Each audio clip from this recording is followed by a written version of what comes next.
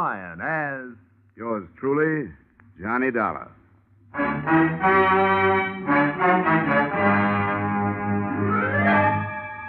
Edmond O'Brien, starring in another adventure of America's fabulous freelance insurance investigator, Johnny Dollar. At insurance investigation, Johnny Dollar is only an expert. At making out his expense account, he's an absolute genius.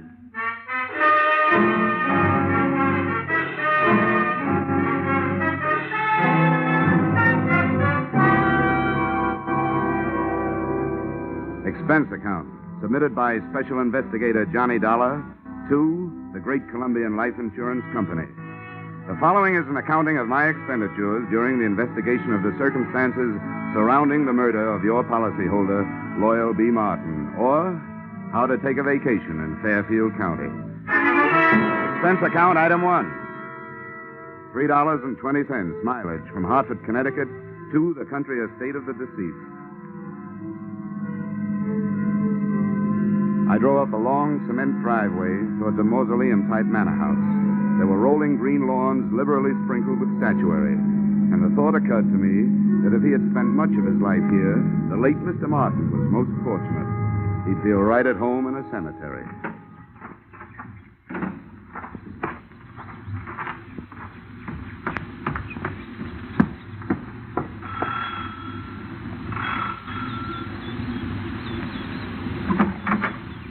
Yes? My name is Dollar. I'm here to see Mrs. Martin. Oh, yes. Mrs. Martin. Uh-huh. I'm afraid I'll have to disappoint you. The widow has gone shopping the day after the death of her husband. Something attractive in mourning clothes, I'm sure. Well, what time is she expected back? I have no idea. But it shouldn't be long. Do you mind if I come in and wait? You'll forgive my asking, young man, but just what is your business here at Loyal Haven? I was sent here by the insurance company. Oh, why, yes. Well, then do come in. Here, right in here. I'm Mrs. Tompkins, the housekeeper, Mr. Dollar. I was with Mr. Martin for over 30 years. He was a wonderful man. This furniture also looks like it might have been with Mr. Martin for over 30 years. Victorian, isn't it? Yes, pure. Loyal... Mr. Martin, that is, was an expert on the Victorian period. Please sit down. Thank you. Mr. Dollar, I suppose you'll think it's indelicate of me at this time, but about Loyal's insurance, his policies, did they... Yes, Mrs. Tompkins, they did. One of his policies leaves you a nice, sizable amount. But before you start counting it, maybe you and I had better have a little understanding. Yes? Well, I'm not here to represent the payoff department. I'm here to investigate the murder. Oh, I see. Yes, before the company pays off, they want to make sure that among the beneficiaries, they don't pay off the murderer, because they really don't have to do that. Oh, I didn't realize... No, neither do a lot of people. You know, that's the way quite a few good murders are wasted. Yes, I suppose you're right. Well, if that's what you're here for, I suppose you'll want to talk to the police. Lieutenant Markwood is in the library. That's where it happened. Oh, library, huh? Well, that might help. If I can't find any other answers, I can always try looking some up in a book. Which way do I go? The door, just across the hall. Thank you. And what a hall. The only thing missing was old Queen Victoria herself. Even the musty odor clinging to the green velvet seemed to have been passed down through the centuries. There was a brace of moth-eaten pheasants on the wall and a bouquet of moth-eaten flowers under glass on a marble-top side table. The library was the same, but there were three things that looked out of place. A, an old suit of armor. B, a glass case filled with new, well-polished sporting rifles and shotguns. And C, a very gruff-looking lieutenant of the police who eyed me as I came in. And who are you? Oh, here's my little breath saver. Oh, yeah, Johnny Dollar. They told me you'd be here. Well, I've told everybody else I better tell you don't touch anything. They want to re-fingerprint the whole room. Okay. What'd you find, Lieutenant? Nothing but the cadaver with 2 bullet holes in his back. Haven't got a caliber report from ballistics yet. Have you an estimated time of departure? Yeah, the coroner says Martin died after dinner last night. Uh-huh. Anything to go on? Just the usual. Faith, hope, and suspicion. His wife, too young and too pretty for an ugly old buck like Martin, must have married him for his money. Then there's that housekeeper, Sarah Tompkins. Yeah, I met her on the way in. And she used to be the old man's intended, from what I can find out. Probably jealous of the young wife. Then there's the brother, Marty. He showed up a few weeks ago, broke and brooding. Probably in love with the young wife. And then there's Nick Bellotti, a private detective who hired himself out as Martin's bodyguard. Bodyguard, huh? No doubt also in love with the young wife. Could be. Who's your choice? Except for the fact that there are only 2 bullets, I think they all did it.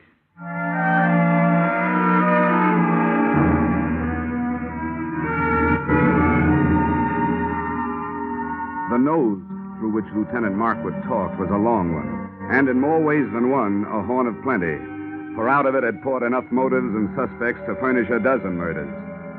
I started through this cast of characters and found that all of them had very little to say and didn't want to say it. The first I dug up was the bodyguard, my brother investigator, Nick Bellotti, as he returned from a horseback ride. Glad to have you on the case, Dollar. The police have tied my hands. They told me to stay out of it, but to stick around. Have you got any ideas? Everybody seems to think it was an inside job, that somebody in the household did it. I'm not so sure. The reason I was around was because old man Martin made too many dollars and too many enemies doing it. But that's only my opinion.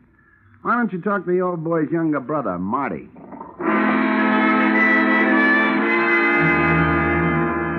I found Marty living the life of Riley. He was upstairs in his room, cuddled up to a 20-year-old bottle of brandy, which was still underage to be around the kind of book he was reading. Yeah, I'll tell you something, Dollar. My brother and I never did get along. You'd find that out anyway. Why'd you come back here, Marty? Because Loyal's little bride, Joy Ann, sent for me. She was afraid of him, and she didn't know if he was on to her. Was he?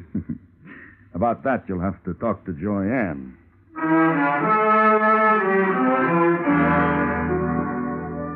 Joy Ann didn't get home until 3 o'clock in the afternoon. I caught up with her 20 minutes later as she came dripping out of the swimming pool. The suit she was wearing would have gotten her pinched on the Riviera. Oh, that was refreshing. Yeah, it certainly is. Toss me that towel, will you? Yeah, surely. Here, Mrs. Martin. Joyanne, I hate formality. Who are you? Well, I'm from the insurance company, here to find out whether you killed your husband or not. Good for you, Mr. Dollar. That's what I like. Men who get right down to the point. I was told you were here. Oh? Nobody told me about you. Oh, come on over and learn. I want to stretch out here in the sun. Here, you man the fly swatter. Okay. Come on, sit down. Here beside me. If it gets too warm, slip off your shirt. Oh, thank you. Well, suppose we start talking business. Marty tells me you sent for him to come here because you were afraid of your husband. How come? Well, I knew Marty before I knew Loyal. As a matter of fact, he's the one who introduced me to. What do you call a dead husband? You call him unlucky, I guess. Anyway, for the purposes of this conversation, I'll know who you mean if you just say husband. But you didn't answer my question. I meant, were you afraid of your spouse? And if so, why? Yes, I was afraid of him. Oh, I might as well tell you, Mr. Dollar. I want to be frank with you. The only thing Loyal didn't have to offer me was love. I seem to be a girl who needs just that. Frankly, I tried to make up the deficit. Mrs. Tompkins, the housekeeper, saw to it that my husband found out about it. From then on, it was like living with a madman. So endeth my confession. So beginneth my suspicions. What about this housekeeper? Well, until I came along, she always thought that Loyal would wind up marrying her. No, don't get me wrong. I realize that I'm still the best jury bait around. If you killed him, you might make some headway with a self-defense plea. Thanks. I'll remember that. In the meantime, just in case this thing gets messy for me, and it shows signs, I'm going to spend what's left of my free time enjoying myself. Well, that won't sound good to a jury, but it sounds good to me. If I spend too much time around here, I might wind up having to plead self-defense myself. Oh? From me? No, from that bathing suit.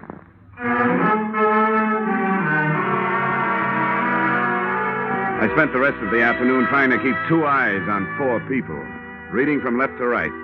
Brother Marty stayed in his room finishing his book and his brandy. Nick Bellotti, the bodyguard with no body to guard, got back on his horse and cantered off into the sunset. The joyous widow, Joy Ann, locked herself in her room, and all I could get through the keyhole was the sound of a light and lovely snore. I couldn't tell whether it was the genuine article or not. Having no way of checking, I picked up the trail of Sarah Tompkins, the housekeeper. She, at least, was apparently up to no good. I found her in the library doing just what Lieutenant Markwood had told her not to do, smearing the surfaces of Mr. Martin's desk with a dust rag. And as anybody knows, you can't fingerprint a dust rag. Hey, cut it out! How dare you? Mr. Martin's private study. Those are the police private fingerprints you're messing up. I was doing nothing of the sort. I was dusting his desk. I always do it at this time of day. Get out of here. You don't belong in here. Keep your wig on, Mrs. Tompkins. I'll not be told what to do by outsiders. Everything was all right until outsiders started coming in. If it wasn't for outsiders, Loyal would still be alive. First that girl, then his brother and that detective. Now it's the police and you. Why did any of you have to come here? Why couldn't you leave us alone? Now, calm down, Mrs. Tompkins. Try to calm down. Yeah, now, what's going on in here? What? Oh, and what are you two lovebirds up to? It's all right, Lieutenant. I'll tell you about it later. All right, but get her out of here. I've got some looking to do privately. Take her down to her room and then come back. You mean you got something hot? It ain't cold. Okay, Mrs. Tompkins, come on. But I haven't finished in there. Come on, you can get it later. There's just time for you to take a little rest before dinner. But I never rest this time of day. He didn't like me to. Mrs. Tompkins, come on, tell me. Really, why were you wiping off that desk? Those police this morning scattered white powder all over his desk. He would have been furious with me. He hated any kind of... The shots had come from the library, and that's where I went, but not fast enough. By the time I got there, Lieutenant Markwood was dead, and whoever had done the shooting was gone, apparently through an open window. Markwood still clutched the shotgun he'd grabbed out of the gun case, but hadn't had a chance to use. Two things had just died in that room, the lieutenant and a hot piece of evidence he'd never had the chance to pass on to me.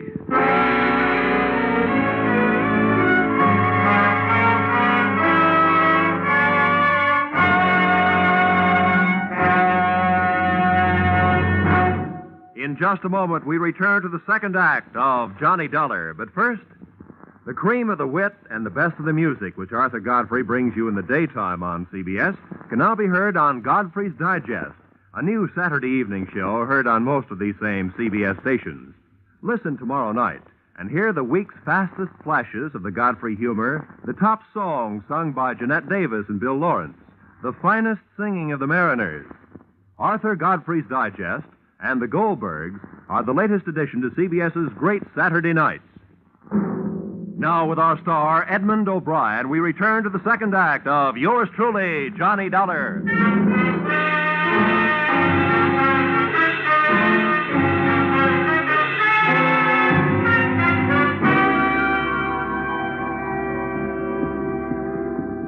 Hey, what happened? Oh, Markwood. Yeah, he's dead.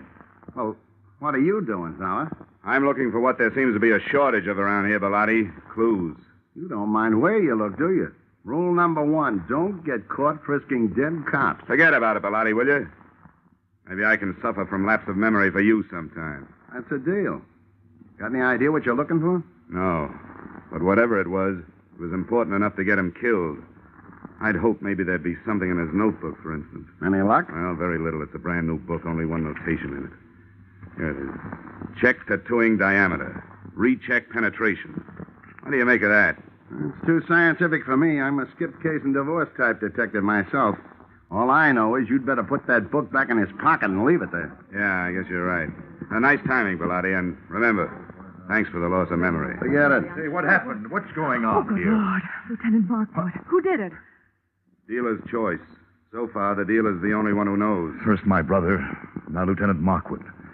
There'll be real trouble about this. Johnny, shall I call the police? Drop the innocent act, sister-in-law. I'll call them. No, maybe I better do it, Marty. If everybody will stop pleading not guilty by wanting to call the police, I'd like to get a word in. The police have already been called. Now, if you'll get out of here, I'd like to try earning my salary.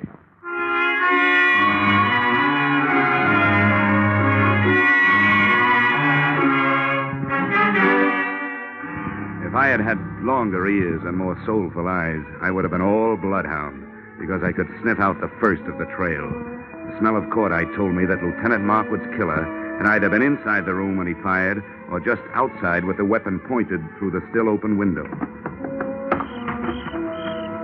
Outside, the grass formed a deep, wet rug right up to the house and smothered any immediate hopes I'd had of finding footsteps. But 10 feet away, I had better luck. A ray of light from inside spotlighted something that looked like it might be a star witness. It was a .32 caliber revolver. I scooped it up with my handkerchief and went back through the open window to look it over. Under the light, I checked 6 empty chambers and a crimson smear on the walnut grip. If somebody was feeding me a herring, it sure was red. But it wasn't blood. It was lipstick.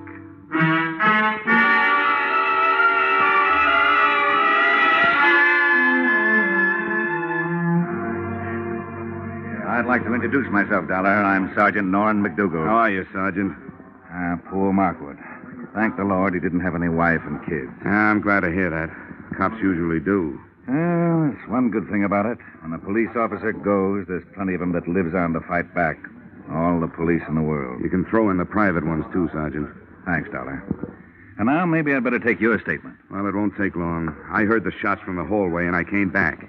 He was killed either from inside the room or just outside the window. I didn't get a look at the killer, but I found what might be the murder gun. Here it is. Watch that handkerchief. 32 caliber. Yeah, how does that match up with the gun that killed old man Martin, do you know? Same caliber. Uh-huh. I wonder what he was doing with this shotgun. It ain't loaded, and Markwood knew better than to wave an unloaded gun in the face of a full one. Did you get anything else out of ballistics, Sergeant? Headache. Dollar, what we got from ballistics don't add up with what we got from autopsy. Well, how's that? Those 2 slugs entered Martin's body an inch and a half apart. But, according to the shallow penetration, they were fired from a distance of 300 yards. Now, do you know anybody who could do that kind of shooting with a .32? Well, that's pretty fancy shooting. Could it have been done with a stationary mount? No, not a chance. The body would have started falling after the first shot. And you can't re-aim a stationary mount that fast. Yeah, you're right. You know, I didn't have a chance to spend much time with Markwood before he got it, so I don't have much to work on. You got anything to spare? Just a lot of routine confusion so far. You know yourself, Dollar. You take 4 witnesses, you're bound to get at least 2 different stories. 2 of the people that heard the shooting when Martin got killed last night said they heard 2 shots. The other 2 ear-witnesses said they heard 1. The only thing the whole 4 agree on is that they didn't see anything. Well, that sounds familiar. Thanks anyway, Sergeant. Sure, anytime. Hey, Sam. Yeah? Take this gun into town. Tell ballistics to run it through for fingerprints and check it against those slugs in the Martin case. I want to report right away. I hitched a ride with that gun into the ballistics department. While waiting for the test to be made, I asked some questions, and I came up with a real brain buster. Despite the fact that the penetration report said that Martin had been shot from a distance of 300 yards, his skin and clothing had been tattooed with powder, indicating the shots had been fired at close range. The tree that little puzzler put me up would have made the giant redwood forest look like a hedge.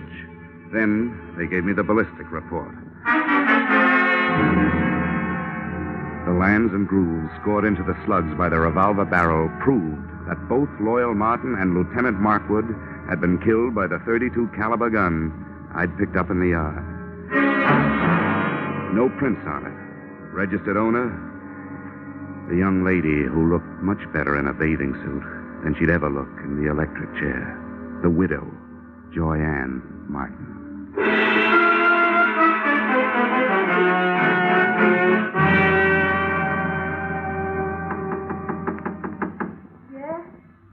The Hartford Horse Show. Dollar, I want to talk to you. Oh, I'll be with you in a second. I'm just out of the shower. Okay. First she was in the pool, now it's the shower. She's also in plenty of hot water. Hi. Don't pay any attention to my hair. Don't worry, I won't. I suppose you think it's a silly time of night for me to be taking a shower, but I thought it might help me to get to sleep. Well, I'm afraid I won't. Why, Johnny. You were pretty careless with that gun, weren't you? What gun? Oh, that handy little .32 caliber gun with the handy little registration number engraved on it that told the nasty old police that you bought it 6 weeks ago. Well, my gun's right here in the drawer. I bought it to protect myself from my husband. Here, it's right. Oh, Johnny. Johnny, it's gone. It's real gone. It's done gone and killed 2 men so far.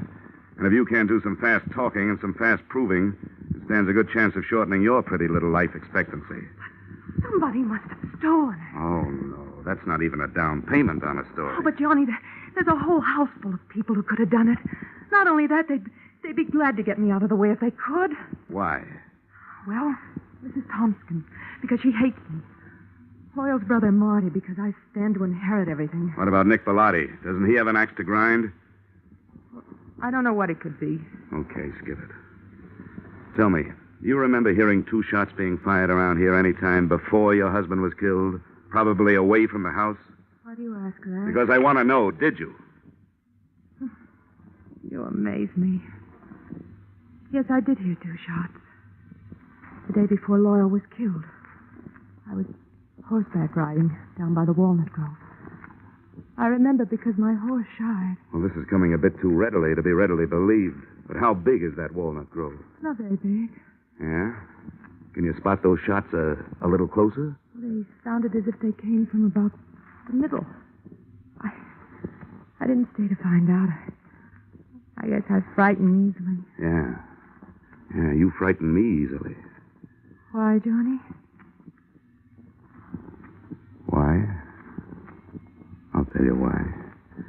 Because whether you shot anybody or not, you're a murder, baby. Oh, Johnny, I didn't kill them. Got to believe me, Johnny. I don't have to. But just for a minute, I will. What is there about police drivers? Even out in the country, they got to lay on those sirens. Johnny, please. Come on, you better get dressed, sweetheart. I told them I'd keep you occupied till they got here. Why, you... The police took Joyanne and her hurt feelings off to the pokey. I took myself and my hurt cheek off to bed. The next thing I had to do had to be done by daylight. So I took over Joyanne's painfully empty and prettily perfumed sack, set the alarm for dawn, and snort up a storm.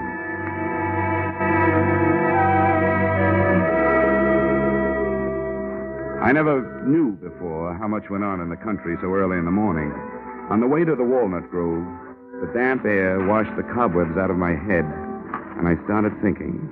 Now, first, Loyal Martin had been found dead with 2 bullet holes in him. Yet 2 of the witnesses, Joyanne and the housekeeper, Mrs. Tompkins, had heard only 1 shot. Second, that powder burn tattooing on the body, denoting a close-range killing, was in violent argument with a bullet penetration report which screamed long-range killing.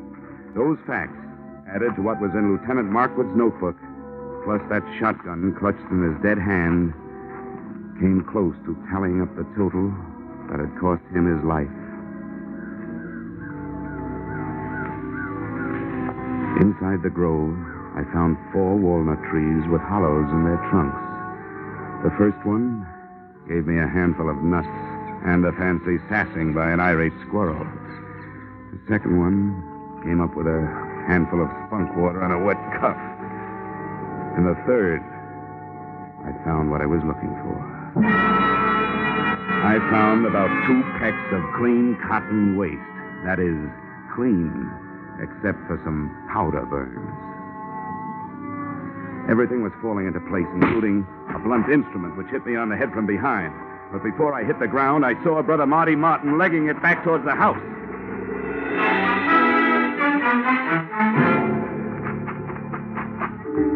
I made it up the house and up the hill and onto the trail, and was just starting up the stairs when I heard another out-of-season 4th of July. Okay, Dollar. I got him. Yeah. So I see.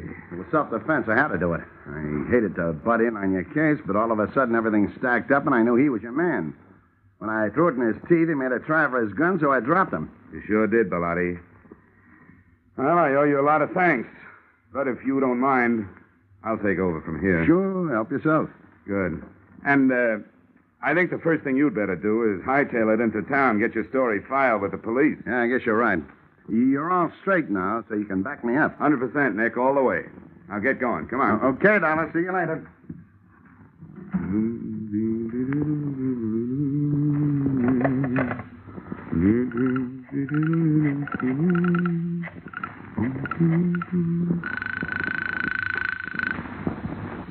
Sergeant Norrin McDougal.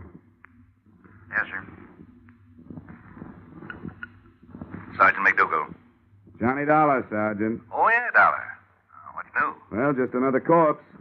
And in just about 15 minutes, the guy who made it one and conspired on the other two killings is going to walk right into your arms through the station house door. What? Who is it? Nick Bellotti, New York private license. He just shot his partner in this thing, Marty Martin. You're crazy. What about this girl? It was her gun. That was their fondest hope, Sergeant, to pin it on her. They borrowed her gun, fired 2 slugs from it into some cotton waste, then took the slugs and stuck them in a shotgun shell. 1 shot, just like both ladies said they heard. The shotgun Lieutenant Markwood was looking at when he died was really the Martin murder weapon. Oh, that takes care of the powder burns and the shallow penetration, yeah. Well, thanks a lot, Dollar. I'll be waiting for him. Hey, wait a minute. What's he walking in here for under his own power? To tell you an early morning bedtime story, just before you go off duty. He'll give you a pitch about a self-defense killing. It's a lie. The victim wasn't carrying a gun. If he had been, he would have used it on me. But he didn't. He used a sap. The sap.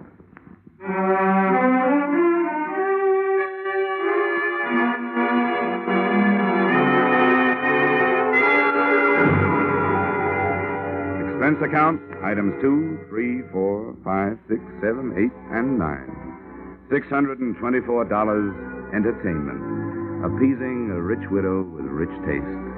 Expense account, items 1 through 13 inclusive, $160 entertainment of poor insurance investigator with extravagant taste.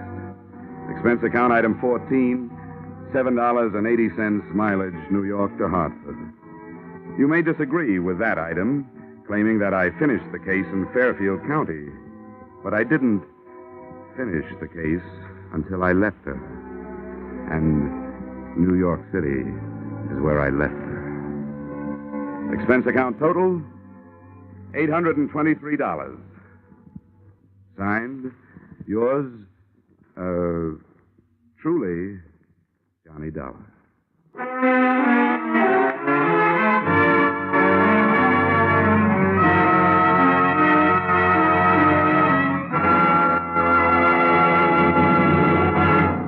Yours truly, Johnny Dollar, stars Edmond O'Brien in the title role and is written by Paul Dudley and Gil Dowd, with music composed and conducted by Leith Stevens. Edmond O'Brien can currently be seen starring in the Harry M. Popkin United Artists production, DOA. Featured in our cast were Irene Tedrow, Walter Burke, Ted DeCorsia, John Daner, Gene Bates, and Ed Begley. Yours truly, Johnny Dollar, is produced and directed by Jaime Del Valle.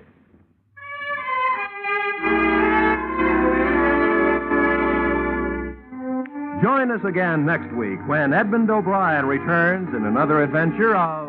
Yours truly, Johnny Dollar.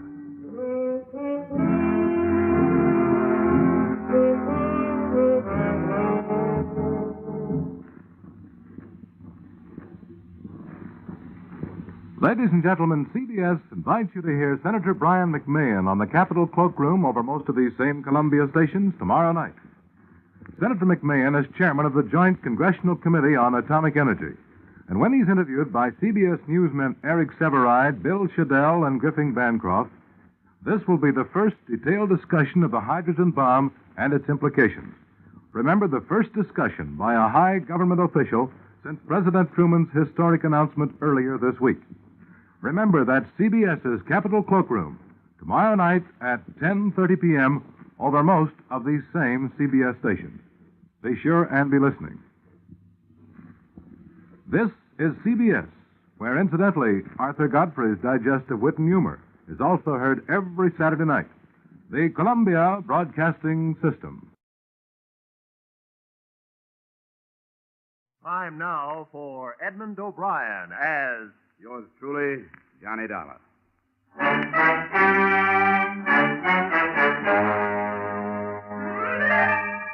Edmond O'Brien in another of the adventures of the man with an action-packed expense account, America's fabulous freelance insurance investigator, Johnny Dollar.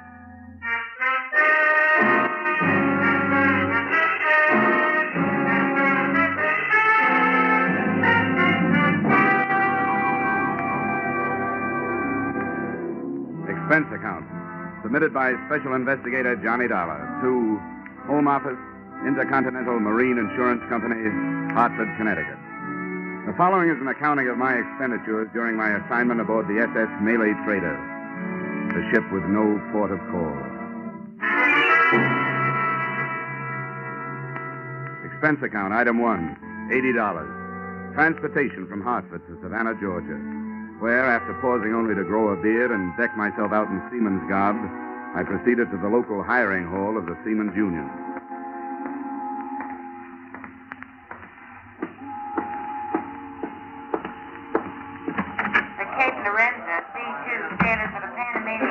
Bound for Rio de Janeiro, leaving tomorrow morning, 9 a.m.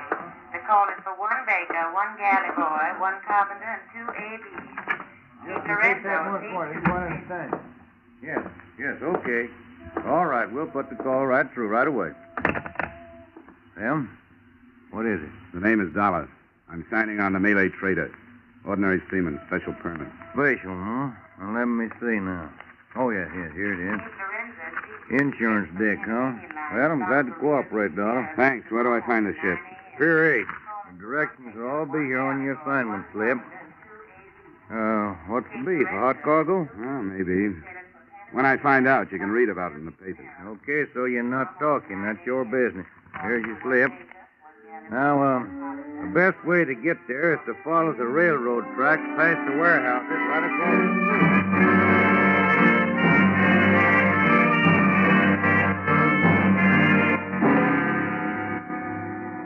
My new home, when I found her, looked neither pretentious, comfortable, or even seaworthy. She was a rusty old Liberty ship that probably had a war record, but hadn't had a coat of paint in months. Her winches, fore and aft, were busy feeding heavy rattan-covered bales into her gaping hold. Her decks were alive with longshoremen, and set against all that activity, a bulky gent wearing an officer's cap lolled on a stool near the head of the gangway, idling time with fingernails and a penknife. Yeah? What's your business? I'm signing on. Where do I find the chief officer? You found him. I'm all set. Let me see your slip.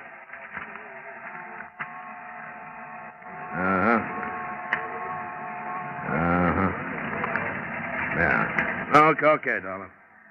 You're on the 4 to 8 watch, quarters of 3A. Just past the galley, then aft starboard side. Load up your div. You can sign later. Right.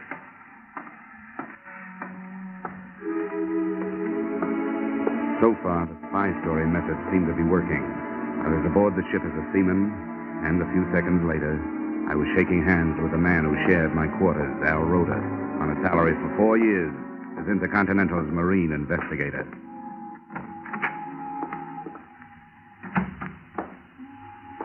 Johnny. Hi, Al. Hey, it's been a long time. How are you?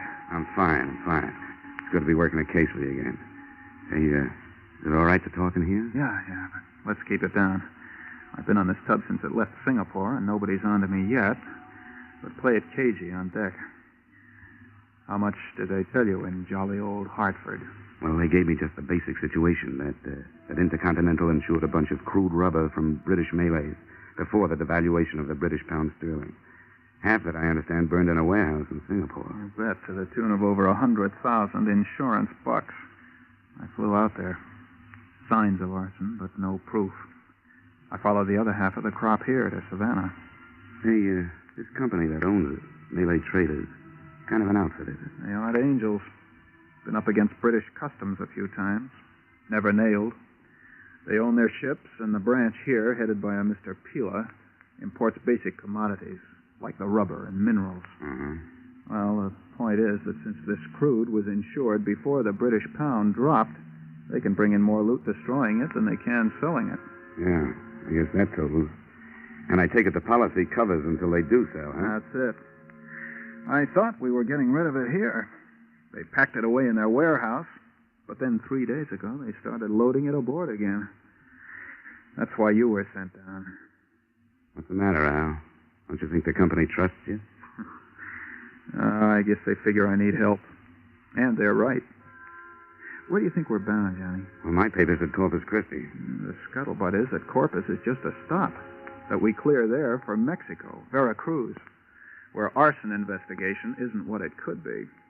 After that operation in Singapore, what else would they do? Hold it. Hello. You in there? Yeah? All staff. Ship's articles are in the company office, corner of the warehouse. Go ashore and sign them. Yeah, okay, right away. Sir? Nice try, sailor. Oh, and if you'll take a word of fatherly advice... Well, practically anything you say. Go ahead. That girl in the office, the Malayan half-caste, she's the boss's daughter. Amai. Amai. Is that for appreciation, or is it her name? Both. But save your dreams. The chief, our friend Falstaff, is as possessive as he's big. And you know something? I don't blame him.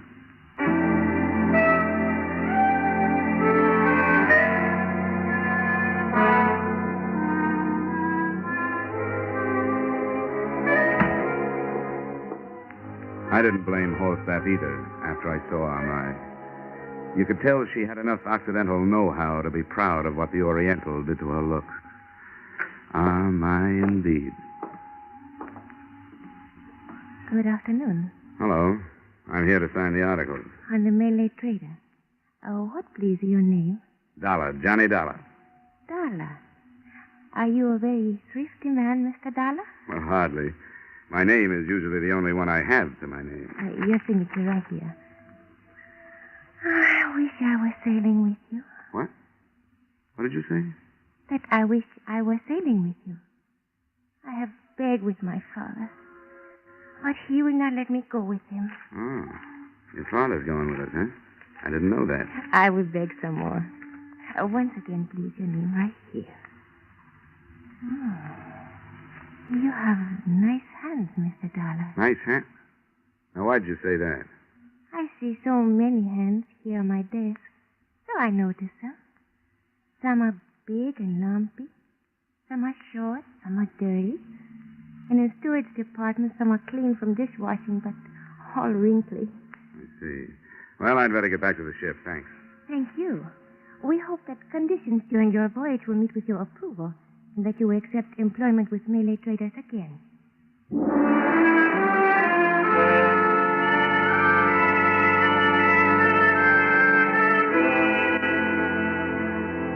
And with those memorized words ringing in my ear, I thanked the luscious Amai again and proceeded shipward to take up my duties as a very ordinary seaman. I hoped that her interest in my landlubber hand really stemmed from her unusual hobby and not from suspicion. And I wondered why Mr. Peeler, her father, and the local head of the suspect company had decided to go with us. Had his doctor ordered a sea voyage for his health? Or did he want to enjoy in person the odor of burning rubber?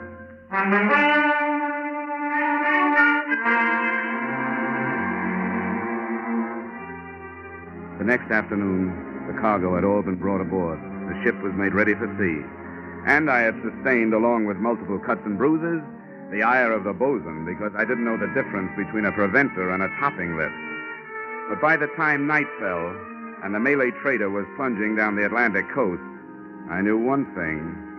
The sailor's life is not for me.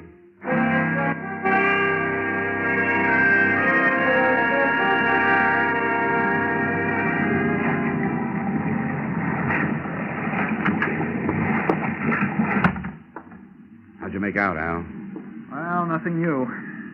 Scuttlebutt is still Veracruz, but there's something screwy about it, Johnny.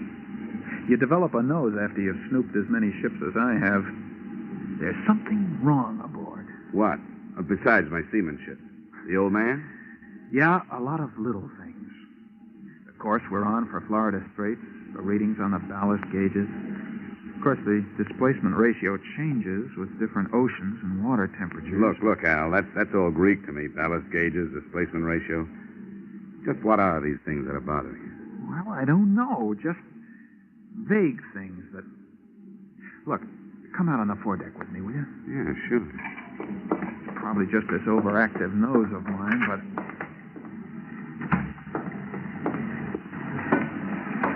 I want to get a look in one of these holes. Now, there's a hand standing lookout, and if you'll go up there and keep his attention, I'll slip into the escape hatch of number 2. All I'll need is about 10 minutes. I'll meet you in the cabin.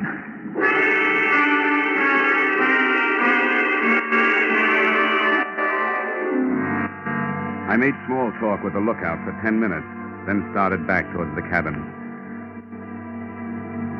Suddenly, I heard a scuffle behind me. Hey, Al, is that you? Then I heard someone running, and I started after the disappearing figure. But I didn't get very far. I stumbled over Al Roda's body by the open hatch, and there was a stab wound in the back of his neck, just at the top of the spine. It was small enough to have been left there by a penknife.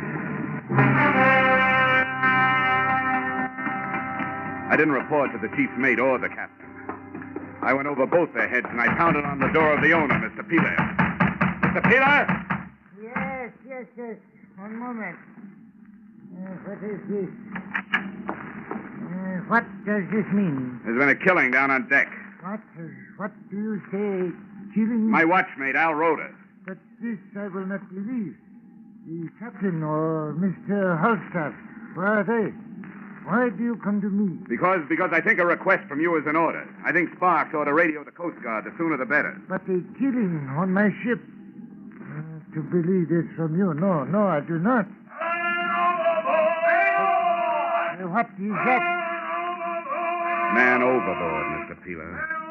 A murder has just been turned into an accident.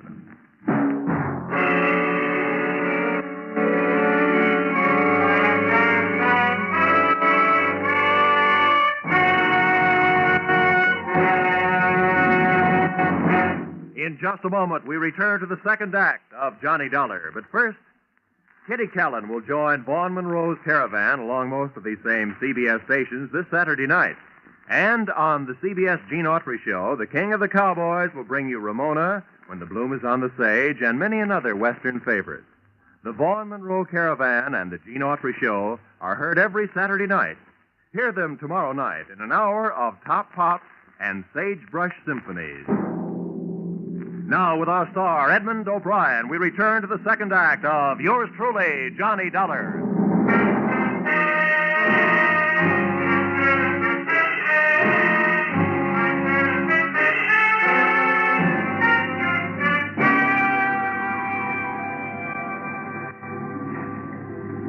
Mr. Horstaff. Mr. Horstaff, you please come here, Mr. Horstaff. Yes, sir.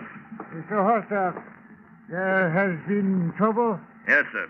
One of the crew fell overboard, sir. Then talk with this young man. He speaks of killing. Killing? Oh, it's you, Dollar.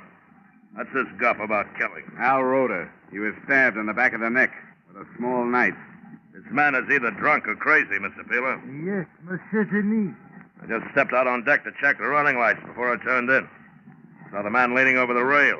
He was sick. The ship rolled and he went over. Have it your way. I guess that was a life jacket I stumbled over, huh? What are you doing about the man overboard? I'll thank you to remember your place on this ship. I do, but I also remember Al Roda. Doing what's prescribed by maritime law, I'm changing my course to circle and search the area. Yeah, how about the Coast Guard? I'll be notified in due time. I'll either go to your quarters or get forward with the rest of the crew and look for this guy you're so worried about. Where are you going? The radio room. Even I know the Coast Guard gets first bid. You listen to me, Dollar. I'll have you up before a commission board and you'll never ship again if you don't obey my order. And the boilers. You better get to your lifeboat station, Mr. Peeler.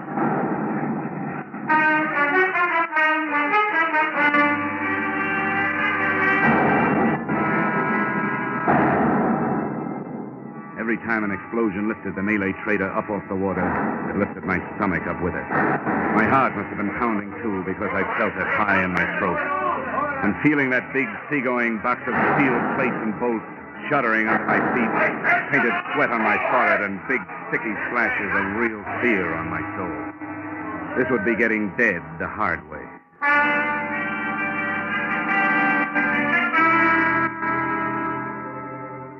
But finally, the quivering of the ship came to a stop, calming down my own vibrations as it faded.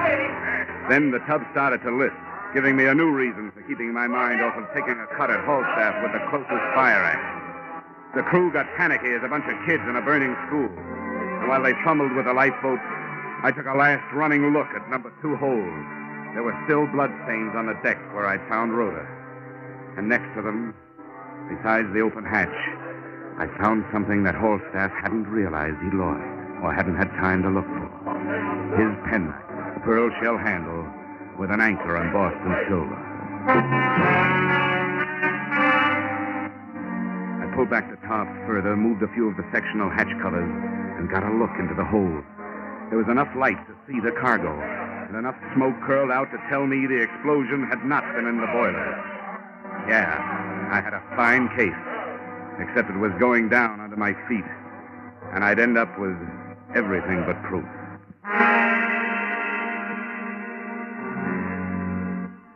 It was shortly after dawn when the Malay trader finally settled by the bow and went into a final plunge.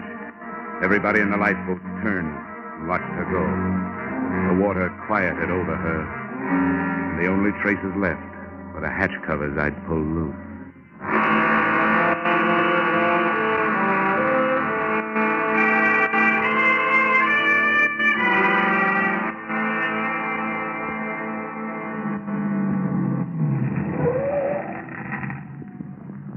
Here's the place, mister. Yeah, this is it. That'll be, 280. Yeah, here you are. Keep it. Oh, thanks.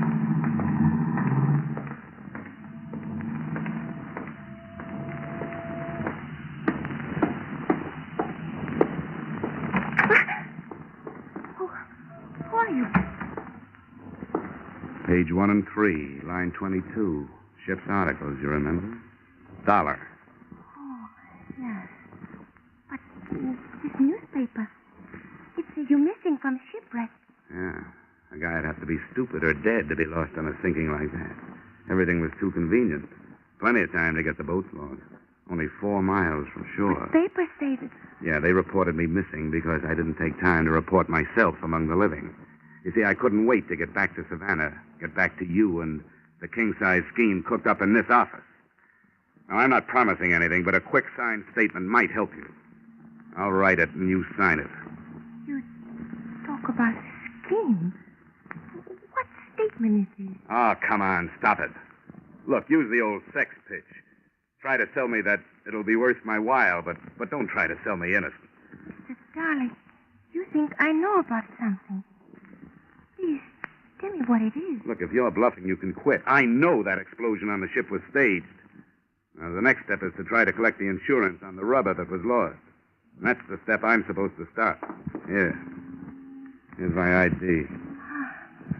I'm very sorry. I not understand. You are a police? Yeah, in a way. In a way, I'm the police. And the real ones aren't far behind me. And you do not lie to me. Look, I wouldn't have any reason to. If it's true, I knew nothing about it. I, too, do not lie. Well, why'd you think your father was taking this trip? I did not question. Neil told me he had business in Corpus Christi. Well, then Halstaff lied to you. The newspapers will tell you why your father took the trip. Here, look at this. Importer and fleet owner narrowly escapes death in explosion aboard his own ship. Now, who'd think of scuttling with the aged owner taking the risk himself, huh? Darling, it's very difficult when in a few minutes 2 men you love become suddenly criminals. I am only daughter. I not question my father. If he did this thing, he did it with reason. Now, what would you have me to do? Well, first stop looking at me as if I started it all. I'm sorry. Honestly, I am.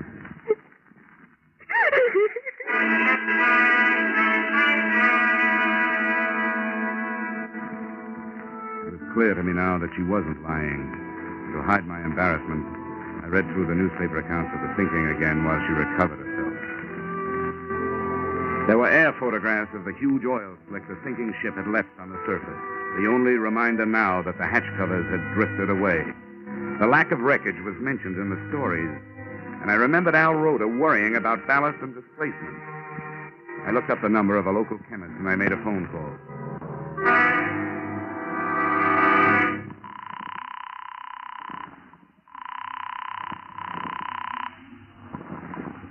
Hello? Listen, Doc, this may sound like a silly question, but it could be important. Does crude rubber float? Crude rubber? Do you mean perhaps latex? Yeah, whatever you call it. The way it comes into the country, wrapped in rattan, will it float? Oh, specific gravity. Wait, I think. It decreases as the temperature rises. You see, normally specific gravity is a little less than that of water. Yeah. It would float. Yeah, it floats. In the hold of a sunken ship, with a hatch partly open, it would force its way out and come to the surface? Yeah, it floats. Yeah, but it didn't. Thanks. Am I? Yes. How many warehouses does Malay Traders have here in Savannah? Only the two. Here on the waterfront, huh? Was anything moved out of them last night? After the ship left? No, nothing was moved. Mr. Dollar, what does this mean? Am I want you to wait here in the office for your father. When he comes, I want you to tell him that I'll be waiting for him in one of the warehouses and that I know the truth.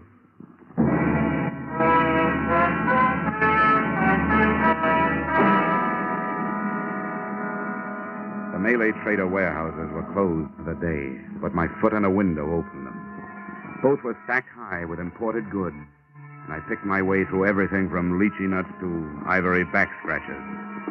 In the second one, hidden behind a wall of cotton Ceylon tea, I found what I was looking for.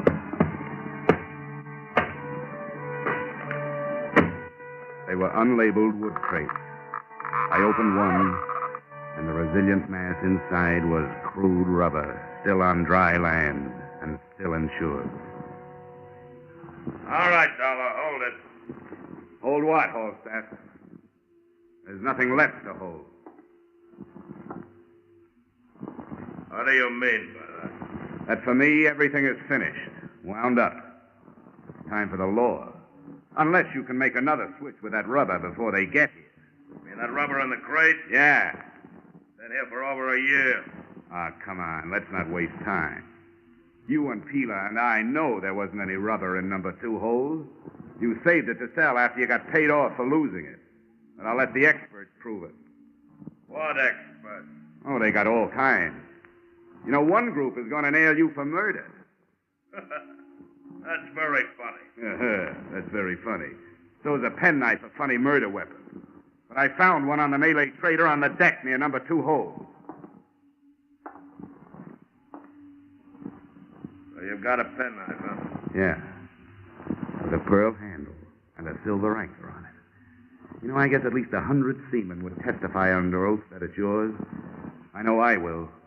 I only wish I could be 15 people when you hit the courtroom. The jury, the prosecuting attorney, the star witness, and the sentencing judge. Well, you won't see me in a courtroom. How do they execute down here, huh? Gallows, electric chair, gas chamber, what? Come on, tell me. Or do I have to look it up? They'll have to have more than they've got. They got plenty. All they have to do is match up the weapon with the wound. Look, Dollar, I don't scare easy. I could make a confession, and it still wouldn't hold without a body. What do you mean without a body? They gotta have a body.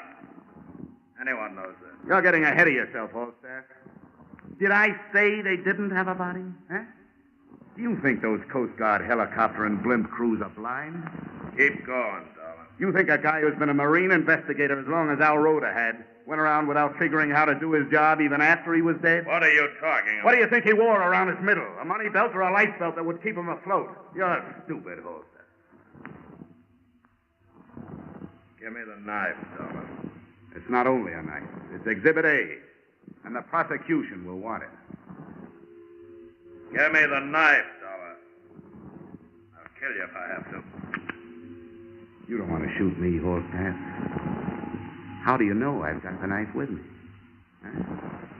How do you know I haven't left it someplace with a note to the police? Stand still. Now get your hands off to the side. Now hold them there. All right, now keep your hands still. Now just turn around. Don't move.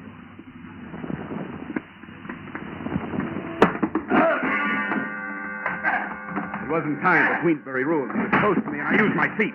The first one landed on his shin. In the same movement, I fell forward on my hands and kicked out with both feet.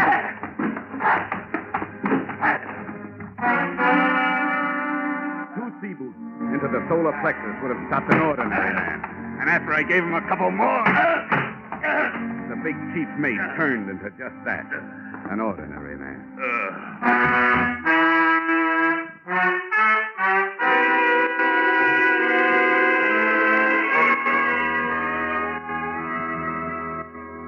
I turned Halstaff over to the police, along with the murder weapon and the results of my bluff. They took it from there to a confession. Mr. Peeler was cleared of responsibility for Al Roda's murder, but is now being held on conspiracy to defraud. I hope, since the policy on the remaining cargo of rubber can now be canceled, Intercontinental is minimizing the monetary loss in Singapore. To you, the loss is a little more than $100,000 and an operative. I have lost a friend.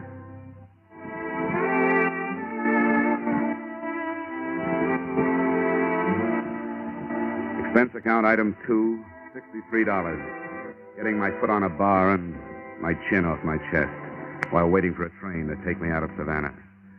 Item 3, $80. Transportation Savannah to Hutt. Item 4, $10. Public stenographer who took the dictation on this expense account. Item 5, entertainment. Same public stenographer who spent the evening proving that socially she didn't take dictation. Also that she was no good at making me forget what I want so badly to forget. The face of Al Roda. Expense account total? Skip it. This one is on me. Yours truly, Johnny Dollar.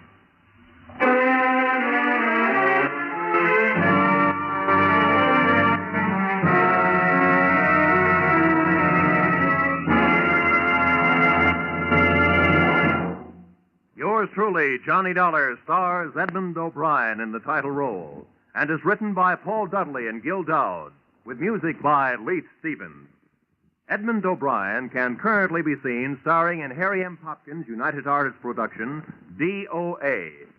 Featured in our cast were Lillian Bayef, Barton Yarborough, William Conrad, Elliott Reed, and Robert Griffin. Yours truly, Johnny Dollar, is produced and directed by Jaime Del Valle.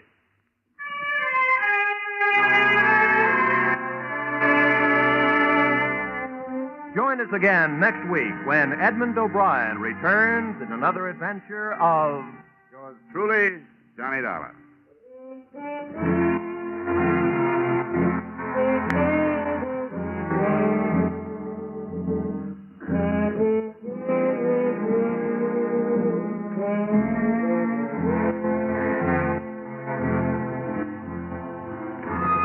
The Case of the Oblivious Angels, a true story of manhunt in Tennessee and Georgia, is to be dramatized on Gangbusters this Saturday night. The story will have narration by the chief of police who directed the successful search for the bandits. So for a half hour of real adventure, as experienced by our forces combating crime, listen in this Saturday on most of these same CBS network stations to Gangbusters' story, The Case of the Oblivious Angels. This is Roy Rowan speaking.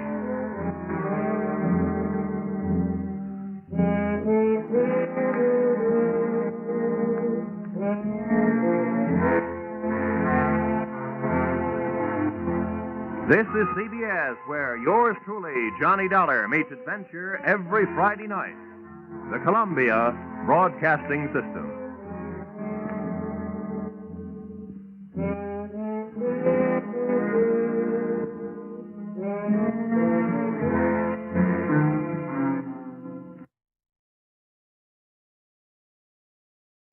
Time now for Edmond O'Brien as Johnny Dollar. Johnny, how soon can you get out to High Bridge, North Dakota? North Dakota, huh? In the winter, you guys send me to North Dakota and the summit of Miami, Florida. All right, what's your problem? We got two old duffers insured for a total of $80,000. What's the matter? Somebody threatening to kill them? No, they're threatening to kill themselves.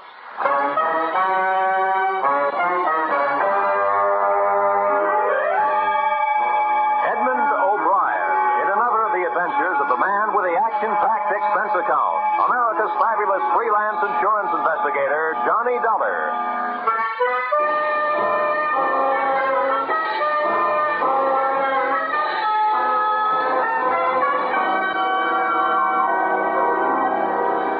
Expense account submitted by Special Investigator Johnny Dollar to Home Office National Fidelity Life Insurance Company, Hartford, Connecticut. The following is an accounting of my expenditures during investigation of your policyholders, Mr. and Mrs. Arbuthnot Trump, or how the grave digger's spades came near being trumps. Expense account item 1, $113.52 railroad fare, Hartford, Connecticut to High Bridge, North Dakota.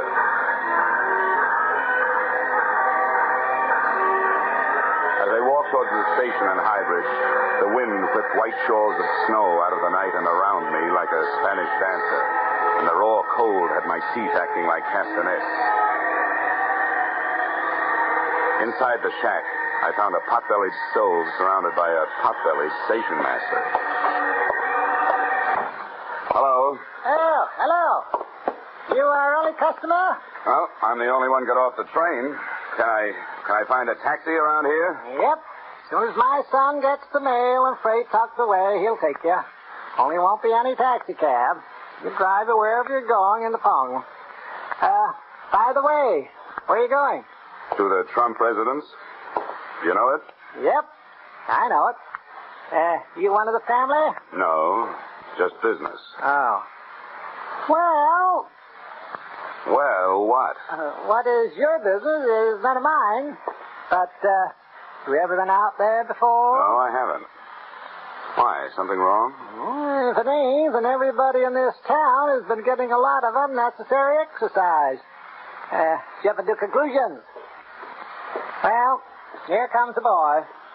He'll drive you over. Hickey. Yeah? Hickey, you got a customer for the Pong. Wants to go out to Trump place. That Trump place? Well, all right. But, mister, I'll only take you as far as the gate.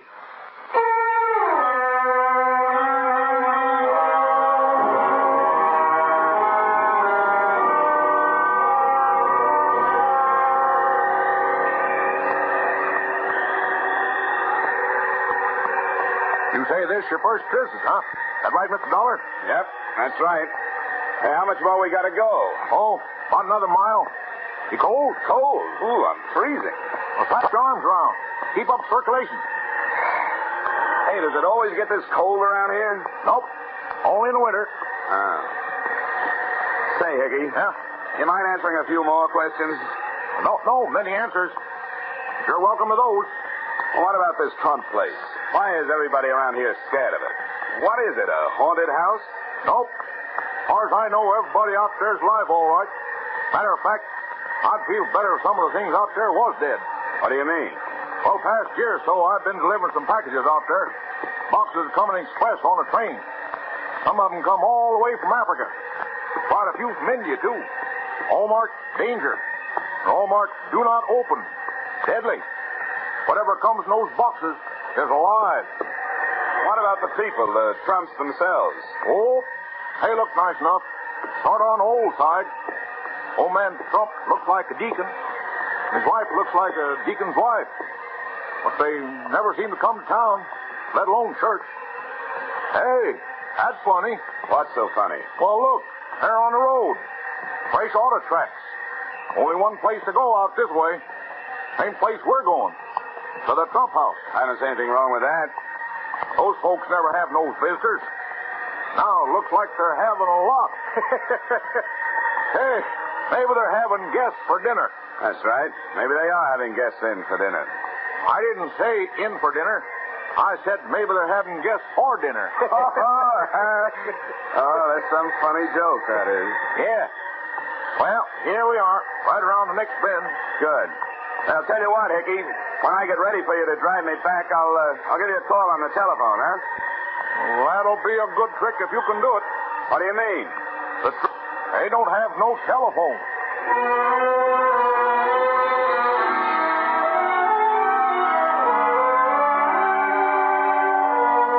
Expense account item 2, $1.50 tongue fare. Hybrid station to the gate of the Trump estate where the driver Hickey dumped me off. I used one of the fresh tire tracks as a footpath up the long driveway through the snow. And steaming the white flakes out of my eyes with my breath, I took inventory of the house. It was big, colonial, and in good repair. All rooms lighted downstairs, one room lighted upstairs. Near the front, the automobile tracks took off around to the back of the house. I had to make my own footsteps in the drifts from there to the front door. Quickly, don't let that cold in. Let's shut the door. Now, who are you? What do you want? What are you doing here? I'm Johnny Dollar from the insurance company.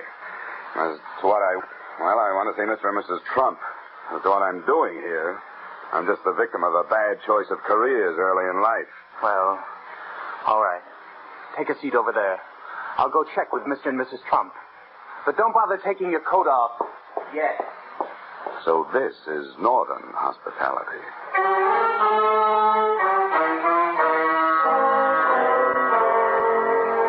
Coming in out of the cold makes any house seem warm. But my overcoat started to steam about 10 seconds after I got inside this one. So did I. Looking around, I saw the reason. There were potted orchids growing all over the hallway, and orchids grow only in tropical warmth. Despite the invitation not to, I took off my overcoat and waited. After 10 more minutes, I felt like slipping out of my suit, a decision I didn't have time to make. They're just finishing dinner, Mr. Dollar. They suggest you join them for coffee. Follow me. Thanks.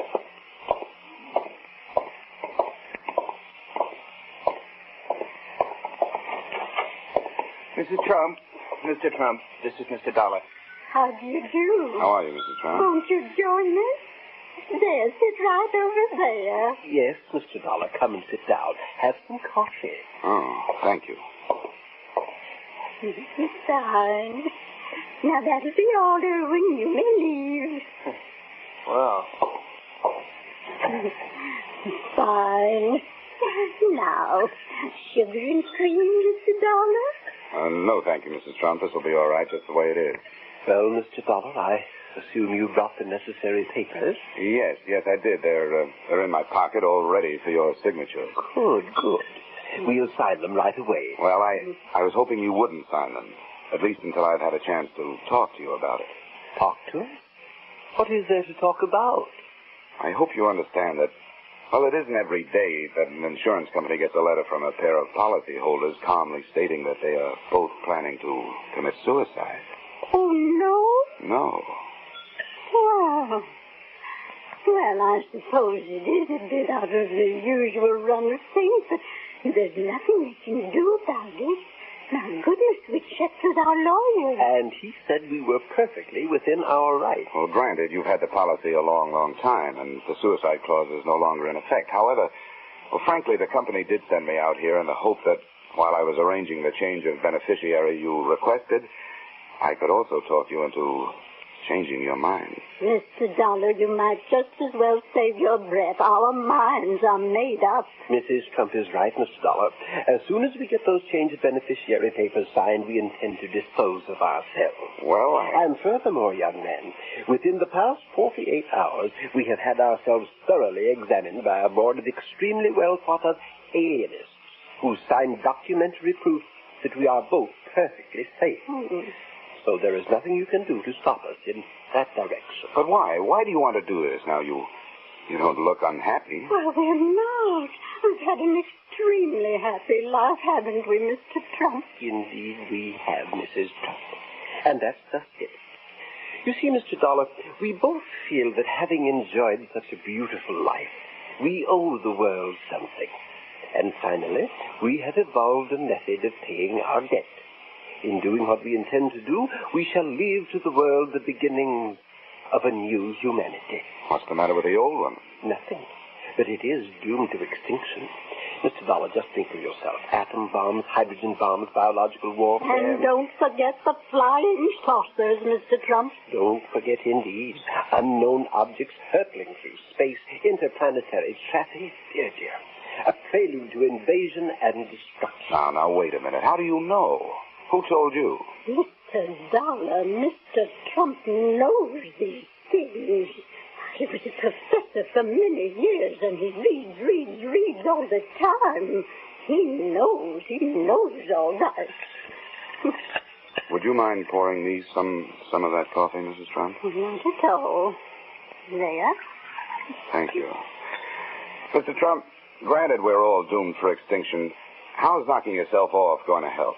If you just stick it out, you'll not only enjoy a bit more time alive, but you'll also be around to see the fireworks. You will notice, Mr. Dollar, that we are changing the beneficiary in our policies from our niece, Miss Hope Selden, to the young man who let you in here tonight, Mr. Irwin Harper.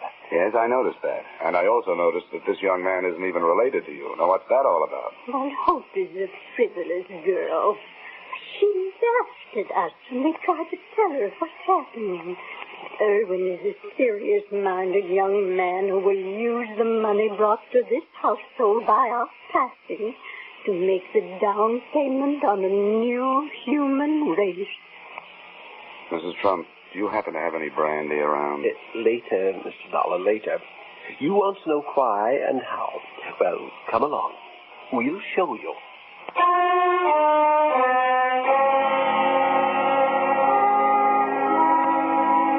A nightmare is bad enough when you're asleep, but I was awake, and that's when they're really frightening. They took me down through the back of the house to a winding, half-lighted stairway into the belly of the black hole. The oppressive heat grew even more oppressive. More stairs, then tunnels, all the ceilings cement and lined with lead. All the walls covered with pens and cages, and all of them filled with snakes, Mr. Dollar, reptiles, hundreds of them, every species, every variety known to modern man. Look at them. Look at them and look at them well, for here is the new beginning. When life as we know it is blasted off the face of this earth, either by man himself or by his planetary cousins, when that happens, then these shall be the inheritors of this global sphere, as they were in the beginning, according to the Meston theory as set down in 1903. Yes, Mr. Dollar, Mr. Trump knows these things, don't you see? No, I've got to admit I don't quite see. You will. There. Look. Every pen, every cage is equipped with an automatic feeding device. Stored above the cages is enough scientifically developed food to keep these reptiles alive for 100 years if need be. Until the Holocaust, they will be cared for by young Harper. I could use some old Harper myself. When the Holocaust comes, Irwin Harper shall survive as long as possible. Then the machines will take over. The reptiles will be fed, and when the recording devices up on top say that the radioactivity and magnetic forces have been dissipated, the doors of the cages leading to the earth above shall be automatically projected outdoors, and the cycle shall be complete. Then the reptiles will be set free on the face of the earth to once again evolve themselves into the new humanity. I see. Look, Mr. Trump, I'm out here to ask you a very simple question. What's all this got to do with your committing suicide? That is easily answered, Mr. Dollar. We need money. We need a lot of money to buy the rest of the equipment. We are willing to give up the little that is left of our lives to provide it. Irwin will remain behind to put our money to good use. Mr. and Mrs. Trump, I don't question your motives, but you can't blame me for taking a second look at your methods. This man springing from reptile theory is flimsy enough, but that's your opinion, and you're entitled to it. But what you're not entitled to, and I'm quoting the Bible and the law, is the act of taking your own lives. We've talked that over among us, and we are willing to take our chances. All right. But at least you'll agree this is a whole lot to take in one sitting, isn't it? Now, let me bring these papers back in the morning. We can talk it over once more, and Then you're free to go ahead and sign. Well, the time is short, but I don't think a few hours will matter. Do you agree, Mrs. Trump? Yes, I agree. Good. Now, if you'll be kind enough to either let me have a car or have somebody drive me into town. Car? We have no car. We haven't had one for months, and we've borrowed them from the property. Hasn't been one past the gate for almost a year. Oh? Including tonight? Yes, of course, including tonight. You'll just have to stay here. Come now. We'll take you up to your room, Mr. Dollar. What you need is a good night's sleep.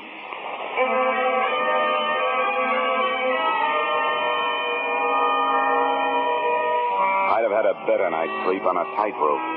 My room had the same sticky, hot air that filled the rest of the house. It may be great for snakes and orchids, but I'll take my steamings at a Turkish bath. I stretched out on the bed, turned off the lamp, and closed my eyes.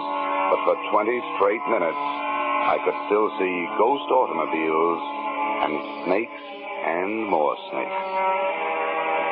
I kept my eyes closed as much as I could because when they were open, I could see on the wall the serpentine shadows of the tree branches outside.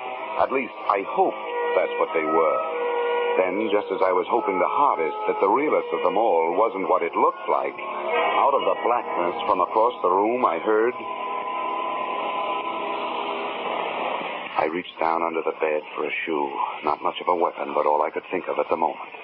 Then I snapped on the lamp and saw it. It had plenty of coils, all right, but it was strictly non-venomous. The steam radiator standing there hissing my performance. But my nerve ends didn't even have a chance to lie down. They were still standing straight up when it happened. I was out of bed, across the room, and out into the hall in slightly more time than it takes to tell. The ray of light from my open door fell across a jumbled pile of beautiful young women. I bent over her and...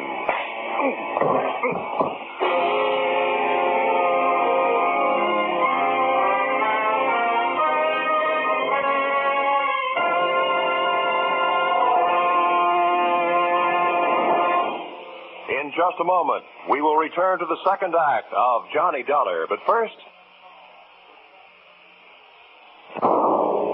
Now, with our star, Edmond O'Brien, we return to the second act of yours truly, Johnny Dollar.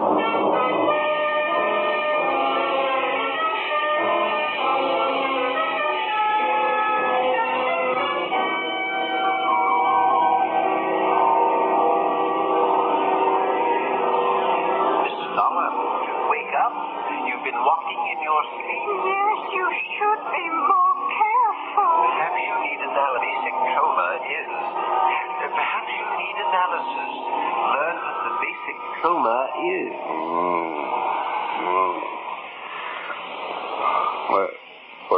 What did he say, Mrs. Trump? Sounded like he said, where is she? I'm right here, Mr. Dollar, right here taking care of you. Oh. Yeah, somebody's been taking care of me, all right. Oh. Well, where is she, huh? She's gone.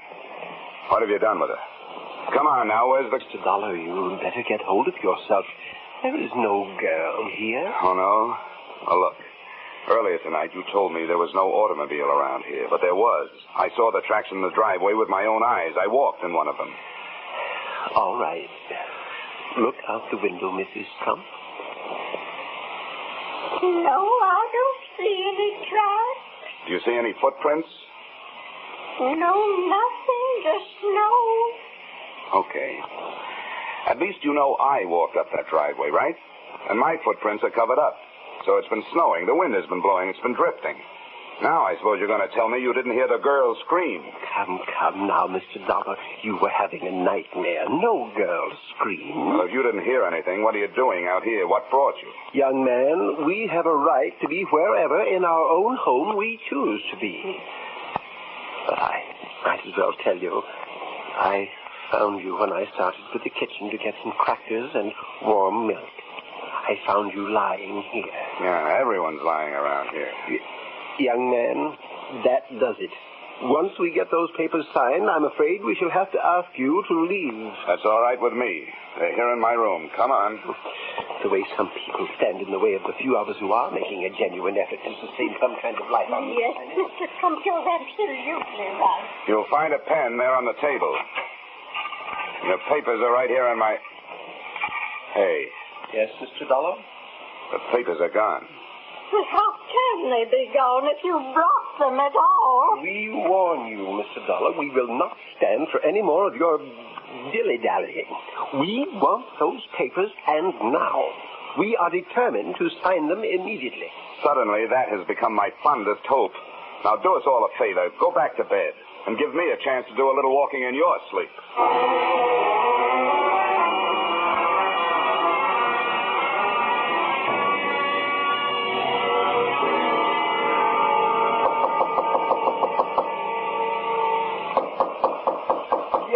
Who is it? Dollar, what do you mean barging in here? I'm looking for a girl, and I'll admit this is a very unlikely place to find her. I'll thank you to get out of my bedroom. You realize how suspicious you look just lying there in bed? What do you mean? Well, I mean that about 15 minutes ago, a woman screamed at the top of her lungs not 20 feet from here. Now, what's your story? That you didn't hear it?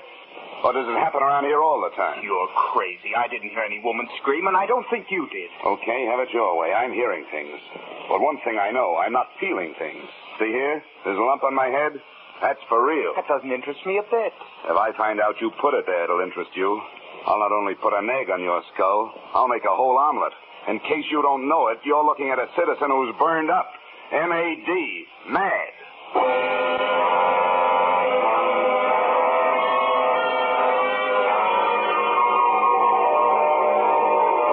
Started through the rest of the rooms in the house. I thought I knew who I was looking for. The only person I could think of who would profit by seeing those papers not signed. The present beneficiary of the Trump policy, their niece, Miss Hope Selden. All I could find in the next 6 bedrooms was a lot of old-fashioned furniture. I was just looking under the bed in the last when the wind outside took on a new note. I ran back to my own room, flung open the window, and stuck my head out into the blizzard, trying to get a look in the direction of the noise. I wasn't taking any chances on that kicker finally sparking the automobile into life before I had a chance to see who was in it. I swung my feet over the sill and dropped the one story into a high drift.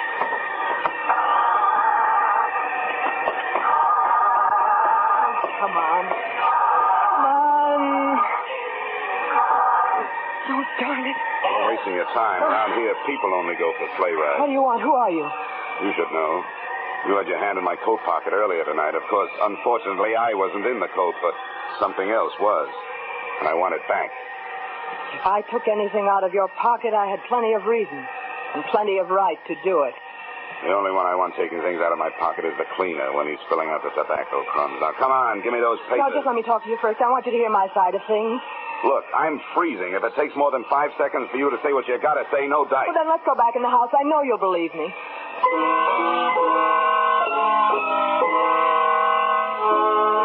I saw plenty about her to interest me, but nothing to relax me. She looked like a big-time operator. A gal who would be as dangerous kissing you as killing you. As I closed the door behind us, she walked across the room and made a perfectly natural movement as though to throw open her coat. When she turned, she had a gun in her hand. It was the first time I'd ever seen a shoulder holster on a woman. Now put your hands up, Mr. Dollar, and listen. If you'll just unwrap your finger from around that trigger, I'll be more likely to keep my mind on what you're saying. Go ahead. I'm listening. You've got to help me. Help you? Yes, help me prevent my aunt and uncle from making fools of themselves. We can't let them leave their money to Irwin Harper. Well, it's their money. They're attempting to do what they believe is right. That money is mine, and I'll kill anyone to get it. Irwin Harper won't stick around 5 minutes after my aunt and uncle have killed themselves. He isn't planning on taking care of their filthy snakes. I was in his room tonight after he went to sleep. In his pocket, I found a ticket for South America. His plans were all made. He caught me in there and chased me out in the hall and slugged me. When I came to, you were lying there unconscious beside me. I ran downstairs and I fixed their steam. I threw the switch to release their stinking reptiles. By now, the snakes are all outside, freezing to death. Don't move. You don't want to. So now you know, both of you. You know what that means? I'll have to kill you both. And I'll get away with it. Why, you miserable hunk of putty, you conniving thing. The Trumps want me to have the money, not you. I worked out that whole plan for them, all of it. And I'm the one they want to take care of it. Now drop that gun, Hope. You'd better drop it, Hope. It doesn't make any difference anyway. What do you mean it won't make any difference? Because our friend over there isn't going to pull the trigger. Oh, no? And why not? Because Hope has released all those snakes. One thing she forgot. When snakes get cold, they try to get warm. And one of them just joined the party. He's right behind you, Irwin. I don't believe you. You're bluffing. Can't you hear him? You can't fool me. That's a steam radiator. In this house, they're all noisy. Irwin, if you make any kind of a move or fire that gun, he's going to strike. I'll make you a deal. Let me reach down and get that gun off the floor. I'll blast its head off. Careful. Don't move, Irwin. No, you don't. I know what you want that gun for. I wouldn't even turn around and look, Irwin. Not only going to move, I'm going to get that gun out of your reach. There was a snake. Look out. He's on the loose. Oh, he dropped me. The bushmaster. The worst of them all. Well, you've got the gun. Go on. Shoot him, Howard. Shoot him. All right, That's for him. But you're not staying behind me to get your... This is for you!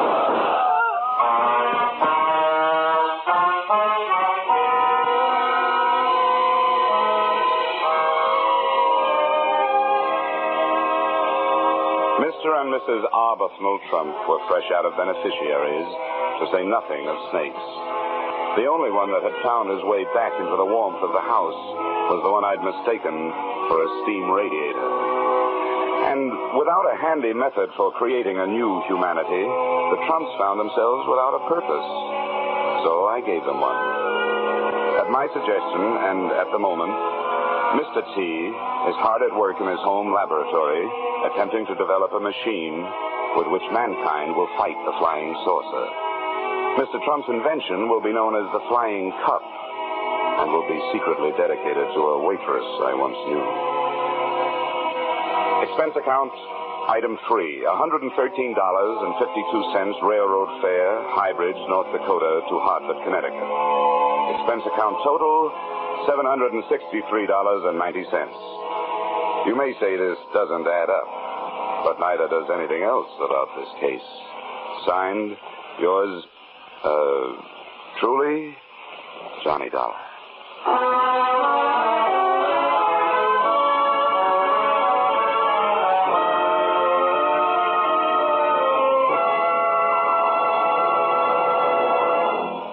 Yours truly, Johnny Dollar, stars Edmond O'Brien in the title role and is written by Paul Dudley and Gil Dowd with music by Leif Stevens. Edmond O'Brien can currently be seen starring in Harry M. Popkin's United Artists production, D.O.A. Featured in our cast were Peggy Weber, Harley Bear, Hugh Thomas, Dick Ryan, Jess Kirkpatrick, and Mary Shipp. Yours truly, Johnny Dollar, is produced and directed by Jaime Del Valle.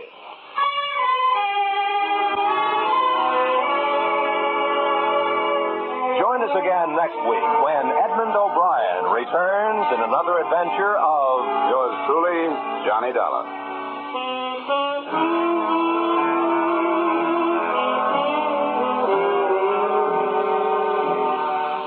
The Echo of Jesse James, a modern story of how police tracked down a couple of train robbers, will be brought to you on CBS's Gangbusters this Saturday night. The narrator will be the Superintendent of Metropolitan Police, Washington, D.C., and another Gangbusters wonderful cast will reenact this true story for you. Join us this Saturday night on most of these same CBS stations for Gangbusters drama, The Echo of Jesse James. This is Roy Rowan speaking. This is CBS, where yours truly, Johnny Dollar, meets adventure every Friday night. The Columbia Broadcasting System.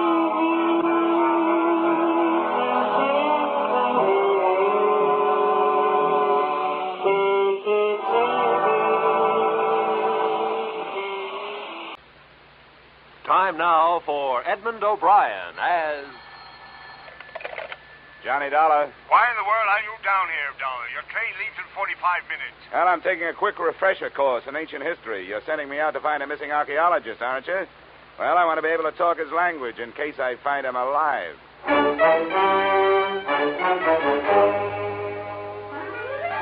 Edmond O'Brien in a transcribed adventure of the man with the action-packed expense account. America's fabulous freelance insurance investigator.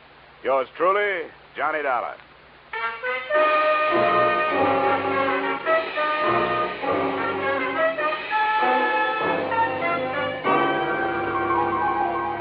Expense account submitted by Special Investigator Johnny Dollar to Great Corinthian Life and Liability Company, Hartford, Connecticut. The following is an accounting of my expenditures during my investigation of the disappearance of Bruce Lambert, the archaeologist who never should have left his tomb. Expense account item 1, $7.50, railway and taxi fare from my Hartford apartment to room 317, Brighton Arms, New York City, a hotel whose front rooms had a depressing view of an 81st Street mortuary.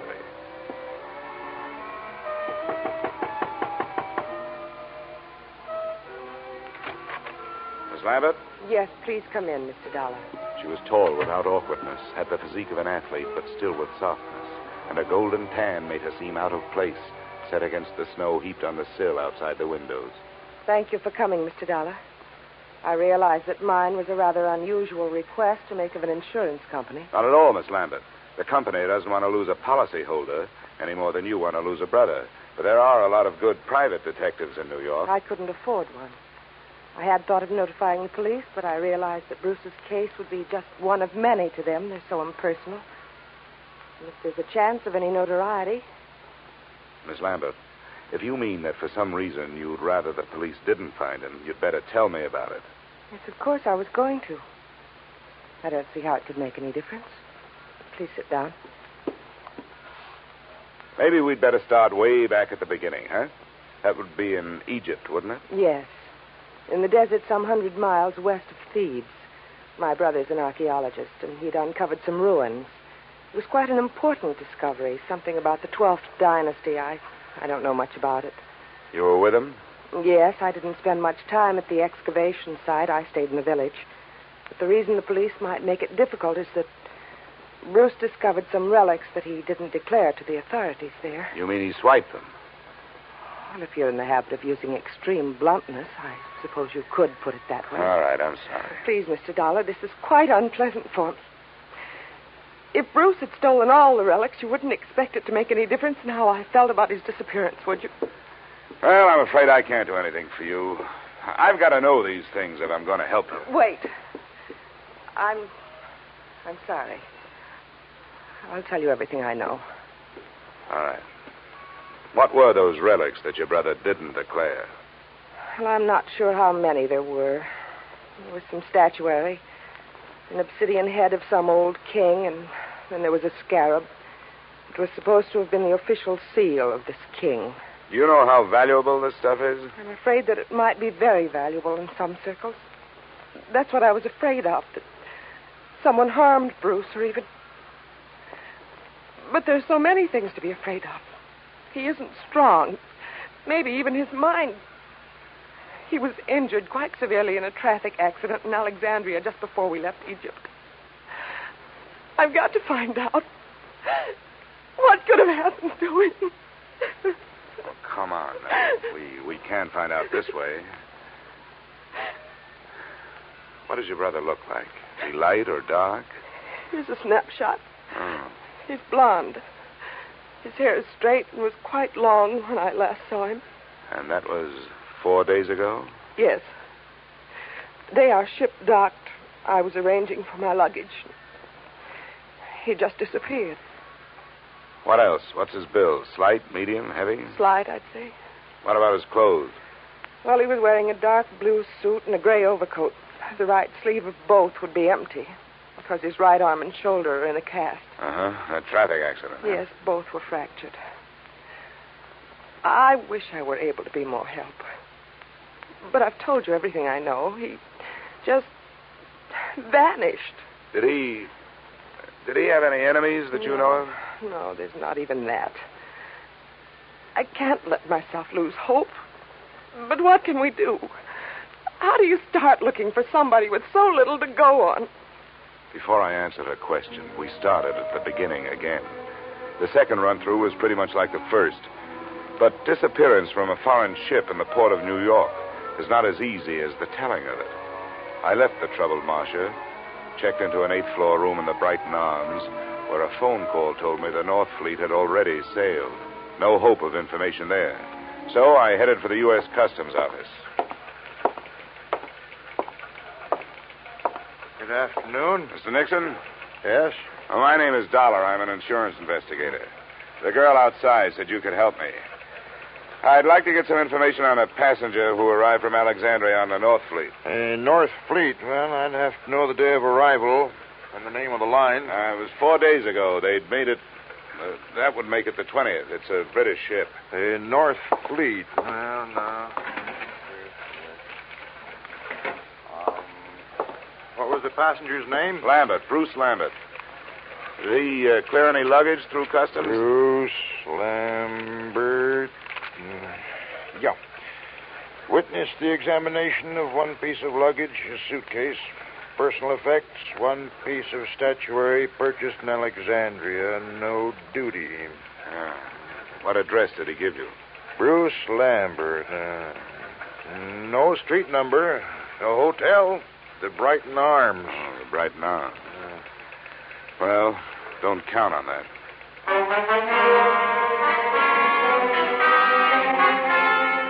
Expense account item 2, $30, which, with my ID card, helped impress the cab drivers who worked the entrance to the pier where the North Fleet had docked.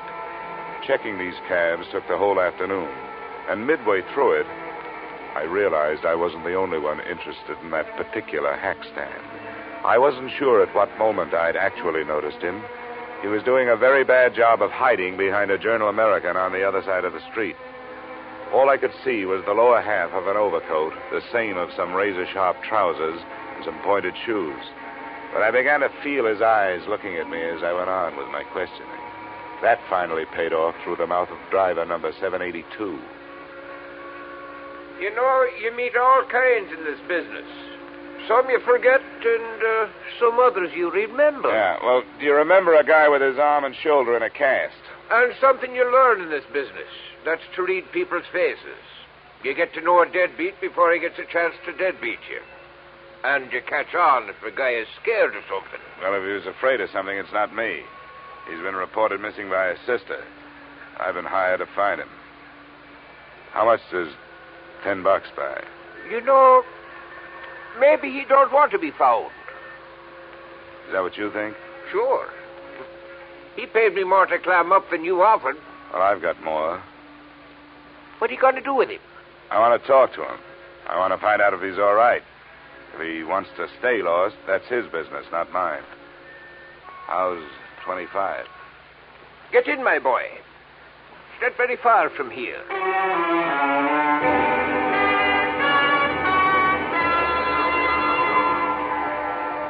Our destination turned out to be an old red brick hotel near 39th Street between 10th and 11th Avenue. And it occurred to me that as an archaeologist, Lambert was running true to form. He'd even used some ruins to hold up in. One $5 bill brought the information from the room clerk that Lambert was out of his room, and another brought a pass key that let me in.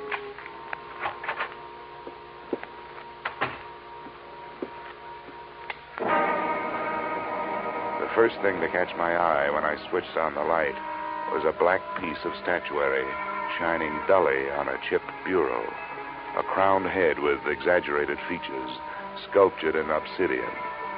I posed myself this riddle. If it was so valuable, why didn't Lambert take better care of it? But before I had a chance to try for the answer, a foot nudged the door open behind me.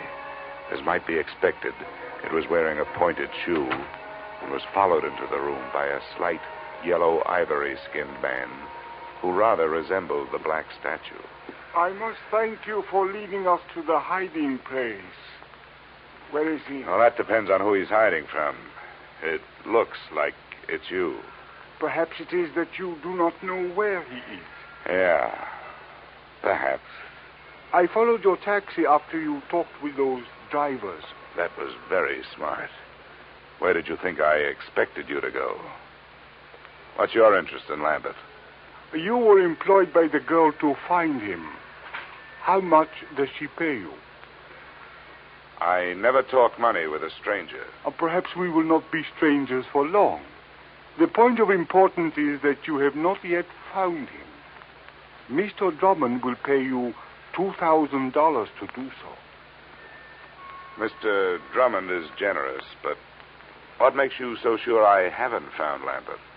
Because he is not here. But that only means he's someplace else. Please, I have no wish for violence. Well, then put that thing away. In the first place, gunfire, even in this neighborhood, is going to bring the law. In the second place, that's a lady's gun. One of those handbag jobs. You know, you ought to be ashamed of yourself for carrying it. Please, I have no wish to use it. Then get rid of it.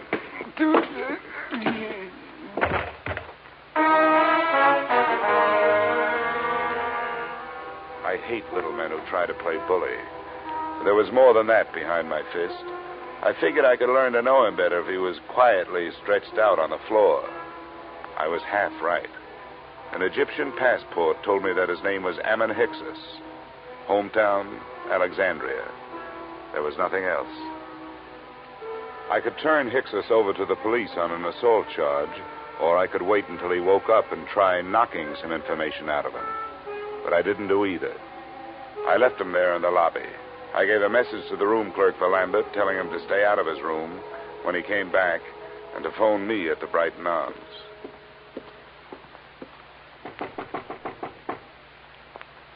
Who is it? Dollar. Oh, just a second. Is there any news? Did you learn anything, Mr. Dollar? Yeah, I made some progress. I met Ammon Hyksos. You told me your brother didn't have any enemies. That little Egyptian is out looking for him with a gun. Why'd you lie to me? I have no right to ask you to believe me now. That's so true. But I wish you would. Please come here and sit down. No, thanks. You sit there and I'll stand here. I think I'll be less inclined to believe you from here. That's not fair. I know. I wasn't fair with you either. I want to be. But there are some things I just can't tell you. Why not? Well, I can't tell you that either. No, nuts. Women like you make everything tougher than it should be. You demand all, but you give nothing. You ask to be trusted, and you won't trust.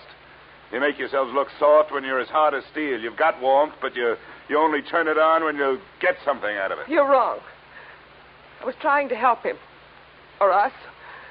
I had to lie. Look, I started this thing wanting to help you. There was something personal about it. But you wanted me to do things your way and not mine. Well, we just stopped doing that. Please leave me alone. Just go away. Go back to Hartford and forget you were ever here. I wish I could. But I'm working for an insurance company looking for a missing policyholder. Well, I'll be up in my room if you decide to help me find it.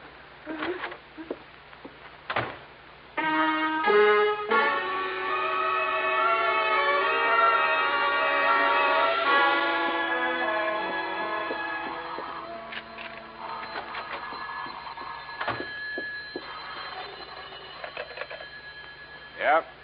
Is this Mr. Dollar? That's right. This is Bruce Lambert. I got your message to call. Where are you now? Not so fast. There were 2 attempts on my life while I was on my way here from Alexandria. I'm not anxious to tell anybody where I am. How did you get into this? Marcia called your insurance company when you took the run out. They hired me. Good for Marcia. Is she all right? Well, that depends on your point of view. I suppose she's being the helpful sister to you, but for me, she's done nothing but act mysterious. I don't get it. She won't tell the truth about you. I hope you do better. She told you she was my sister? Well, sure she did. Why shouldn't she? Well, I can't see why she'd do that. She isn't your sister? No, I don't understand it. She's my fiancée. I don't understand it at all. Where is she? I better talk to her. That's a good idea. Room 317, Brighton Arms. I'll be there with her, waiting for you.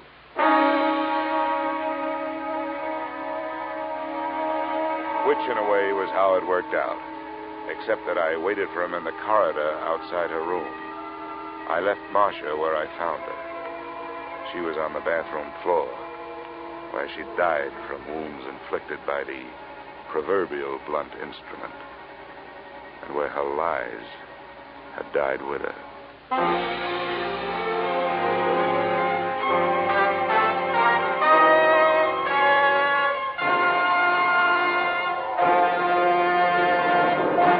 In just a moment, we will return to the second act of yours truly, Johnny Dollar. But first...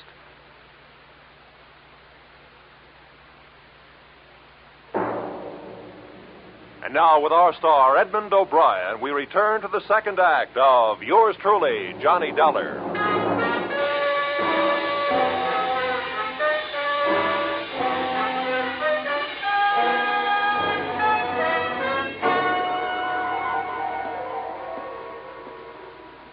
Bruce Lambert? Yes? It's all right, I'm Dollar.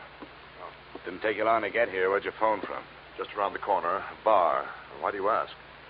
Where's Marcia? Marcia's dead. I don't believe you. I want to go in there. She isn't dead. Let me in there. Come on, use your head, will you? There's nothing... Oh, your arm. I'm sorry.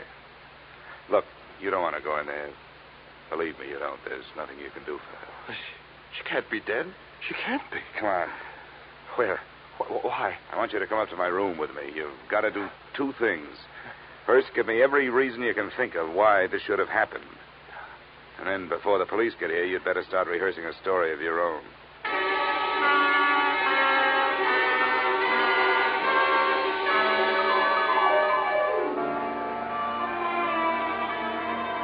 Now, Abbott, the first hole in Marcia's story is that she wasn't in Thieves while you were working on your ruins. That's right. I didn't even know her then. I met her in the hospital in Alexandria after my accident. I was there for 2 months, you see. She was my nurse. But she did know about the relics. That statue and the scarab that I haven't seen. Oh, yes. Here it is. This is the scarab. Oh, yes, she knew. We talked about my little deceit. Well, how little is it really? You talk about 2 attempts on your life. Now we have actual murder. You'd better let me have that scarab. Oh, yes, of course. But surely you don't think the relics are at the bottom of this? They're rare, but not valuable enough for this. Unless someone knows more about them than I do. I doubt that. I've made a thorough study of the 12th dynasty and King Amenemhet III. It's a carving of his head. What do you know about a man named Ammon Hyksos? And another whose last name is Drummond? Hyksos? Ammon Hyksos? Do you know him? Does it ring any kind of a bell? No, I'm afraid not. Drummond means nothing. Oh, all right. Let's try the 2 attempts on your life. What about them? Well, they happened on the nights of the 17th and the 18th. Both of them could have been accidental, except that, well, the same small man stood near me both times. It would be too much for me to hope you could describe him, I suppose. Well, it was dark. Well, both times I was on the promenade deck, and something heavy was thrown or pushed from the deck above. I reported the second one, and the ship's officer apologized for the carelessness. But you thought enough of it to disappear? Oh, well, I certainly did. Instead of going to the police? Yes. Oh, I suppose it was wrong, but you must understand, I was desperate. Well, we'd better go down to the 3rd floor. I hope the police think more of your story than I do.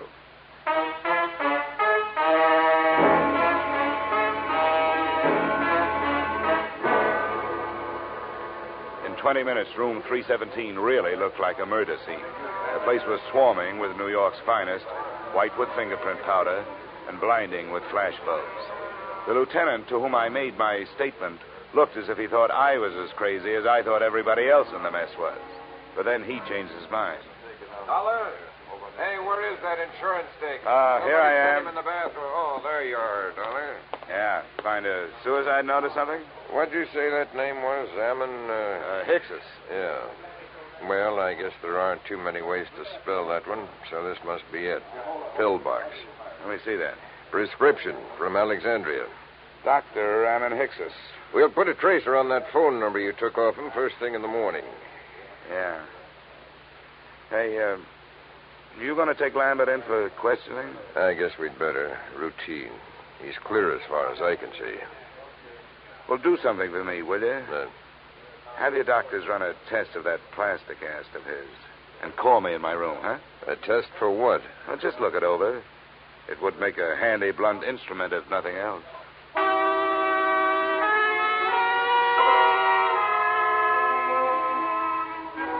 Expense account item 3, $7.50. A few late cocktails, a rare steak, and coffee in the Brighton Arms dining room. After which I picked up an armful of extra editions so I could catch up on what I'd been doing. I self-operated my way to the 8th floor and started toward my room. I was looking forward to a hot shower, but I didn't get it. I was still looking forward, but into a familiar gun muzzle. This is the one, Garrett. Ah, yes, Mr. Dollar. May I introduce myself, sir? Garrett Drummond at your service. Our meeting has been postponed too long. Well, there's a difference of opinion on that. You will please open your door. How can I refuse that pint-sized invitation you're still carrying? After you, sir. And I needn't remind you that my friend here is prepared for any rash move upon your part. Look, I'm tired. I don't have a rash move left in me. Close the door, Ammon. I suggest that you sit there, Mr. Dollar, in that unsightly straight-back chair. Thanks a lot. And now, sir, I shall plunge right to the point. Where is that scoundrel, Bruce Lambert? Well? I think I just decided that I don't know. Please, we have no wish for violence. You always say that with a gun in your hand. Well, let's get started. You make your pitch, I'll make my refusal, and we'll see where we go from there. I have already made what I consider to be a generous offer for so unimportant a bit of information as merely the whereabouts of Lambert. $2,000. But if it will expedite matters, I am prepared to expand my offer by another 1,000 on the spot, sir. The higher you bid, the greedier I get. What makes Lambert so important to you? A problem which is entirely out of your province, my boy. How much do you know of Egyptian legends, sir? Oh, no more than $1 worth. Ah, pity. A fascinating subject. Well, sir, Bruce Lambert has in his possession a certain object of great importance, both culturally and economically. Certain landowners in Egypt hold it in such high esteem, sir, that as a reward for its return to them, they would throw open to exploitation untapped oil fields, the richness of which would shake the very foundations of world economy. Are they shaky enough as it is? My boy, think what it would mean to a civilization fast approaching the depletion of its petroleum sources. New horizons, sir, a brave new world. Lambert owes to us all relinquishment of this object so that it may serve humanity. You're right. And it may be easier than you think. Splendid, sir. Where is he? Which relic is it? The black statue your playmate could have picked up for free? It is King Amenemhet Scarab that I would discuss with Lambert. I demand to know where he is. Why waste time on him? I've got the scarab. I find that most difficult to believe, Mr. Dollar. Well, I'll show No. Keep your hands away from your pockets. Ammon will save you the trouble. Ammon. Please remain still, Mr. Dollar. My wish is for peacefulness. Sure. Right coat pocket. He speaks truly, Garrett. Here it is. What's the matter, Garrett? You don't have that brave new world look anymore. I should be the first to admit, sir, that the lie has been put to the tale I created upon this useless gewgaw. But, Mr. Dollar, now that we are forced to fall back upon the truth, I remind you that it sometimes hurts. Your position has not been... The desk knows I'm up here. Answered, Mr. Dollar. But be cautious. Unfortunately, I do not share Ammon's aversion to violence. Yeah? Dollar? That's right. This is Lieutenant Black. Say, was that a hunch you had about that cast of Lambert's? Why do you ask? Well, if it was a good one. The doctors won't let us take it off, but we cut into it. It was put on in 3 layers. The middle one was wrapped in narcotics. Yeah? Don't be so modest, Dollar. There must be $300,000 worth. No, sometimes it's a whole month before we get that much. Looks like the work of your friend, Dr. Ammon Hicks's. Yeah. Oh, wake up, Dollar. I want to check Lambert's statement with yours. I'll have you there in 10 minutes. Goodbye. Okay. I commend you, sir, upon your show of intelligence. Who was it? The police. They're looking for Lambert. Oh, and what did they give as their reason? Narcotics. The story of a man bound for America who cracked up in a car, and while he was unconscious and being patched, said narcotics were put in his cast by a Dr. Ammon Hickses, probably assisted by a nurse named Marcia. But there's no proof. Ammon, we'll waste no time on evasion. Yes, we used the boy. A courageous scheme, but for that silly goose of a girl. She was the true conspirator and the traitor as well. She happened to fall in love with the guy. Ah, the romantic Atlantic crossing. An empty proposal of marriage suddenly becomes more important than actual coin of the realm. But enough of that. The police are looking for him, and, odds teeth, so am I. Where is he? I don't know. Ammon, call his hotel in 39th Street. No, wait, my friend. The police must be watching that. Are they, Mr. Dollar? Well, that's where his personal things are. If I were the police, I'd be watching. Yes, we seem to find ourselves in such a position that we must at least pretend to see eye to eye, sir. Very well. We shall wait here. The chips are down, so to speak. Ammon. Yes, Garrett. Take the pistol. Into the bathroom with you. With the door slightly ajar, you shall have a splendid command of the arena, as it were. Yes, Garrett. And remember, the stakes are high.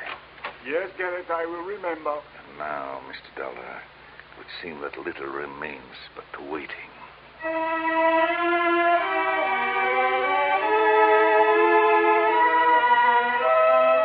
The waiting was more than enough. Drummond settled himself on the bed, facing the door, his pudgy hands folded over his bulging waist. I was still in the desk chair, facing him. As usual, the police were late. 20 minutes passed before we heard the knock on the door.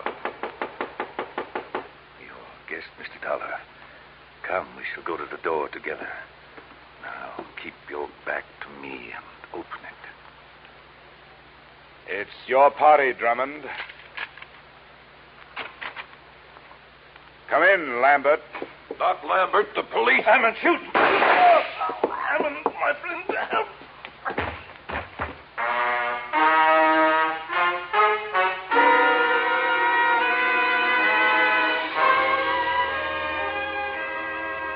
Drummond's wound wasn't half as excruciating as his call for help.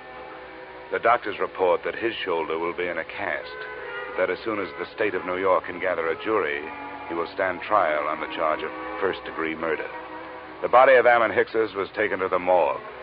As an insurance company, you are probably less interested in that than in the fate of your policyholder, Bruce Lambert.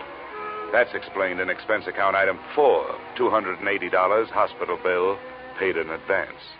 In view of the possibility that there may be others interested in that $300,000 cache of narcotics he has to carry around with him until his arm is okay, I thought it would be safer to keep him under wraps. Oh, by the way, while he was lying there, helpless, I sold him a policy for you covering the scarab and that carved head. Expense account total, $456.90. Yours truly, Johnny Dollar.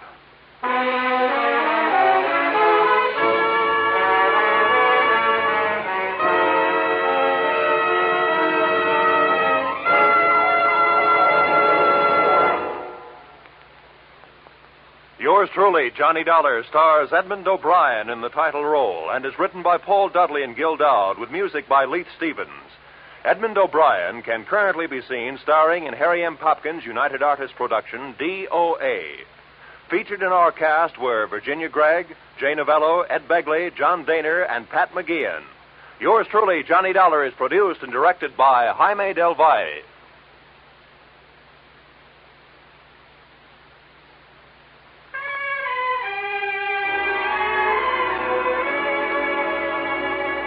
Join us again next week when Edmond O'Brien returns in another adventure of Yours truly, Johnny Dollar.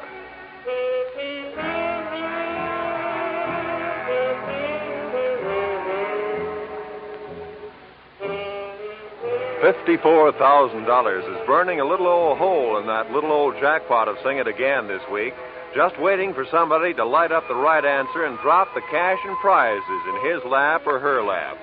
Dan Seymour gives the gals the same chance he gives the fellas when he starts putting in those calls from coast to coast. So be listening this Saturday when Sing It Again and the $54,000 Phantom Voice come your way on most of these same CBS stations. This program was transcribed in Hollywood. Roy Rowan speaking. This is CBS, where yours truly, Johnny Dollar, meets adventure every Friday night, the Columbia Broadcasting System.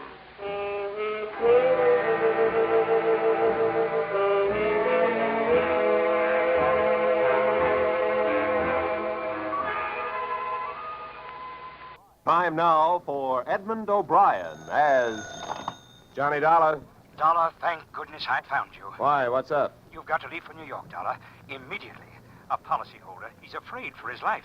Here we go again. Who's he afraid of? Well, he wouldn't say over the telephone. All I know is, to us, he's worth $100,000 alive. Well, that makes it simple. He must be afraid of somebody to whom he's worth $100,000 dead.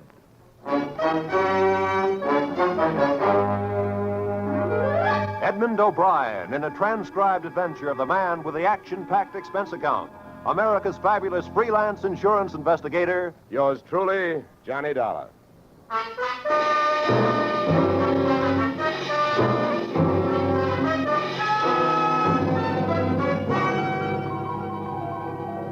Expense account submitted by Special Investigator Johnny Dollar to Home Office, American Continental Life Insurance Company, Hartford, Connecticut. The following is an accounting of my expenditures fulfilling your assignment as a bodyguard. The body being that of your late policyholder, Robert W. Perry.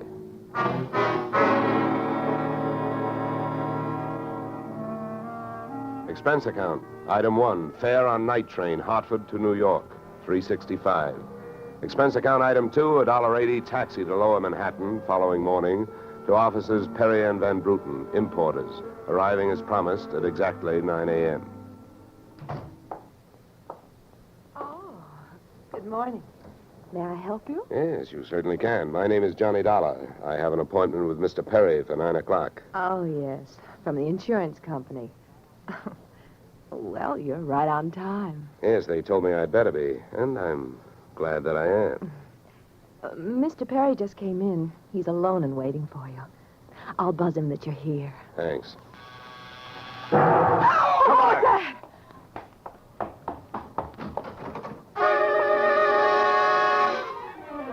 What was left of your policyholder, Mr. Perry, was just sliding out of a swivel chair as I hit the room. The top of his desk had erupted, and splinters of mahogany pointed their sharp fingers upward through lazy circles of smoke, swirling toward the ceiling. The buzzer from his secretary's desk had been rigged to a booby trap. Oh, no. Mr. Perry. Stay away from him. Come on, there's nothing you can do. He's dead. Oh. What happened? What happened? Whatever happened? Let's go. Let's get back out of here. Here you are. Sit down. I'll get you a drink of water.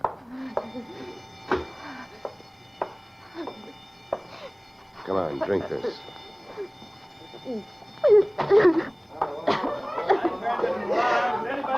There's a doctor on the third floor. Shall I call him? Never mind the doctor. Go call the police. Nobody gets in here till they arrive. Now, the rest of you, go on, run along, beat it, will you? And have the building superintendent turn off that alarm. Okay, miss. Now, take it easy. It was all so sudden. What happened? Well, that's not hard to figure out. Somebody wanted to give your boss, Mr. Perry, a shortcut through life.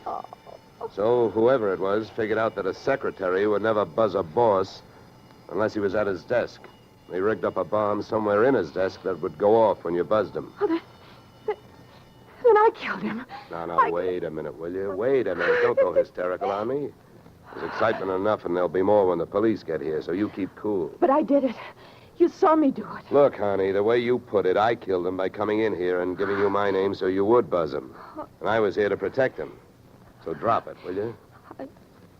I'm sorry. Now, tell me, what about yesterday? Was Perry here? Yes, all day. What time was it when you last used the buzzer? Why, right up to the last minute, about 5:30. Who left the office first? Oh, Mr. Perry, he always leaves first. I lock up. From the looks of things, you should have used more locks last night. Somebody got in here to do some wiring. Oh, I forgot that fire alarm. Look, before the police arrived, do you know why I was sent here? Oh, yes.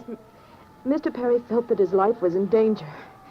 He thought that, well, with a $100,000 policy, the insurance company would do everything they could to help keep him alive. Oh, he didn't have much of a chance, did we? What was he afraid of? I don't know. Okay. Tell me, what were his other appointments for today? Well, he only had two. His partner, Mr. Van Bruten, at 11, and later he No, had one at a time, please. Van Bruten. Anything special about their meeting? Oh, yes, Mr. Van Bruten arrived just yesterday from Holland. Oh, you mean there was a branch of this firm in Holland? Oh, huh? yes. Mr. Perry was buying out Van Bruten's interest. They had a final meeting at Van Bruten's hotel last night. I see. Van Bruten was coming by this morning to pick up his money. Cash? No, a cashier's check. The bank is to deliver it here at 10:30. Well, Perry's other appointment, who is that? Christine, his wife. Now she tells me. Christine, the beneficiary. Yes, she wouldn't have been the beneficiary in about another 2 weeks. They were getting a divorce. Thanks for the motive. You don't like her. Well, I didn't mean it that way. Well, how about Perry? Did you like him? Okay, here's an easy one. What's your name? Susan Gates. Now, isn't that about enough? Okay, Susan, you better save your voice. During the next few hours, you're going to have to do a lot of talking. I've been everywhere else. Is the fire in here? Well, you'll have to stick around. When the cops get here, somebody will get burned.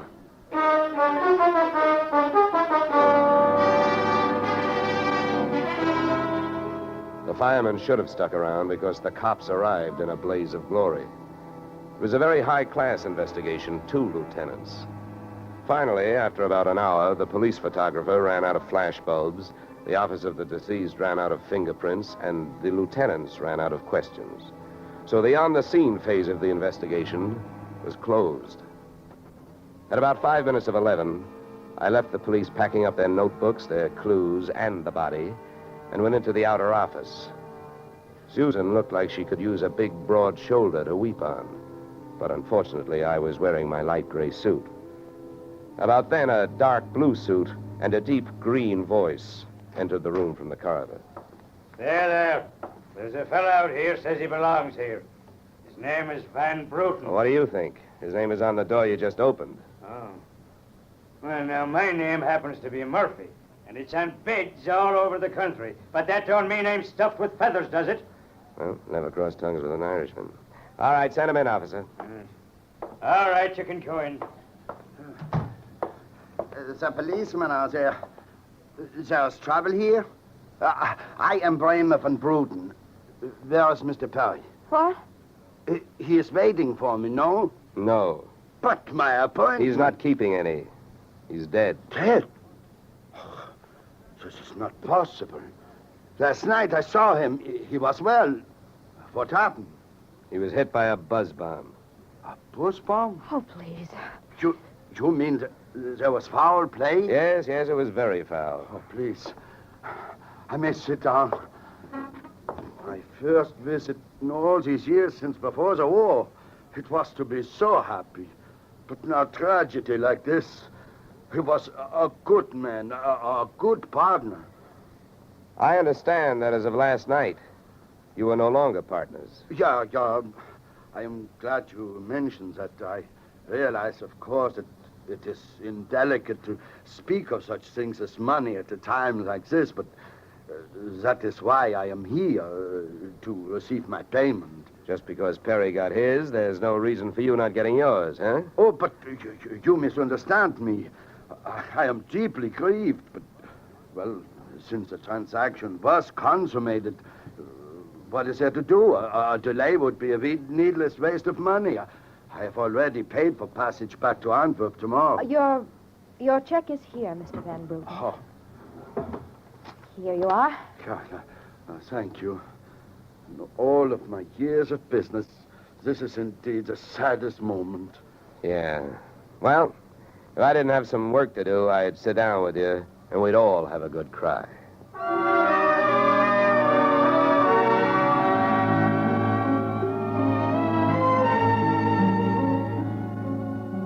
Expense account item 3, 90 cents. Phone call to the home office.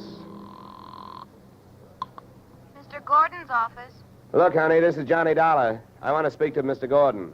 While I'm telling him what I've got to tell him, maybe you'd better sit there in his lap with some smelling salts. I'm not that type of a secretary. Besides, he doesn't have a lap. Hello, Dollar. How are you making out? Out? About $100,000. What's that? Yeah. You know, you should have sent me earlier. Somebody turned Mr. Perry into a firecracker just after I got here. He's dead. Oh, that's bad news. Big policy. Yeah, what I want to know is, shall I stay on the case? Well, certainly, Dollar, by all means.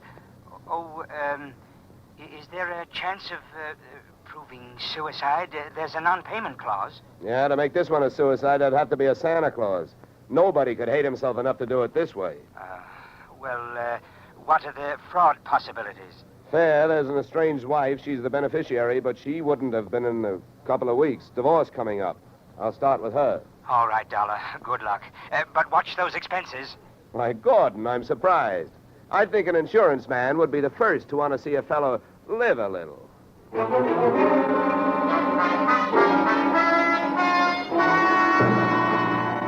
Christine Perry's apartment was on Sutton Place overlooking the East River. I took the elevator up to the 24th floor, and there I discovered that our garden-fresh widow was living high in more ways than one. Everything about the place was French. The maid who led me into the living room through a long foyer, the decor, and the perfume which reminded you that breathing can be fun. I looked up from enjoying my nose to see Mrs. Perry looking down hers.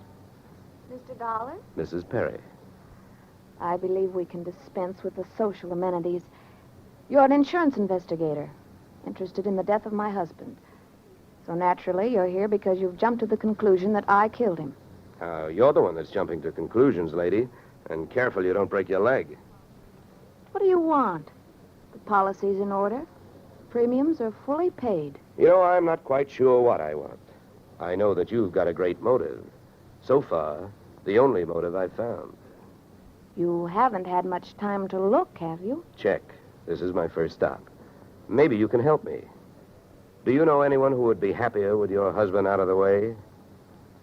I know very little about my husband's friends. For that matter, his activities for the past 6 months. That's when I left him. Well, that's not much help for either of us. You know, without someone else to suspect, I may just have to concentrate on you. Mr. Dollar, I picked the men I want to concentrate on me. I hope you're as long on alibis as you are short on temper. Where were you last night? With a friend, Al Donovan. For a while, the same place my husband was. But I have witnesses to prove who was with him. Anybody at the Clover Club can tell you. Save me a trip. I can't afford the prices they get over there. Certainly. A pleasure. My husband was with his beautiful little secretary, Susan Gates. Well, I wouldn't be more surprised if your late husband walked through that door and said... All right, mister, that's enough. Al! Yeah. How much did you hear? I'm a big guy, baby, 6'4". I've got big ears to match. Al, please. Would this be Mr. Donovan, your companion of last evening? I'm getting you out of here, Christine. Al, you don't know what you're saying. You lie to me.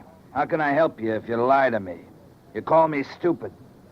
The way you're playing this, you'll alibi yourself right into a cell. Now, I'm getting you out of here. What are you doing to me, Al? You're crazy. Come on. She's right. You are stupid, Donovan. She was doing just fine till you dropped in. Mister, you've been asking a lot of questions. Now I'm going to give you one answer. All right, Christine. So much for the wise guy.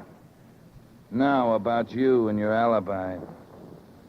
You wasn't with me at the Clover Club last night. And if it's so easy to prove that your husband was there with his secretary, who were you there with? Remember, baby, you told me you were going to be with your husband. When Al measured me for that swing, I measured my chances with him. To me, he looked like one of those corporate assets of Murder Incorporated. So I rolled with the punch and kept my eyes closed and ears open. What I heard was Christine's alibi flying out the window, Mr. Donovan giving her a few loving cuffs, and finally, the pair of them flying out the door. Just then, the noon whistle blew somewhere in New York, and I decided to allow myself the luxury of 1 full minute for lunch. In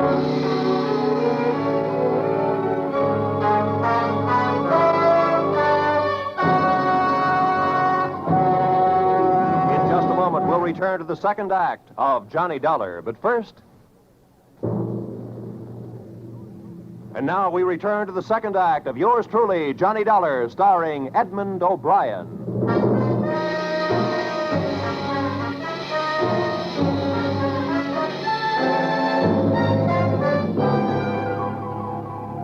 I spent the minute I took out for lunch eating a handful of Mrs. Perry's bonbons on the run. I hit the street just in time to see Donovan pushing Christine Perry into a cream-colored convertible. When they got rolling, I piled into an even yellower vehicle with a meter on it and started off crosstown playing tag through traffic. At 57th and Broadway, things got complicated. My cab was 3 cars behind them when a red light flashed them to a stop. Then the door of their car flew open, Christine dashed out across the street and melted into the river of humanity flowing down into the subway. Since Al Donovan didn't follow her, I followed him. When he finally pulled to a stop, he took 2 chances. He parked in a no-parking zone and walked straight into the building beside it, a police station.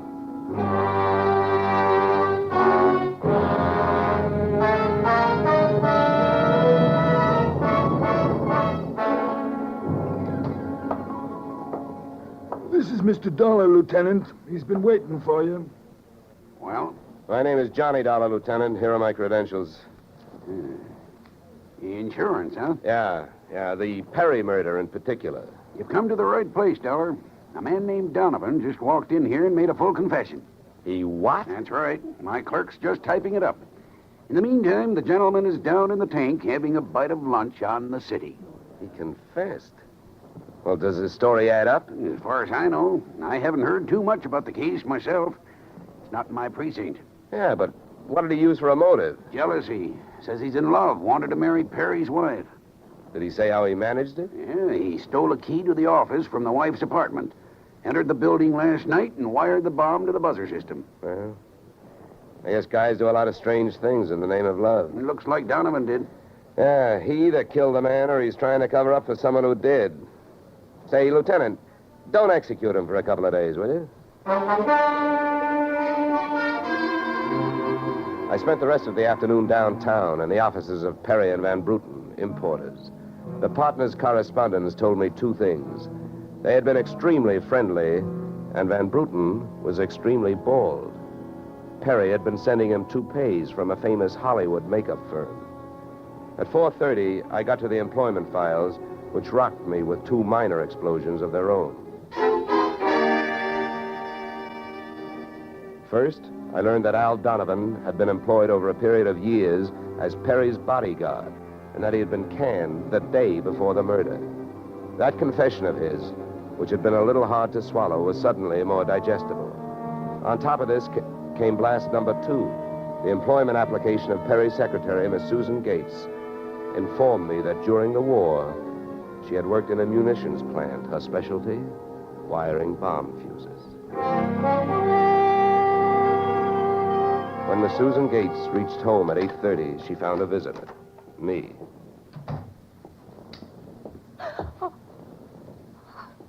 How did you get in here? Professional secret. Oh, you scared me. What do you want? Why did you come here this way? I wanted to bring you the good news. I heard on the radio that Al Donovan confessed to Perry's murder. Al? I can't believe it. Why not? Who do you like for the spot? Why, Christine. Al is covering up for her. Well, I'd like to agree with you. If it turns out that Christine wound up her husband's life with a bang, the company that hired me saves $100,000. But I don't know. She claims she has all kinds of alibis.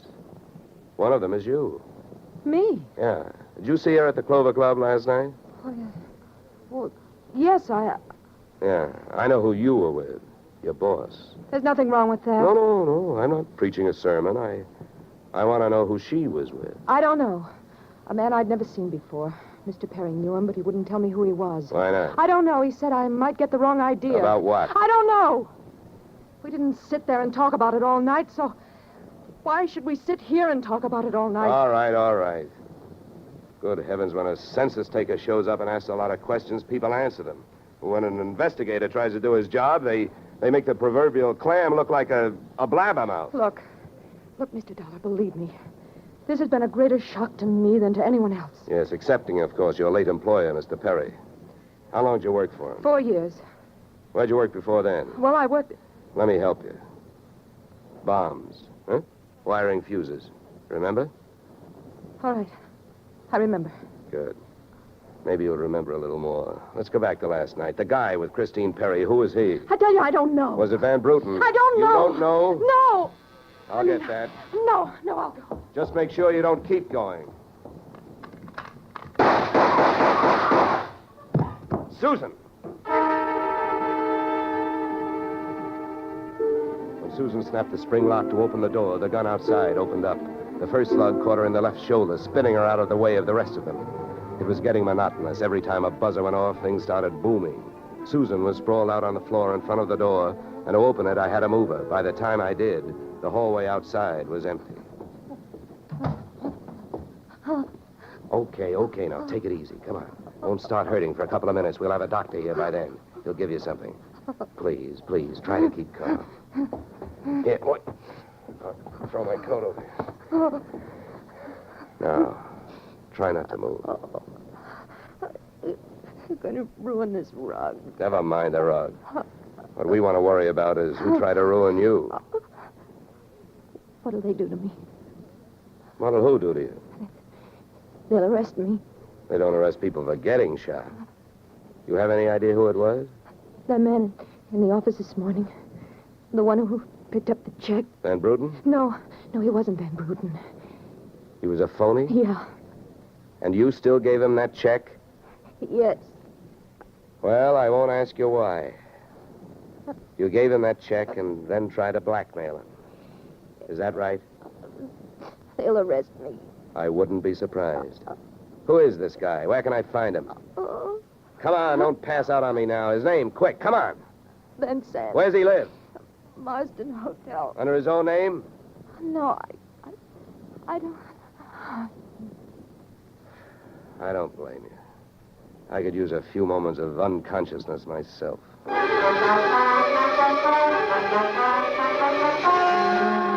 Marsden Hotel didn't have a Dutch name on the register, so I got a hold of the housekeeper and found out how many rooms her staff hadn't been able to make up all day because of no disturb signs on their doors, and then I went a-calling at those particular rooms. On the 9th floor, I wakened one old maid. On the 7th, I startled a bunch of poker players who thought they were being raided. And on the 4th, I struck the door of 427 and the jackpot. Who's there? Don't you see the sign? I do not wish to be disturbed. Sorry, I must have the wrong room. I started up the hall after the fire axe. When I got to it, I changed my mind. Out of the few things I learned about this guy, Van Sant, was that he loved to shoot people through doors. So I decided against trying to chop his down. Then I remembered the way those people came pouring out of those offices earlier in the day when they heard that fire alarm. So I picked up the little red hammer next to the big red fire axe, broke the little glass window, pulled the little brass hook, and set off a big brassy noise. And then I rushed back to 427. Fire! Fire! Hey, fire! Fire!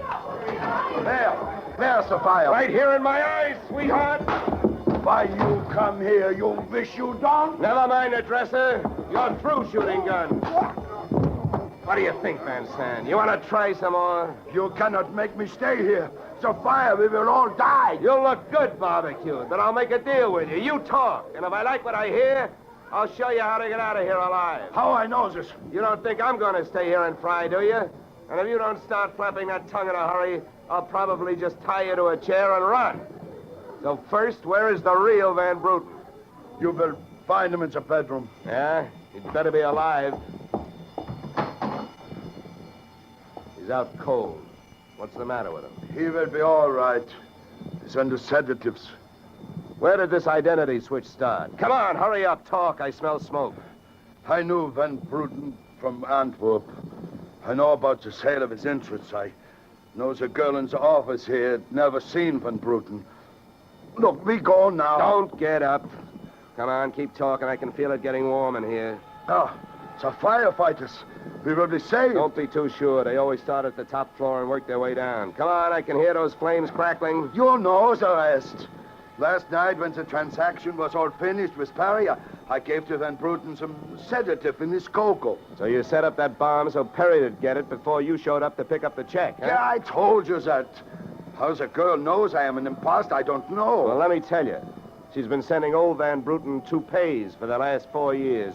Gray ones, my red-headed friend. Oh, I can stand up now.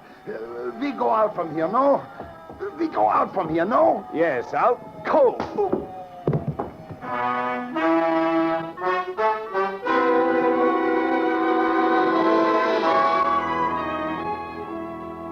Expense account, item 4, $1.40. Night letter informing you that American Continental would have to meet payment of claim to Mrs. Christine Perry, innocent widow of the insured. The only thing she was guilty of was trying to stay on the right side of a hot-tempered boyfriend. She lied about who she was with at the Clover Club, not to fix herself an alibi, but to keep Al Donovan from learning that she'd been out with another man. That man being the real Mr. Van Bruten, who had only taken her out to try to talk her into reconciling with his friend, her husband. Expense account item 5, $100. Fine for turning in a false alarm, which, since you're paying it with me, is just fine. Expense account total, $463. Yours, truly, Johnny Dollar.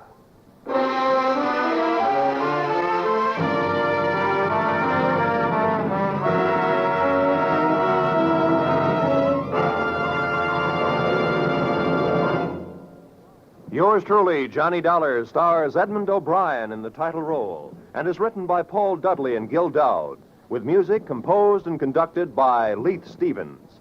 Featured in our cast were Walter Burke, Gene Bates, Joe Duvall, Ted DeCorsia, Joyce McCluskey, and Raymond Burr. Yours truly, Johnny Dollar, is produced and directed by Jaime Del Valle.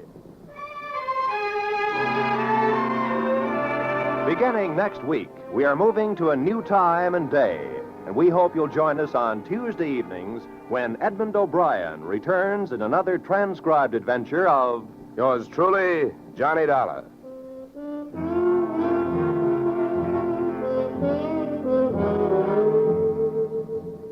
Yoo-hoo, Mrs. Bloom. Molly Goldberg's famous invitation to fun in the Bronx now echoes across the country each Saturday night on CBS. It's the same fine brand of comedy mixed with a tear now and then that's made Molly and her whole family, Jake, Sammy, Rosalie, and the others, favorites for many years. CBS invites you to hear the Goldbergs on most of these same CBS stations this Saturday and every Saturday. This is Roy Rowan speaking.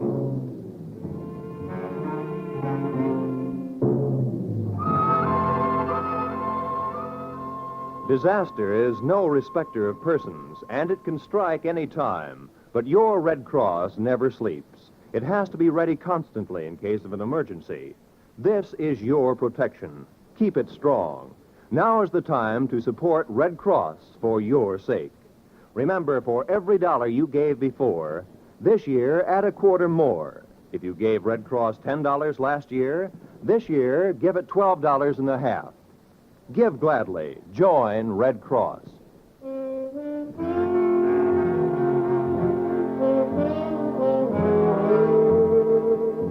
This is CBS, where yours truly, Johnny Dollar, meets adventure next Tuesday night, the Columbia Broadcasting System.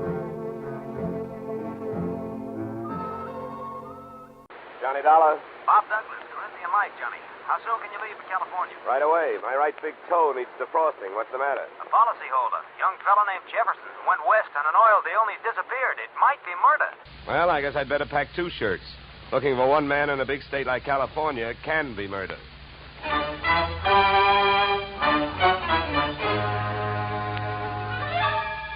Edmond O'Brien in the transcribed adventure of the man with the action-packed expense account. America's fabulous freelance insurance investigator. Yours truly, Johnny Dollar.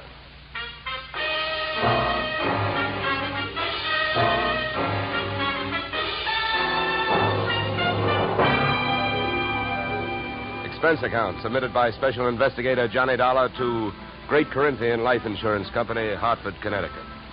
The following is an accounting of my expenditures during process of search for your missing policyholder, youthful millionaire Alec Jefferson, or how they were drilling for oil, for what they struck was me. Expense account item 1, $186.13. Airfare, Hartford to Los Angeles. Item 2, $15. Hire car, airport to office of Rebel Wildcatters Incorporated on potential oil land in the New Hall, Saugus District. I arrived at 9:30 a.m. A handful of dirt dentists were hard at it, drilling at a rig not 30 feet from the shack-type office. Pull it over, will it? Better stand by, driver. My man may not be here.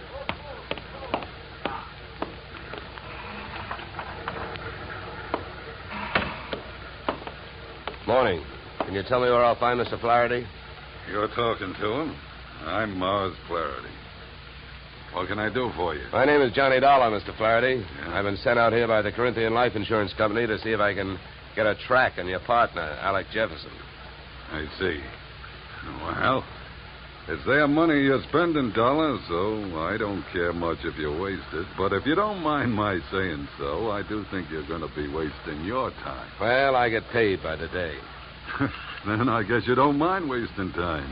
Oh, look, don't get the idea I'm just naturally pessimistic. I'm not. It's just that I've already done a lot of looking for young Jefferson, and when that bird flew the coop, he didn't leave a feather you could trace him by.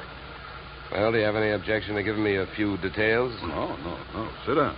Not at all. Thank you. To save time, maybe I'd better tell you what I already know. Well, it can't be much. It isn't. I suppose you realize Corinthian Life is the administrator of Jefferson's father's estate. Yeah. I know that. Well, having charge of the money, they naturally know that young Jefferson financed this operation. That's right. His money, my experience. The only thing we needed was a little more luck. Well, there you have it. That's all I've got. What can you tell me? That whatever young Alexander got, he was asking for. For a guy built like a cream puff, he got mighty strong around here. Around an oil field, that isn't healthy even for a big guy. How do you mean he got strong? Too much money, too much opinion. That mixed up with too many other men's women can mean trouble for anybody.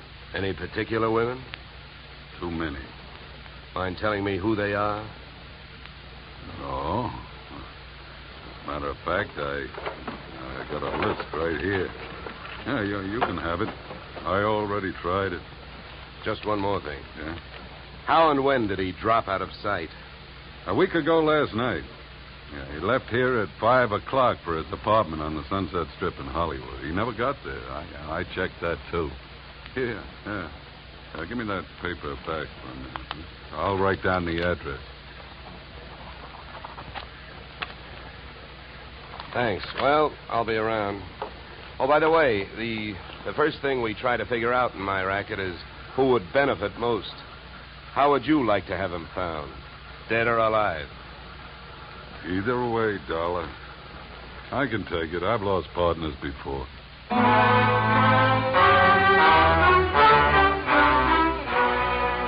spent the next 20 minutes on a long shot, thinking I could pick up some information from the drillers. But it was a long shot that missed. Those guys wouldn't have told me it was a nice day. The outdoor life having got me nowhere, I decided to give the indoor type a try. First stop, Jefferson's apartment on the Sunset Strip. The lock was foolproof, but I wasn't fooling.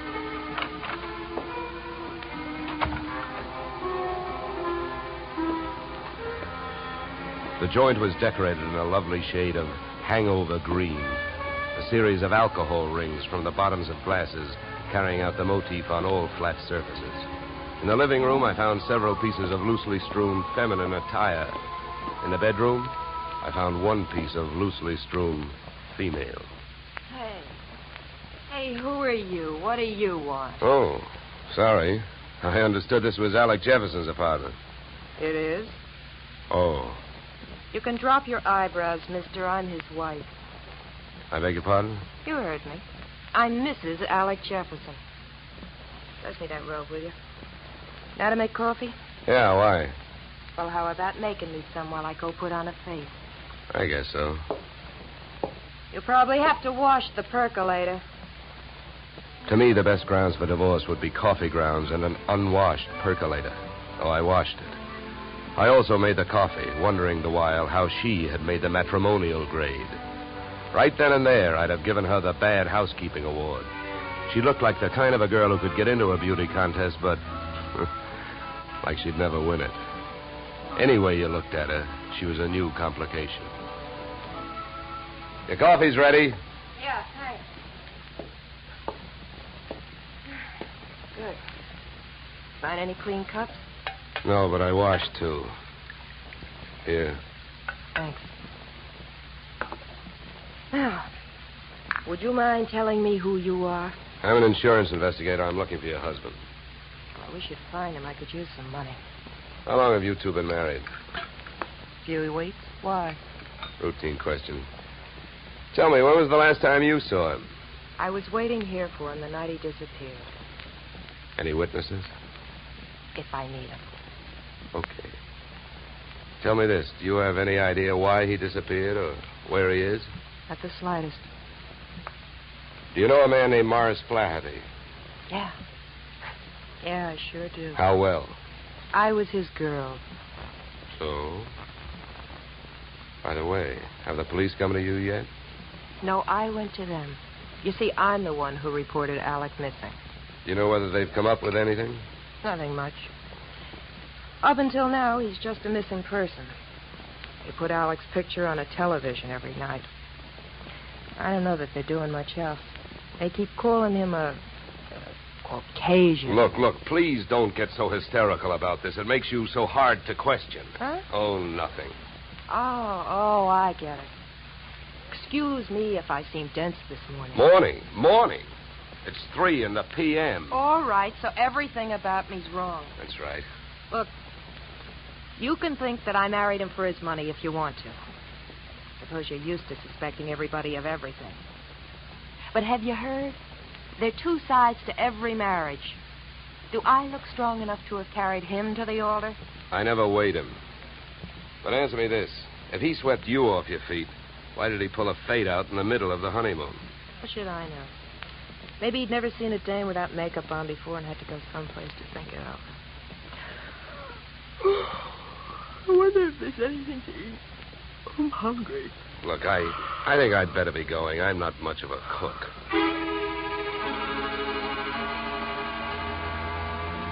When you're working on a case, your nerve ends are easily disturbed.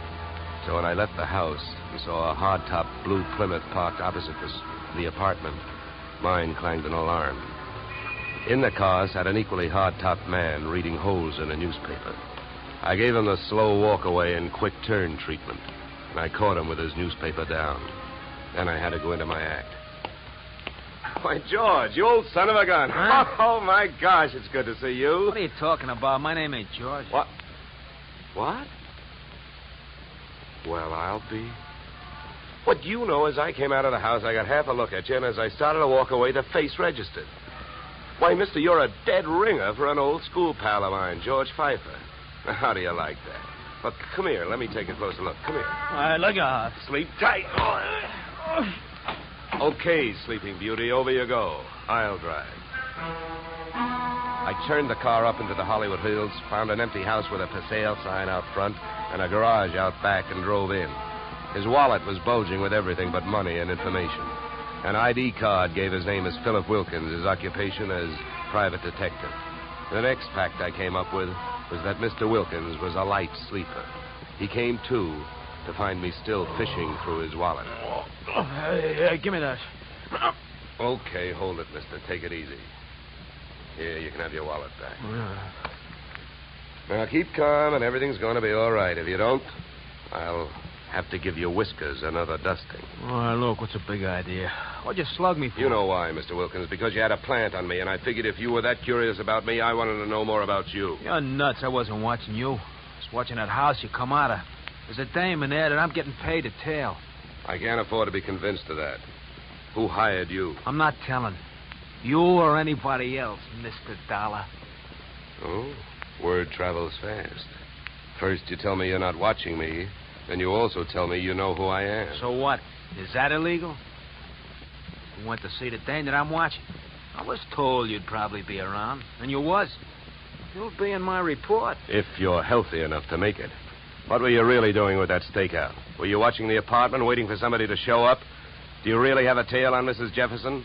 Or did you follow me in from the oil fields? Why should I follow you? Maybe you and I got the same approach to this case.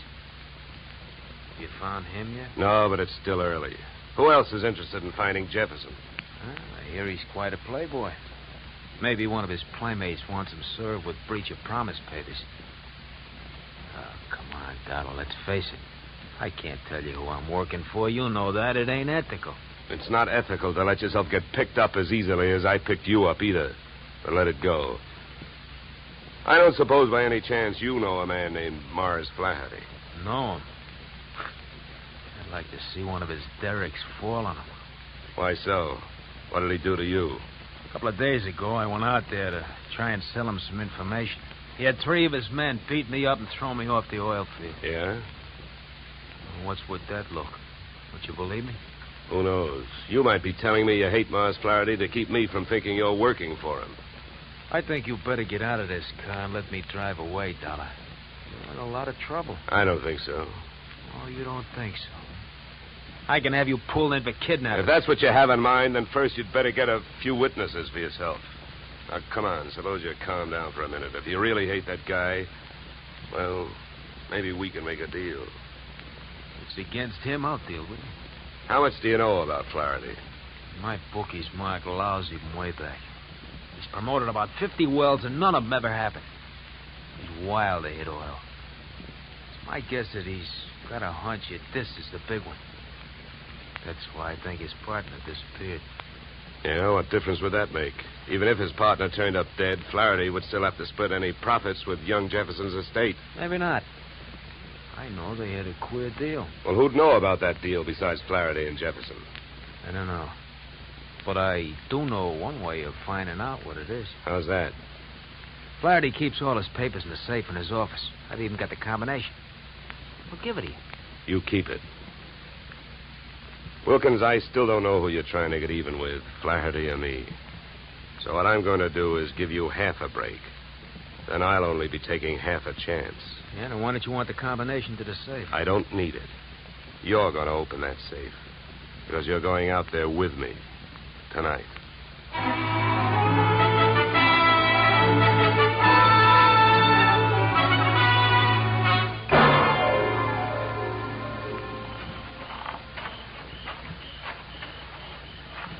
Here.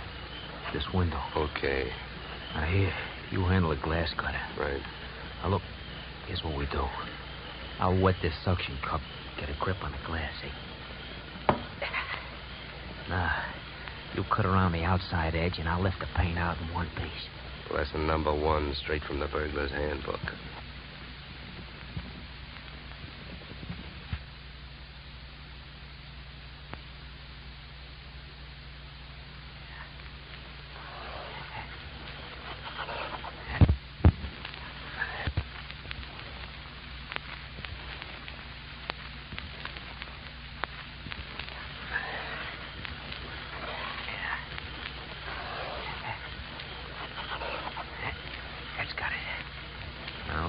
There's a little tap with the knuckle. That's it. Okay.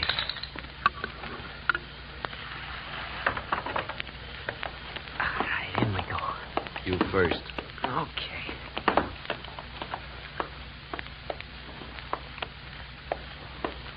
Now, the safe is over here. Get your fingers over that flashlight. For all I know, you might still turn out to be the local Paul Revere. Yeah, that's right. I might. Here. Your whole life. Thanks, I will. Go on, get to work. All right. I'm as anxious to get this over with as you are. Give me a little more light, will you? Okay.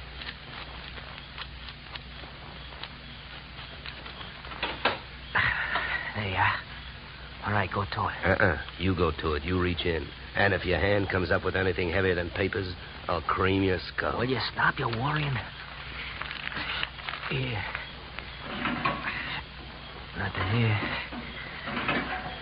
Nothing. No. All right, you got him, that's all. Stay down there. I don't want to walk off with anybody's government bonds. Here. I got all I want. You put these back. All right. Now, close it up.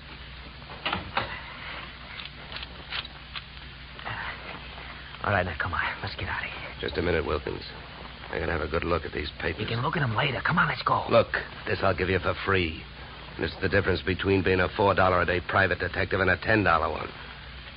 What you've got printed in your memory, nobody can take away from you. So hold your horses while I take a look at this partnership agreement. All right. But hurry up, will you? Got a couple of watchmen around here. Yeah, here it is. Okay, let's go. You first.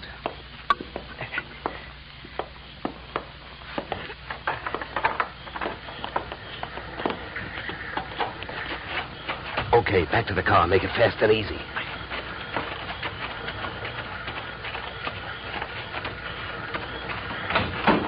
Get in. Over here. You drive. Yeah. You know, Wilkins, I had a clammy feeling for a while back there that we weren't going to make it. Don't go starting any celebrations. You didn't make it.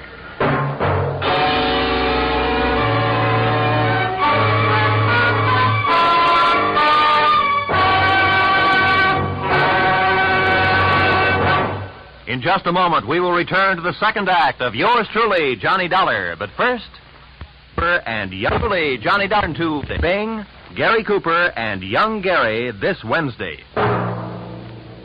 Now we return to yours truly, Johnny Dollar, starring Edmond O'Brien.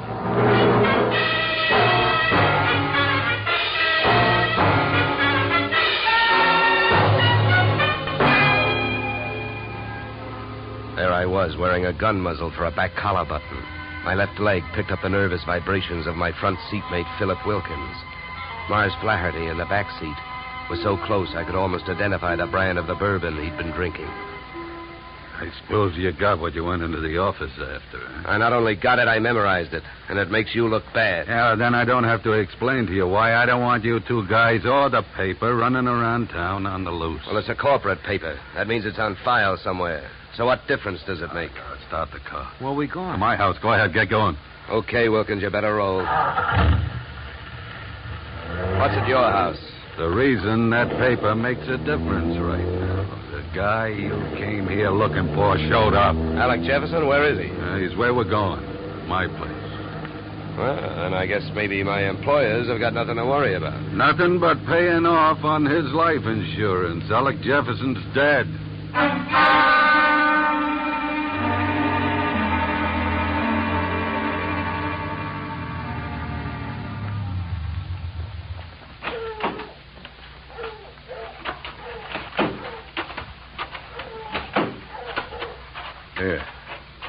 Here, Dollar, here's the key. To open the door. Stand next to him, Wilkins. Close.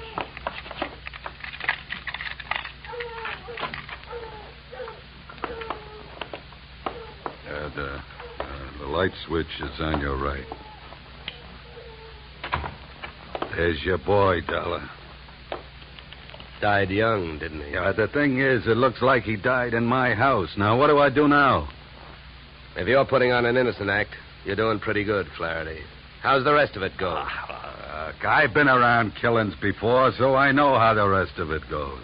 The cops take one look at this, they grab me, and before that happens, I got some work to do. So have I been around killings before.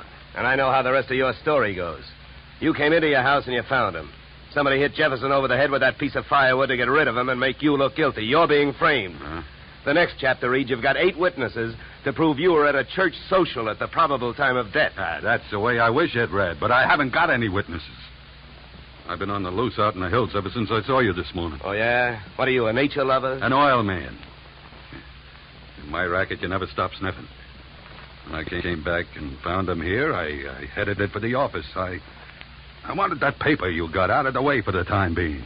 Would that gun of yours object if I looked the body over? Help yourself. Thank you. Any idea how long he's been dead, Dollar? Oh, hard to tell. Feels like quite a while. Could have happened before I met you.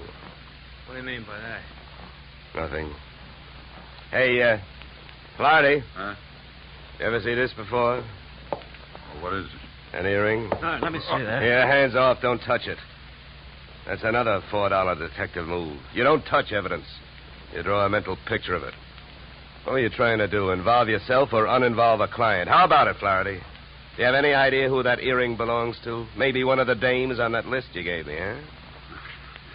I wish I could get away with lying to you, Dollar, but I don't think I'm in a position to try. Huh? It belongs to Ada. Oh? Jefferson's wife? Not legally. What do you mean? I married her in Mexico in 45. She must have liked the scenery. She took Jefferson down there and went through a ceremony with him 2 weeks ago. Without divorcing you? That's right. You guys really turned out to be partners. Now, about that earring. How do you know it belongs to Ada? Well, it's one of a set I bought for her about 6 months ago. Well, I might as well tell you. They'd find out anyway. Uh-huh. Well, I don't suppose you're in the mood to let me do what I want to do. What's that? Call the police? No, not yet. Well, I'll tell you one thing. With this piece of evidence that just turned up, you're wasting your time holding on to us. What you should be doing is getting to Ada before she flies the coop. That would really fix you up. Sure would. I don't want to see her get loose any more than you do. Then I guess we better go pay Ada a visit.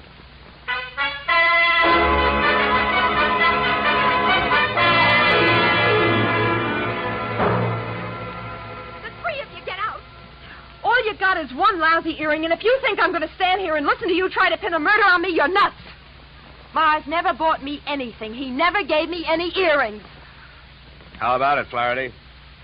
That's too bad, Ada. If I thought there was a chance to help you, I would. But your earring was laying right there on the floor next to his body. Why, you oily monster, you. What are you trying to do to me? Why, if anybody had reason to kill Alec, you did, you miserable thief. Now, wait a minute, Ada. Don't make yourself look worse by throwing a lot of accusations around. I know about the contract between Alec and Mars. In case of death, the survivor gains full control of the oil field. But a good piece of evidence will beat out a good piece of motive in any court in the country, and you've got both working against you. Get out of here. You don't know what you're talking about. I think I do. Knowing about that agreement, you married both these guys. Those Mexican marriages are just weak enough to help you beat a bigamy rap if it came to that, and just strong enough to help you collect if either of your husbands died. Your next move would be to divorce the one that was still living and take advantage of the California community property laws. Oh, you've got it all figured out, haven't you? Well, not quite. I haven't figured out why young Jefferson went to all the trouble of dropping out of sight and then showed up to get himself murdered. I think I can tell you. It was about time you told us something. I was working for Alec Jefferson. That's why I couldn't tell you, Dollar. I was getting paid to help him stay out of sight and keep my eye on these two. The contract had him worried. But when I uncovered the bigamy and told him about it, he decided to go to Flaherty and try and straighten it out, man-to-man basis. You know that, Ada? No. I don't know anything about anything. That's a lie. I was with him this morning when he called you. He told you he was going out there. You had plenty of time to get out there and wait for him. You can't get away with it. You can't prove anything. Now get out of here! Not before Never mind the gun, Flaherty. I got her. No, let me go. Hey, none of that. Around you go. That's better. Yeah, much better. Now, come on, Angel, across the room. Well, Flaherty, don't you think I'd better call the police now? I'm afraid there's nothing else to do. Okay, then you hold her. You put your hands on me. You dirty. No.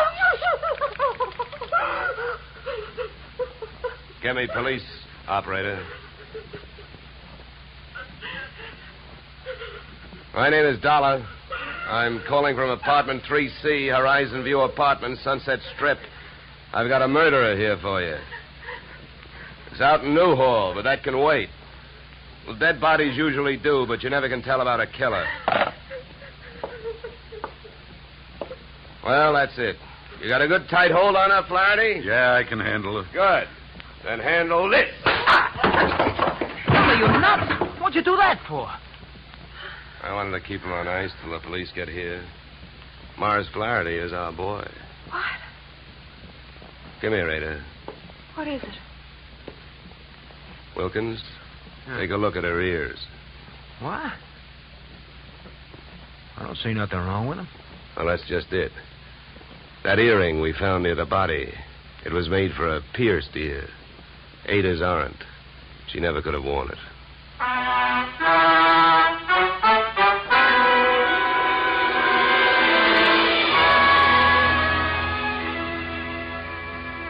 Moral? If Flaherty had been a nice enough guy to buy jewelry for his wife when he had her, he wouldn't have bought the wrong kind of earring when he wanted to set her up as a patsy. The police traced his purchase of same to a Main Street pawn shop. But what really nailed him was the biggest switch of all. Since the murder weapon was a shaft of rough bark firewood, there were no fingerprints on it. But by the same token, there were weapon prints on Flaherty's fingers. A batch of tiny splinters under the skin. Inasmuch as my own girl furnished the practice which made me perfect on this case, I assume you will not be annoyed at my listing expense account item 3, $65, 1 pair gold earrings inscribed to Olga with love. Item 4, $187.13 return transportation Los Angeles to Hartford. Expense account total, $711 signed yours, truly, Johnny Dollar.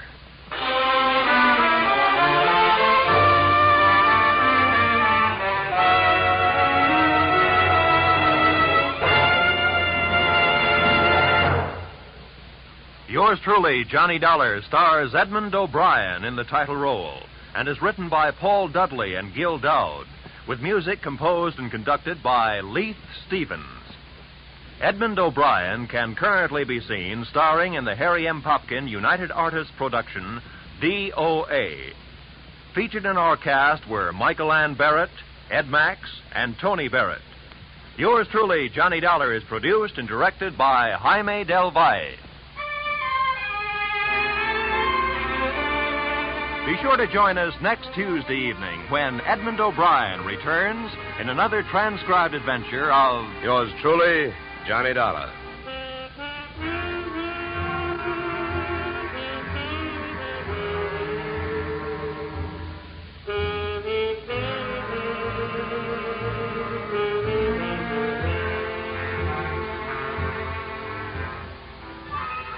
Blizzards in the western states, floods in Texas, hurricanes in Florida, tornadoes in Louisiana. Wherever disaster strikes, the American Red Cross stands ready to lend assistance. The Red Cross helps victims not only at the terrifying moment when disaster strikes, but also in rehabilitation. This is just one of the many nationwide activities of the Red Cross. Give generously to its latest drive. Now stay tuned for the adventures of Philip Marlowe, which follows immediately on most of these stations.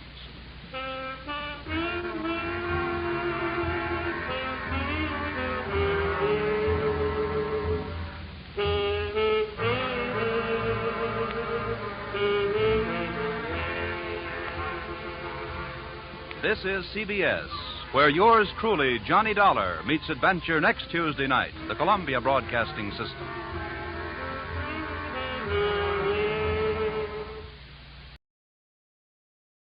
Time now for Edmond O'Brien as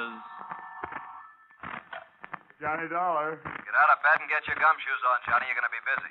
Who's this? Ed Bonner, and I'm calling you from Hartford. Heard you were in Boston this week.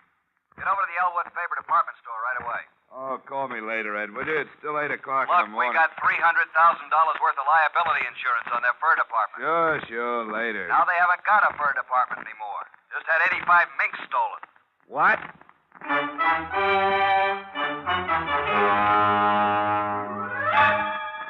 Edmond O'Brien in another transcribed adventure of the man with the action-packed expense account. America's fabulous freelance insurance investigator. Yours truly, Johnny Dollar.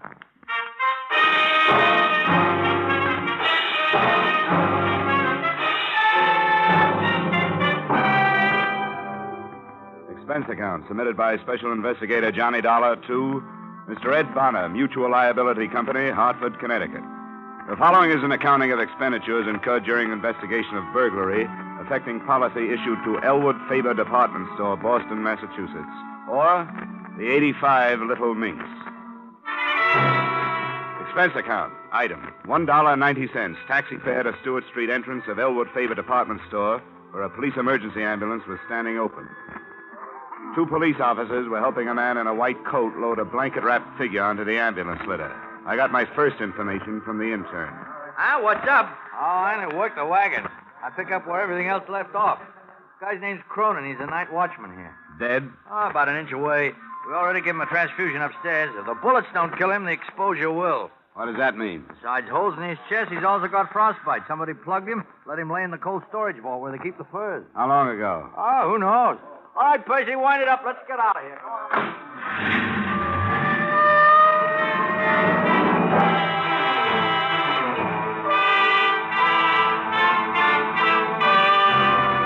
An assorted group of reporters and cameramen seemed to be converging toward a freight elevator just inside the store entrance. I converged with them, and we all rode up to the 5th floor, where 2 plainclothesmen from burglary detail stopped us. I showed my ID card, argued for 5 minutes, and finally got a frown and a thumb jerk. I walked across 35 yards of expensive carpeting through a cubbyhole office door into a large room. Standing in front of a huge refrigerated vault was a tall man in a black Stetson. His name was Delaney. We shook hands. Quite a thing, Dollar. Some guys walked out of here last night with 85 mink coats. It's a mess. You got a cigarette? Yeah, sure. Here you are. Thanks. Store's going to be closed all day while the burglary squad goes over it with everything they got. You can do what you have to do, too. Thanks, Lieutenant. I appreciate that. What do you figure, freight elevator or stairs? Either or both. I don't know. They must have had a panel truck or a big limo in that alley. Yeah, I noticed that on my way up. It'd keep any car hidden from the street, and they'd be able to work without being bothered. I got a man coming down to check for tire tracks, but it won't do any good. Whoever they were, they did it quiet, and they did it neat. Neat? Yeah. But quiet? You mean that night watchman, Cronin? Well, there must have been some noise when he walked into them and got shot. I hope he lives to tell us something. He's in tough shape. How about this? The vault? Just like the banks have, only smaller. And you can also hang meat in it. Not pried or blasted or cut into, just plain old-fashioned tumbler work. Sandpapered fingers and all. That wouldn't surprise me. Somebody was plenty good. Not even marks of a jimmy or pry tool to feel an edge. Just picked and plucked as nice as you please, and 14 little tumblers fell back. The door swung open. I thought that kind of thing stopped with Jimmy Valentine. Yeah, so did I. Who reported it? A guy named Dmitri Stroganoff, manager of the fur department. Come on. He's in his office now giving a statement of a couple of my boys. You can have a listen in. All I can say, I ask you, gentlemen, that I just hope... There's your pigeon, Dollar. How could 80 such of you? things happen to Dmitri Stroganoff? Aha! Lieutenant Delahanty. Mr. Stroganoff, this is Mr. Dollar. He represents your insurance company. Oh, your acquaintanceship, Mr. Dollar, above all else, I am glad to make. Aha! 85 mink coats valued at $300,000, coin of the realm. You have, of course, brought check for same, yes? No. What? The adjuster will do that, Mr. Stroganoff. I'm an investigator, but don't worry. Week by week, month by month, 14 years, I get 2 words from the insurance company. 2 words, pay premium. Now it's Stroganoff's turn to say back is 2 words. Pay Stroganoff. Believe me, Mr. Stroganoff, your money's waiting for you in a vault in a bank in Hartford where nobody can get it but you. Waltz, ba, ba, pa. Suppose you go right on with your statement, Mr. Stroganoff. We have to have it, you know. Why is my 8 for mink in this direction? I answer you. Customer telephones Friday.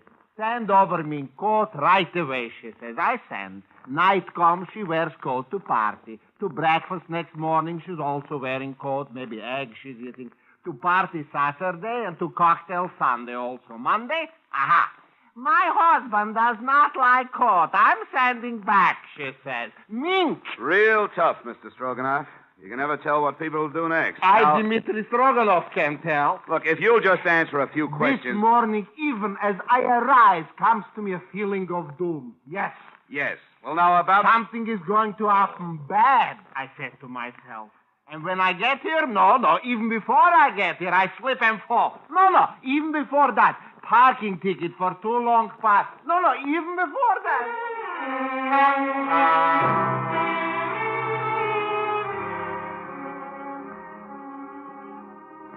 He went on like that for quite a while, and the police stenographer took down every word. His whole testimony typed up into 23 single-spaced pages. But only the following was of any use. Stroganoff arrived at the store at approximately 8:45, found the vault door open and inside the wounded watchman Cronin, also the mink coats gone. Stroganoff notified insurance company. Stroganoff notified police, in that order. Expense account, item, $1.35 for 2 ham sandwiches, 2 bottles of beer, all of which I shared with Lieutenant Delaney in Stroganoff's office. All kinds of heists. Jewels, trucks, cars, banks. But this is the best so far. A real 14-carat double-breasted A-1 dilly. That's what it is, Dollar. How'd they get in that safe? They just opened it up and walked in the same way you walk in your own front door, Lieutenant. Yeah, but how? Who's that good? Who? Well, there's the creepy kid. They always say he's that good. You and me both know Creepy died 12 years ago at Dunamore. And there was Dancing Dan Marathon. Dancing Dan? He couldn't open a 2-bit padlock if he had the key. Who is good, Johnny? Who could do it? I wish I knew. Stroganoff's the only one in the store who knows the combo. The only one. But I don't know. But you aren't taking any chances. Didn't I see 2 of your men tail him out of here? You bet your life you did. And by the way, didn't you put in a call to your office and have him checked on? You bet your life I did. Cop work. All the time we got... Delaney. Yeah, hi, Richie. Well, give it to me. Yeah. Mm-hmm. All right, thanks. Hospital, Dollar. The night watchman? Cronin died 10 minutes ago without saying a word. Uh-huh. I was hoping he'd be able to fill in some gaps. Well, he does. At least one. Which one? The other watchman's story about playing the radio. Yeah. What other watchman? Al Reedy. Oh, I'm sorry, Dollar. Maybe you passed him up. Well, tell me about him. Was he shot, too? No. We questioned him first thing this morning. You see, Cronin made the rounds, and Reedy held down the office. Reedy didn't know nothing about anything last night. He was listening to his radio in his office downstairs. What gap does that fill? And Doc says Cronin got it with a .32. That'd fit. They don't make much noise, and a man leaning into a radio close. Reedy, huh? Well, where can I find him? Right here. He's waiting in the locker room. Why, do you want to talk to him? Yeah. Mind? Oh, help yourself, Dollar. Thanks. Oh, Dollar. Yeah? You're looking for $300,000 worth of mink coats. I'm looking for a killer. Don't be a wise guy when you do your poking around, huh? I'll try to keep my nose clean, Lieutenant.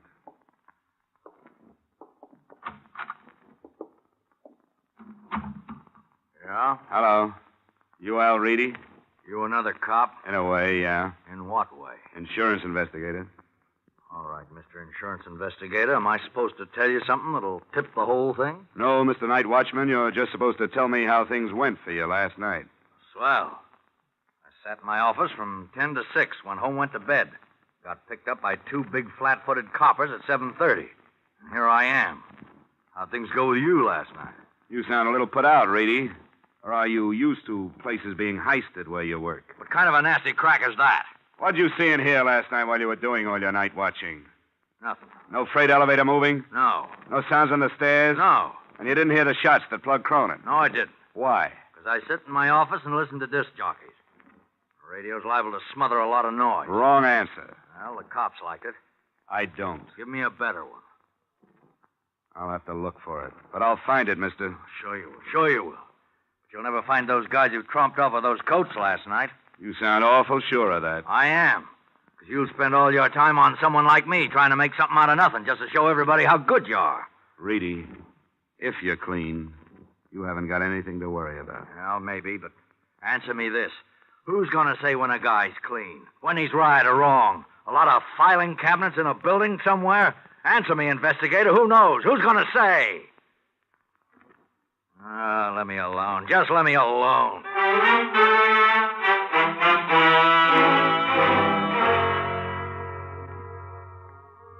I didn't know what to make of Al Reedy, but I did know I wanted to know more about him. At the personnel office, I pulled out his application card. It looked good enough, and then I suddenly put it back. I had a hunch, and I headed for the Middleton Safe Company. The president and chief designer of the Middleton Safe Company was standing under a blue light in the center of a newly completed vault. He seemed lost in the huge room of shiny, gleaming metal all around him. Please excuse me for not receiving you in my office, Mr. Dollar. Inspection day? Something like that. Now, this is what I call the Big Haze. Beautiful, isn't she? Completed a fortnight ago for a firm of South American bankers. You work on the safes and vaults yourself, Mr. Middleton. Indeed, I do. The drama of it captured me as a youth. To compose and weld and conform metal into an impregnable stronghold. Oh, it's fascinating, huh? Yes, of course. Fine metal, case-hardened, perfectly alloyed Ohio steel. Strength, Mr. Dollar. Strength. But then I bore you, sir. And now then, why are we meeting? So you can tell me something about safes and vaults, Mr. Middleton? Oh, I dare say I could, sir. But I'm afraid you'll have to be more specific. All right.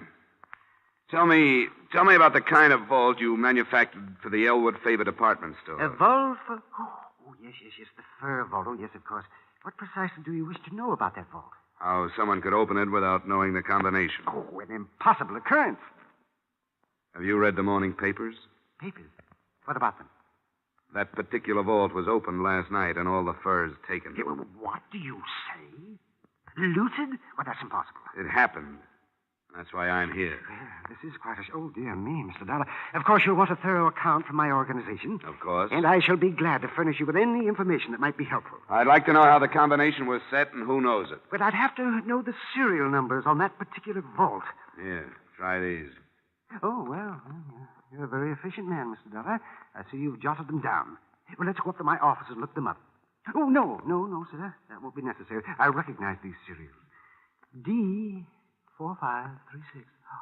Oh, D. Oh, D stands for Dana. Mr. Dana set the final combination. Mr. Dana? My chief engineer for years. And who else besides him would know it? Myself, and the person in proper authority at Elwood Faber, of course. Well, that would be Stroganoff. Anyone else here? No, sir. I'd like to talk to Mr. Dana, then. Well, I'm afraid that's quite impossible, sir. Oh? Albert Dana has been dead for 7 years. Up to and including that point, I had a whole lot of nothing to go on. But by the time I got back to Boylston Street, heading for my hotel, things began to happen. A police car pulled up at the curb, and a familiar Stetson on top of a familiar head leaned out of the window. Hey, Dollar, you. Yeah, hello, Delaney. Hop in. Just come by to get you. I thought you might be interested in a guy. What guy? The one we found floating down the Charles River an hour ago. Who is he? I don't know. But it looked like he's got the same enemies as a night watchman named Cronin. Huh? Yeah. There were 232 slugs in him. We wouldn't have picked it so fast, only that's the second pair been through ballistics in one day. And they match? Like your two front teeth. The same gun killed the night watchman and the guy in the river.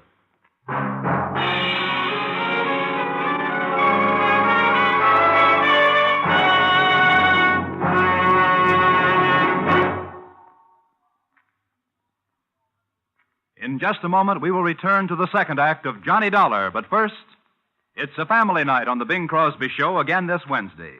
Brother Bob and Bing's son Gary already have scored with the Groner this month.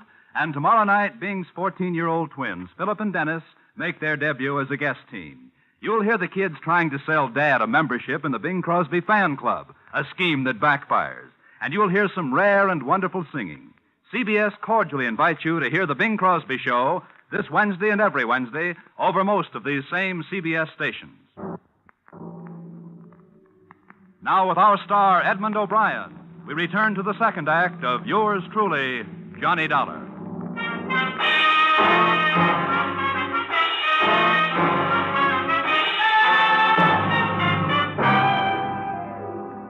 I spent half the night at the city morgue and police headquarters with Lieutenant Delaney, examining the body they found in the Charles River and trying to identify him. All the labels were ripped out of his clothes and the laundry marks were cut off. We were left with just his physical characteristics and fingerprints. The mug file didn't duplicate him, and the prints didn't check with anything in town, so they sent them to the FBI in Washington. I got to my hotel at 4 a.m. to get some sleep, and I got it. 3 of the shortest hours worth I ever had. Dollar? I'll tell her when he comes in. This is Ed Bonner, Johnny. How would you like to be fired? Huh? Oh, yeah, Mr. Bonner, sir. What can I do for you? Turn up with 85 mink coats. What have you been doing since yesterday? Sleeping? Bonner, I've run my legs down to my knees, honest. I've been trying to find out something, anything. I've peeked into so many corners, I've got television eyes. And I've got a weak heart. Unless we find those furs in 24 hours, we have to pay off Elwood Faber $300,000. Well, what are you going to do? Take it out of my pay? We have to. We'll start by selling your body to a medical school. Please, Johnny, do something. Bonner, what's Elwood Faber's financial position? AAA. Couldn't be better. They wouldn't steal him. How about the fur man, Stroganoff? He's always had money. Family. All right, Bonner, I'll keep after it. I'll call you when I get something. Johnny, don't take my shouting personally, but this is a big one. Give it everything you got.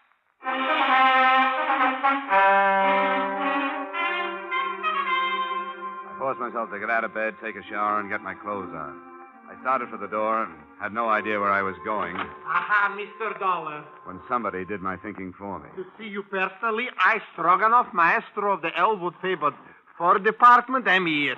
Do you have any news? News? Every paper in the country it should hit twice. Never in my 30 years of association with that foul little beast, the mink, has anything like this happened. What happened? You wouldn't believe me. Look, I'm pretty gullible. Well, it's incredible. I don't blame you for not believing me. Are we going to keep up this game, or do you tell me? Don't get huffy with Stroganoff. I will tell you. This morning, wrapped in dirty cardboard box, is arriving at the fur department. Guess what? A mink coat. Incredible? Incredible indeed. You mean one of the coats was returned by mail? Right. Well, that's encouraging. I am not overjoyed. You still owe me for 84 coats.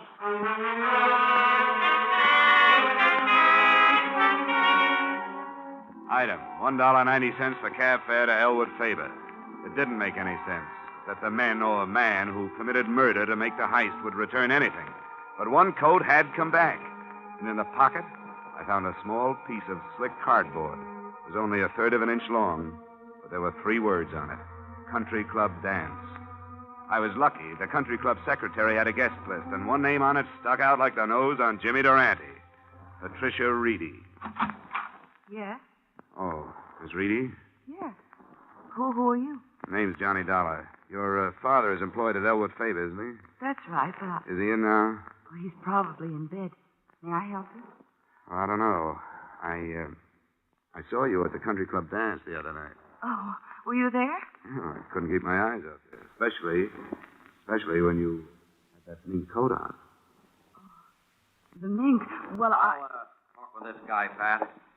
What do you want, Dollar? Some information. Patty, will you make some coffee or something? all right, Dave. Anything else? Oh, nothing I can't handle. Okay, Dollar, what are you doing here? Who asked you into my house? My job. I came to find out about a mink coat that showed up at Elwood Faber this morning. Look, let's go out in the hall and talk. Okay. All right, Reedy, let's hear it. Now, don't go into a long song and dance. I'll tell you everything. Just the way it was. And I'd be real interested. The way I figure it, you helped in the theft. You maybe even killed Cronin. You kept one of the coats, but you got scared you might be caught with it, so you sent it back. Your daughter left the dance ticket in the pocket. All right. Here's the story right down the line. I didn't help in the heist. I had nothing to do with it. I didn't even know what was happening. Like I told you, I was in my office, listening to the radio. Tell me, Reedy. You ever been arrested?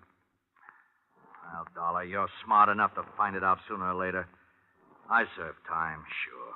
You might as well know. Lots of it. Elwood Faber would be interested to know a trusted watchman served time. Well, what'd you expect me to do when I got out? Curl up and die?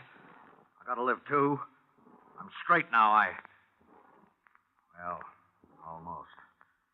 I had a wife and a kid. The wife died. You've seen the kid in there. For 13 years of her life, she had nothing. But now I'm trying to make up for that. Everything I do is for her, not for me. What about the coat? Sure, I took it. I borrowed it. Before the safe was locked up for the night. I've been borrowing stuff right along. Whenever my kid needed anything, I always return them in good shape. I told Pat they let me do it. She don't know nothing. That's kind of a strange philosophy. I don't even know how to spell philosophy. But I do know this. That girl in there has a life ahead of her. Her mind's behind me. I got to give her every chance I can to look good, to act good, to use her brains, to meet the right people and go to the right places. Not just for dough, you understand, a millionaire husband, but just for a right guy and a fair crack at happiness. Uh-huh. You guys are all the same. You work from a little book, printed directions. Everything's black and white in life. Nobody's human. Oh, well, that's that. I don't know what you're going to do, but I hope it don't blast that kid's life to pieces. Reedy, you should have thought of this a long time ago. I don't want any lectures. You'll shut up and you'll listen to me. I think I believe you. You're right. Maybe we do work from printed directions a little too much. Well, I can use a little judgment on my job. I think, for now, I'll forget everything you told me and forget where that coat came from. Go on back to bed. Go on, Reedy. Well, I didn't expect that from you, Dollar. Reedy, I know what bad breaks are like, too. Hush. Oh, come on. Look, you'll have me doing that in a minute. Hey, Dollar. I don't go in for this stool pigeon stuff. I never have. Well, now, I see it another way. It doesn't matter what you tell as long as you tell it to the right guy. What does that mean? I'm going to give you something. It'll take them at least 24 hours to identify the guy they found in the Charles River. Picture in the paper this morning. Well, I can tell you right now who he is. Who is he? Ted Gray. Worked in Elwood Faber about 6 weeks. Was fired 2 weeks ago. How do you know? Oh, I just know.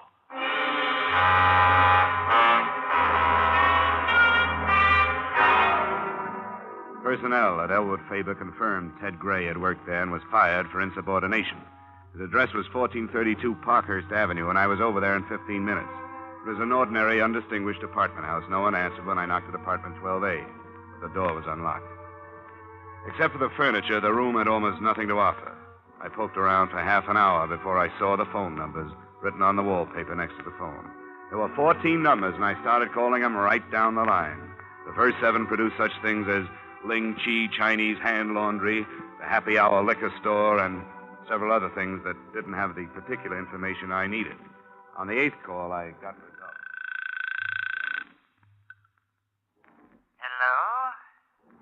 Hello? Is Harry there? Harry? Harry who? Harry Gordon. But I'm sorry. You must have the wrong number. Oh. Sorry. That's quite all right. Maybe he didn't know Harry, but I knew him. At least his voice. I called Lieutenant Delaney and told him where I was going. It was dark by the time I got to the Middleton Safe Factory. There was a single work light spreading a sickly yellow glow over the main floor of the loading platform. There wasn't a sound when I entered. That was too good to last. It went off somewhere in the darkness, and I dropped behind a medium-sized safe and waited for a gun flash. Dollar? Johnny Dollar? What are you doing here? Looking for 84 mink coats, Middleton. I thought that was you on the phone, Dollar. How much money do you make? Not much, but save your breath. You're going to need it to run. A man of your talents could do a lot in South America. With 100,000 and a business. I could never remember all those Spanish verbs. Thanks. Have you got anybody coming? Lots of people, Middleton. Lots. If I hit you, how'd I know you weren't a burglar? You know, I'll never give up. And you'll have to shoot better than that. You missed me 10 feet. Oh, my windage screw is off. Is that the 32 you used on Ted Gray? No, this time I have a Luger. For special work. Like a frisker. Oh!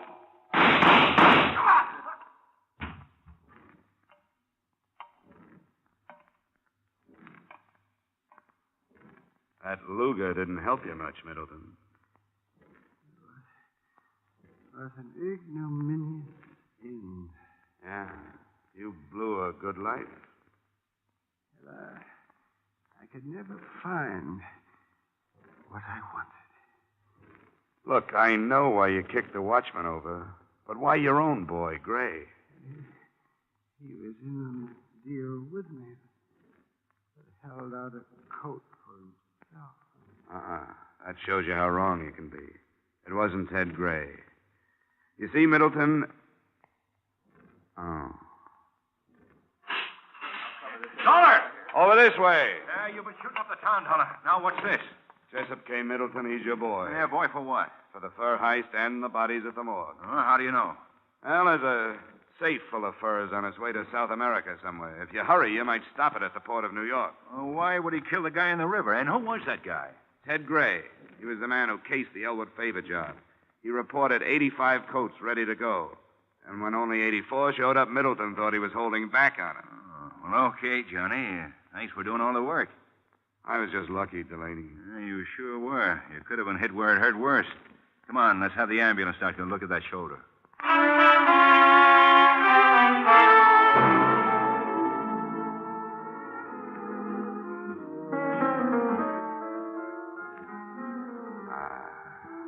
This is the only way to live. Miss Reedy, you... Make it Pat. You know, you're great on your feet. Well, what about you, Johnny? Dancing with your arm in a sling. Well, I took the no hands course at Arthur Murray's. Pardon me, Mr. Dollar. There's a phone call at your table. Oh, thanks, waiter. Come on, Pat.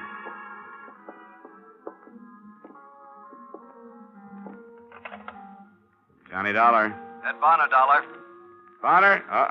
I won't take another job for at least a week. No, it's not that. What is it? Are you afraid I'll put a night out on the swindle sheet? You aren't finished. Not finished. Hey, you got the coats, didn't you? Yeah, we found the safe down at the dock. Caught it just before it was loaded for South America. There were 84 coats in it, all right. But you know the one that was sent back in the mail? It's been stolen again. One's still missing. Oh, really? Oh, that. Oh, yeah. Well, you know, Bonner, somehow I have a feeling that last coat will be in the mail tomorrow. Are you sure? Positive. So long, Mr. Bonner. So long, Johnny. Who was it? Oh, nobody important. You know something, Pat? You look just grand in mink.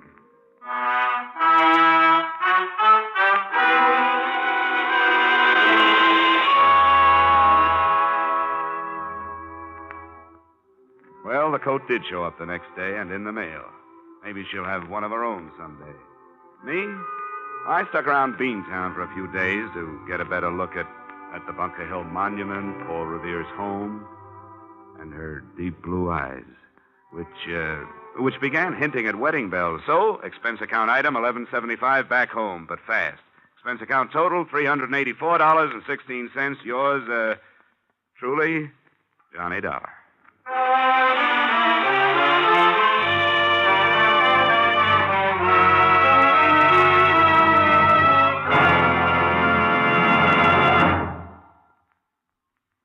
Yours truly, Johnny Dollar, stars Edmond O'Brien in the title role and was written tonight by E. Jack Newman and John Michael Hayes, with music by Leith Stevens.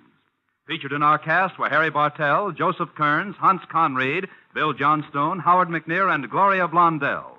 Yours truly, Johnny Dollar, is produced and directed by Jaime Del Valle.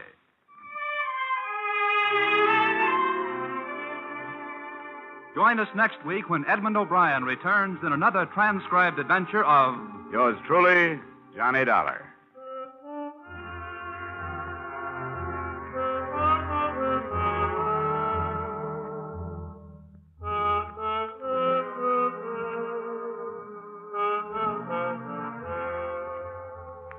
If you've got a piece of string handy, you better tie it around your fingers so you won't forget to file your income tax return.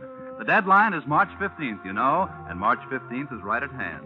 So to avoid penalties, file your returns promptly, but don't be in such a hurry that you forget to sign your name or attach your withholding statement.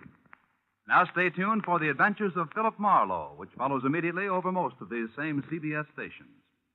This is CBS, where you meet Gene Autry every Saturday night, the Columbia Broadcasting System.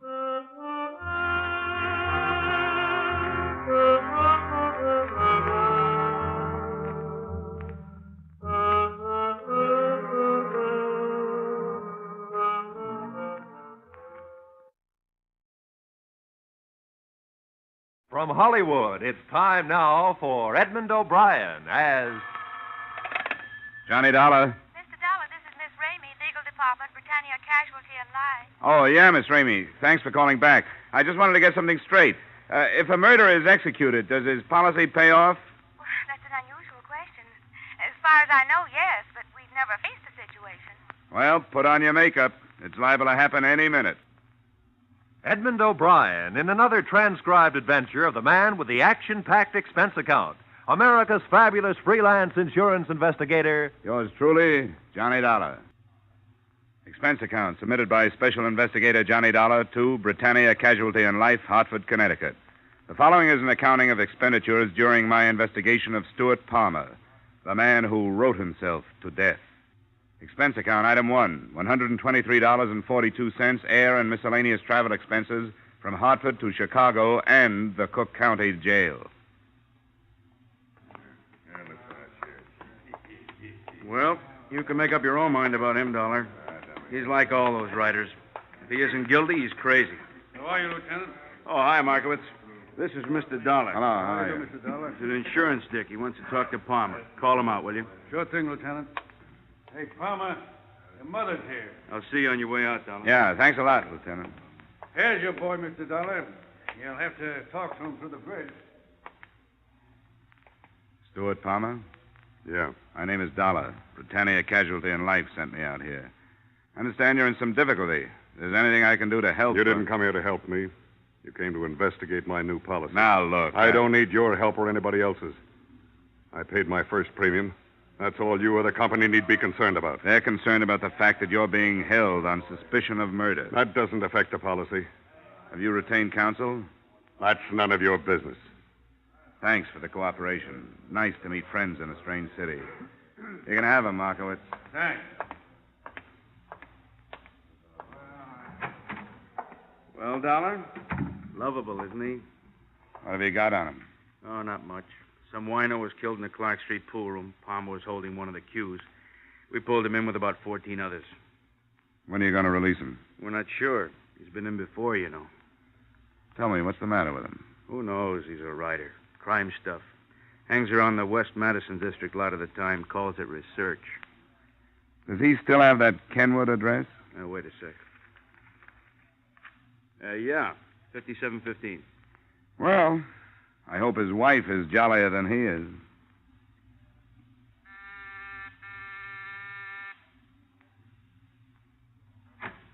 Oh, Mr. Martin, Oh, I'm sorry. I thought you were somebody else. I am. My name is Dollar. I'm an insurance investigator. Well, I'm sorry. We have all the insurance we can use. I said investigator. I want to talk to you about your husband. Oh, come in. Why do you do this to him? I know why. It's like he says. You're all after him. You don't like him because he's a genius.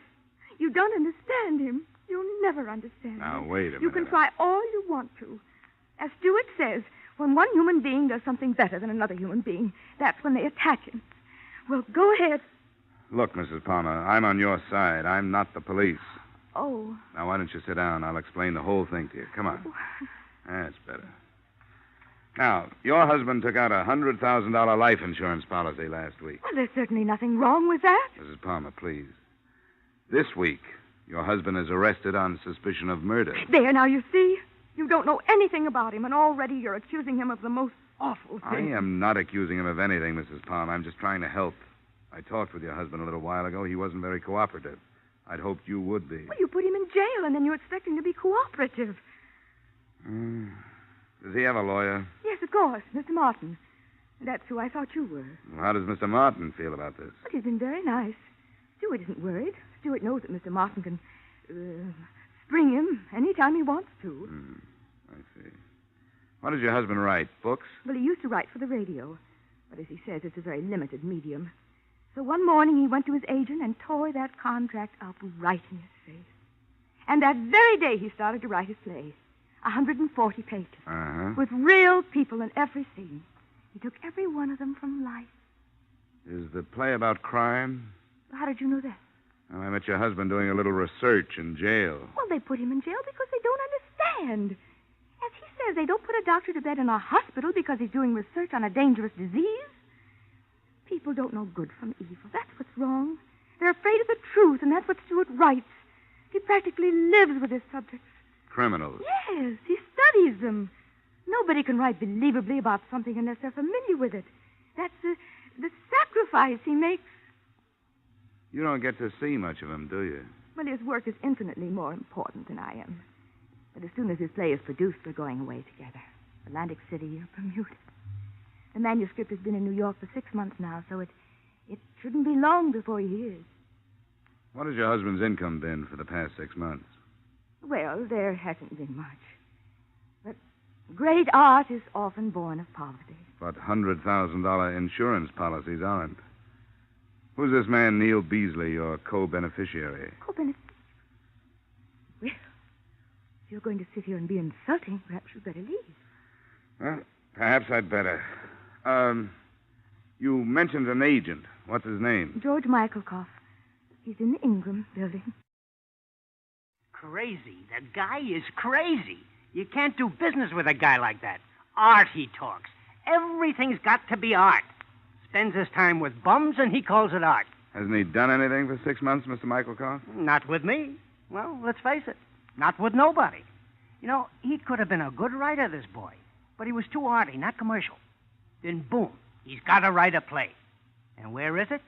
Probably in the bottom drawer of Hallstein's desk. And it's going to stay there. Here's a copy. Take it along and read it. Thanks. What about this research he does? Research? Is that what he told you? I had to go down to the county jail and bail him out. Twice. That's what washed me up. Someday they're going to catch him with the goods on him. You know, maybe it started out to be research, but it ain't now. Well, how did it start? With a guy named Neil Beasley. Neil Beasley? Oh, you heard of him, huh? Yeah. Yeah, that's the boy. He took Palmer under his wing, and that's where he still is. I don't know. Maybe he can't get out. Beasley came up to the office with Palmer once. What a character. Where does this Beasley hang out, do you know? Who knows? Nasty neighborhoods. Expense account, item 2, 80 cents, cab fare to a nasty neighborhood.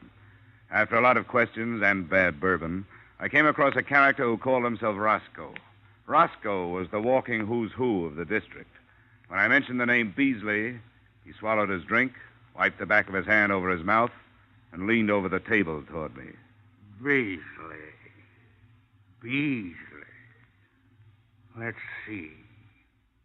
Beasley. Come on, here. Here's something to stimulate your memory. Oh, yes, of course. Beasley, Neil Beasley. Been a friend of mine for years. Slipped my mind. Getting old. Beasley was born in Cincinnati of well-to-do parents. They say he attended Harvard, but perhaps it's only a story. You know how stories start. Skip the history. Where can I find him? Any number of places. If the racetrack was open, you'd find him there, but the racetrack ain't open. There is his place of residence. Where is that?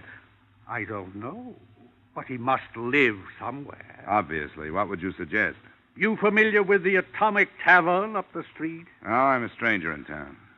Peoria?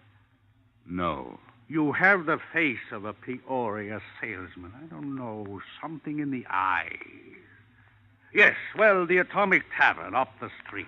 Thanks, Roscoe. You never did say where you were from. Hartford, Connecticut. If you're ever in town, look me up. 4 blocks away, squeezed between a delicatessen and a shoe parlor, I came upon the Atomic Tavern. It exploded just as I arrived. And stay out. That's no name to call a lady. Oh, come right in, sir. Come in. Anybody with a civil tongue is welcome, sir. Thanks. There, boys. Neil Beasley around? Eh?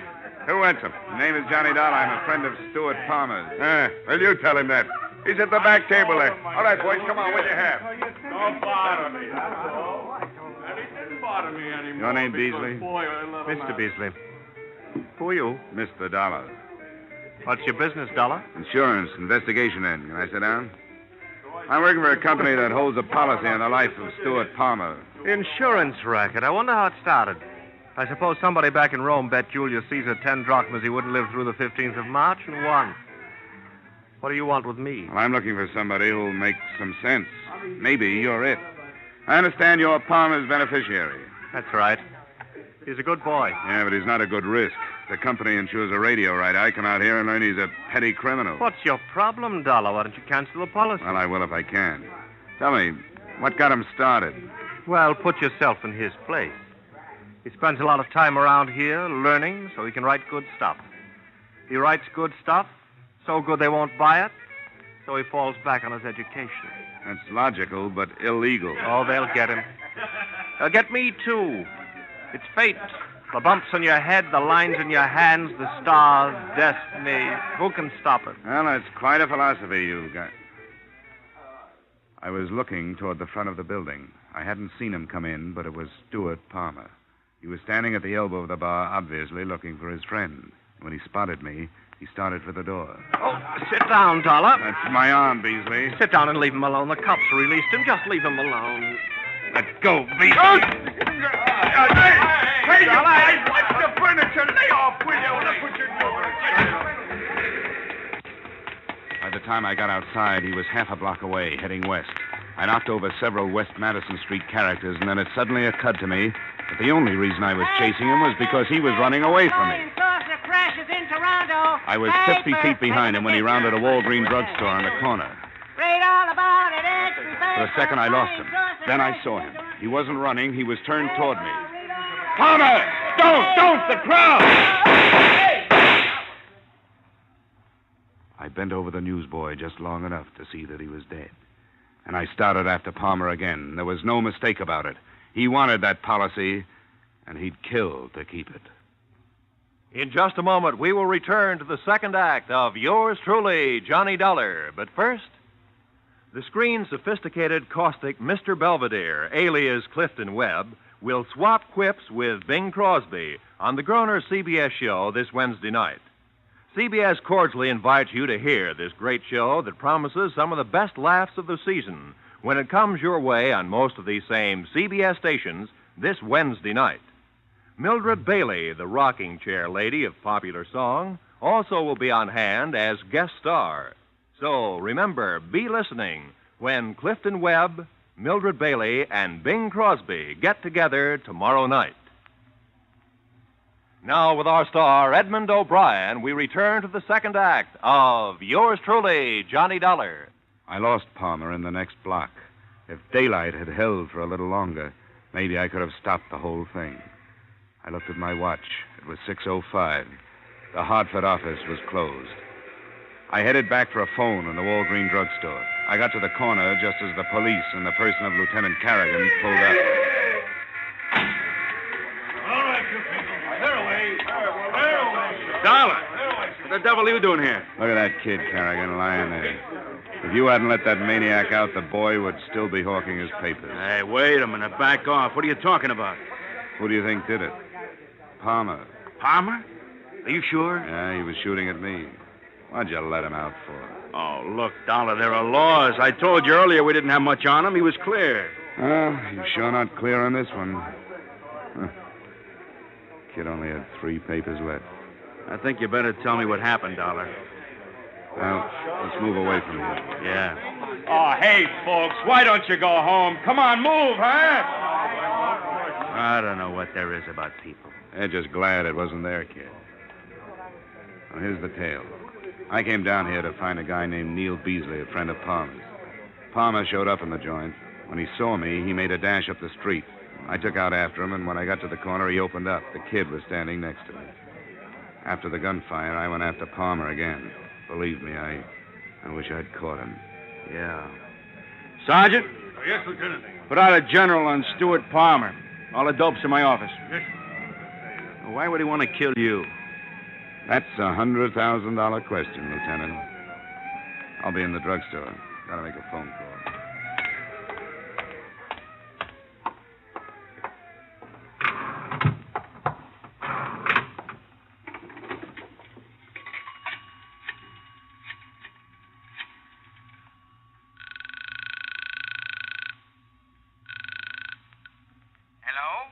Mr. Sandal? Yes? Sorry to bother you at home. I'm on the Palmer case out of your Hartford office. Oh, yes. Mr. Dollar, isn't it? That's right. How are you making out? Well, things couldn't be worse. Your only move is to cancel the policy, sir. How soon can you do that? On good grounds. Well, I couldn't get word from the East until tomorrow afternoon at the earliest. Well, if you can't do it tonight, just forget the whole thing. Well, I don't understand. Well, the police have put out a general alarm for the policyholder, dead or alive. And the odds are on the bad side.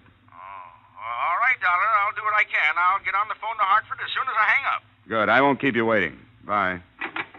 Expense account item 4. $1.80 cab fare back to Mrs. Palmer's apartment. On the way, I suppose I should have been worried about the $100,000 worth of policy, but that didn't seem to bother me. There was the newsboy who never knew what hit him, and there was Palmer's wife. I was going to have to tell her about it. But I knew even before I got to the apartment that she'd never believe me. I don't believe you. Of course you don't. And you don't want to. You don't want to believe anything bad about him. You want to just go on complimenting yourself on being married to the greatest man on earth. But you're way wrong. Where is he? I don't know. And you can't make me believe you. Why would he kill anybody? Well, my guess is that he's doing it for you. Oh, that's a terrible thing to say. He wouldn't do anything wrong, even for me. He took out an insurance policy that he couldn't afford. Why do you think he did that? I don't know. I never understood about business. Well, he sure got you. Some people have collie dogs, and he's got you. He comes home, pats you on the head, so you'll look up at him and tell him how wonderful he is. You know why? Because nobody else will. You just don't understand. You just don't understand at all. How long has it been since he treated you like a woman? Bought you things like candy, flowers. When was the last time he spent an evening with you? Why are you saying these things? Well, I'm trying to tell you that he failed, both as a writer and as a husband. Don't you see? He's trying to make it up to you. He wants the police to kill him so you'll collect the insurance. That's a lie. Where is he, Marion? Oh. Hello? Yes? No, he's here now. Why do you say that? No. Stuart, where are you? He hung up.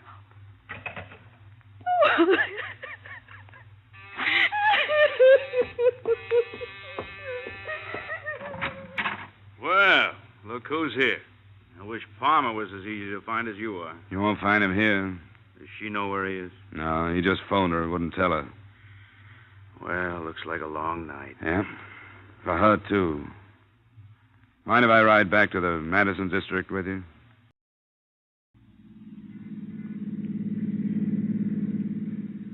That's quite a theory, Dollar. What happens to a guy to get him in a mess like this? I don't know. Burned too many bridges, I guess. Made a stand with his agent. Told everybody he'd show him he was right. Now he can't do it. Oh, people. I don't know. Maybe I've been in homicide too long. I used to think a lot about things like this. You know, wonder about what started these characters, what got them to the place where I'd have to go after them. No more. Their problems aren't mine. All I worry about now is how to get them without getting anybody else hurt. You've got a nice, simple job, Lieutenant Carrigan. Yeah. I was thinking of that. You want him alive? The insurance company does. I hope it works out for you. I can't take any chances. We always try to save him for a trial. But if you're right about this one, he'll come out with a gun. Those are the kind we have to stop. You know, this could turn into a very unpleasant situation. The lieutenant was kind enough to drop me at the Atomic Tavern. The place was empty. The sirens had frightened most of the clientele out of the precinct. All except one. He sat in the same position, at the same table, with what looked like the same glass of beer. Hello, Beasley. Mr. Beasley. I was expecting you. Sit down. Thanks. How is the insurance business? Well, sometimes we sell too much. You know where Palmer is? Surely, always know where Palmer is. He tells me things he wouldn't tell anyone else. You may not care, Mr. Beasley, but you just made yourself an accessory to insurance fraud. Not unless I tell the police where he is. And then your company is out the $100,000. And you're in 10. I'll tell you the truth. I don't want that money. I don't want a penny of that money. Looked good at first. He wanted to give his wife a break, offered me $10,000 to help him out. How did you help him out? Well, take right now, for instance. I could have tipped the cops twice a minute since it happened. In fact, I was supposed to. Cops would have killed him. Wife and I would have collected our money, but I can't do it. Isn't it a little late for Boy Scouting? No. No, not if you could talk him out of it. Where is he? No cops? No cops. Just as soon as I finish my beer. We walked down Halstead with the red streetcars rumbling by and the fruit trucks and the chicken wagons. I didn't notice the name of the street we turned west on, but a block and a half later, we stopped, 2 doors away from a basement barber shop. Well, that's where he is. You're crazy to go in there. Are you staying out here? No, I'm going in. But I'm crazy, too. Really? That's why you should never listen to a guy like me. Farmer's got nothing to lose. How much do they pay you for getting killed? Come on, if you're going, let's go. Okay.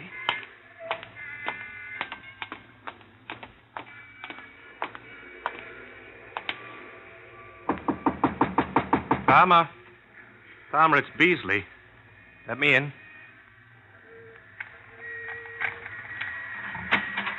Good work, Neil. Bring him in quick. You've got a good line, Beasley. Mr. Beasley. So good, I believe it myself. What's that supposed to mean? Oh, Palmer, it's a bad deal all the way around. What do you want to do, make history? You won't go down in any books. What's got into you? You helped me lay out the whole thing. Oh, yes, it looked good, but it won't work. He's right, Palmer. It won't work. I put through a cancellation request on your policy. But it hasn't gone through yet. If it had, you wouldn't have come in here. It's no good, Palmer. Even if it doesn't come through, they'll fight it in court after you're dead. We've got too much against you. How far will they get without your testimony? You aren't going to be around to give it. Well, that's no good either. If you kill me, that'll clinch it. Oh, come on. Use your head, Palmer. You've got a chance. The newsboy is only a second-degree rap. There was no premeditation. You're trying awful hard to save that company of yours $100,000. Listen, there isn't a commission big enough to make me come here. All right, then why did you come? I don't know. Maybe because way back in my mind I thought to myself, I can get to this guy. Maybe it was your wife that made me come. I just saw her, Palmer. You know, you aren't doing her any favors by getting yourself killed. She loves you too much. You can't buy a thing like that off with $100,000. They're coming. I didn't tip them. They must have followed us down. It doesn't make any difference how they get here. Just so they come. Now, watch it, Dollar. Stay away from me. Nobody's going to stop me now. This is what they all wanted. Like the big literary agent with the big promises. Great play, he tells them. Yes, and the old friends. They'll cut the story out of the papers and they'll save it in the desk drawer. Poor Stu, they'll say. He could have been a good boy. Well, all right, they can save it. It's gonna pay off. That's what counts. It won't pay off, and you know it. The only guy that wants it this way is you, because you haven't got the guts to go on. Palmer, we know you're in there. We'll give you 30 seconds, Palmer. I'll be right out. Palmer, it's waste, Palmer. It's for nothing. It's no use, Dollar. He's going to do it. Better lie down on the floor.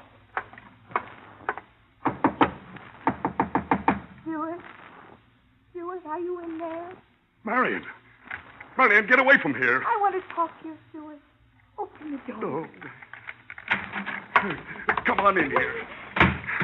Marion, what are you doing here? Come with the lieutenant. Don't do it, Stuart. I don't want money that way. Wait a minute. Did they make you come in here? No, I wanted to come. Don't do it, Stuart. Please. Goodbye, Marion. Stuart, don't go. Stuart, come back. Let go of me. Oh, Stuart. Get down on the floor. No. Come on, get down. There's nothing you can do. Stop, Palmer. Stop.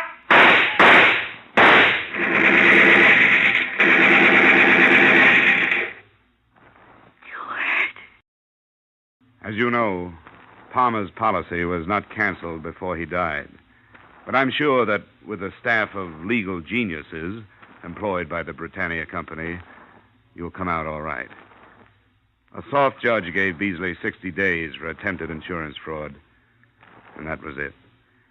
Expense account item 6, same as item 1, transportation Chicago to Hartford. Expense account total, $635.24. Oh, Almost forgot. Item 7. 35 cents. Tip to Western Union boy. Telegram from Marion Palmer. Contents? Thought you'd like to know. Stewart's play accepted for production on Broadway. Yours truly, Johnny Dollar. Yours truly, Johnny Dollar, stars Edmond O'Brien in the title role and is written by Gil Dowd and David Ellis, with music composed and conducted by Leith Stevens. Edmond O'Brien can currently be seen in the Harry M. Popkin United Artists production, DOA. Featured in tonight's cast were Lorene Tuttle, Larry Dobkin, Bill Boucher, Bill Gray, Jack Crucian, and Herb Butterfield. Yours truly, Johnny Dollar, is produced and directed by Jaime Del Valle.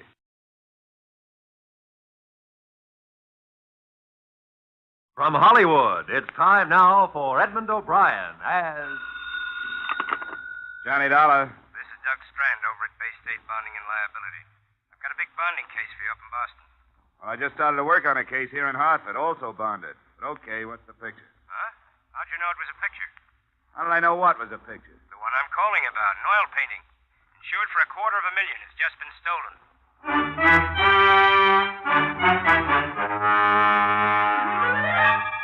Edmond O'Brien in another transcribed adventure of the man with the action-packed expense account. America's fabulous freelance insurance investigator. Yours truly, Johnny Dollar.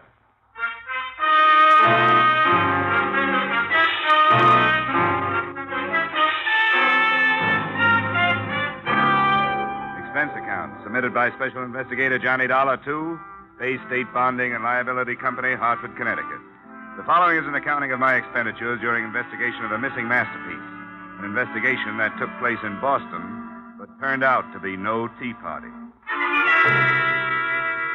Expense account, item 1, $8, mileage, Hartford to Beantown on the Charles. First stop, the Modern Art Gallery, a modest made-over brownstone in a modest business neighborhood.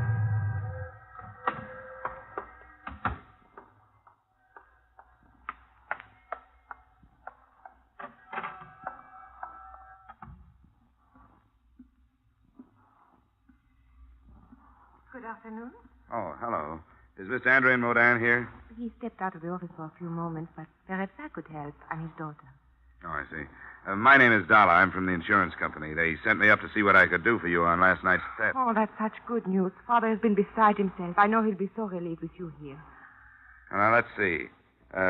According to my worksheet, the painting was owned by a Mr. Rideau, huh? Caesar Rideau? Yes, he's an acquaintance of ours.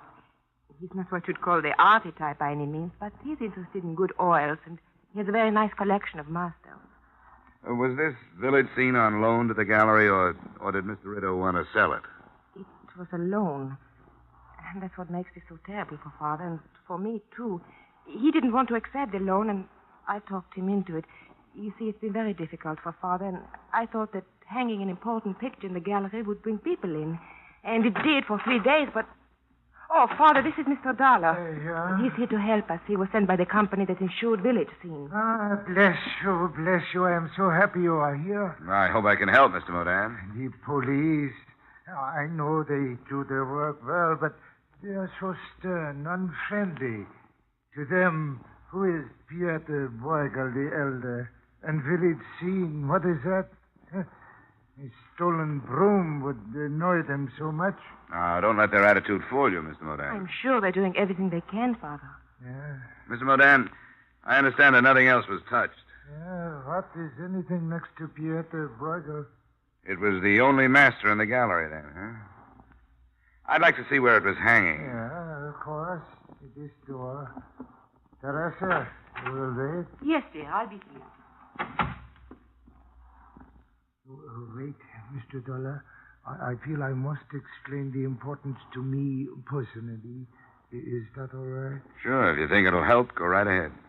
Mr. Dollar, if we do not find the canvas, my gallery is gone. Everything, all my years are for nothing. Why do you say that? Because of that man, Rito. There is a hate between us. We have not expressed it, but it is there because Well, you have met my daughter. You realize her great beauty. I have tried to protect her from this man. Now I am on my knees to him because of my carelessness. Well, I wouldn't give up if I were you. We haven't even started on this case yet. If we fail, I will take her away from Boston, start all over again. You come this way. In this gallery, you see my life, Mr. Dollar. Many of these canvases I bring with me from Salzburg when I leave, before the Anschluss. Here under that light, is where the lead scene was hanging. I have hung nothing more yet. Mm-hmm.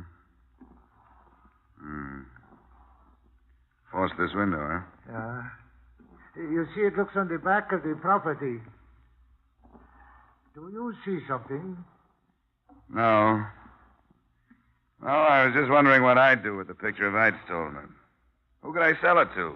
Who'd be willing to take a chance on displaying it? Oh, I'm afraid there are a great many unscrupulous collectors in the world. There's much trade in stolen goods. And again, sometimes great masterpieces are held for ransom. For that reason, I have offered a reward of $5,000 myself. Hey, that's pretty steep for you, isn't it? What about Rito? Rito? What cares Rito? To him, the canvas is nothing. I wish he was right. Well, I think I've seen everything I want to see here. I'm going to check in with the police, Mr. Modan. I'll let you know when we turn something up.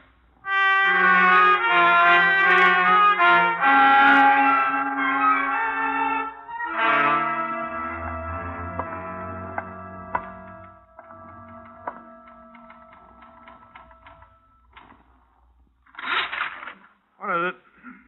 I'd like to talk with whoever's working on the Modan burglary, officer. Here's my ID. Insurance, huh? What'd you say the beef was? Maudan, Andrian Modan.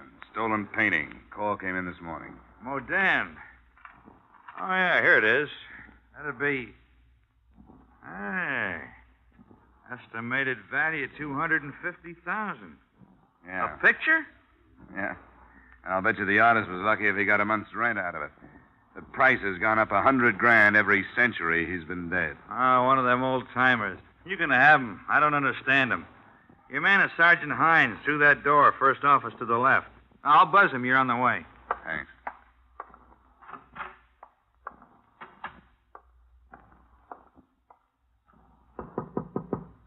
Yeah, come on in. How are you, Dollar? So you came up on the Modan thing, huh? Yeah, that's right. I wanted to check in with you, find out how much I can do before you pull your rank. Cut it out. Well, I run into some touchy policemen. Not here. Well, I get my hat off that chair. Sit down. Thanks. You get a free hand as far as I'm concerned, Dollar. Been out to see the old man yet, Modan? Yeah. Say, what kind of a make did you get at the gallery? Nothing special. Typical window job. Heavy crowbar, no signs worth anything outside. The old boy ran a story in the papers about the picture coming to his gallery, so it's a little tough to narrow the suspects. This guy who owns it, Cesar Rito, I've heard of him, haven't I? Yeah, a lot of people have. He made his pile during the war. There was talk of black market, but nobody could pin anything on him. Then last year he was up before the Senate Investigation Committee. Something about buying contracts. Then he came home. What are you looking for, Dollar? Fraud charges? Well, let's be realistic. They may be easier to find than the painting. I've worked a few of these things. You know, the usual method is to gut the canvas out of the frame with a razor blade while it's still hanging. Rolled up, it's easy to conceal. On this job, it went frame and all, didn't it? That's what I got. But I'm thinking the other way.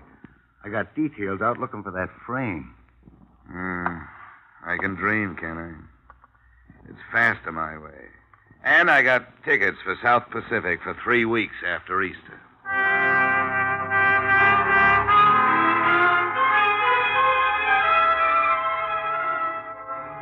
I did some spade work on Cesar Rito that afternoon before I went to his address. His current position was that of wholesale liquor distributor for a number of distillers that managed to keep their prices high and their quality low. His financial condition was healthy, But you don't have to be broke to be able to use $250,000. I found Riddle's residence halfway up the shady side of Beacon Hill. He hadn't made the top, but he was climbing. There was a coat of arms on the wrought iron gate and a butler, complete with cummerbund, inside the front entrance. But the class stopped there. Charles, that's that clown from the dress shop. Give him to me. When I get through with him, you can shovel him out. It's a gentleman to see Mr. Ritto, madam. Oh. Go finish the silver. I'll talk to him. Yes, madam.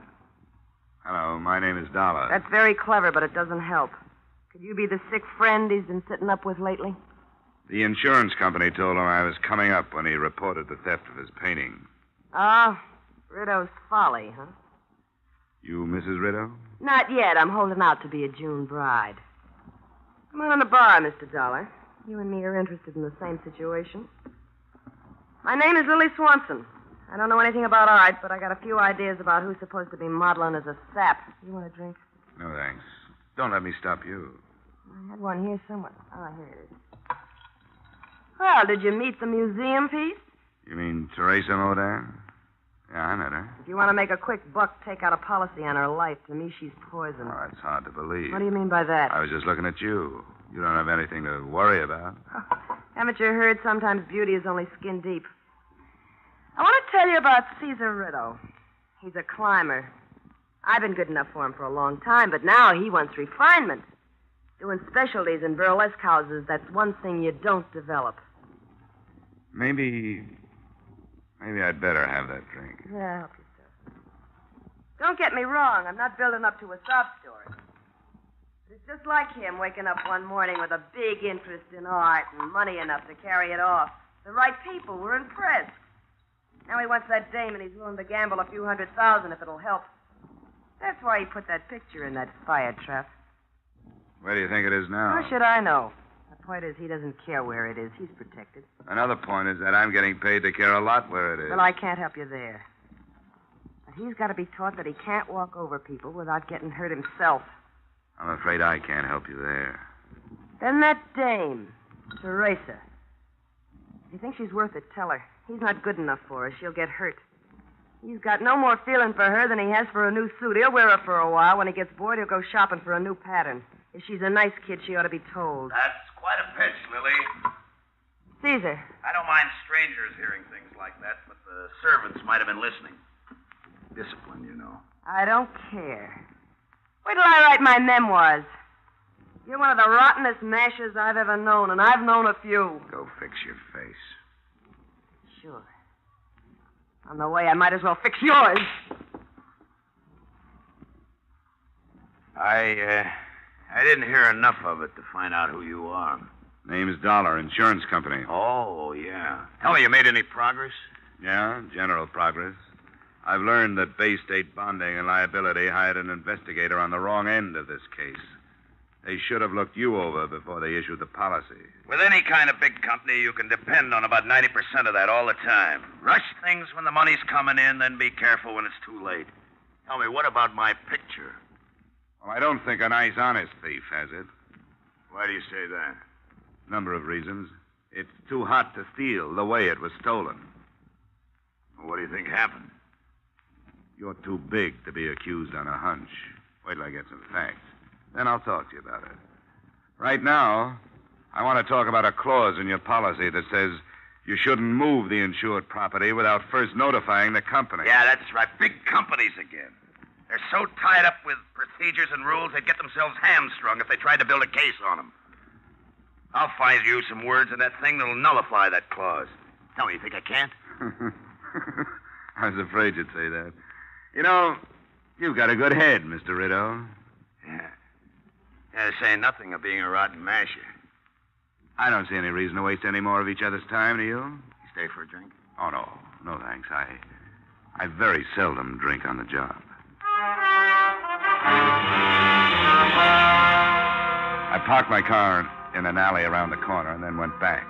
I found a spot opposite the Ritto place where I wouldn't be obvious and settled down to wait for him to leave.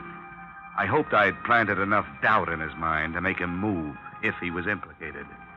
Whatever I'd planted grew slowly because I waited a long, cold time. Night fell, and I drove closer to the house. Finally, the door opened, and Rideau moved a blue-black sedan out of his garage. By the time I got my car started, a coupe pulled out of the driveway. In it, I spotted the blonde head of the lady scorned, Lily Swanson. I followed her. After a few blocks, it was evident that her destination was the Modern Gallery.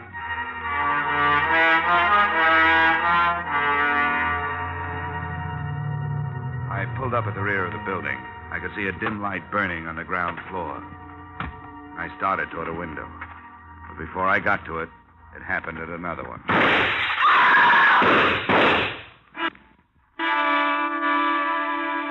It was a woman's scream. But when I finally got inside, the only person there was Caesar Rideau. He was still alive, the stupidity of shock on his face as he leaned against the wall under a light that had once shown up the best features of Pieta Bruegel's village scene.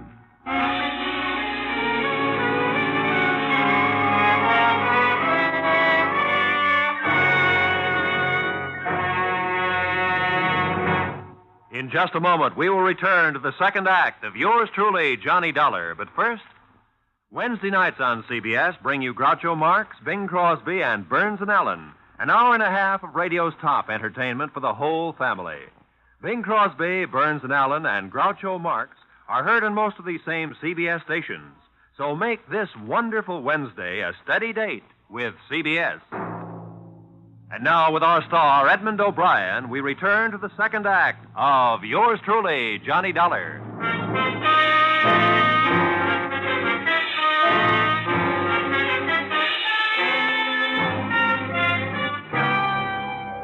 So there I was. I'd been sent to Boston to find the missing village scene and found myself at the scene of attempted murder. Caesar Rideau had taken 2 slugs, one in his left shoulder and a grazing one on his right forearm. I phoned for police and ambulance, then did what I could to make Rideau comfortable. I turned up the thermostat, covered him with my coat. Who did it, Dollar?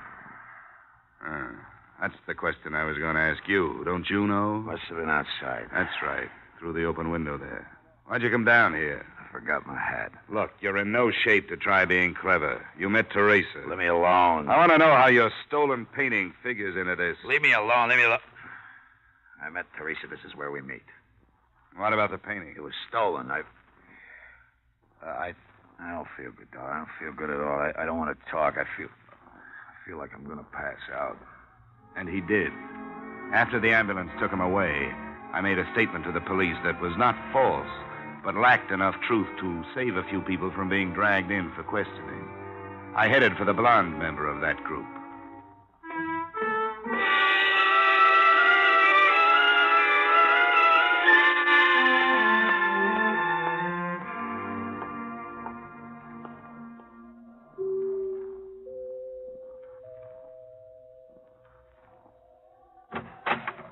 Oh, it's you. What do you want? Just a few words. I used up all I had earlier today. Yeah, but we got new things to talk about Such now. as? Well, the police might want more from me on that art gallery shooting.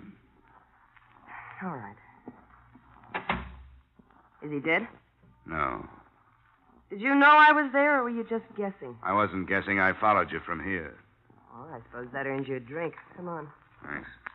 Up yourself. You said the police were there. Yeah, I had to call them. I didn't mention your being there. Why not? Because I wanted to get to you before they hauled you in. I didn't shoot him. I followed him there, but I didn't shoot him. Somebody did.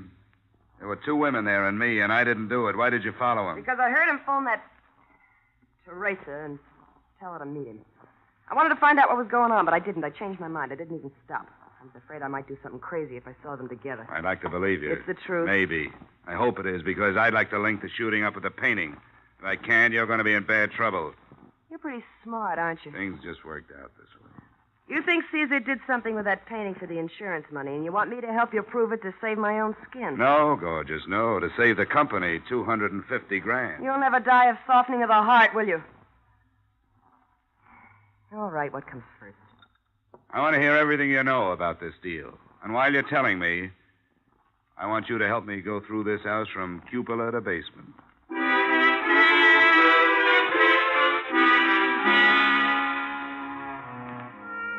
This time I believed her story. but there still wasn't anything in it to help me. The search of the house paid off the same way. No painting, no leads, nothing. At 11 p.m., I left, looked up the Modan home address, and bearded the other point of the triangle in her den. It's terribly late, Mr. Dollar. It's after 11. Your father here? He's upstairs in his studio. Wouldn't tomorrow morning be better? Maybe for you, but not for me. I don't want to give you all that time to get your story straight. Story straight? Why'd you meet Rideau at the gallery tonight? Don't say that's any of your affair. A girl has a right to meet her fiancé when and where she wishes. Fiancé? Yes. They're to be married as soon as possible. You were with him when he was shot. Why did you leave him? Because I was terrified.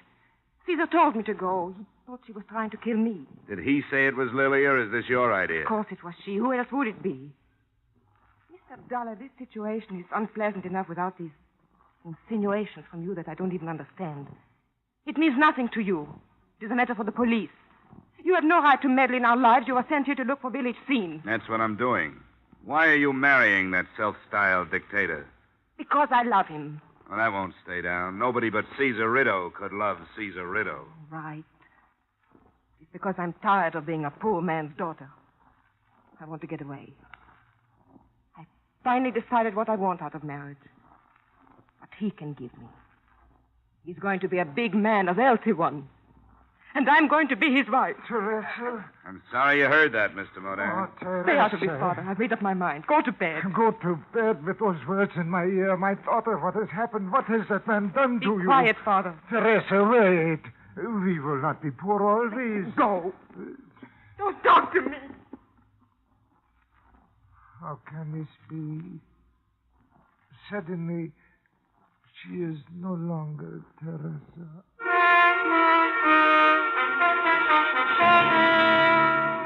I didn't sleep too well that night.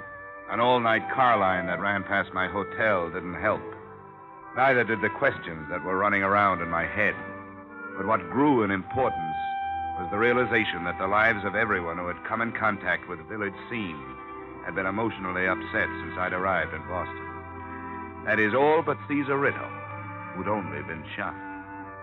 My half-conscious musings didn't move me forward any, but the phone call that awakened me did.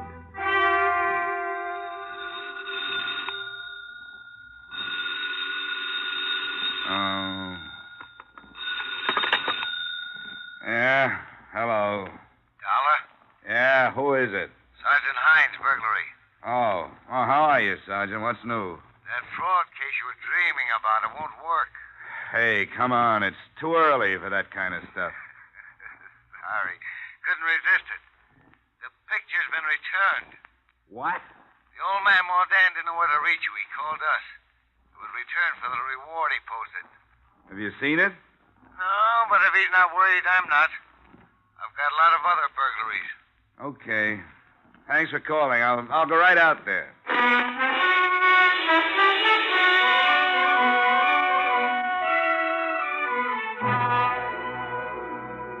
It sounded good until I got halfway to the gallery. Then things began to pester me. A, the painting had been stolen in the frame. B, Mordan hadn't mentioned being an artist, yet he'd been working in his studio the night before. C, Caesar Rideau knew nothing about art, collected as an affectation. And D, Mordan had been the only one to post a reward, $5,000, offered by a poor man. Then it hit me. He knew he wouldn't have to pay it. He'd posted the reward to divert suspicion. My hunch was that he had put the picture on ice himself. When I got to Mordan's gallery, the copy Mordan had made of Village Scene was there.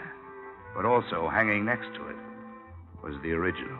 You are surprised, Mr. Dollar. Yeah, doubly, Mr. Mordan. My copy is quite excellent. Do you agree? Well, I'm not an expert, Mordan. It is very good, I think. I am pleased with it. The most important work of my career. A work of love for Teresa. Yeah, I understand. She was an ambitious girl, always. Well, that is not a fault. She is like her mother, born for good things. I could not give them to her. Caesar Rideau could. He's soon coming for his canvas. Well, no crime has been committed, except theoretically. You copied the original, meant to sell it, but you didn't.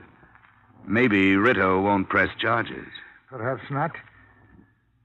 When he came the first time into our life, I knew. The way he looked at her, I knew he wanted to take her away from me. Then the gifts, more expensive, each one money to buy. You should understand, Mr. Dollar.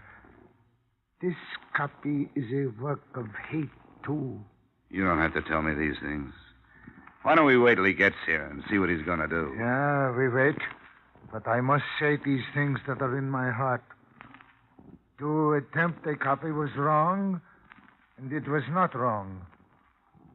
To little Bruegel's village scene was nothing. He was blind. I hoped with the money I could hold Teresa. But I waited too long. I was too late. He's taken her from me with his money. Come on, Miss Modan. I think you'd better sit down. No, listen. Listen, here he has come. I must be strong. Show him he is no bigger than I am. Hello, Modan. Dollar. Well. Except for a little blood, everything turned out just like it should. The insurance company will be happy. Where is my daughter? Why, she's in the car. She thought it would be better if she didn't come in. Yeah, perhaps she is right. Oh, come on, Pop. I'll take good care of her. Now, come on, you just give me my picture and we can forget. Hey, wait a minute. What's this? There's two of them. Yeah, two of them. What's the matter with you, Modan? What is the matter? In all my life, there has been no shame until now. There, you see on the wall. Deceit. For that, I am ashamed. We can still forget it. And in your car, waiting for you, my daughter. For her, I feel the greatest shame. I give her my blessings. Modan. Hey, no! My blessings. No! Drop the gun to the floor. Go over to that chair and sit down. I could do nothing else. Now, it is finished. Mr. Dollar. Your father killed him. He thought he was doing it for you. No, there was no reason. Teresa, come on. Come on, pull yourself together. Stephen knew my father had made a copy and that he was going to sell the original. But he didn't care. As long as I married him, he wouldn't have done anything to father. And now Caesar's dead. My father is a murderer.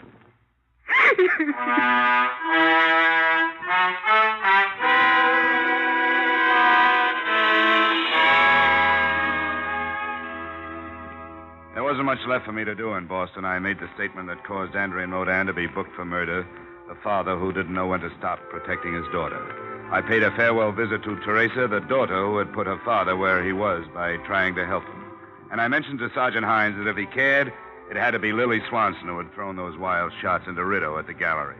Expense account item 2, $8. Return trip to Hartford. Expense account total, $68.30.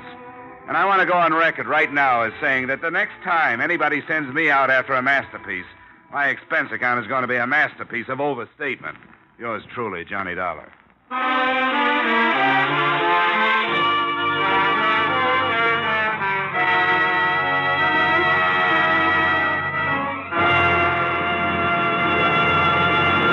Yours truly, Johnny Dollar, stars Edmond O'Brien in the title role and was written by Gil Dowd and Paul Dudley, with music composed and conducted by Leith Stevens. Edmond O'Brien can currently be seen starring in the Harry M. Popkin United Artists production, D.O.A. Featured in our cast were Charles McGraw, Walter Burke, Lillian Baeff, Robert Griffin, James Nusser, Joan Banks, and Tyler McVeigh. Yours truly, Johnny Dollar, is produced and directed by Jaime Del Valle. Join us again next week when, from Hollywood, Edmond O'Brien returns in another transcribed adventure of... Yours truly, Johnny Dollar.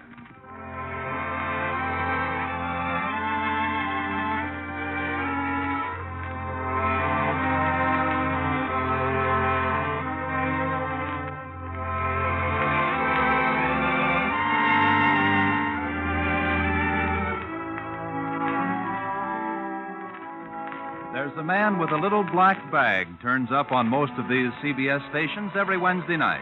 And out of it comes some of the most light-hearted and most moving stories on the air. The man? Why, it's Dr. Christian, of course. And tomorrow night's the night for another of his famous visits. Be sure to hear Dr. Christian starring Gene Hirschholz as the beloved small-town physician every Wednesday night.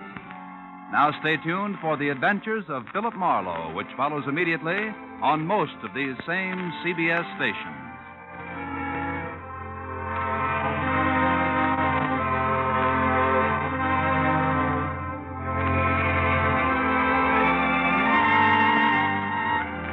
This is CBS, where Wednesday night is Bing Crosby night, the Columbia Broadcasting System.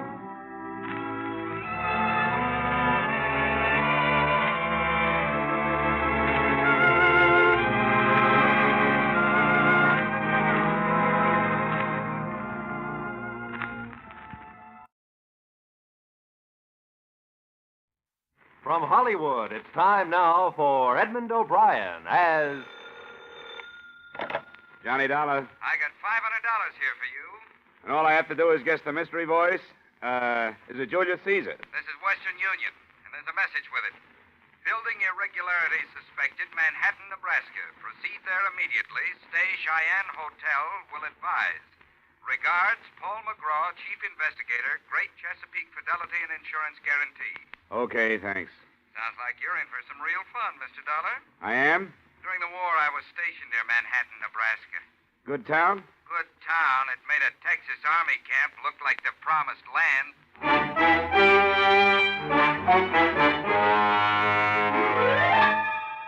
Edmond O'Brien in another transcribed adventure of the man with the action-packed expense account, America's fabulous freelance insurance investigator. Yours truly, Johnny Dollar.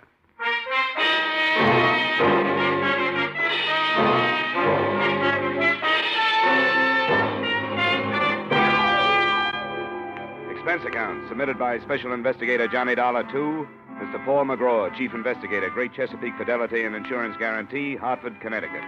The following is an account of expenditures incurred during investigation conducted on behalf of your company or the story of the Big Red Schoolhouse.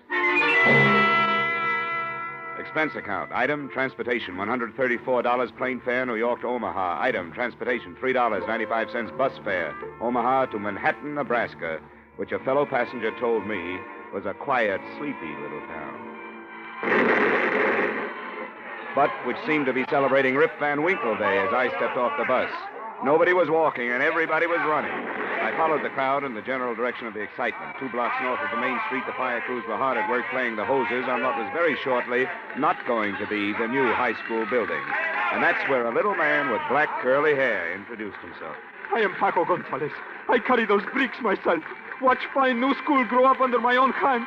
What's the matter? How come these buildings I worked so hard on for 16 months goes down in 16 minutes, huh? I ask you, mister, how come these... Oh, now, calm down. What are you talking about, you?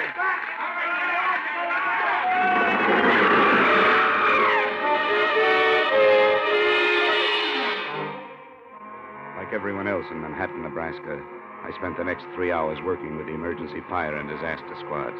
And by 8 o'clock that night, we seemed to have it under control. I finally dragged myself over to the Cheyenne Hotel. But before I could leave the front desk, I had a long-distance call from you, McGraw. Johnny, where have you been? I've been trying to There's been a big fire here in town. Everybody had to work on it. Did Joe Stankovich get in touch with you yet? Who's Joe Stankovich? A guy who lives there. He tipped us, said something about a building we're covering being in bad shape. What building's that? New high school, just put up 6 months ago. And it fell down tonight. What? In a heap. The building will retail now at a junkyard for about $35. Well, you better start with this Joe Stankovich and see what it's all about, Johnny. Right. Mac, I'll keep in touch. So long. So long. Room clerk, have you got city directory around here? Yeah, city directory in this burg? Yeah, who do you want to find, Mr. Dollar? I know everybody in and out. Man named Stankovich, Joe Stankovich. Yeah, oh, him. City morgue. What? When? He just came over the radio. They picked up what was left of him out of the fire. Yeah, and that ain't much.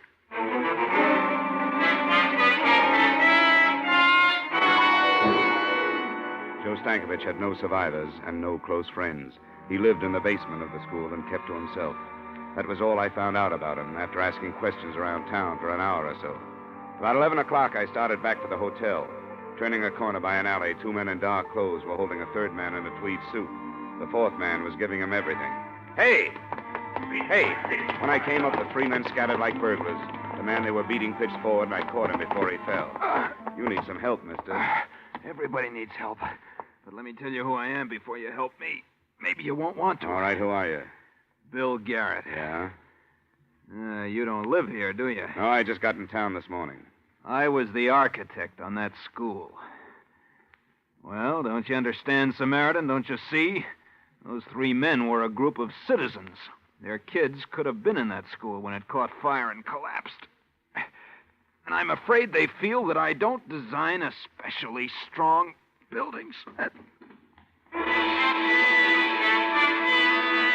office address was in his billfold. I hailed a cab and took him over there, after stopping by a drugstore for bandages, iodine, and something to take off the chill. While I was patching him up, I remembered how he'd stood there without a sound while they did that to him. When he came around, I told him who I was and what I was doing there.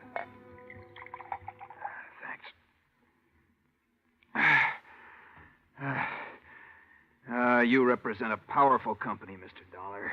But you're wasting time. You'll learn nothing from anyone in this town. I kind of thought you might tell me something, Garrett. Yeah, of course. I could tell you every delicious scandal that's happened here for the past 30 years. Every exquisite depravity and violation of the sanctity of human intelligence. Oh, no, I mean about the school building. Well, I can tell you there wasn't any reason for those boilers to be fired today. That there wasn't any reason for them to blow up. But they did. Any idea why? Lots of ideas. And all of them bad, Dollar. Real bad. Okay, tell me. Look, I was raised here. I went to college over in Lincoln. And one day I came back an architect. I was going to make the whole place over. Nice buildings, nice streets, everything. And you saw what happened. The school was my first big project. Yeah?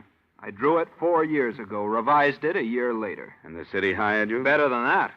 I was so good, the day they broke ground on that school, I left for Paris to study at the Sorbonne. And you weren't in town while it was being constructed? I was out learning how to build even better things. I got back in town 4 days ago. I went over to see my building. Well, here's a laugh for you. They used my outside drawing, that's all. Looked like they made up the rest of it as they went along. I went over to see the building contractor to ask him about it. Double talk. He told me to keep my mouth shut if I ever expected to do any more work for the city. This building contractor, what's his name? He has a perfect name, Dollar. A fine, sunburned man with lots of good teeth and not an ounce of fat on his broad frame. Big Jim Madden. Where can I find him?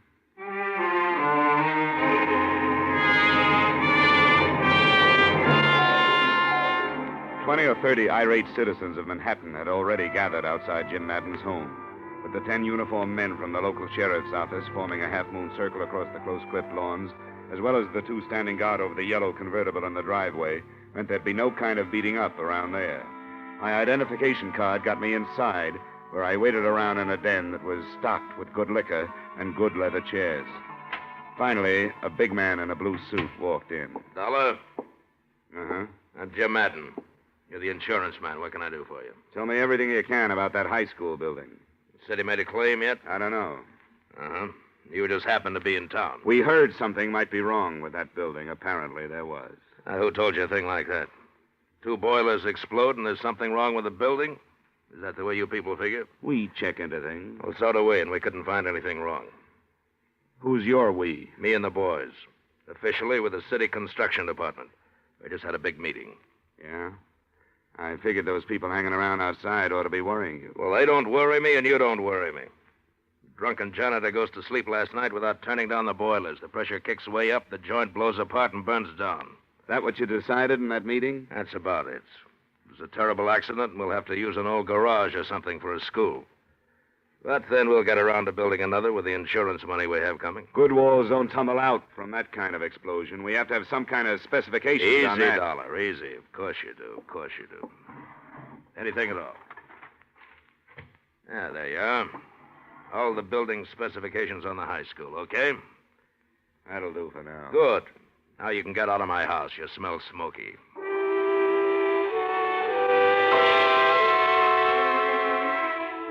There There were 50 pages of specifications on that building materials used in the construction of the school.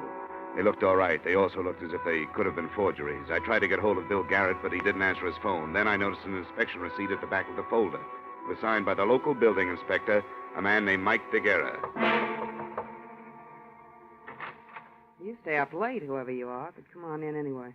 The woman standing in the doorway was tall and blonde and smoking a longer than you can buy cigarette that went with the black filmy thing she was wearing. You say your name's Johnny Dollar and you want to talk to Mike, huh? I'm Vivian DeGuerra, and Mike isn't home just now, but you can wait for him and talk to me. I'm not bad company. Would a drink help? Help what? Whatever's wrong with you. You look tired. It might, but I'd rather not. I just came by to talk to your husband. You said that. What do you want to talk to him about? Business? At 1 in the morning? Look, you probably missed your dinner tonight, and you've been getting all your nourishment out of a bottle. And you're kind of afraid Mike will walk in? No, Mike DeGuerra won't walk in. He's already walked out. And you're feeling kind of sorry for yourself. Why, I didn't... A man, if he lives in a place, is an ashtray or a picture or yesterday's sports section lying around the front room. There's nothing like that in this room. And if I walked over to that closet 10 to 1, I wouldn't find any of his clothes. Come on, tell me. When did he lamb out of town? Stop, you're hurting my arm. Come on, when? 3 months ago. Get out of here. Why? Where is he? Find him and ask him. You're the detective.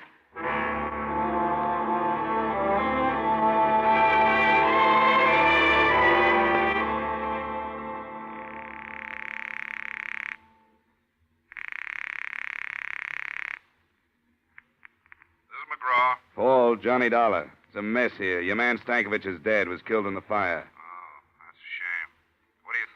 Well, political wraparound. The school was a fix on something or other, dough somewhere, the town sewed up tight, all kinds mixed up in it, somewhere. Yeah, that kind of thing, huh? Well, stay where you are, Johnny. I'm sending you 8 men. If they want to play that way, we'll play that way. Get to the bottom of this. 3 seconds after I hung up the phone, I found out how much of a mess it really was. That's when my hotel door opened and a man lurched across the room toward me. Dollar. He stood in front of me, swaying back and forth, his hands clutching his coat. He fell before I could get to him. 3 bullet holes formed a neat trio across where his tie pin should have been. I ran my fingers through his coat, pulled out his wallet. The driver's license read Mike DeGuerra, age 39, occupation, building inspector.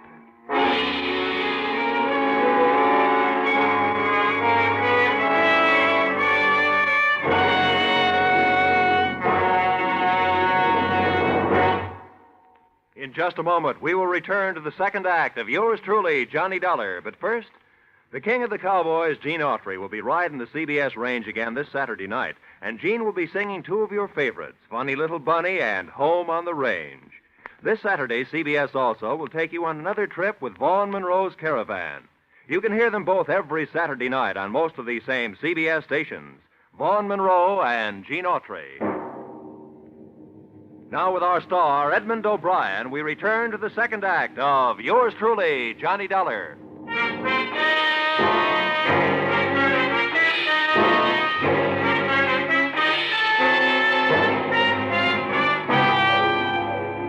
After they took Mike DeGuerra's body to the morgue, the local constables held me all that night in custody. Several Cheyenne hotel employees, finding nothing better to do for excitement, finally showed up to certify that DeGuerra had come into the hotel already shot up. So I was clean, and they let me leave a little after dawn. When I got back to my room, Paul McGraw's contingent of operatives had already arrived. There was Ralph Haycraft from Continental, Carl Royal, Chip Hannigan, who handled the St. Louis diamond heist, Patty Phillips from Detroit, Rocky Andresano, reliable Jerry Cotte, Tip Miller, Rod Cornile, and a guy who saved my life once in Denver, K.G. Peterson. Johnny, how are you? Hi, fine. Hey, how's everybody, huh? Chip, Patty, Ralph, good to see you.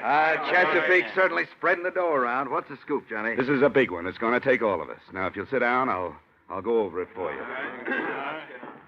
All right, here's the story. Chesapeake insured a high school building here about 6 months ago. Yesterday, it fell on its face. 1, it was not built to specifications, or 2, somebody blew it down, or both. In any case, we don't pay off. But we have to prove our case. Now, there are too many leads for one man to follow before they evaporate. The guy who signed the building inspection papers was killed last night, a guy named Mike DeGuerra. Carl and Chip, that's your job. Find out everything about him, his bank account, his friends, his troubles, his wife, everything. Oh, his wife, yeah, she's living at 113 South Street. You'd find a girl on Mount Everest, Johnny. Well, she's not my type, honestly. Robin Tip, your man is the building contractor, Big Jim Madden. He's cocky, belligerent, but I think you guys can handle him. Run him down. Bank accounts, purchase orders, what kind of money he spends, so on. Patty and Ralph, find out everything about Stankovich, the janitor who was found in the ruins. Rocky and Jerry, start talking with anybody in town who might know anything. Bars, restaurants, street corners, teachers, pupils, anybody, anywhere. And report back to me anytime you want. Now, don't push anybody around, but don't let anybody push you guys around. Anyone have anything to say? Yeah, just one thing. Let's get this thing over so I can get back to Philadelphia. I'm about to become a father.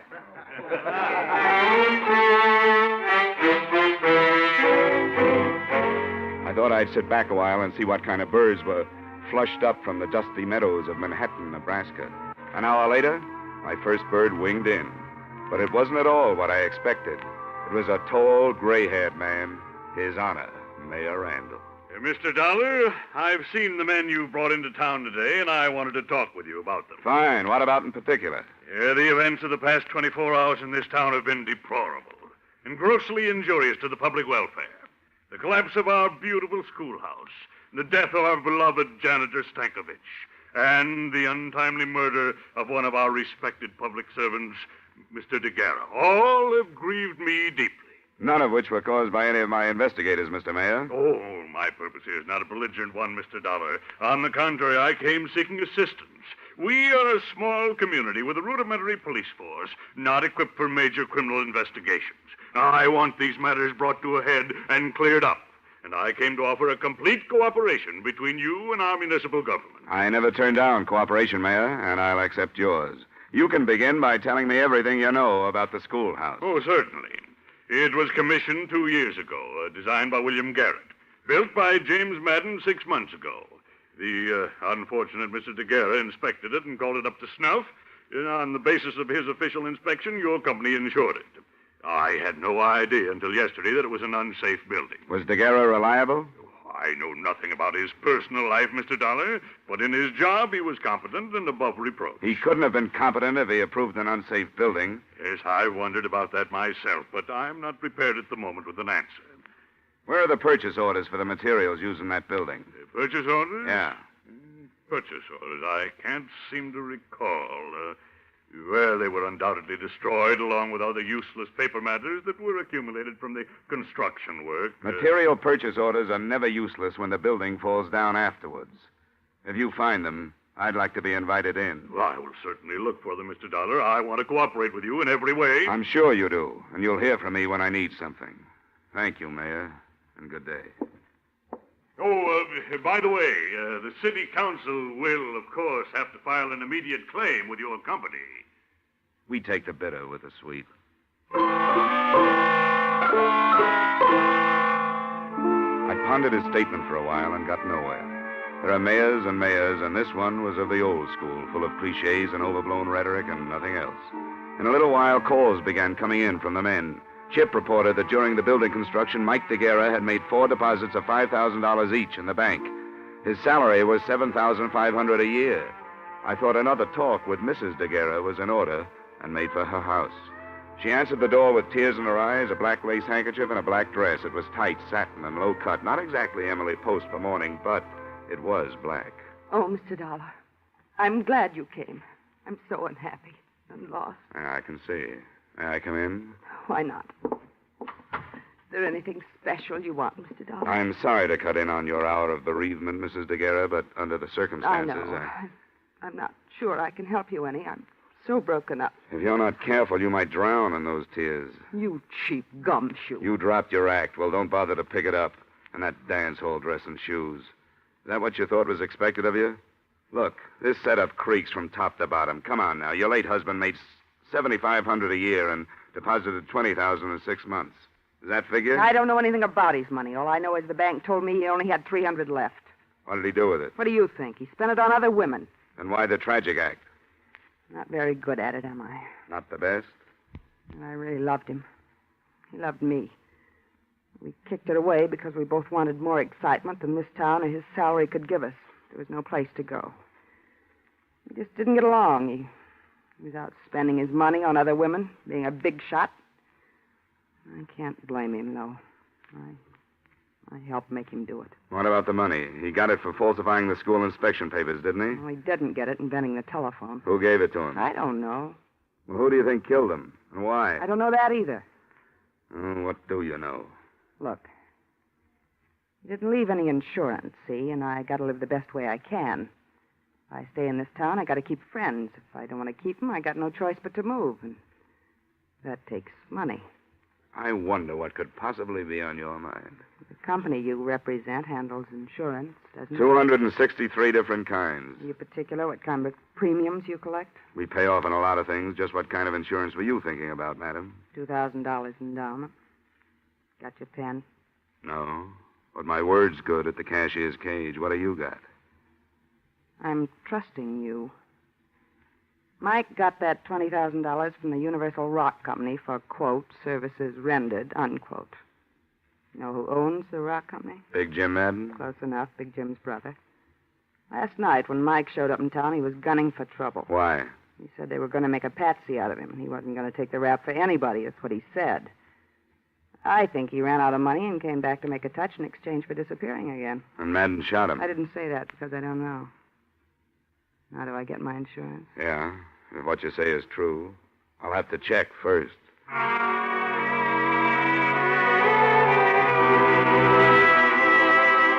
finally tore myself away from the grieving widow and headed back for the hotel in case any of the boys called.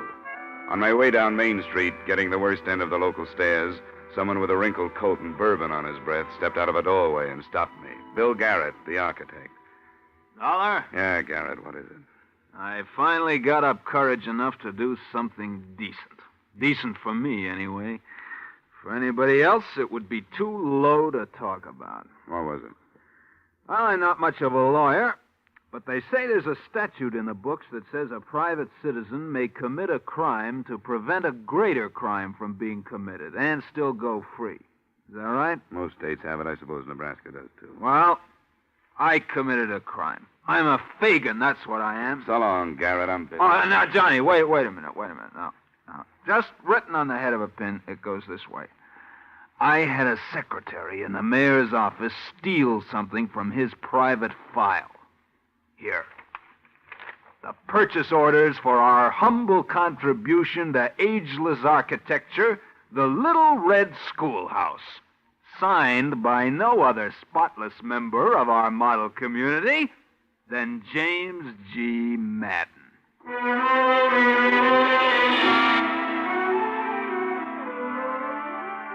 I looked at them, and they were as advertised. Purchase orders complete down to the last 10-penny nail.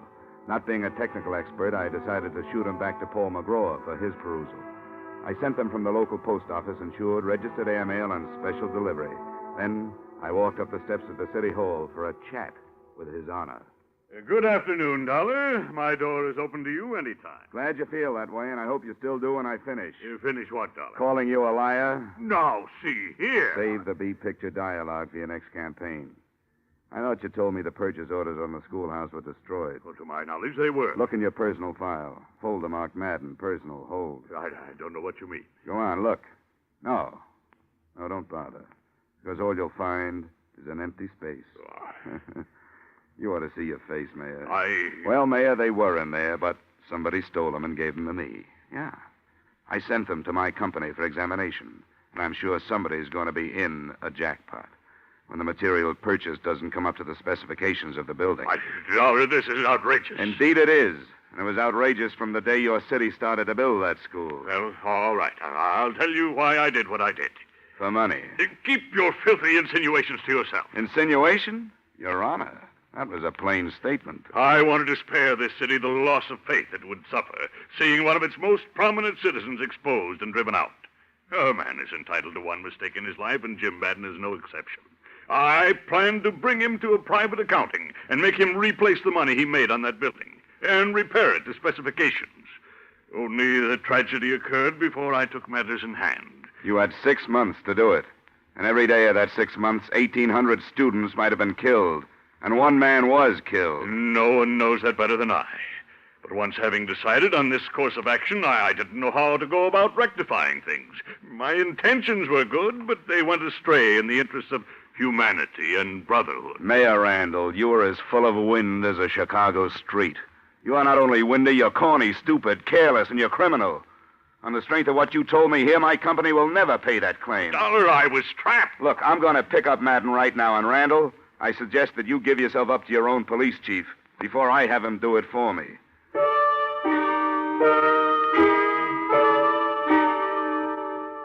I raced back to my hotel to organize my men and pick up Madden. When I came in, the phone was ringing. It was Rocky Androsano saying he had 2 witnesses to DeGuerra's shooting. I told him to pick up the boys and come right over. I hung up just as the door opened, and 3 sullen characters with brick dust on their shoulders came in, uninvited. Want to come with us, Dollar? What do you need? 4th at Bridge? Come on. No, thanks. Guys, that'll do it. It was strictly no contest, and with one on each side working a punishing arm lock, I casually strolled out of the room and down the elevator to the street. We were coming out of the hotel when I saw Rocky, Chip, KG, Ralph crossing the street. My boys did real well, especially KG Peterson, who was in a hurry to get back to his wife. After we subdued the hoods, I said a few words to their leader. Don't ask me nothing. Sorry, this is quiz night. Madden sent you, didn't he? Never heard of him. You wouldn't do that by yourself. We're not proving that. Talk. Lay off. Lay off. Of course he sent us. Who else? Where were you supposed to take me and why? Why, I don't know. Where? The Universal Rock Company on the edge of town.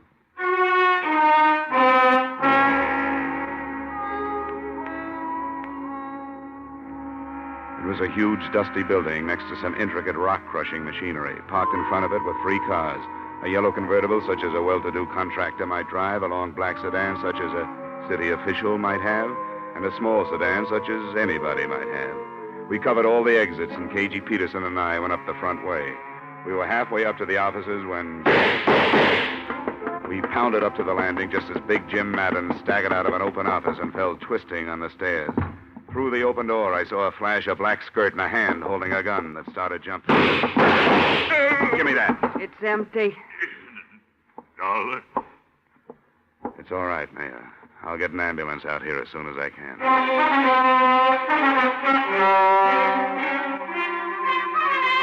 We took Vivian DeGuerra into custody. Randall was in bad shape, and he died 2 hours later. But before he died, he told me the whole story. It was my idea, from beginning to end. Madden didn't want to do it, but I told him if he didn't, he'd never get another contract from this city. We were able to split $100,000 with the cheap supplies we used in that building.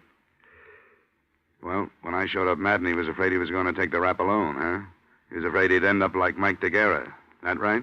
Yes, I had to have DeGuerra killed. He wanted more money. And you kept the purchase orders so you could make Madden do what you wanted him to do. When he found out that your company had them, he was going to turn both of us in. I talked him out of it. Yeah, with a gun. He's dead. He's better that way. Why is it there's always a falling out among thieves?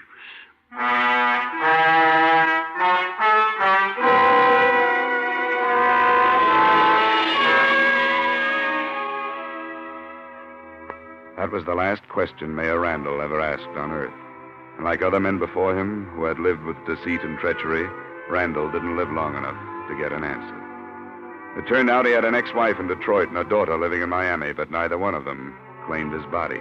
His estate was tied up by the city, and the county buried him in Potter's Field, right next to another thief named Jim Madden.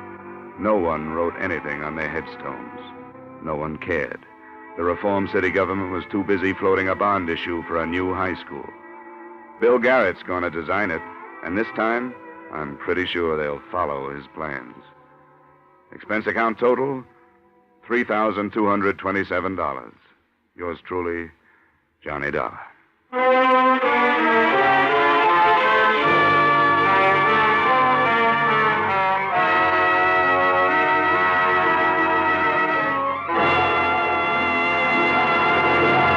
Yours truly, Johnny Dollar, stars Edmond O'Brien in the title role and was written by E. Jack Newman and John Michael Hayes, with music composed and conducted by Leith Stevens.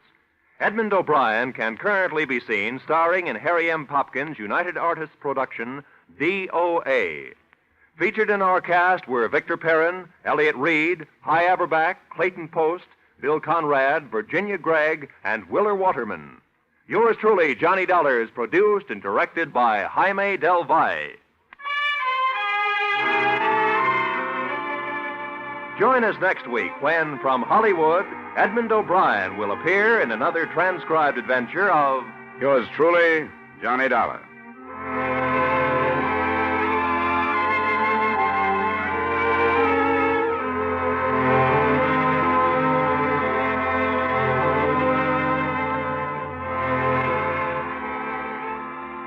You can bet your life it's fun. It's a laugh a minute. You can bet your life it's full of surprises. It's radio's craziest quiz show, and you bet your life it'll be one of your favorites when you join Groucho Marx every Wednesday over most of these same CBS stations for You Bet Your Life. Now stay tuned for the adventures of Philip Marlowe, which follows immediately over most of these same stations. This is CBS, the Columbia Broadcasting System.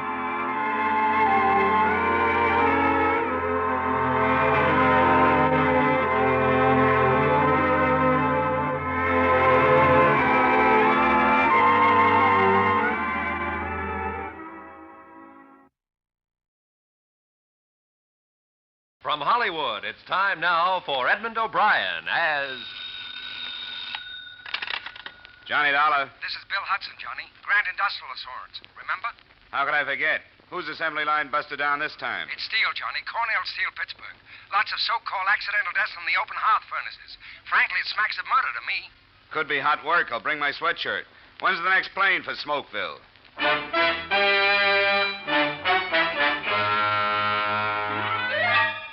Edmond O'Brien in another transcribed adventure of the man with the action-packed expense account, America's fabulous freelance insurance investigator. Yours truly, Johnny Dollar.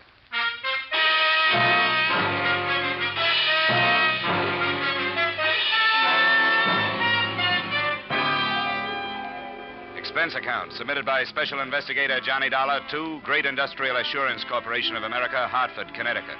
The following is an accounting of my expenditures during investigation of the dead first helpers. Expense account, item 1, $83.24 plane fare to Pittsburgh, Pennsylvania, a land of chimneys and open hearth furnaces where I met Supervisor Joel Barrett. 5 men in a single month, Mr. Dollar. All of them first helpers. What's a first helper? Well, it goes like this. The melter foreman is in charge of a number of furnaces. The first helper is in charge of an individual furnace. Under him are the second helpers and the cinder snaps. I see. Well, how did the deaths occur? In a number of ways. One man tumbled down a flight of stairs. 2 were killed by a crane magnet. Another one fell from the pouring platform. And just last week, one of our best men was killed in an explosion of a hot-cap mold. You better explain that one. Certain types of steel have to be capped after they've been poured from the ladle to the ingot, you see. Sometimes the pressure is so great inside of them that when the pourers shoot water on the cap to seal it, the cap flies off and sprays a man with molten steel. I've seen it happen only once, Mr. Dollar. That's enough for me. Any connection between these deaths? How do you mean? I mean any common denominator, anything that could provide a motive for murder. None that I know of, except for the fact that all the men had been with us for a long time, 15 or 20 years. Just the boys who know their way around, eh? That's what's so strange, Mr. Dollar. None of them have ever been found to ignore safety regulations. Uh-huh. How do you plan on proceeding? Well, it's been my experience that plant investigation from the outside is pretty often a waste of time. The men are on their guard. You want to go right to work in the shop? What did you say they call the lowest man on the open hearth furnace? Cinder snap. Well, you break out the overalls, Mr. Barrett. We'll see how good I am at snapping cinders.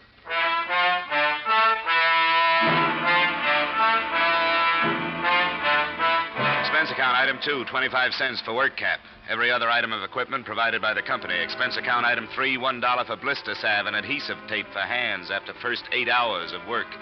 Expense account, item 4, 75 cents for liniment for back after second 8 hours of work. Expense account, item 5, $10 first union fees, United Steelworkers CIO. Footnote, the 4th day on the job is the hardest. Dollar! Yeah! Silicon! What? Silicon! The wheelbarrow, come on! Right! Move! Dollar! Yeah? Get on the rod, they're tapping 12. Rod? Get on the rod! Right! Dollar! Yeah! Where's the silicon? Well, I gotta get on the rod! Well, get to the rod, the silicon, and we bang!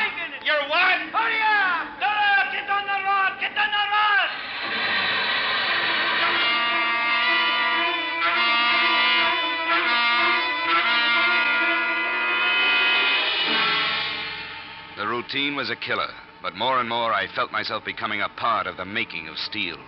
It's really something to watch the straight white-hot steam pound into the ingot molds from the ladles. And I began to know these men whom you never hear about, the men with the big backs and the soaking red bandanas around their waists, like Andre with the funny last name, who got a kick out of helping me along. It's all right, Dollar. You get the swing of it.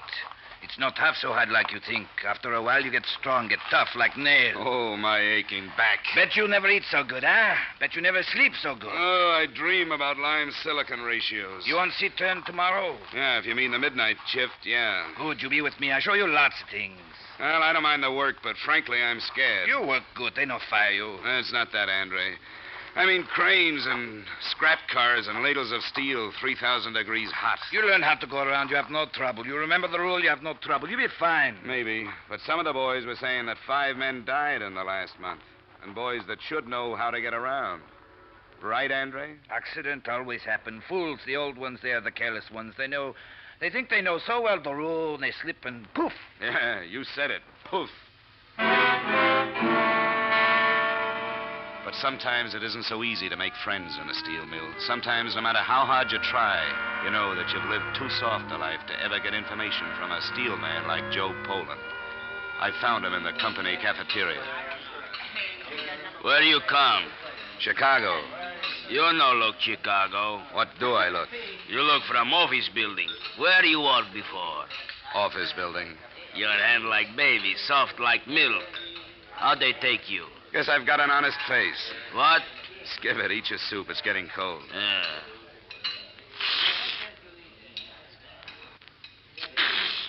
Kirk Brody. What you say? Nothing. Just Kirk Brody. Kirk Brody. How you know Kirk Brody? He dead when you come. I know. Killed by a hot cap mold. Kirk Brody friend. I like him. Work good. Who was working with him, Joe? Masaloni. Glad it wasn't me. I'd hate to have that on my conscience. You nosy. You maybe work for Barrett. Barrett. Blech. I don't like. Finish your soup, Joe. It's getting cold. Yeah.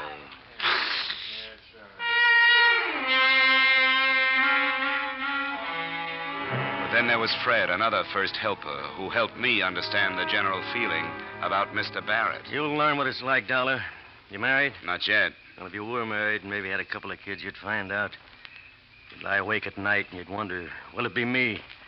Will I get that blue slip tomorrow? What if something happened to me? Would she get anything from the insurance? Things like that. How long you been here? 5 years. And tomorrow they can say, that's all, friend.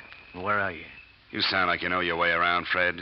What's your idea on these accidents? Accidents? There's no such thing as an accident, Dollar. People who want to live cross the street with the light.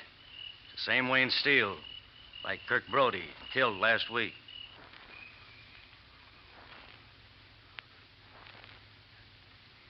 I decided to pay Kirk Brody's widow a call. But there was so little to go on, I had nothing to lose. She lived in a cold water flat. There was still a black wreath in the door.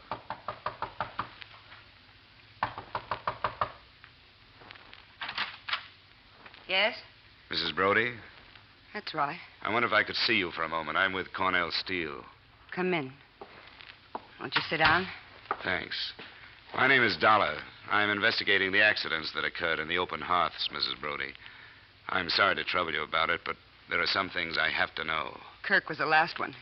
It happened 3 weeks ago, is that right? Yeah. 3 weeks ago, Tuesday.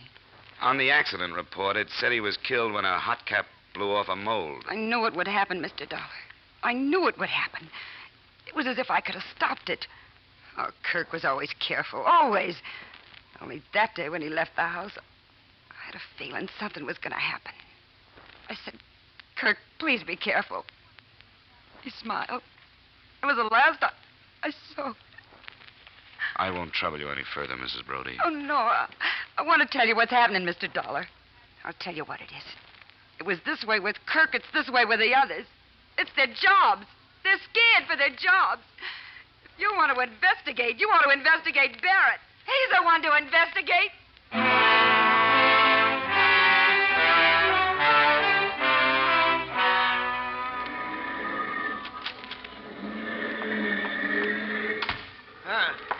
Hope nobody saw you come in here. Nobody did, Barrett. What did you find out? Well, nothing you could call factual, but there's some kind of tension in the shop. Something's going on. Well, production is holding its own. No, they work all right. But it's like they're frightened of something. I want to look at your employment records. Well, sure thing. Right in that file drawer. Thanks. You know, it certainly is odd, Dollar. Every one of the men killed was alone at the time. No witnesses at all. Oh, really? That's something you neglected to tell me on my first visit here, Mr. Barrett. Slipped my mind. It seems several other things slipped your mind. What do you mean? Well, like a little communication I found on the bulletin board in the locker room. What communication? To the effect that due to various conditions beyond our control, layoffs will be necessary in some cases, and men will be laid off consistent with their seniority. But now, what possible connection could that have with the 5 deaths? You had the answer to that question, but I had to find it out on my own. I don't call that active cooperation, Mr. Barrett. What's that, The 5 men were killed in order of seniority. The killer, whoever he is, obviously is scared to death of losing his job. According to your files, the next man slated for accidental death is another first helper, Mike Baroldi. Now, you knew all that. Why didn't you speak up? Well, I don't know. It never hit me as particularly important. You know Cornell Steel isn't laying off anybody right now. Maybe you're trying to scare the men into more work. And I doubt if that's company policy, Mr. Barrett. You have your job to do, Dollar. That's to find this killer. I have my job to do. That's to boost production. Is that all right with you? Perfectly all right. And I'll take my job any day.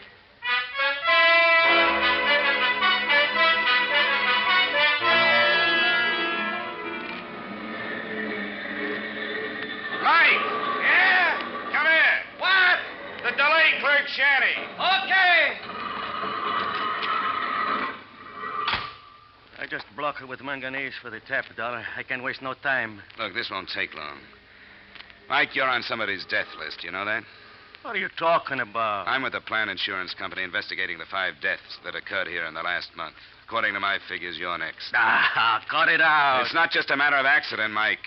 It's murder. You're the highest man in the shop in seniority outside of the melter foreman. Somebody is knocking off the top of the list one by one. So just watch your step. I believe it when I see it. When you see it, Mike, it's going to be too late.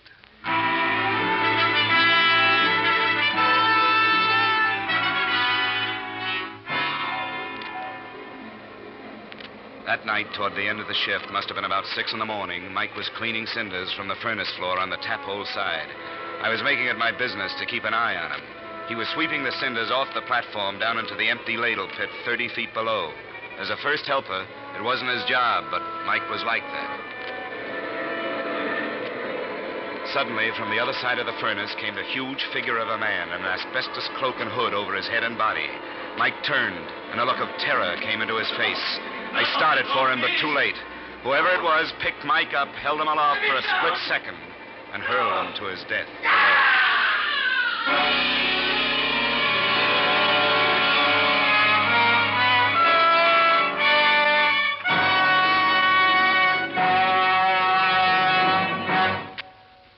In just a moment, we'll return to the second act of yours truly, Johnny Dollar. But first, to politely paraphrase history, George burns while Gracie fiddles. And the result is, of course, the laugh riot heard every Wednesday evening over most of these same CBS stations.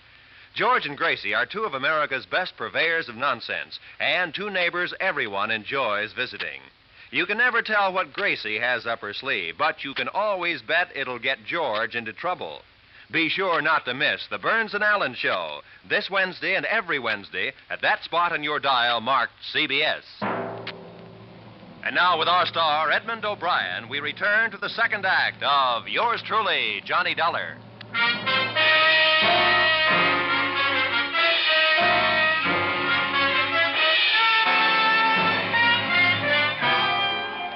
They gathered around the body of Mike Baroldi, and I gave chase to the killer. It was like running after a brown ghost. He ducked up the aisle between furnaces and hopped gingerly over the coupling of a train of coal scrap. I wasn't so lucky. I climbed up, but my foot got caught in the coupling guide, and I fell on my face. The next thing I remember, I was in the plant inspector's office. He was dismayed. He took one gander at my noggin and launched into Lecture 1A of the Safety Inspector's Manual. And look at this one. Another example. Look at his head. You're lucky to be alive.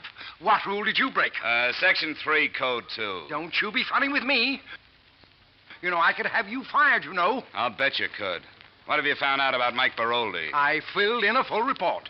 Poor man fell over the railing while cleaning the platform. Not quite. What? He was pushed. Pushed? Who pushed him? I don't know. The killer had an asbestos cloak and hood over him. A killer? This is worse than I thought. You got a skeleton key to the lockers? I want to see Mike's belongings. Look, just who do you think you are? I'm with the Grand Insurance Company, mister. You give me the key, and I think we can have this thing straightened out in no time. He was so stunned, he sent me to the Open Heart production office where I got a key. The locker room was empty. I went to Mike Baroldi's locker first. I found his wallet with a pass to the plant in it and $3 in cash. There was a picture of a woman holding a baby. I put the wallet back, looked through the inside pocket of his coat, empty. I closed the locker and started a methodical search of each locker in the place. About 2/3 down the first row, I came to a locker labeled Andre Lemire. I opened it and found what I was looking for, an asbestos cloak and hood. There had been a tear on the sleeve of the cloak worn by the man who had killed Mike Baroldi. I took the cloak with me, locked up, and walked down the aisle to the door. Somebody was coming in just as I was coming out. It was Joe, Big Joe Poland. What you do here, Nosy? Aren't you supposed to be at work? I feel sick. Where's Andre? Andre work. Number 10? Like always, number 10. You nosy fella. I got nosier. Did you ever see this asbestos cloak before? Sure. It used to blow a topple when they put out new heat. You seen it lately? Like on somebody? Sure. Andre, he have on coat. When? Before. Before what? I don't know. Before. All right, thanks, Joe. See you later. Yeah. You tell Andre Joe's sick. Joe go home. I'll tell him, Joe. Hey, wait. Inspector say Mike Baroldi pushed from rail. That's right. How he know? I told him. How you know? I saw it. You see Andre push Mike, huh? What makes you think it was Andre? Andre bad fella. He don't like this Mike. Always make trouble for this man. And you don't like Andre? Sure I don't like Andre. Why you think I tell you? Did you see Andre? I see him go to furnace where Mike is. The stomach too big. You go on home, Joe. You don't look so good. As far as I was concerned, there were two main possibilities, two big boys. One was Joe Poland. The other was Andre Lemire. I stuck the asbestos cloak that I found in Andre's locker in the production office where I could get to it later. The sun had come up, and Andre was standing there, enjoying the fresh air before going down to the locker room. Hello, Dollar. It's a beautiful day. Yeah, it is. It's a beautiful day. That man should have to bury himself in this dirt and filth when all the world is so beautiful. That is the shame, no? Yeah, that's right, Andre. You going home now? Yeah, I go home now, yes. Oh, I have wonderful suggestion. Wonderful suggestion. You come home with me, huh? We have good French meal. You like good French food? Yeah, sounds great. Your wife won't mind? Sure she mind, but who cares for the wife? Ah, come.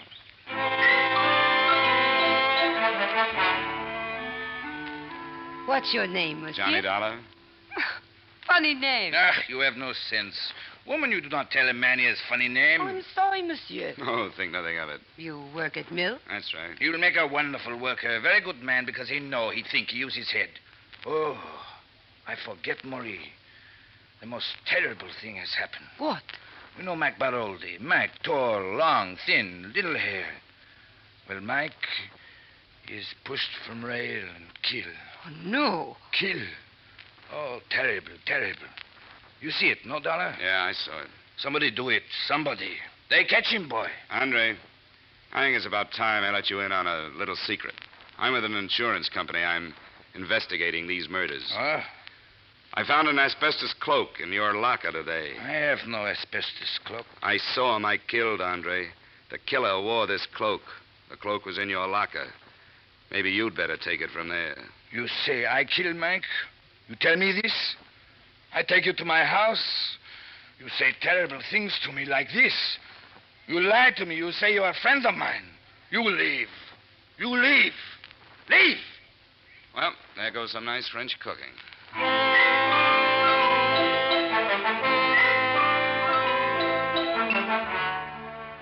Expense account, item 6, 25 cents for coffee and donuts at a corner cafe. I kicked myself a couple of times for breaking out the evidence before I should have. Then I went back to the open hearth office. Barrett had just arrived. He greeted me with a frown that reminded me of the last conversation we'd had. Well, Dollar, have you found anything else? You heard what happened early this morning? About Mike, yes. I thought you had it all figured out. Well, I still haven't. I chased the killer across the shop, but he got away. I see. No, you don't see. He had an asbestos cloak and hood over him. Pretty clever fella. Yeah, and pretty big.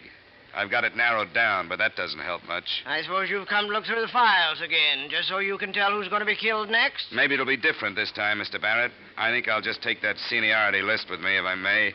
I'm going to go home and get some sleep. How do you like the night shift? It's anything but dull, Mr. Barrett. I'll see you later.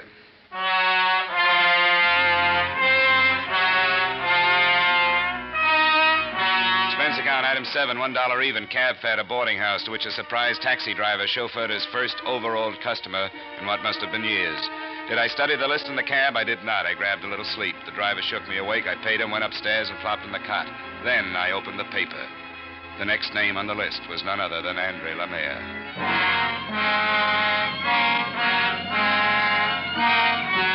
Expense account, item 8, 75 cents taxi fare. I got to Andre's in 10 minutes. I was 20 minutes too late. The police were out front.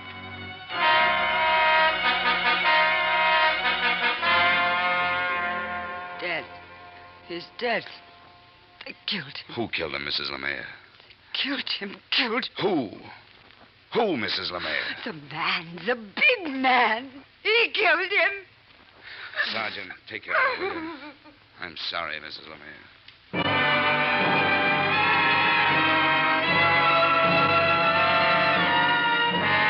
Expense account, item 8, cab fare to plant. I tried to tell myself that there was nothing I could have done, that everything had pointed to Andre. But I'd seen his name on the seniority list, right below Mike Baroldi's. I'd drawn too many conclusions. It was clear now. The asbestos cloak in Andre's locker had been a frame. Maybe insurance investigators shouldn't make mistakes, but they do. And sometimes fatal ones. I could lay the blame for Andre's death on nobody but myself. Myself and a big first helper named Joe Poland.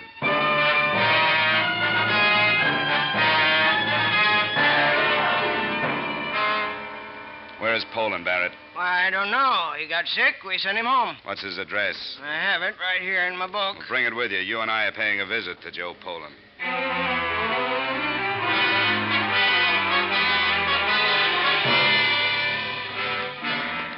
I hope you have a gun, Dollar. Just in case. A knock. You better stand back.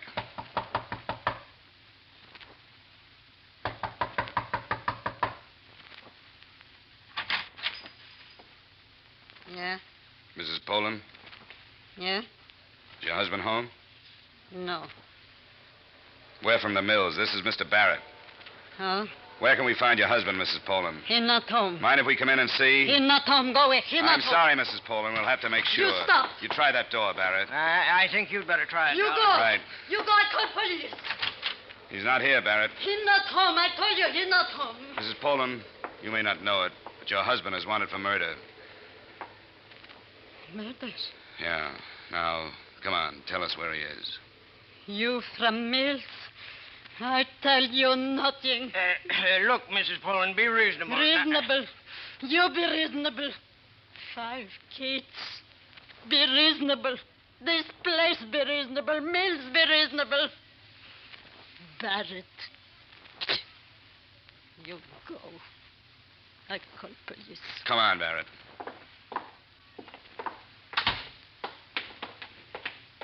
You must have a peculiar theory of management, Barrett. I've been in dozens of plants, and I've never seen anybody loved like you are. What do you do to them? My theory of management is very simple. Men work better when the pressure's on. There it is, cruel but true. I have the top production result in the plant. You can't beat that. How did you ever get off a bookkeeper's stool and into a mill? How did you ever get to be a supervisor? I'd like to meet the man that hired you.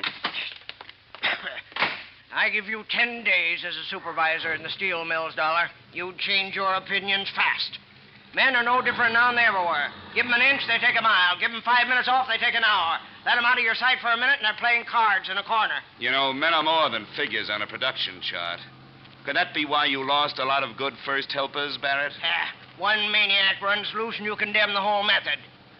Sorry, Dollar. You've got a lot to learn about the practical management. You'd better just stick to investigation. And from the way you've messed this case up, I'd say you were the one who had a lot to learn in his field.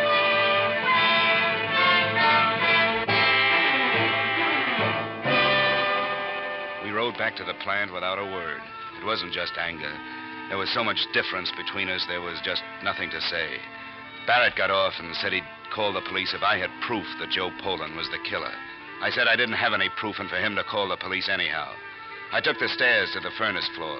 I knew Poland would be there. I don't know how I knew, I just knew. I wandered from furnace shanty to furnace shanty. I found him at number 12. He was cleaning out the clay of the tap hole before the pour. Joe? Yeah? Take off the hood. What? Come on, Joe. It's all over. Dollar. No good, Dollar. Nobody take job away from Joe. You see the list? I on top of list now, Dollar. I top of list. Now nobody take job away. My kids, my wife, they be good now. No live bad. I get big raise now. I top of list. Barrett, no fire me, huh? Stay away, Joe. Joe, I'll shoot. The second had stopped him. Then he came at me again, as steady as before. The small trickles of blood started down his chest. Stop, Joe!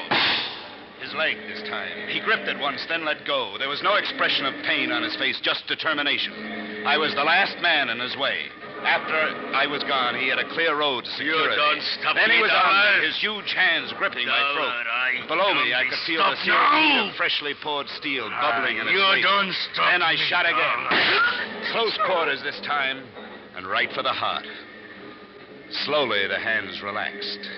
The huge body slumped over the railing and fell. There was a hiss and puff of steam. I stood up. My legs were trembling under me. I looked down, shielding my face. There was nothing to see. The slag had covered over.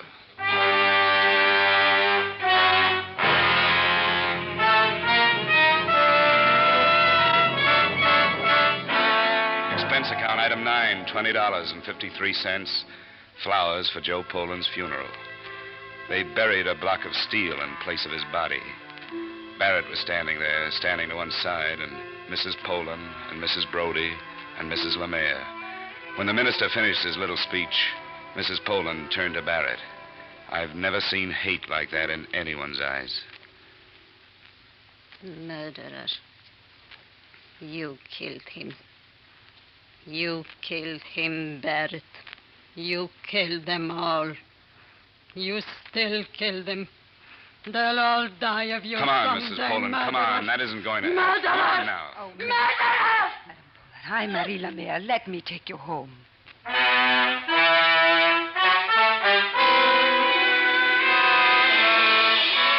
So Mrs. Poland went home with the woman whose husband Joe had killed. And I wondered, who are the murderers, and where does murder start? Though I don't like to see anyone lose his job, I like petty Simon Legree's even less. So I'm pleased to report that Joel Barrett has been replaced as supervisor. I finally concluded that if you trace a murder far enough, you get right back to every one of us. Expense account total $520.25. Yours truly, Johnny Dollar.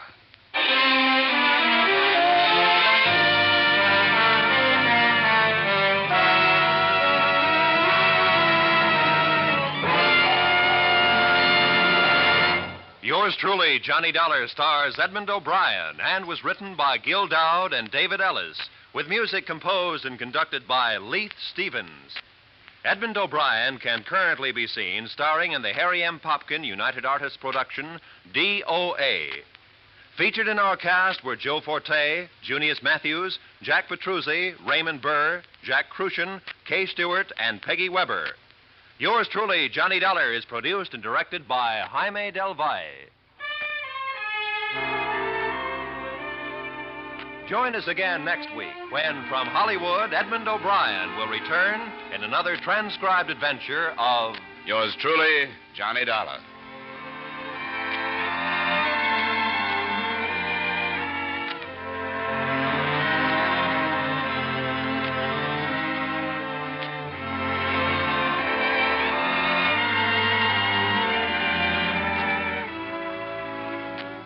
CBS will go right on bringing you Dr. Christian every Wednesday night over most of these same stations, along with Bing, Groucho, and George and Gracie.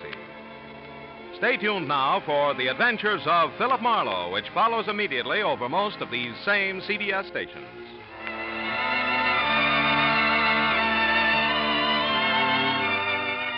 This is CBS, where Wednesday night is Bing Crosby night, the Columbia Broadcasting System.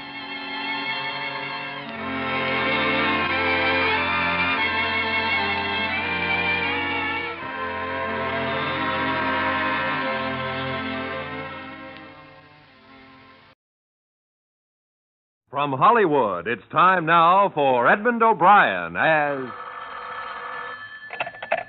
Johnny Dollar. Harry Poulton, Shipper's Indemnity. Johnny, how soon can you get to Buffalo? 6 hours by train. Take a plane. All right, I'll take a plane. Why? So you can get on this case while it's still hot. Get on what case, Harry? Atlantic Central Railway. Some guys knocked over one of their boxcars last night and heisted half the load. We carry a blanket policy on all their freight, so get going. Yes, sir, Mr. Polden, right away. And watch your expense account.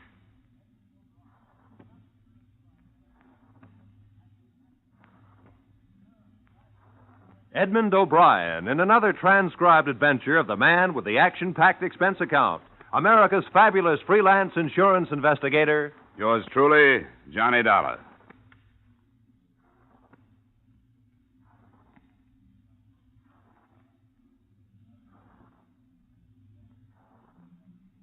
Expense account submitted by Special Investigator Johnny Dollar to Harry Polden, Shipper's Indemnity, Hartford, Connecticut. The following is an account of expenditures incurred during investigation of Atlantic Central Railway's claim regarding missing freight, or the story of the 1008. Expense account item, transportation, plane fare, Hartford to Buffalo, $48.16, plus cab fare, $6.35 to the main offices of the Atlantic Central Railway, where a tall, heavy-set man in a dusty blue serge pulled a cold cigar from the side of his mouth and spun a swivel chair in my direction. I'm Eve Grimm's, Dollar. Sit down. Now, let me close this door. Well, you didn't take long getting here. I wasn't very far away. I'm the cinder bull for this outfit, and I'd be doing what you're going to do if it was like the old days. Only Shipper's Indemnity handles the insurance, and it's our job now. That's the service you pay for, Mr. Grimm. When they stuck me in this desk, I'd been knocking deadheads around for 20 years and seeing they got themselves 30 days on the road gang. Now I'm just... I guess they figure I'm too old. Well, maybe you can give me a hand on this. Well, I'd like to, John. I need some action. You want to tell me about it, Mr. Grimm? You bet. Atlantic Central hustled 6 gully jumpers a day up to Rochester. 5 hours after the 1008 leaves here last night, she jerks up at Batavia so the clowns can water her down. That's when the Donegan notices one of her brownies is busted open and half the jig is gone. So, right away, he wang-doodles a copper buster up the line. Are you getting this? I think so.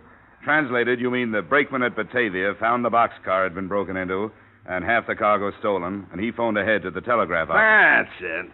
All sorts of stuff on the car. Don't know what all's gone yet. It was a make-up, any kind of freight, you know. I got the poodles over in the bullpen looking up the invoices to see exactly what's missing. It'll take a while. Good, that'll help. Who is in charge of the loading here? Andy Matson. Been with us 13 years. He inspected it and sealed it down himself. I talked to him already, but call him in if you like. Well, I might want to see him later. What about the brakeman in Batavia? A Gandy dancer, Skeeter Minkowski. Nah, he couldn't have done it. That highball only lingered there long enough to get water. Can't unload a brownie in 3 minutes. Take more like 3 hours. What other stops did she make? 1. 6 minutes at the junction, 15 miles outside of here, waiting for a hot-shot passenger to get by. And all in all, the train stopped 10 minutes at the most, huh? Not long enough to unload a kiddie car. Engineer named Roper claims he spotted a dame in a red dress hanging around the yards yesterday afternoon. And the boys at the roundhouse say the same dame was in asking questions about trains leaving. Said she was from a newspaper. She give a name? Ruth Smith. I checked. No newspaper in town got any Ruth Smith working for him. Well, she's our tipster. Let's get somebody out to look for her. Already got somebody out doing that. Good. Now, along the route up to Rochester, between here and Batavia, there must be a highway running parallel to the track somewhere, huh? And whoever cracked into that boxcar had to get aboard at the junction, then tossed the stuff from the moving train and jump off somewhere this side of Batavia. And there had to be a truck following along on the road to pick up the stuff in the dark. You been out there yet, Mr. Grimms? No. Kind of thought I'd wait around, see what sort of bulwarkers the insurance companies are turning out these days. I like you, Dolly. You're all right. You figured how it was done fast. Other guys that are hemmed and hawed around asking train crews questions I already asked. Well, what's next? Find out who did it. Kind of frisky, ain't you? I like that, too. Hey, have you got a car I can borrow, Mr. Grimms? I got a Jeep and a chauffeur to go with it. Who's the chauffeur? Me. You said you might want me to help you. I bought the thing from Army surplus. I want to see if I got a bargain.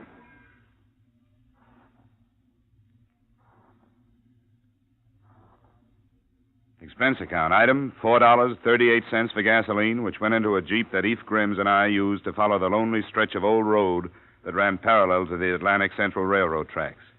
2 miles beyond the junction, we found heavy-duty tire marks which could have been made by a truck which could have left the road, then driven over the flats as far as the embankment to pick up freight which could have been thrown from the moving train. Following the right-of-way, we found several such tire marks at several points turning off the road, but no building nearby.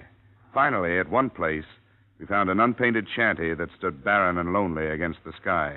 It belonged to a man named Bogatis. Big truck? You're danged right I did, mister. You're dang boodly-doodle right. Woke me up, it did. Well, what did the truck look like? Do you remember what the truck looked like? Yellow. Yellow it was, all yellow. Seen it plain, even though it was night. You happen to notice the license number? You kidding, Sonny? All right, forget it. But you happen to notice any lettering on the truck, Mr. Bogatis? Don't read, never learn, never believed in it. Nope. Well. Don't make no difference, though. It wasn't nothing writ on it anyhow. Oh. The trucks usually got printing on them. Dang things making all that noise.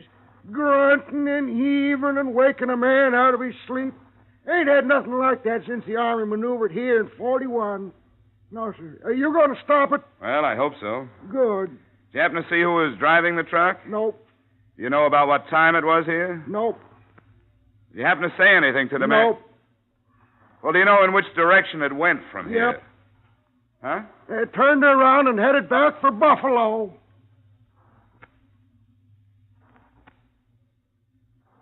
Which is exactly what we did, back to Buffalo, where we began to look with the help of the police for a big yellow truck with no lettering on it. We tried garages, trucking concerns, and any place big enough to hide such a truck. It wasn't an easy job, but it turned up. Hello? Hello, John. I got a yellow truck all loaded down with stolen freight. What? Yeah. Meet you over at the West End Viaduct. Highway Patrol just found it. Good. Only one thing. It's wrecked.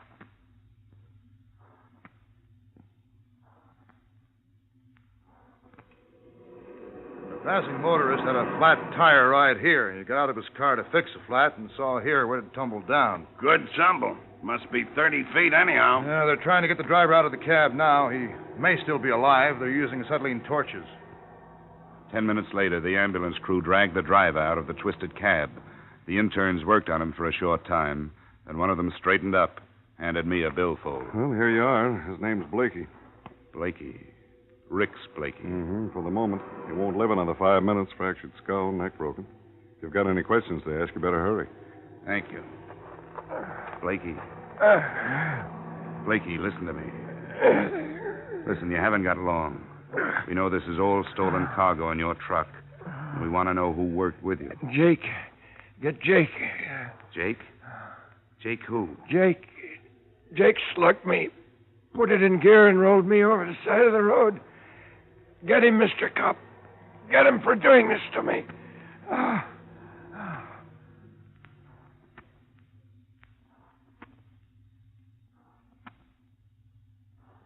I stayed around the wrecked truck watching Eve Grimm's crew stacking the cargo, and then I saw something that could have fallen out of Blakey's wallet when the intern handed it to me. It was a card. On one side was printed Horseshoe Bar and Grill, and there was an address underneath it. But on the other side was written, Jake, 8 o'clock Tuesday. He's always there.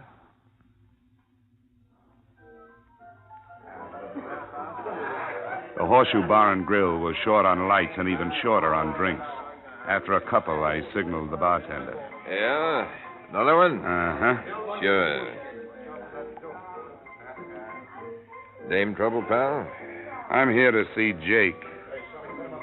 Here's your drink. He been in here tonight? That'll be 50 cents.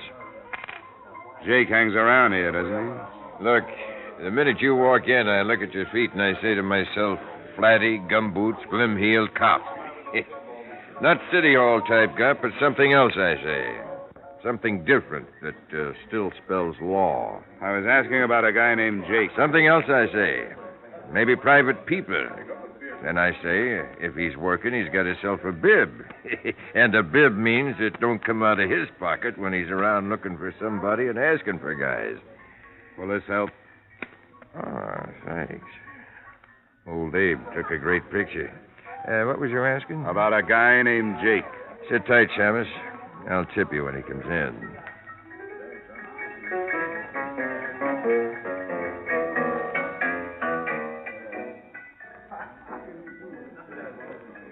An hour went by, and about the time I was wondering if I was going to be able to write that $5 off on the expense account, the bartender slipped out from behind the bar and went through a door in the back marked private. I finished my drink and strolled after him. He was just hanging up the phone as I walked in.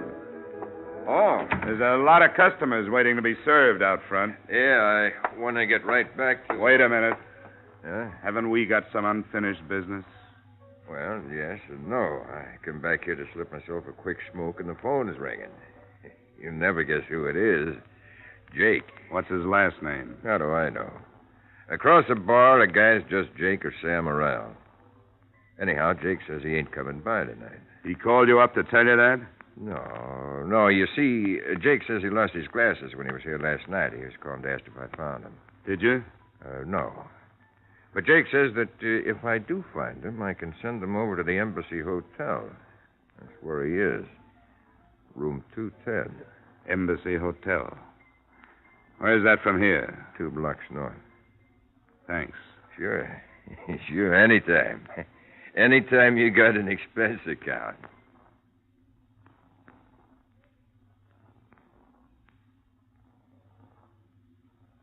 I walked over to the Embassy Hotel, and naturally enough, there was no one in room 210 named Jake. As a matter of fact, there was no room 210.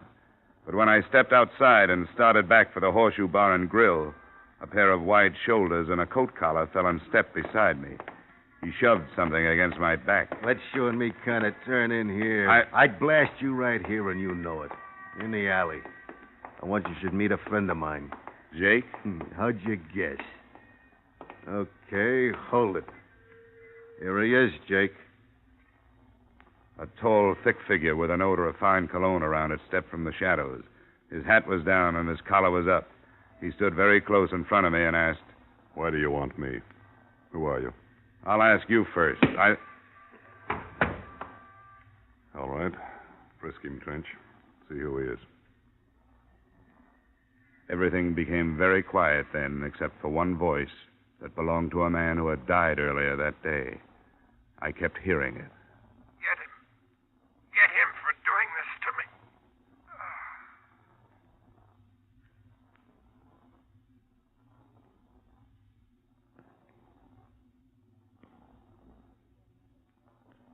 In just a moment, we'll return to the second act of yours truly, Johnny Dollar. But first, this Wednesday night and every Wednesday night over most of these same CBS stations, you're invited to hear The Bing Crosby Show.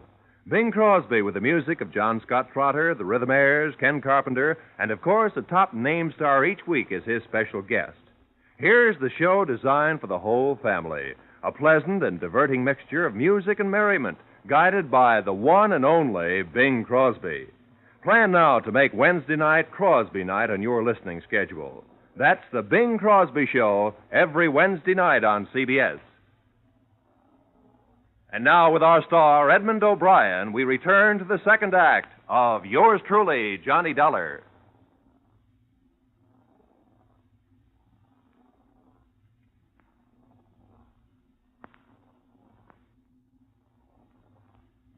I was lying in a dirty alley with my face up against a cold brick wall, and something warm was dripping down the back of my neck. I didn't move. I couldn't. There was a steady ringing in my head, and my body seemed far away.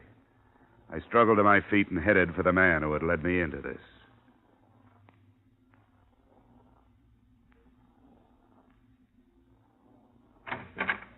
What do you want?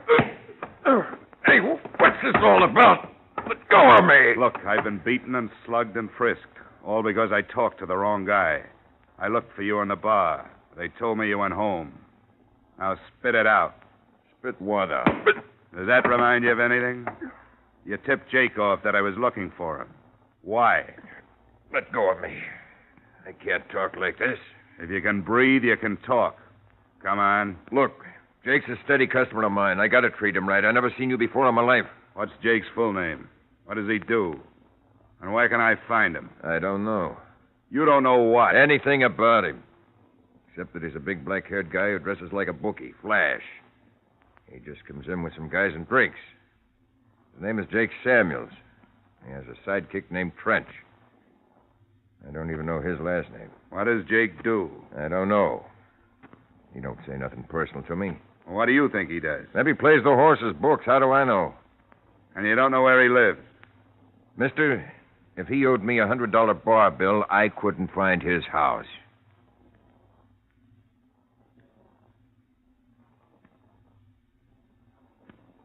It was late and my head hurt, and I wanted to lie down somewhere. So I made for the Imperial Hotel Eve Grimes had recommended. I took a shower and polished off the drinks they sent up. Then I felt well enough to call Grimes again. But before I lifted the phone, he walked into my room with some interesting information. Sorry you got beat up, Johnny. It's all right. I'm covered with accident insurance, you know. I wish I could help you with this Jake Samuels fella, but I never heard of him. Thanks anyway, Eve, but I'll run him down sooner or later. I do have something that might help, Johnny. Yeah? We checked all that cargo that was found in the wrecked truck, and I don't know exactly what it means, but everything was there except one barrel. What was that? A barrel. And listen to this. Of all things, a barrel of jeweler's rouge. The stuff they use for gem polishing? That's what an intelligent friend of mine told me. It was insured at, I got it right here, $247. Now, why would anybody want that? Well, who sent it? A jeweler by the name of Ralph Morton. Morton Jewelry Company, 1312 Shenandoah Street. Sent to Michael Adelson, Adelson, 177 Carling Terrace, Boston, Mass. Adelson, huh? Yeah, Adelson or Adelson. Know him, Johnny? Not sure. Something rings a bell. Well, thanks a lot, Grims. I'll have a talk with that jeweler, Ralph Morton, in the morning.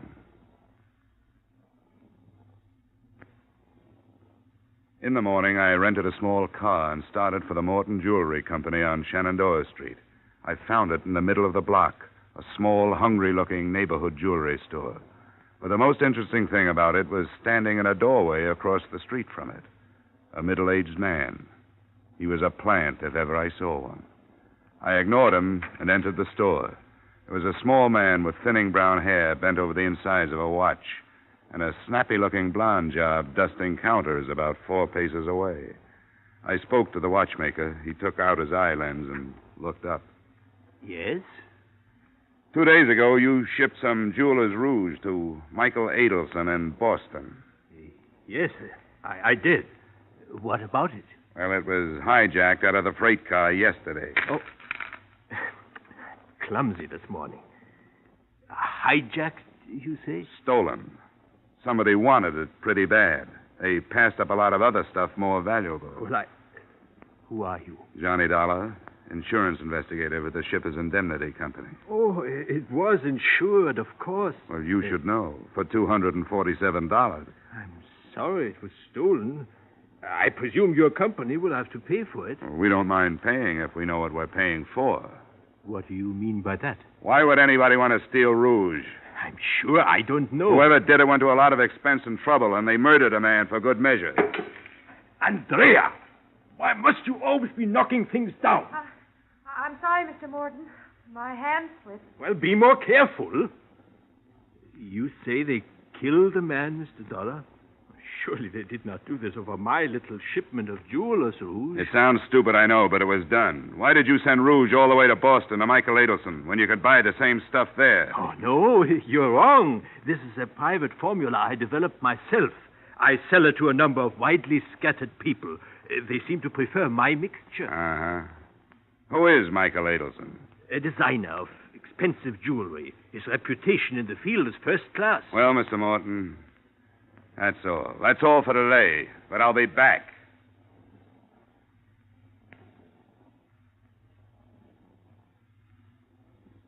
All the time I was in there, the blonde, Miss Phillips, kept her blue eyes and her pinky ears focused on me. My common sense spoke to my vanity and told it to play dead. She was interested in more than my profile. Outside, I spotted the plant across the street. I thought he was growing in the doorway until I approached him. He ducked clumsily and walked away with such obvious nonchalance that I was tempted to follow him, and I did, to a corner drugstore with a good view of the Morton Jewelry Company. We shared adjoining stools while he cut into a butterscotch sundae. Hey, a little more butterscotch on this, please. You got the 20-cent special. What do you want for 20 cents? Butterscotch? Okay. Okay, I don't pay for it anyway. What's the job? What's the... Huh? Oh, it's you. Well, beat it. Here. We're both in the same racket. Oh, insurance? Are you working on the Arcadia job, too? No. What's the Arcadia job? What are you working on? A railroad hijack. What's the Arcadia job? Oh, Ben Sanchez is my name. How do you do, Dollar? How do you do? Yeah, I'm working independent. I don't take divorce cases. In 2 months, I haven't had a decent job. But I got myself a little old idea. You see, 3 months ago, a wholesale jewelry house was pried open, see? And $250,000 worth of uncut stuff disappeared. And so far, none of it has showed up anywhere. And somebody will pay a lot of money if it's found, especially an outfit called the Erie Mutual Fidelity. What's Morton's edge on it? Well, I could be wrong, but I've seen that guy operate for a number of years. Here's the butterscotch. Yeah. Oh, thanks. It's a little jewelry store stuck off in a forgotten part of the city, you know, buys watches for $10 and sells them for $12. Well, lots of guys do that. Yeah, but they don't own a little old $85,000 house in the Longacre section with 2 new cars in the garage. And you think Morton has the Arcadia jewels? I think he's been a fence for a long time. There hasn't been nothing good to fence since the Arcadia job. He has a record? He has. Say, what'd they steal of his from a railroad car? Just some jeweler's rouge, that's all. Oh? Gee, maybe I'm wasting my time.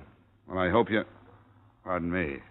A blonde came out of the jewelry store with a coat and hat on and climbed in an automobile parked down the street. I made for my You Drive It model and followed her. At 8 cents a mile, I was out about $1.25 before she shut off a key and coasted into a curb. I went past her around the block, parked the car, and sauntered back to the house she had entered. It was just a house, nothing special, a few more bricks, maybe, flagstones instead of cement for a walk. That was all. I stood looking straight at the house when it turned out I should have been looking straight behind me. Why don't you kind of put your hands behind your neck? That's it. You won't need this heater. Seems to me I've heard that voice before, and it was just as unpleasant. Now, why don't you kind of walk into the house?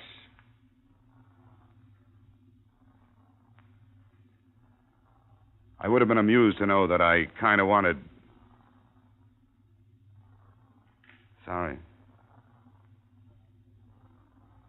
He would have been amused to know that I kind of wanted to get into that house as much as he kind of wanted me to. We went up the walk, arm in arm. He opened the door and graciously allowed me to enter first. The living room was empty, but I could hear voices plainly in the next room. Line. That stuff was worth more than you've ever seen before. Oh, shut up. I took a long time looking for 2 guys.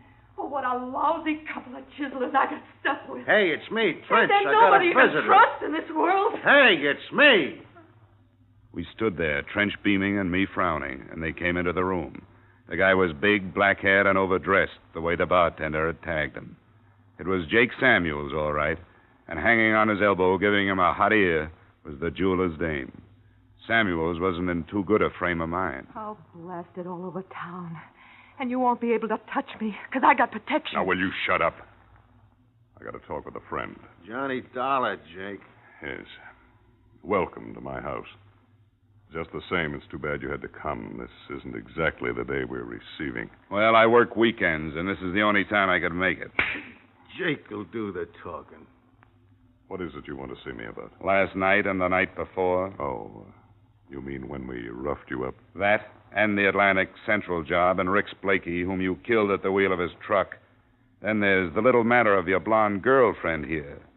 I saw her in Morton's jewelry shop. She couldn't possibly be the phony reporter who was hanging around the railroad yards. Or, could she? Jake, this guy really knows. Shut up. Is that all you can say? Yeah, is that all you can say? Shut up. Well, listen here. Shut up. I won't. You owe me $45,000. What are you talking in front of him for? What do I care about him? That's your worry. $5,000 for $300,000 worth of jewelry. Go on now, get out of here. Take what you got and consider it lucky. We took all the risk, now beat it. All right, I'll beat it. When I come back, you're going to wish you were dead, Jake. Go on, you cheap... When she reached the door, she pulled a gun from somewhere, spun, and Trench got both slugs. He dropped groaning to the floor, and I kicked his gun into a corner. Jake Samuels stood frozen to the rug, looking at the barrel of the automatic she held. The next one's going to be for you, Jake. You going crazy or something? Put down that gun. Go on. Say shut up to me now. Go on, say it. You yellow two-bit woman beater. Andrea, you're making a big mistake. No. Am I going to get my $45,000 or not? But I don't have that much in the house. Well, then call somebody and get it. Or come up with some jewelry. Yes, tomorrow. Tomorrow, I promise. Not tomorrow. Today, now. Miss Phillips. I'm talking to him. Now, don't you get any ideas? Look, there's only one way for you to get out of this, and that's to kill everybody in this room. If you leave me alive, I'll track you down. That's what I get paid for. If you... Can the lecture. I know what I'm doing. If you leave Trench or Jake alive, they'll get you, too. You bet we will. Oh, I'm so scared. Come on, Jake. The money. Right now, you've only got a petty crime against you. Do any more, and it'll be murder. You'll last a month, if that long. What are you getting at? Give me these two guys. Are you kidding? Turn them over to me, and I'll go the limit in helping you. I'll forget the $5,000 you got from them. The most you can get is a year in the county. $5,000 clear is good dough. What happens to them? They're wanted for murder. I'll say in my report you turn them over to me. Maybe you won't get anything. Are you level? Of course he isn't, Andrea. I'm as level as a guy can get. Come on. Give me the gun, Miss Phillips. I don't know. It's that or a murder rap. Come on. Stay away from me. It's freedom or murder. Which one do you want? Give me the gun. Here. Here, take it. I didn't want to do this anyway from the start. This isn't living. This is dying every day. You're lucky. You found it out in time, Miss Phillips. You know, except for the guy in the gas station, nobody ever called me Miss Phillips.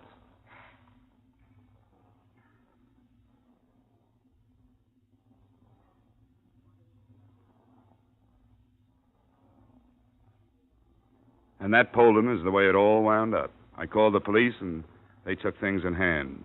The jewels, of course, were buried in the barrel of the Jeweler's Rouge, and Miss Phillips, knowing that Morton was unloading them in Boston, sold the information to Jake and friend for $50,000, which she didn't get.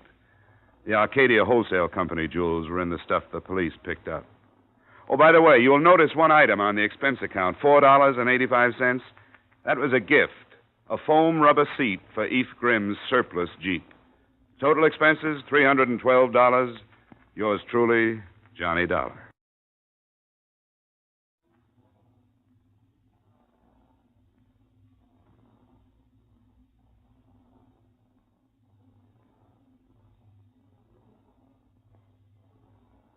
Yours truly, Johnny Dollar, stars Edmond O'Brien in the title role. and was written by E. Jack Newman and John Michael Hayes, with music composed and conducted by Leith Stevens. Edmond O'Brien can currently be seen starring in the Harry M. Popkin United Artists production, DOA. Featured in our cast were Ted DeCorsia, Pat McGeehan, Harold Durenforth, John Daner, Bill Boucher, Gene Bates, and Clayton Post. Yours truly, Johnny Dollar, is produced and directed by Jaime Del Valle.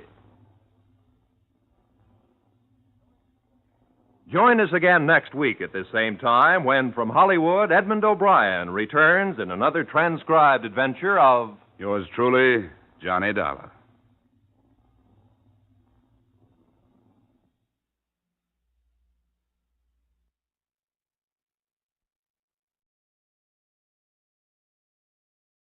From Hollywood, it's time now for Edmond O'Brien as... Johnny Dollar, This is Bob Case, Dollar, Piedmont Mutual. I've got to see you right away. what's the rush? The girl was pulled out of the East River. Turned out to be a policyholder. What am I, a private eye? Why don't you go to the police to find your killers? Oh, we know the killer. He's being executed right after midnight. What we want to know about is the victim.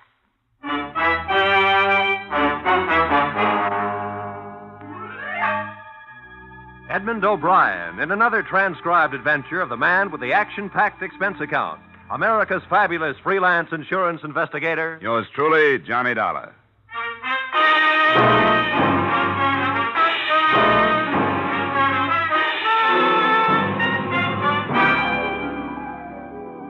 Expense account submitted by Special Investigator Johnny Dollar to Home Office Piedmont Mutual Life Insurance Company, Hartford, Connecticut.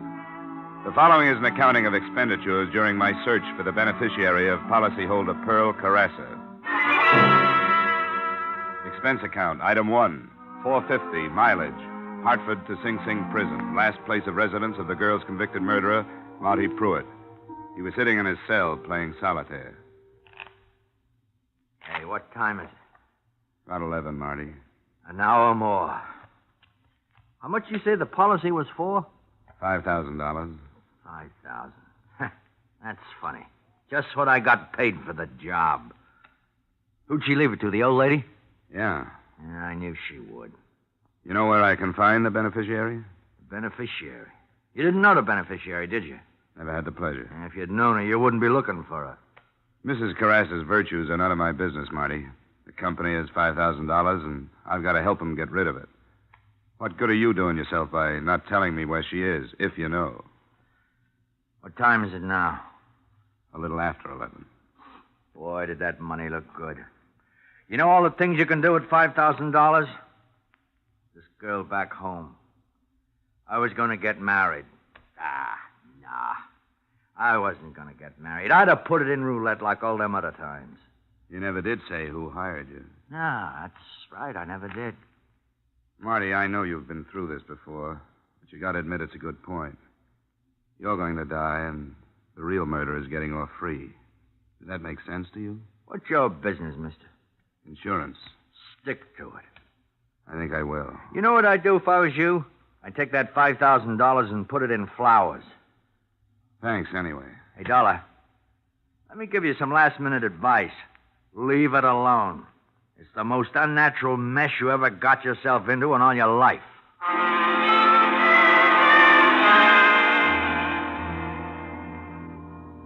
Expense account, item 2, $3.56, mileage, Ossining, New York to police headquarters, New York City, where the next morning Lieutenant Bernard Goldberg offered me photographs of the dead girl, a cigar, and what little information he had.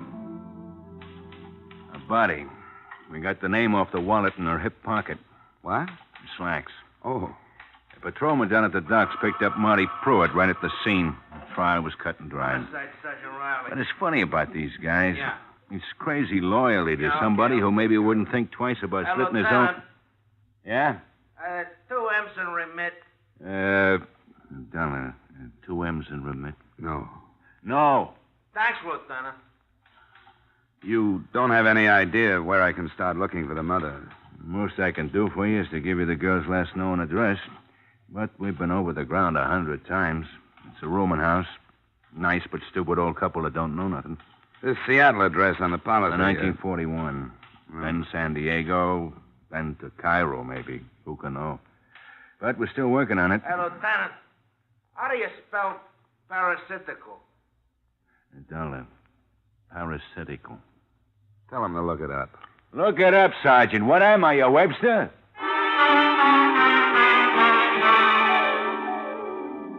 Expense account, item 3, $1.50 cab fare to a stack of dirty bricks on the Lower East Side.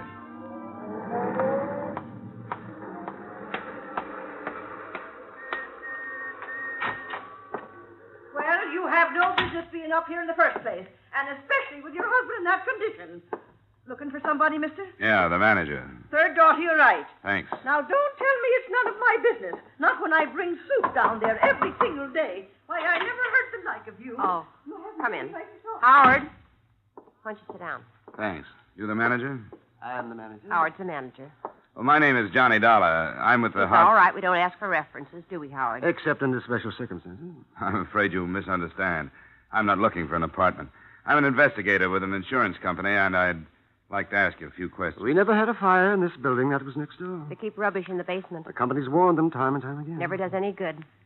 I'd like some information about a girl who I understand was a tenant here, a Miss Pearl Carassa. The police were already here, Mr. Dollar. 4 times. Lieutenant Goldberg thanked us for our cooperation. She was such a nice girl. Quiet. Homelike. And generous. Oh, yes, terribly. How long was she with you? How long was it, Howard? Just 2 weeks. Just 2 weeks. But we got to know her so well. She was such a lonely girl. She used to come down after dinner sometimes and talk about music and all the places she'd been. Well, where'd she come from originally? She never said, but she'd been everywhere. In Florida. Everywhere. Did she have any visitors? Oh, no. Oh, no, one of the first things she told us was no visitors. If anybody asked for her, she wasn't home. Such a lonely girl. So pretty, too. You'd think she'd have boyfriends. No, Mr. Dollar, no visitors. Did she act as if she were frightened of something? That's just what the police asked us, and we told them before, and we told them at the trial that we thought she was frightened. Yes, we had her luggage here for a while, but the police took it. I've been through it, thanks. Did you notice all the labels from all over everywhere? Wonder what they're going to do with all those lovely dresses and shoes. Look, I know the police asked all these questions, but did you happen to notice if she got any mail? Yes, we did. She didn't. No, not a single letter, no. Did she spend much time away from her apartment? Very little, only. Twice a day, once in the morning and once in the afternoon, but she always came back within an hour. I don't suppose you have any idea where she went. That's right, we don't. What'd you say you were again? Insurance investigation. Thanks for your time.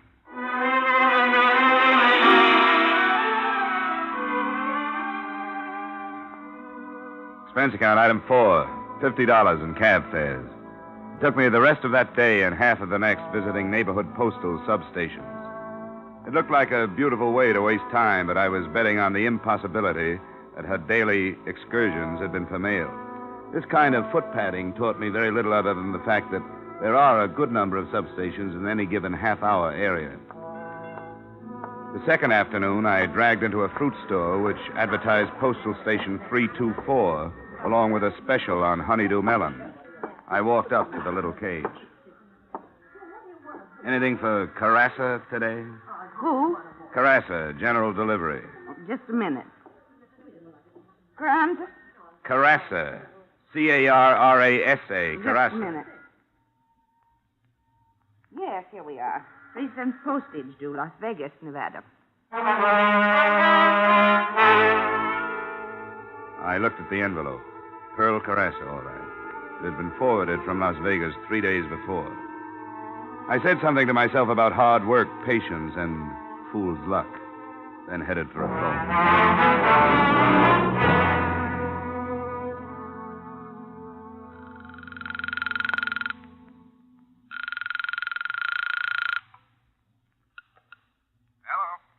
This is Dollar, Bob. On the Carassa thing, I'm still cold on the beneficiary, but we've got the girl traced as far as Las Vegas.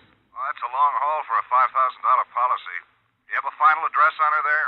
A letter was forwarded to General Delivery here in New York that was originally addressed to the Rambo Club. I got a permit and had it opened. It's nothing but a dressmaker's bill. I guess the Las Vegas Postal Authority sent it on. That's all I got. You want me to follow it up? Nothing else we can do. You hereby have authorization. Get going.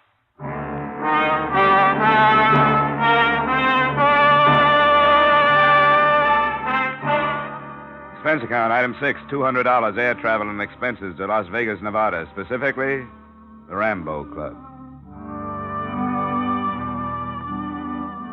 It's always the same when I hit Las Vegas. I expect to find tuxedos and evening gowns playing the games, but I never do.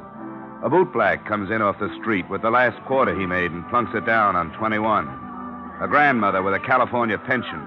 A red-headed kid with Oscar's Super Service tattooed on his overalls. I always ask myself, where's all the big money? The answer is they're getting rid of it in the back room. Jackpot on the nickel one. How do you like it? Oh, boy. Come on. I told my relief I had to go powder my nose. What I really wanted was a drink. Fly, real fly. Is this taken? No, sit down. Thanks. What do you have, mister? A good bourbon, soda. Oh, thanks for your confidence in me. I'll fix you up. You worked here long? Have I? You like Nevada? What's your hometown? Las Vegas, Arrowhead in the summer. Yeah, I guess you know a lot of people here, huh? By sight, mostly. Very few by name. Everybody's a stranger. Say, maybe you know a friend of mine. I went to school with her. What was her name again? Carassa. Pearl Carassa. Save me my drink, Eddie. I gotta get back to work. Take it easy, mister. Best bourbon in the house. Thanks. That's $1.50. This is a real clip joint. Yeah, I can see. Yeah. Thanks. Say, wait a second. You know where I can find Mrs. Henrietta Carassa? She's the mother of a girl that used to hang around here, Pearl. Well? Yeah. I think I can help you. Harry, take over. Here's your $1.50. Come on. Oh, I'm sure going to win it this time. I'll tell you, boys. Wait a minute.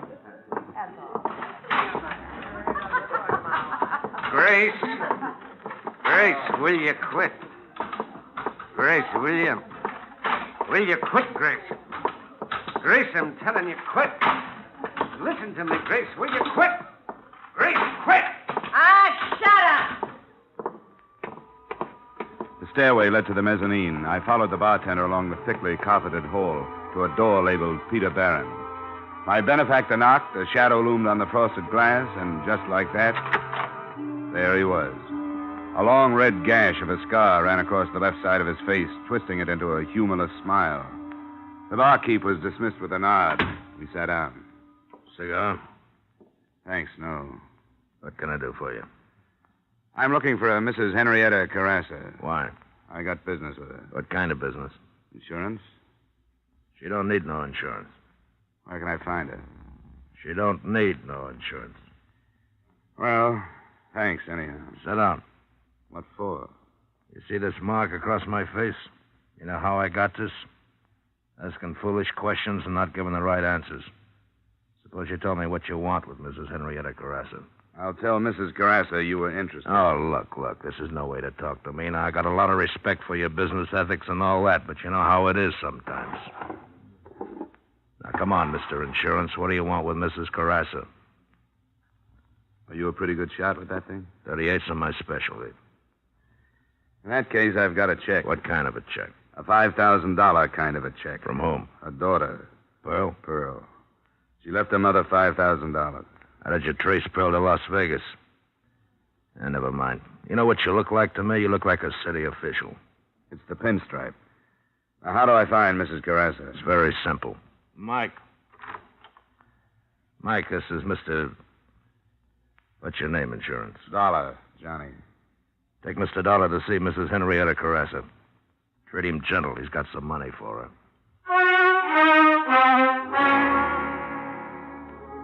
The place looked and sounded the same on the way out, but something was different. Maybe it was the 4 6-footers standing at the door. As they fell in behind me, I thought maybe I'd asked one question too many. At the alley, I found out how right I was.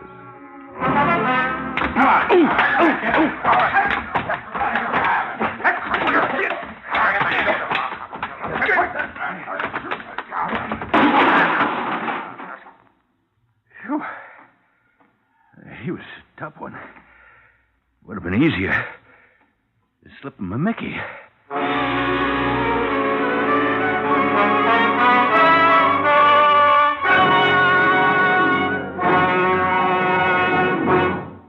just a moment, we will return to the second act of yours truly, Johnny Dollar. But first, you hear them all on CBS, and some of the funniest parts of that all comes from the bird brain of a woman, Miss Gracie Allen of Burns and Allen. Top troopers on the American stage for years, top radio stars after that. George and Gracie are now playing a big part in CBS's great Wednesday night lineup.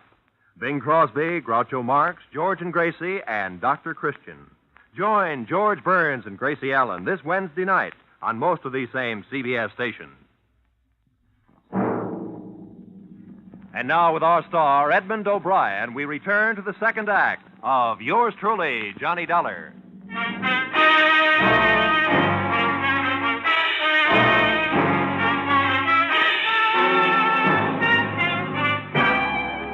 There was a lot more to this case than a $5,000 insurance payoff. I'd sensed that from the beginning. A hired killer with a still unknown employer had searched out the girl in her New York hideaway and done a thorough, if not profitable, job. His warnings, which a man of my profession is bound to ignore, were beginning to materialize. As I woke up, I could hear voices.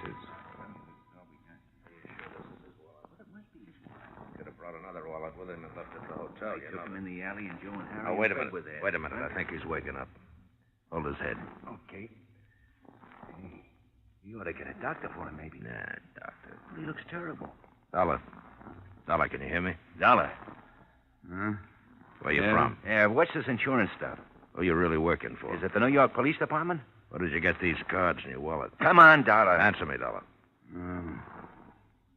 Give me some water. Get him some water. Hey, get some water, Joe. Now, sit up. Come on, sit up. Here, I'll help you. There. All right, now what's the idea? That's what we'd like to know. Where do you know Pearl Carassa from? Oh, that name. Come on. I'm looking for her mother. What do you want with her mother? She left an insurance policy. Girl, $5,000. Hey, here's the water. Thanks.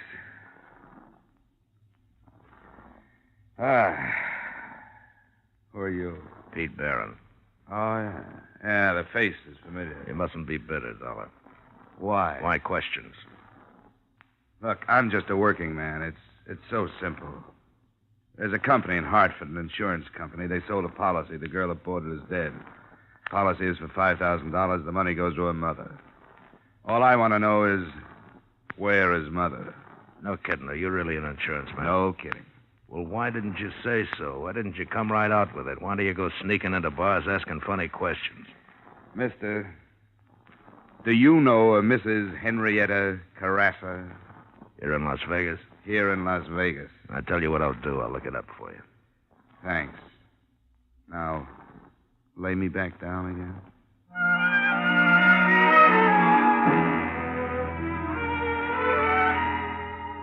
Expense account, item 7. $20, doctor bills. Nothing serious, but I couldn't go out in the street looking like that. I stayed in my hotel room for 2 days until the swelling went down. On the third morning, I had a visitor. It was the girl who gave me the brush off in Rambo's bar. She had an overnight bag with her. There was a label, Bloomington, Indiana. You're in trouble, you know that? 3 days ago, that information would have done me some good. I mean, real trouble. You don't think Pete Barron let you out of there because he believed your story. No more than you think you weren't followed here. I know. She'd never come here. But Pearl, get a message to her, will you? Tell her never to show up here again. She won't. What do you mean she won't? She's dead. I got to her. Do you know why? I gotta get out of here. Wait a minute. Why did Pete Barron hire Pruitt to kill her? Let go. I gotta get out of here. He came up here for a purpose. Yeah, but I didn't know she was dead. You're going to let him get away with it? It's narcotics. The gambling place is up front. They fly it up from Mexico at night and get out by morning. Pearl found out about it, and that's why they did it. Does Barron know Pearl told you all this? I don't think so, but I'm not taking any chances. I got a bus ticket. It leaves from across the street. I only got a minute. Good luck, honey. After she left, I went to the window and watched her leave the hotel and cross the street. A nice girl, I thought. And I wondered how she got mixed up with Barron's crowd. The bus door opened, and she put one foot on the step. She crumpled to the sidewalk. The little overnight bag tumbled into the gutter. I got downstairs just ahead of the deputy sheriff, just after the bus had left. The people were still standing around.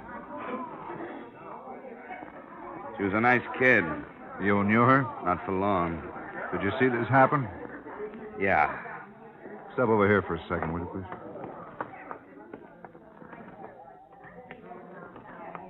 May I have your name, please? Yeah, sure. Here, here's my ID card. Insurance investigation. Something about her? No, a friend of hers. Pulled out of the East River. Pearl Carassa, shot to death. Carassa? Yeah, you didn't know? Oh, we heard she left town. That was about all. She got mixed up with Pete Barron and her family disowned her. Well, did you see what happened to this girl? She was just getting on the bus. Sounded like a rifle. She was working for Pete Barron, too. Yeah, I thought I recognized her. She just come up to see me. Had quite a story to tell. Barron's running narcotics up from Mexico by plane. Yeah, so I've heard. We've had our eye on him for months, but we aren't ready to pick him up yet. Why would she tell you that? She had to tell somebody. She had a message she wanted me to deliver. To Pearl. Well, this is beginning to tie up. But what's insurance got to do with it? Carassa girl left a policy, $5,000 to her mother. Her conscience must have bothered her. Comes from one of the finest families in this part of the country and starts downhill with a crowd like that. Now, her mother needs $5,000 like I need 2 haircuts. And, mister, if I were you, I'd take that check out to Carassa's and catch the next plane out of town. You know something, Sheriff? That's just what I'm going to do.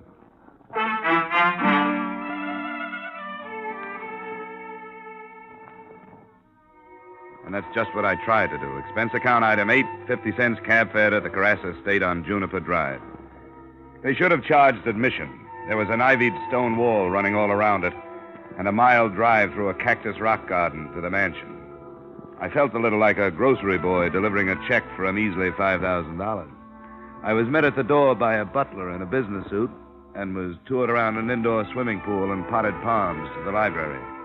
Buried in a large leather chair, reading a 25-cent version of How to Be Your Own Gardener, was the man of the house. I was introduced and left alone with him. Insurance? Investigation. How long since you've heard from your daughter? Oh, such a long time, such a long time. Is she in more trouble? She's dead, Mr. Carassa. Dead? Pearl dead? Can't be. What happened? She was killed. An accident? No, it wasn't. Not an accident. Someone hired a killer. Oh. It's my fault. I knew, and I did nothing.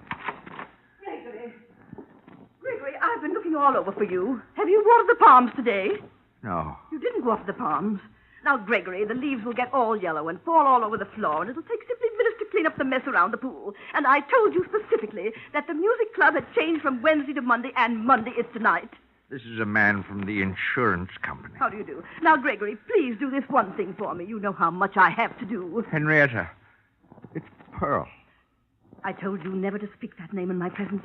She's dead. Dead? She was murdered, Mrs. Carassa, in New York. I'm not sorry. Maybe I should be, but I'm not. Not in the least. She's never done anything but bring shame to me and to her father. She brought these awful people to the house. To this house, mind you. Humiliating me in front of my friends. She even wanted to marry one of them. Henrietta, please, not now, Henrietta. I'm not adept at putting on false grief like you are, Gregory. She was no good. When she brought this man in, I told her right there and then, you're not my daughter. Go to the people that you fit in with. Well, this is the way it had to end. I'm going upstairs. Mrs. Carassa, just one thing more. If you'll sign this paper, my job will be over. I have a check for you. A check? What kind of a check? She left you $5,000. Me? She left me $5,000? I remember. The policy she took out in high school. She never canceled it, even when you sent her away. I don't want it. I don't want it. Tell me, do you know who killed my daughter? Well, the man that did the actual killing has already been executed in New York State. The man who hired him, it's only a suspicion. I'd rather not say. Barron. What about this check? I don't think she wants the money. You can tell your company that. Look, Mr. Carassa, I've come a long way. I'll leave it here. You can sign the form and mail it. Would you mind calling me a cab? Expense account item 9, 50 cents cab fare. Just as we pulled out of the driveway, somebody else pulled in. I don't know if he saw me, but I saw him. It was Pete Barron. Are you sure, Dollar? Positive. Sheriff, I woke up looking at that face. What would Barron be doing at Carrassa's place? Could be a connection you didn't know about. Yeah, this could be the tie-up we've been looking for. Somebody who supplied the dough. It's a big operation. I'm sure Barron didn't have enough dough to start it. Well, what are we waiting for?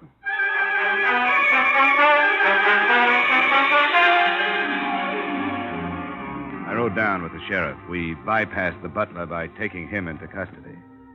We heard voices coming from the library and stopped outside the door. Business, I had to do it. She threatened to go to the police.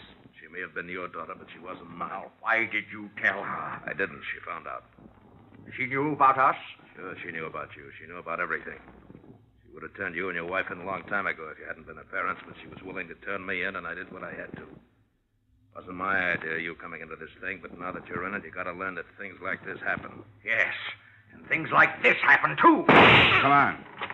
Drop it, Carrassa. And look who's here. Hello, Mrs. Carrassa. Let's go, Carrassa. No, wait. I want you to know about this woman. I want you to know what she is.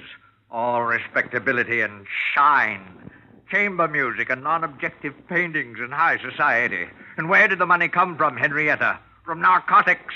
From the same people you hated so much. Gregory, stop it. I had a tile business before the war, but it wasn't good enough for her.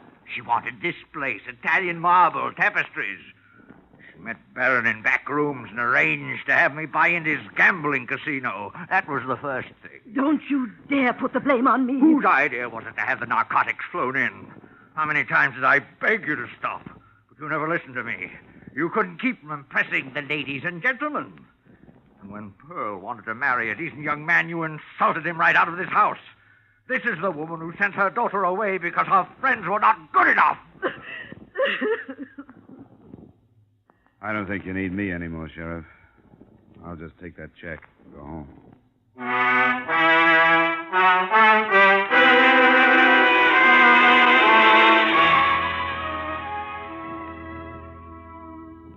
Expense account, item 10, $200. Transportation back to Hartford. I don't know what you can do with the check. If it were up to me, well, I'd use it to clean up the respectable slums. But that's not my problem. Expense account total, $712.55. Yours truly, Johnny Dollar.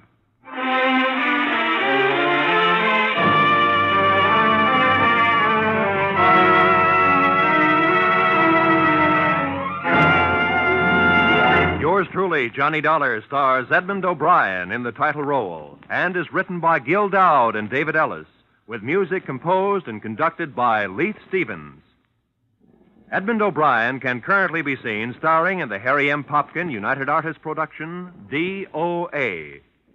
Featured in our cast were Hy Averback, Joseph Kearns, Bill Johnstone, Bill Conrad, Martha Wentworth, Sarah Selby, Howard McNair, and Virginia Gregg. Yours truly, Johnny Dollar, is produced and directed by Jaime Del Valle.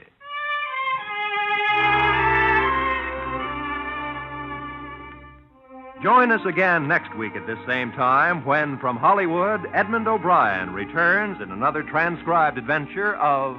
Yours truly, Johnny Dollar.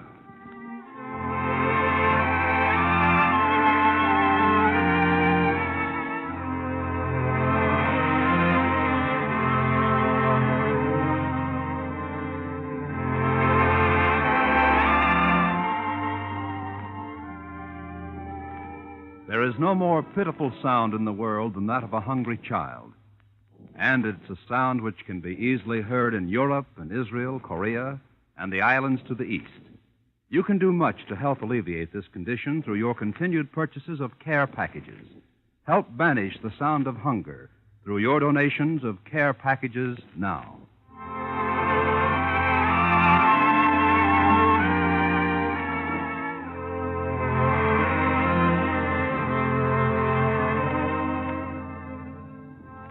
There's a man with a little black bag turns up on most of these CBS stations every Wednesday night.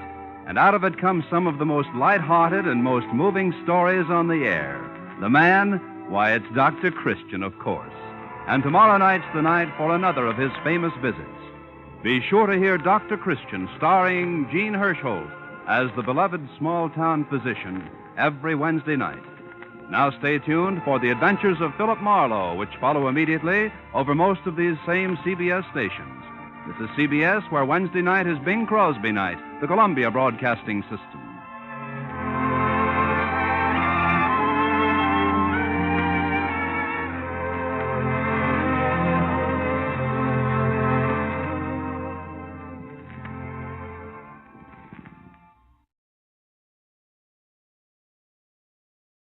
From Hollywood, it's time now for Edmond O'Brien as Johnny Dollar. Mr. Dollar, this is Mrs. Tackett. Did Mr. House talk to you about Abel? Oh, yes, Mrs. Tackett, he did. He thought maybe you and I could get together this afternoon. Yes, of course. Please hurry. I certainly have a right to know if my husband is dead.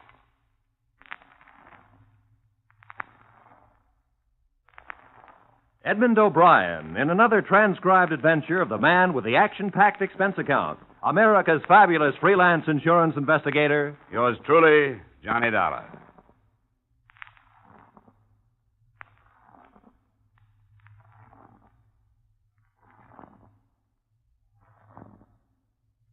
Expense account submitted by Special Investigator Johnny Dollar to Home Office, Corinthian Life Insurance Company, Hartford, Connecticut. The following is an accounting of my expenditures during the Abel Tackett matter. Expense account item 1, $5 transportation costs from Hartford to the New York address of Mrs. Abel Tackett. The apartment door was standing open, and I walked in.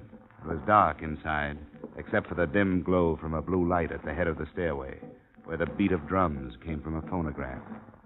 There was a crude native mask on the wall with an idiot's grin. Something stale and heavy in the air. There was no one downstairs, so I went up. Walking up those stairs was like walking out of civilization. She was sitting on the arm of a chair in front of the phonograph. You heard them. I did not want you to. You're a half hour early. Well, that gives us a half hour more to talk. My plane leaves tonight. What does the insurance company say? I'm going to British North Borneo to look for him.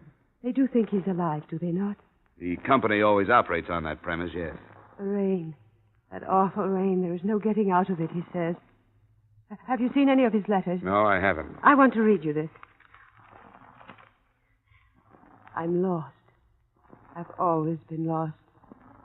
I don't know who I am or what I am or what I was intended to do. I've played all the parts and been all the places and found nothing of myself.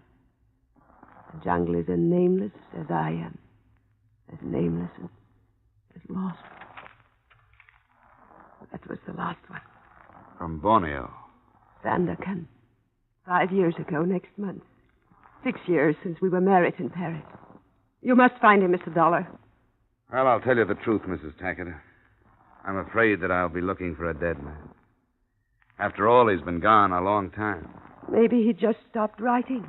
Maybe he didn't. That's why I'm going over there. Maybe he just stopped writing. Maybe. Maybe he wants nothing to do with me anymore.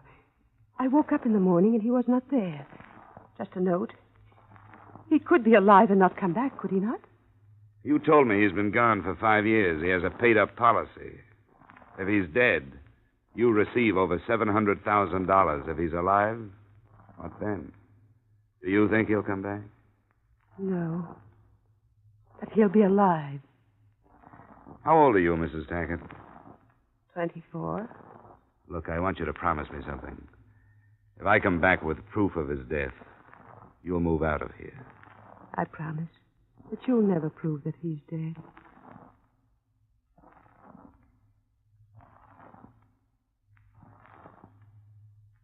Expense account item 2, $1,280.45 for the trip by air from New York to Chicago to San Francisco to Manila. Expense account item 3, $200 on the first ship to Sandakan. They called me supercargo. I ate with the captain in his cabin.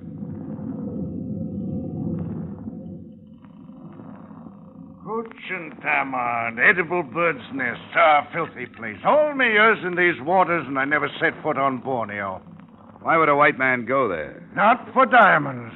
Malaria, maybe, or a new type of insanity. You look sensible enough. Who is this man, your brother? No, never met him. But I've got to find him, that's all. Second biggest island in the world. 3 million souls. Dusans, Bahaus, Murids, Dayaks. Ugliest people in the world. Took a young planter and his wife there. 6 months ago it was. Carried the bodies back my last trip. How did they die? The jungle. Oh, come on, I'm a close-mouthed man. Who are you looking for? You wouldn't know him. His name is Abel Tackett. Abel Tackett? I never heard of Abel Tackett. You find me a hand west of Tawau who hasn't heard of him.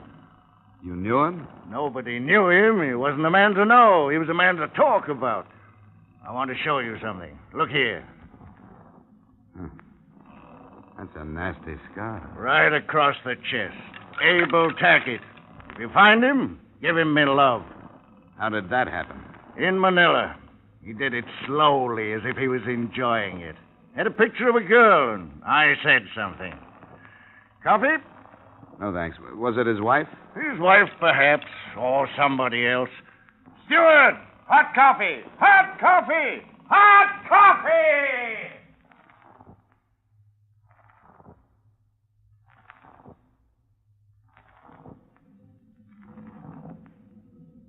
Something happened to men out here. Men that might have been easy and calm any place else in the world. Something happened to them. Hysteria, wild anger, madness. In the weakening heat, the sudden bursts of temper arose where men would kill over a matchbox. Channel fever, the crewmen called it. But perhaps there was another reason.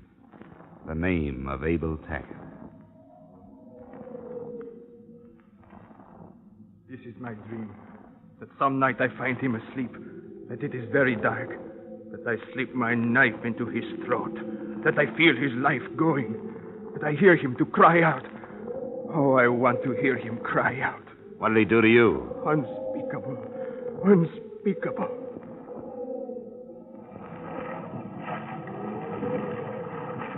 Oh, all look for him. All. Find him. Oh, knife, shoot, kill, hate. Oh, Tackett, devil. Tackett, devil.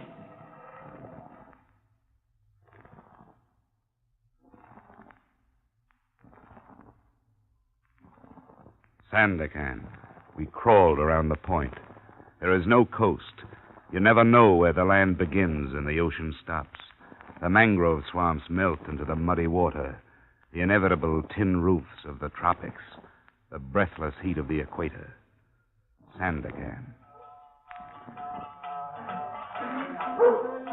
I found the British North Borneo Company office next to an exporter's shop. The secretary to the assistant district manager pointed me into a rattan chair and handed me a fly swatter. Oh, Abel Tackett. Oh, fabulous fellow. Great strength, drive, power, you know? Why are you looking for him? Well, we understand that he was dead. We hold a policy on him. Tackett dead? Oh, that's improbable. Oh, he's quite a man. I say, you didn't happen to bring any cigarettes, huh? American cigarettes? Sure. Here, here's a carton. Oh, no, please, you spoil me. What was he doing out here? Tackett? Oh, no one seems to know. Some say gold, diamonds, gutta percha. Escape, perhaps. He just popped in one day from Manila, got all the necessary papers, and headed into the interior residency. Not before he caused a bit of a ruckus in a native pub, however. I say, you haven't been to London lately, have you? About a year ago. Oh, not since then, eh? Oh, shame. What I wouldn't give for some swept ginger beer. Splendid for the tropics. Ordered a case and it never came. I had to settle for gin. Look, can't anybody tell me about this man, Tackett? What is this legend, this myth? What? Oh, it's a paradox, Mr. Dollar. A man of great strength and great weakness. Oh, like us all in a way. Looking for something. Always looking for something. But looking for what? Now, look, you're trying to solve this thing in American terms. This is the tropics, Mr. Dollar, and here we admit the inexplicable. But I've got to have answers, Mr. Kenyon. Oh, no, you don't understand, Mr. Dollar. Here, look at this map. You see here? Sandakan. Then you leave for the interior. 200 miles inland is Kwamut. Now, there's no trouble thus far. And he was reported to be there 8 months ago. From Kwamut, it's a different world. There's fever, reptiles of all sorts. It's not worth it, really. I mean, is it a large policy? $750,000. Oh, for a man living in Borneo, that must be a tremendously high premium. Well, $1 million couldn't get me out there, and 1,000 could take me home. How do I get to Coamat? Oh, by lorry. One of them goes up tomorrow with supplies for the garrison. We can fit you aboard, but...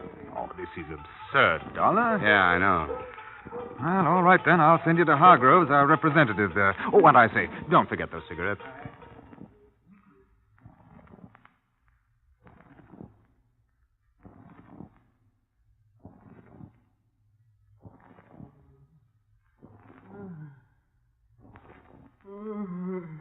My husband's been going on like that for 5 days. He can't tell you anything. I'm sorry to hear that, but can you tell me anything about Tackett? Wait till I close the door. So you're looking for Abel Tackett. The fever'd never get him. You know if he's alive? Alive? Sure he's alive. How do you know? If you knew Abel Tackett, you'd know he's alive. We spent a lot of time together when I was on the coast. Did you know Tackett in the States? Nope. Playboy, he told me. Said he wanted something, but never knew what. I told him what he wanted was love. But he wouldn't stay, and when I tried to stop him from leaving, If you find him, what happens? Depends how we find him. If he's alive, I suppose I'll try to talk him into going back home. If he's dead, I want the proof. You better go back to your husband. Nothing I can do. Hey, look, Mr. Dollar, if you find him alive... I'm going to try to send him home. Tackett'll never go back home. I'm going with you. Not this trip. I'm going with you.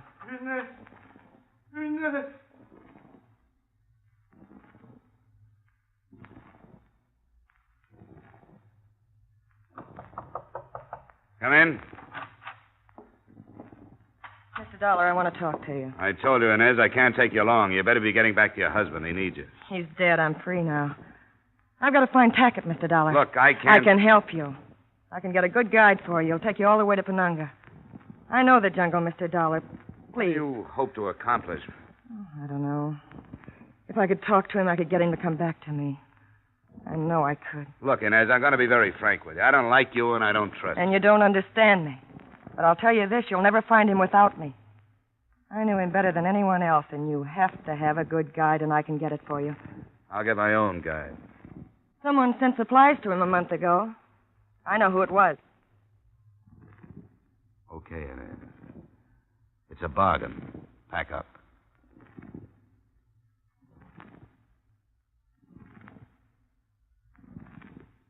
She took me to a trading post, and I met the owner, who operated under the obviously false name of George Brown.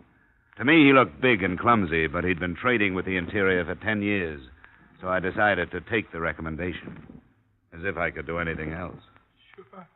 Sure, I know where he is. At least I knew where he was a month ago. I've been trading with him for over 3 years. Okay, when do we leave? You don't know what you're getting into, mister. Did you ever hear of Long Wai? It's a village across the border in Dutch territory. We'll need 4 porters and supplies for a month. When do we leave? The last porters I sent into him never came back. The Ponandaiks got them, most likely. They're headhunters, you know. Which one of us are you trying to talk out of this, you or me? I can always use $500. But that isn't all the pay I'm going to get. What do you mean? If I find Abel Tackett, I'm going to kill him.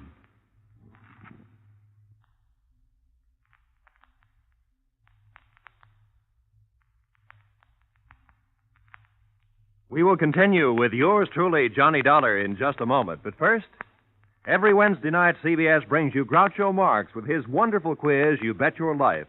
It's one of the brightest, most spontaneous, most genuinely funny shows on the air. So be listening this Wednesday night on most of these same CBS stations for You Bet Your Life, starring Groucho Marx.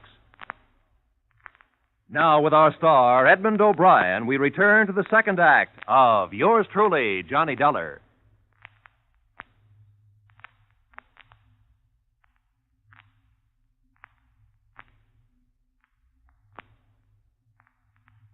Expense account item 5, $830 safari to Long Y, Dutch Borneo. One of the first things I learned about jungle travel was not to waste breath talking. Not until we made camp that night was there conversation. A slow day. The woman slows us down. Where is she? In her hammock. It couldn't be helped. It was a bargain. I didn't want her to come. I wonder why he picked Long Y. I wonder a lot of things. The easiest travel here is on the rivers. If he'd picked a river village, it would have been simple. This way we have to fight for every foot.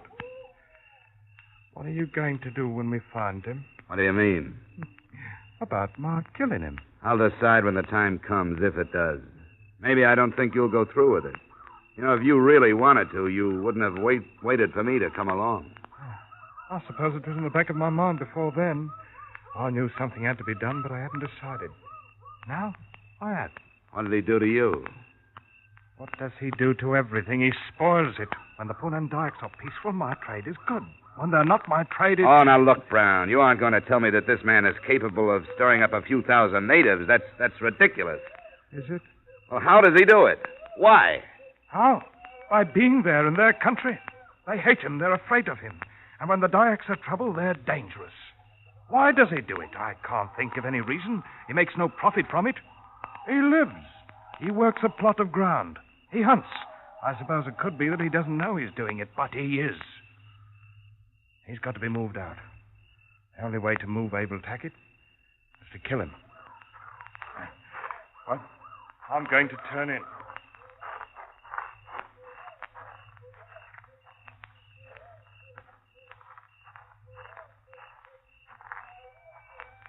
I heard part of what Brown was saying. What are you going to do? Well, I'll have to protect Tackett if I can. Protect him? That sounds funny. I never thought he'd have to take that from anybody. You know what I'll be protecting. You better get some sleep. Wait. What now? Why do you hate him? You know? You've never even met him. Well, I've talked to people who have. To a ship's captain with a knife scar across his chest. And a little deckhand from Manila with a hurt so deep he couldn't talk about it. You and your husband, a few others. And I met his wife. He's never talked to me about her. Well, that's the first thing I've heard in his favor. Maybe he's human enough to be ashamed of what he's done to her. Maybe he realizes what he meant to her. And that she'd stop living when he left. Because that's what he's done. It's not all his fault. The trouble he had in Manila and Sandakan. He told me the men thought he was afraid of him. He wanted to show him he wasn't. He'd never known people like that.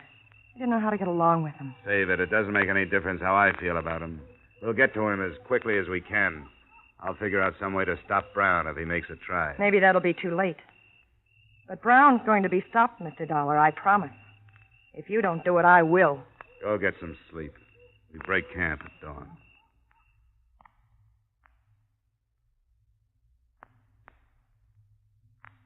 Lying in my hammock, looking up at the solid ceiling of foliage that hid the sky, and with the unaccustomed language of the jungle bothering my ears, I tried to get a fair perspective of the situation. But I couldn't. I couldn't answer any of the questions. I dropped off to sleep realizing that I was more than anxious to meet the amazing Abel Tackett. There was no sign of real danger until the third day, only the painful monotony of slashing at vines with heavy knives, fighting insects, stumbling over half-concealed ankle-high branches, of sweat-filled boots and soggy clothing, and 100 other arguments against Borneo. Mind the plant that looks like a fern here. Got it. It carries a brutal sting. This is the one, Inez. Watch it. I see it. Hold up. Come on. What is it? I wondered about that. What did he say? Head hunting. They found a body on the trail. Coming along? Yeah. Better stay here, Inez. I wondered about that. It's been too quiet. We haven't spotted a Dayak since we started. This section is usually swarming with them.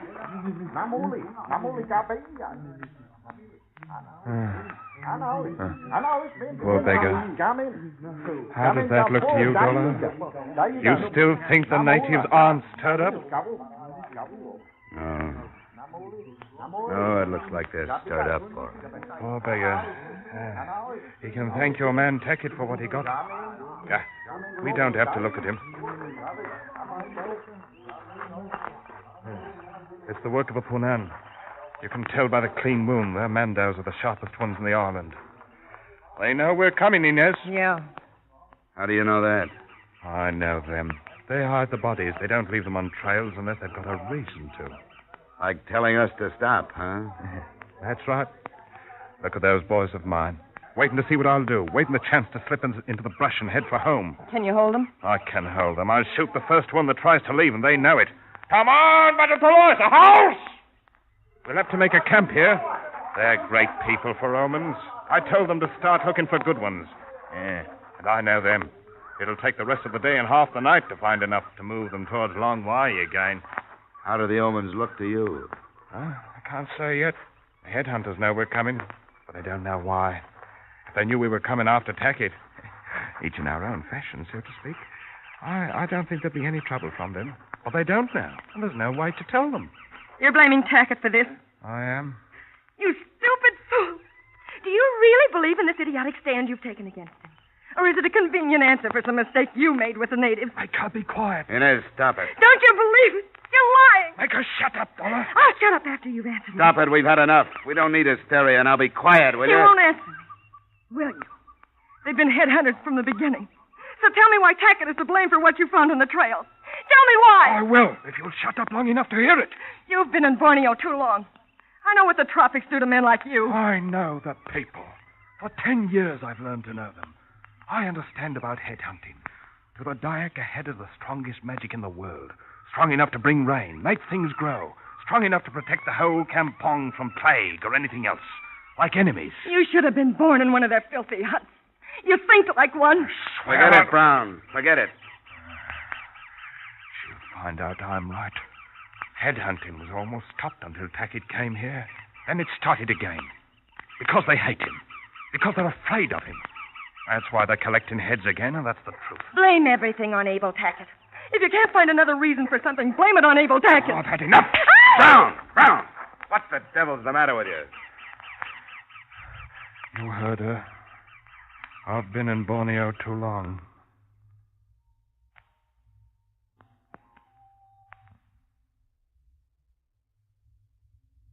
Tension, hysteria, everything out of proportion. The distorted perspective of the jungle where emotions become sensitive as skin.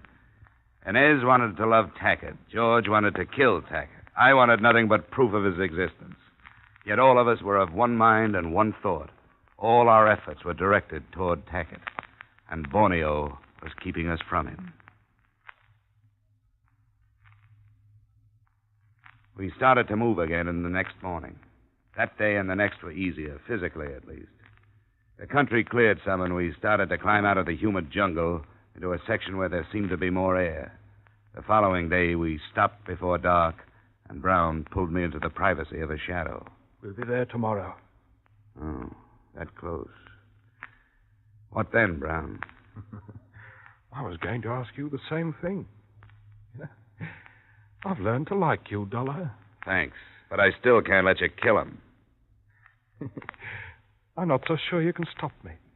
How would you get back to the coast without me? I've been asking myself the same thing. I'd be stupid to take the gamble, but I'd have no choice. So that's the way it is. Yeah, that's the way it is. All right.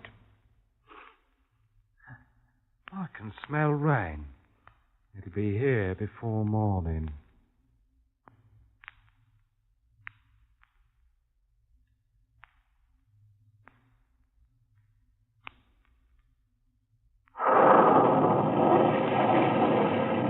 Our first sight of the village of Long Wai was from a low hill. It was veiled by the slanting sheets of rain that floated across. A welter of huts, two larger buildings for gatherings, but not a sign of life. Abel Tackett's hut was barely visible, a mile or so down the shallow valley. We started down toward it.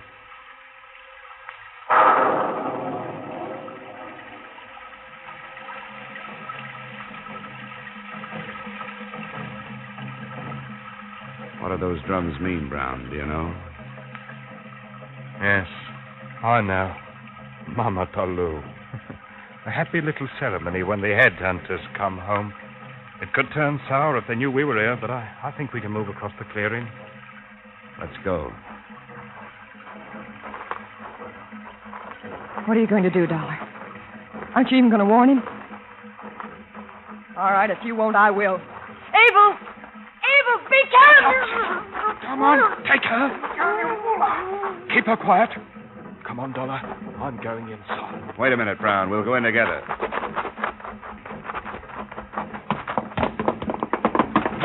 Tackett.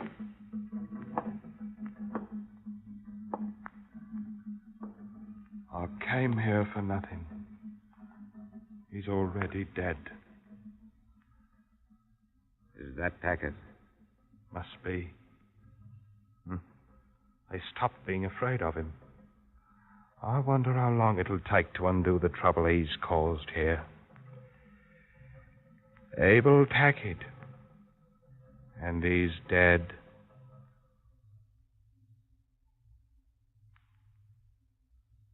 There was the body of a man lying on the floor, dirty duck shorts and jacket, but no papers.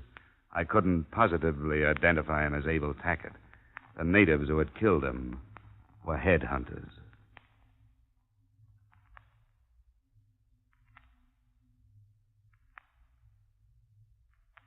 Expense account items 6 and 7, same as 2 and 3, transportation back to New York. Item 8, cab fare to the address of Mrs. Abel Tackett.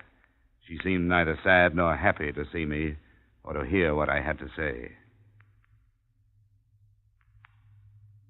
He died, Mrs. Tackett, of fever. He was in the interior. There was no time to get him to a doctor. You saw him? No, I didn't. Then you can't be sure. There's no proof.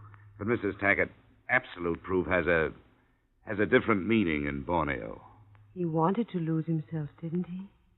He could have changed his name. He could even have traded his identity with someone else. Couldn't he? He's dead, Mrs. Tackett. Look, I want you to go to probate court, even without absolute proof. With what I brought back, you can have him declared legally dead. You're his sole heir. There are no other living relatives. His estate, his fortune, they're yours. They're yours to live with. That's why he left them to you. You can't go on struggling with a false hope. Please, Mrs. Tackett, don't stop living just because he did. You've got to believe me. Abel Tackett is dead. He's not dead. He's alive. He's living somewhere. And as long as he's alive, I'm alive.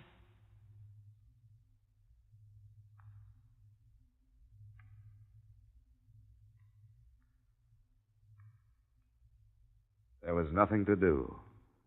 I left her in the old house with her records and her dark walls and her old letters. I left a young woman dying there, and there was nothing I could do. I walked out into the clean, fresh air and went home. Expense account total, $4,075.80. And for what? The only constructive thing I can make out of it is that it made me an expert on pure, unadulterated frustration. Yours truly, Johnny Dollar.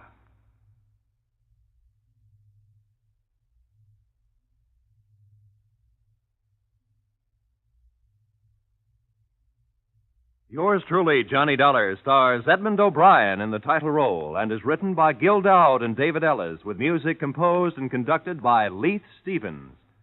Edmond O'Brien can currently be seen starring in the Harry M. Popkin United Artists production, DOA. Featured in our cast were Maria Palmer, Tudor Owen, Raul Chavez, Ben Wright, Chris Kraft, and Dan O'Herlihy. Yours truly, Johnny Dollar, is produced and directed by Jaime Del Valle.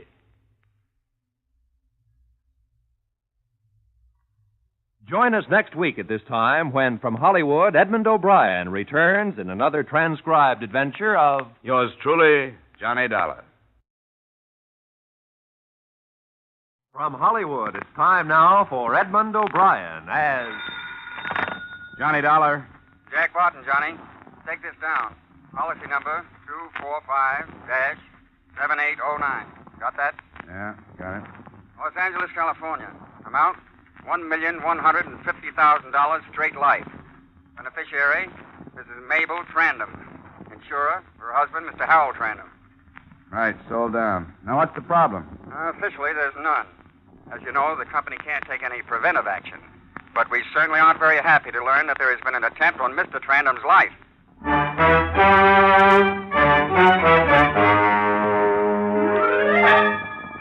Edmond O'Brien in another transcribed adventure of the man with the action-packed expense account, America's fabulous freelance insurance investigator. Yours truly, Johnny Dollar.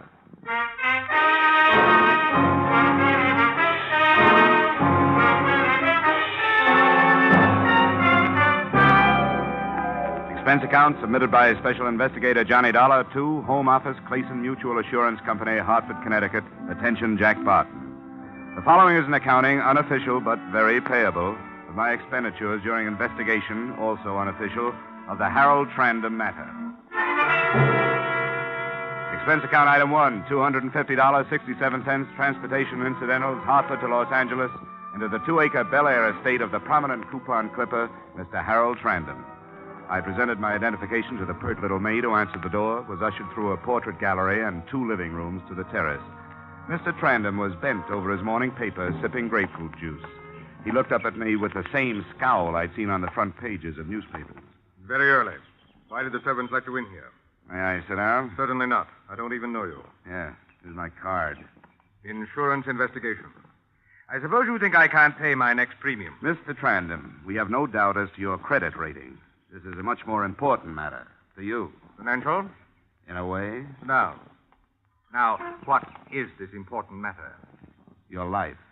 I understand there's been an attempt on it. That's my own affair. Strictly my own affair. I made adequate provisions. If your company is worried about my life, I'm very touched.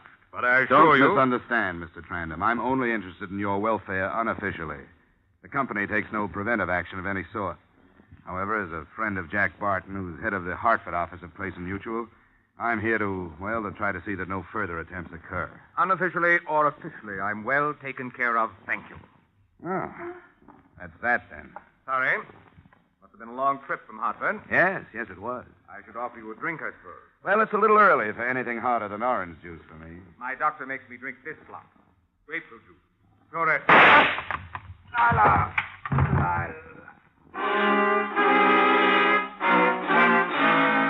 Over the table and slid to the floor, still holding his chest. An army of servants rushed out and tried to look like they knew something. I was obviously the major suspect, and they vied with each other in their attempts to blame me. But nobody bothered to call 1 a hospital and 2 a policeman. Finally, one big guy, obviously a bodyguard, scooted everybody but me off the terrace and sat me down. He's dead. You didn't do it, did you? No. I didn't think so. But if I go back to the boss and tell him Trandam was knocked off right in front of my eyes, I'll get the axe, you know what I mean? Yeah, I know what you mean. No, I'm prepared to exchange information with you. Well, that's mighty generous. I'll see you later. No. Please, wait. Don't go. Lord. Didn't you see nothing at all? Nothing I can go back and say, Mr. Halmer, I had my eyes open? Well, if it means your job. Yeah, it does. Believe me, it does. I saw a wisp of blue smoke over there, that clump of bushes across the lawn. And a man, he run away. No man, just smoke. The shadow of a man. Just smoke. The gleam of the gun. A thin wisp of blue smoke. This is all? Look, you can make up the rest as you go along. Now, if you'll excuse me, I got a phone call to make. I think the police ought to know about this.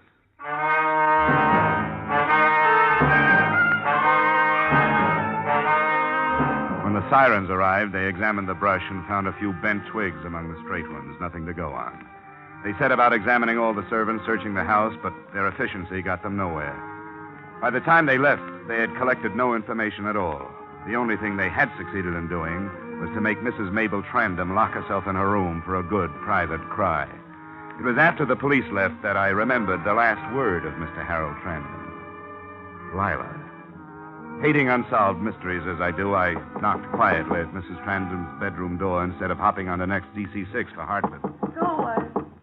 Please, Mrs. Trandam, I'd like to talk to you. I don't want to talk to anybody. Go away. I'd like to talk to you about Lila. Who did you say? I'm Johnny Dollar. I'm with the What about Lila? May I come in? Thanks. Tell me what about Lila? Well, that's just what I was about to ask you. You're one of the detectives, aren't you? No, I'm an insurance investigator. Sit down. What did you hear about her? The last word your husband said. was Lila. Yes, it would be. That's all he talked about. Breakfast, lunch, and dinner. Oh, I got a steady diet of her, all right.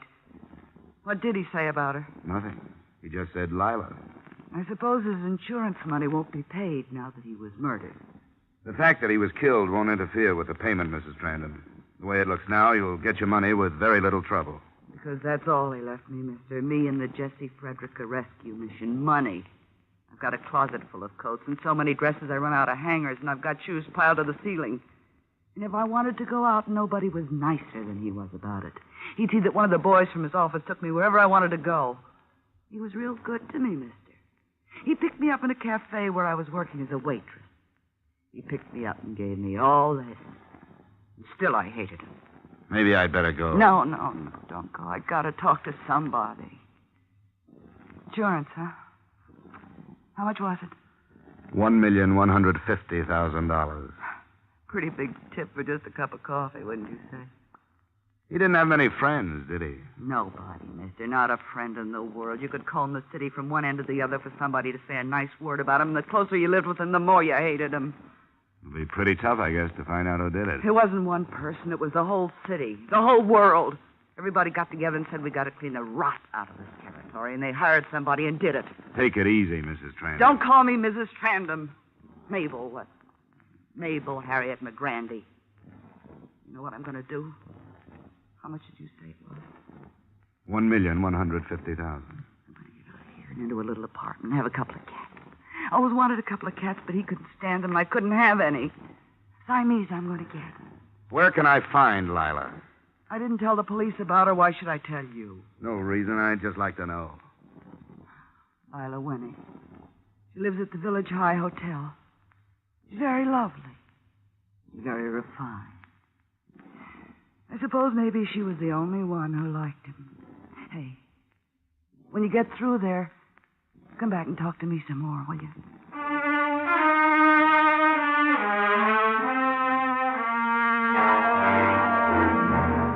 Expense account item 2, taxi fare to the Village High Hotel in North Hollywood. 4 tanned kids dashed in and out of a sprinkler's path. I walked to the last apartment to the right and knocked. I knocked again. I knocked a third time and tried the door. It was locked. I looked in the window. Through the lace curtains, I could see the body of a girl. Her head lolled crazily to one side, and there was a small red dot on her temple.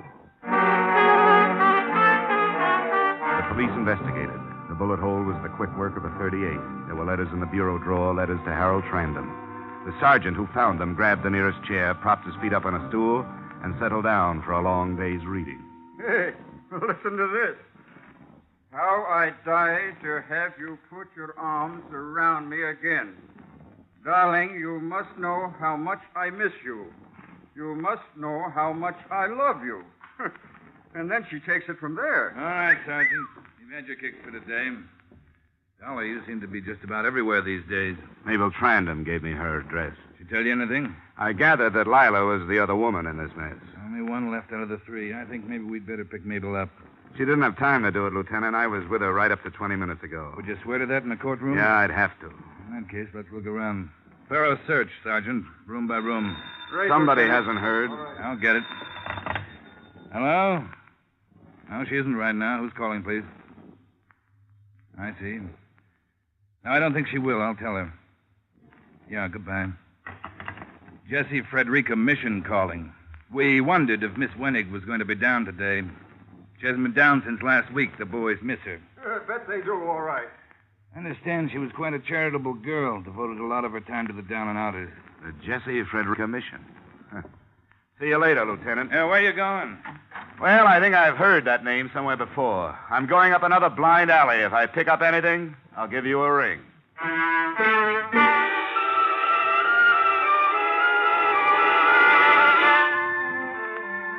Expense account item 3, $4.90. Transportation Bel Air to the Jessie Frederica Rescue Mission on Main Street. Now that the mystery was doubled, I thought it wise to follow up every enterprise the two late lovers had in common.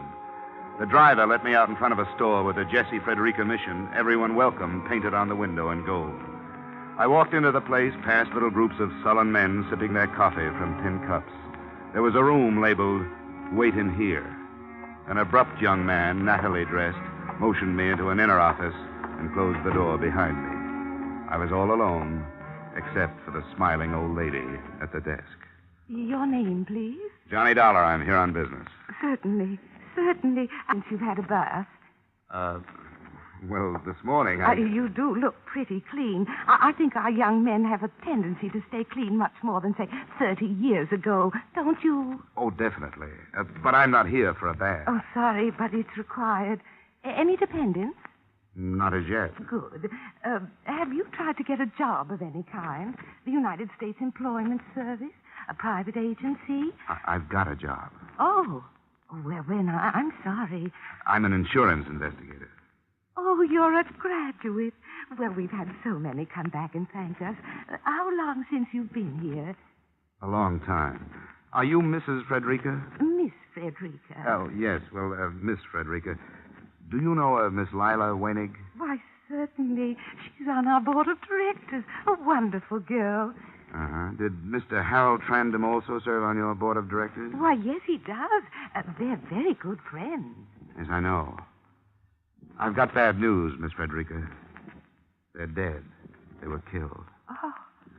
Oh, that's terrible. An automobile? No. How did it happen? Murder. I'm an insurance investigator. If I could stay here for a while, I might be able to learn something of importance. What about it? Well, I don't know. We've never done anything like this before. I promise I'll take that bath. Can't you just pretend I'm one of your boys? Well, perhaps I could, Mr. Dollar. Perhaps I could, Mr. Dollar.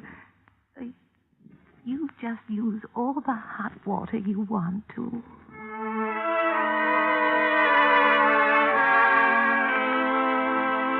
I found myself in the midst of a lot of confused men made even more helpless by belief in their own failure.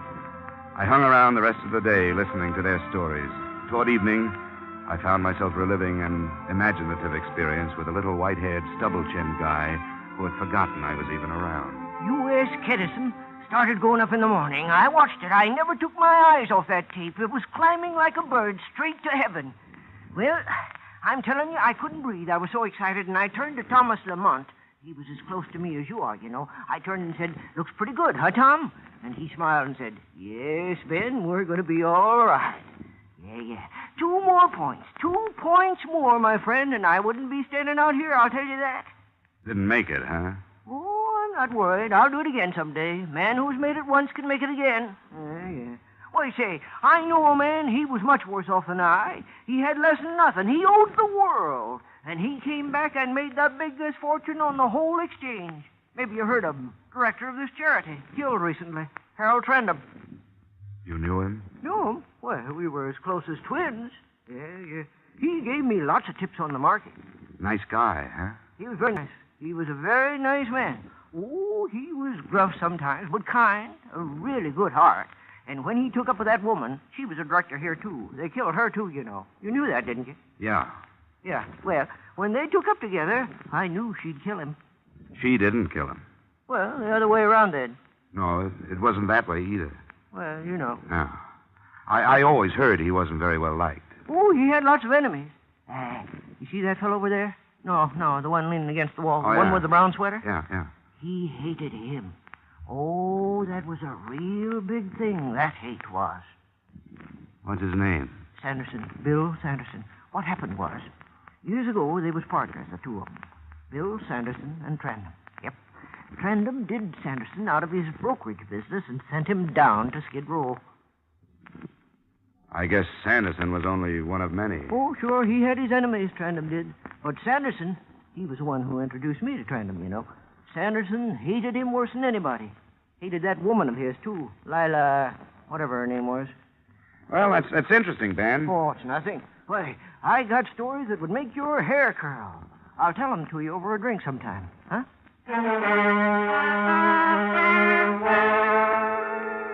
I had noticed Sanderson watching me out of the corner of his eye. He was a big man of indeterminate age, rolling a toothpick around in his mouth. I walked to the cafe down the street, had a bite to eat, and came back to the mission. A crowd was gathered in one corner, talking excitedly. I moved through to the front row and looked down. There was little Ben, lying dead on the floor. I moved back through the crowd and right into Bill Sanderson. Dollar, maybe you better come along with me. The sliver of shining metal in his hand convinced me to come along with him. There didn't seem to be a great deal of choice. He stopped me in front of a door 3 buildings down, opened it, shoved me in, and closed it again. Inside, it was not quite pitch black. I'm glad to meet you, Dollar. Any friend at Trandam's is a friend of mine.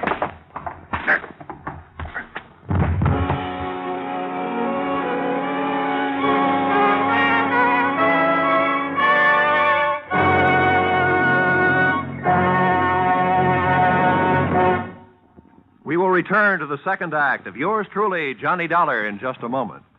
The radio audience has the chance to be a part of a quiz show. They can enjoy laughing along with the nation's top comedians, too. But Dr. Christian is the only dramatic show on the air which is actually written by the radio audience. Each Wednesday evening, over many of these same CBS stations, you hear Gene Hersholt as kindly, gentle Dr. Christian tell a story which has been sent in by a CBS listener. Here's your chance not only to enjoy a radio show, but be an actual part of that program by writing it yourself.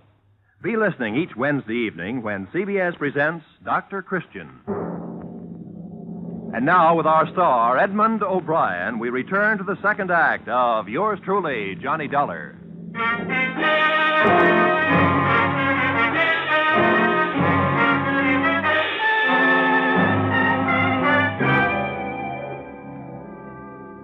I don't know how many times Sanderson tried to use his knife. Perhaps he was getting too big a kick out of wearing me down to use it at all. Then I was able to maneuver him around with his back against the light from the street. I grabbed his arm and smashed his fist against the wall. It was the fist with the knife, and when it dropped to the floor, I went about my work with a new zest. You picked on the wrong guy, sir. Come on, get up. Okay.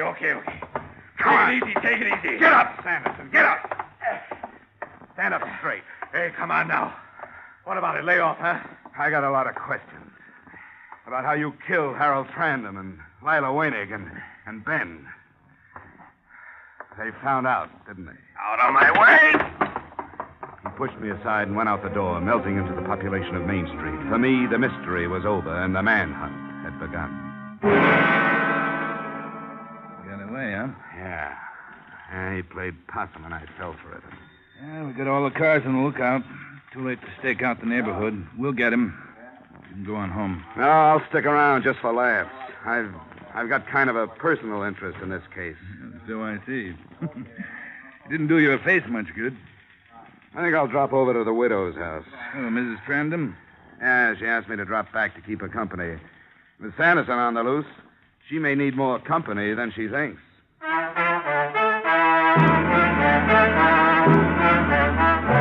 Expense account item 6, $4.50, police headquarters to the Bel Air mansion of the late Mr. Trandam.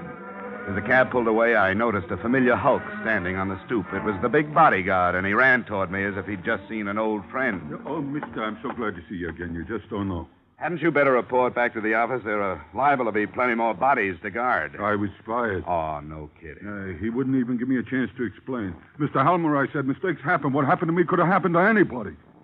I really had my eyes open. I seen a big guy with a .38 revolver over 100 yards away, and he run for cover. I chased him all over the plantation and finally caught him. Look here. I even brought him a piece of the suit the guy wore. Recognizing a .38 from over 100 yards away didn't do your story much good. You know, I thought about that later. Uh-huh. And that guy whose suit I tore is threatening to sue me. You made a good try. Yeah. Hey, you don't know where I could maybe get another bodyguarding job, huh? Have you tried plumbing? Bodyguarding is the only job I know. I'm skilled. I'll tell you what. Hang around with me for a while. What's the fee? Oh, no fee. You can use the experience. I'm sorry. I have my price. A man with your pride doesn't need a job. So long. Oh, no, wait. You caught me desperate. 10 a day. I'll put it on the swindle sheet. What was your name? Max. Okay, Max. Get your foot out of that flower bed and come on.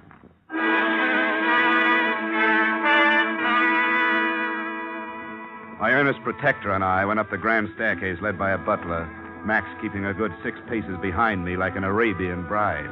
The butler went through a door, leaving us to wait in the hall. When he came out, he whispered to me to wait.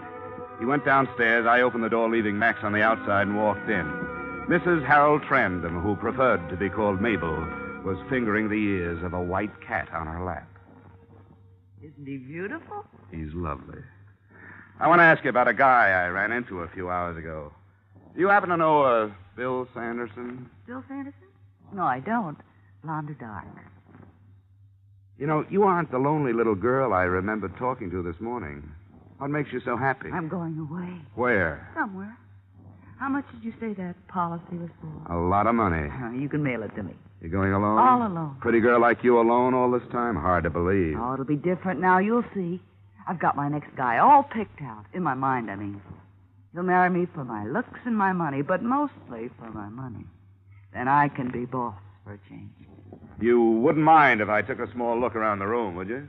Keep your hands off things that don't concern you. I know all about search warrants. I'll bet you do. But keeping letters like this on your dressing table isn't playing it too smart. You keep your hands off my personal mail. Signed by Bill Sanderson. You shouldn't leave things like this around. I don't know what you're talking about. Mabel, I should have known that a girl with your looks wouldn't just sit around with her crocheting while her husband gallivants about town. You better get packed. Those tickets on the table are for the 6 o'clock plane. It's 4:30 right now. Don't worry, Mr. Dollar. I'll make the plane. You keep everything handy, Mabel. Point that the other way, would you mind? We'll make that plane. Bill has wonderful plans. There's Rio and Argentina and all those South American countries. Nobody's going to stop us now. So you paid Bill the... I paid Bill nothing. He killed Harold because he loved me. Should have married him in the first place, but he didn't have the money, and that was important to me then. I met him too late. I met him after Harold had torn every penny and every bit of self-respect out of him. He's killed a few more since you last saw him. It's been one after the other.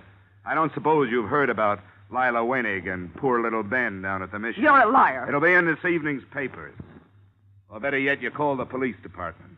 You're going off with a mad dog. He's tasted blood and he doesn't know when to quit. You've got over $1 million. Take my advice, Mabel. Find yourself another guy. Get out of my way. You're an accomplice to one murder. Don't try for 3. Get out of my way! I always bow to firearms. This is the room with the outside lock. Goodbye, Mr. Dollar. Max! Max! Hey, boss, what happened? Where were you? Oh, I was catching a few winks. Tired? I thought I'd die. That's being on the job, Max. You're fired. Why? What'd I do? A young lady and a killer are about to embark for South America, and you ask what you did. Here's your 10 spot. Try the want ads. I ran down the stairs, brushed aside the butler, and opened the front door just in time to see Mabel's car pull out of the garage and grind over the gravel to the gate. Through the rear window, I saw her suitcases piled high in the back seat. I rushed back into the house and grabbed the phone.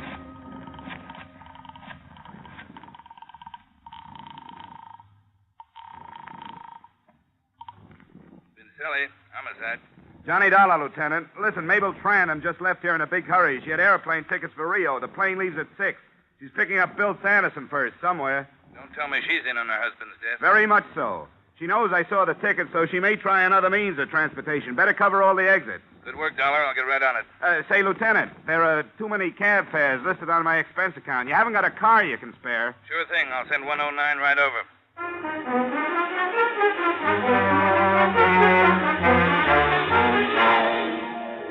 He sent 109 right over. We got to International Airport in time to check the passenger list. Sure enough, there was a name, Mabel Trandom. We waited till departure time, and I felt a little like Drew Pearson must when his predictions come true. She didn't show, Dollar. I better check with headquarters to see if she's been reported at the railway stations or the bus depots. Smartest thing she could do now would be to pick up Sanderson and head for the border by auto. I've already sent out a roadblock notice. Well, your job is done, Dollar. Why risk your neck? This is one I don't want to just read about. And then there's the matter of $1 million policy. Before we're through, we might have to dig up the second beneficiary.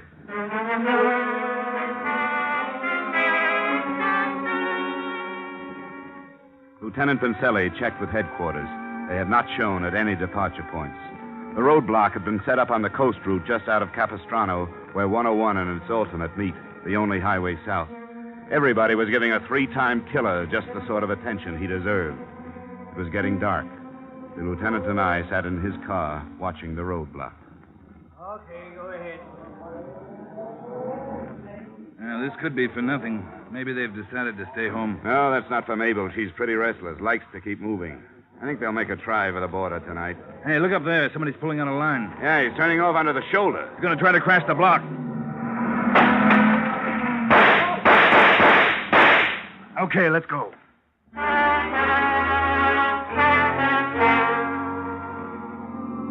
We weren't even sure it was Sanderson and Mabel. Might have been a couple of rum smugglers for all we knew. Whoever it was paid no attention to our siren, but we pulled closer, hugging the curves by using the whole road. See if you can use that rifle, Dollar. Right. There goes the tire. They're out of control.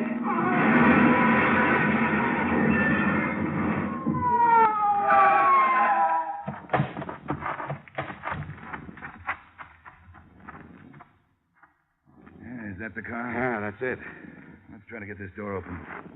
No use, Lieutenant. Look inside. Yeah. Yeah, I better get on the radio.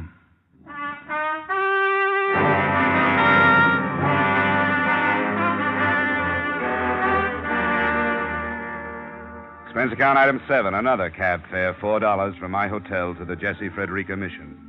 It was a week later. The old lady nodded me to a chair, and I sat down. Well, Mr. Dollar, it's good to see you again. Won't you sit here? I think this seat will be more comfortable. Thank you. I've just come to say goodbye, Miss Frederica.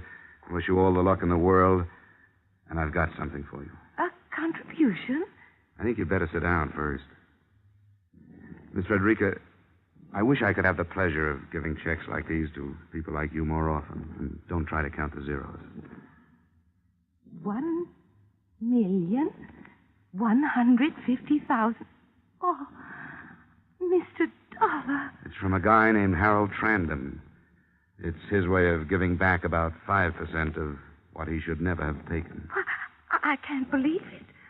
How did it happen? He named the Jesse Frederica Rescue Mission as a second beneficiary, and the first beneficiary is dead. Please excuse me, Mr. Dollar. I think I'm going to cry.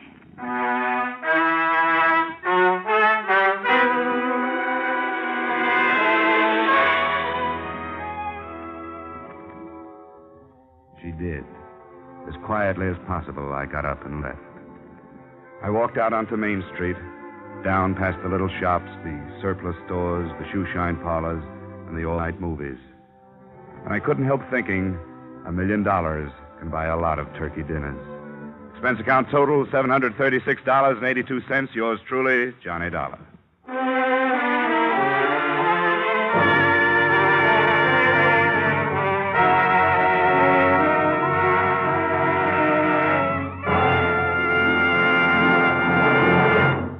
Yours truly, Johnny Dollar, stars Edmond O'Brien in the title role and is written by Gil Dowd and David Ellis with music composed and conducted by Leith Stevens.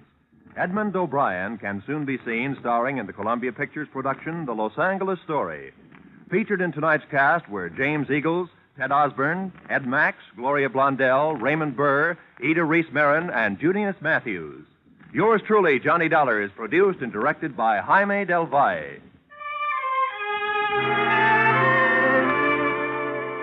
Join us again next week when, from Hollywood, Edmond O'Brien returns in another transcribed adventure of...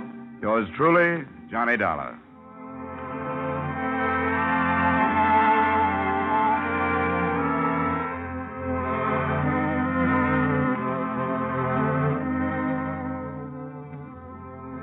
This is CBS, where Wednesday night is Bing Crosby night. The Columbia Broadcasting System.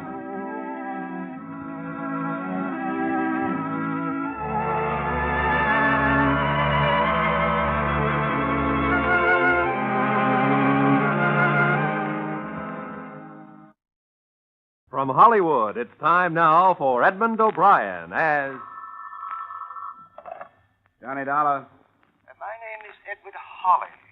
I represent the East Coast Underwriters Association of America. Yes?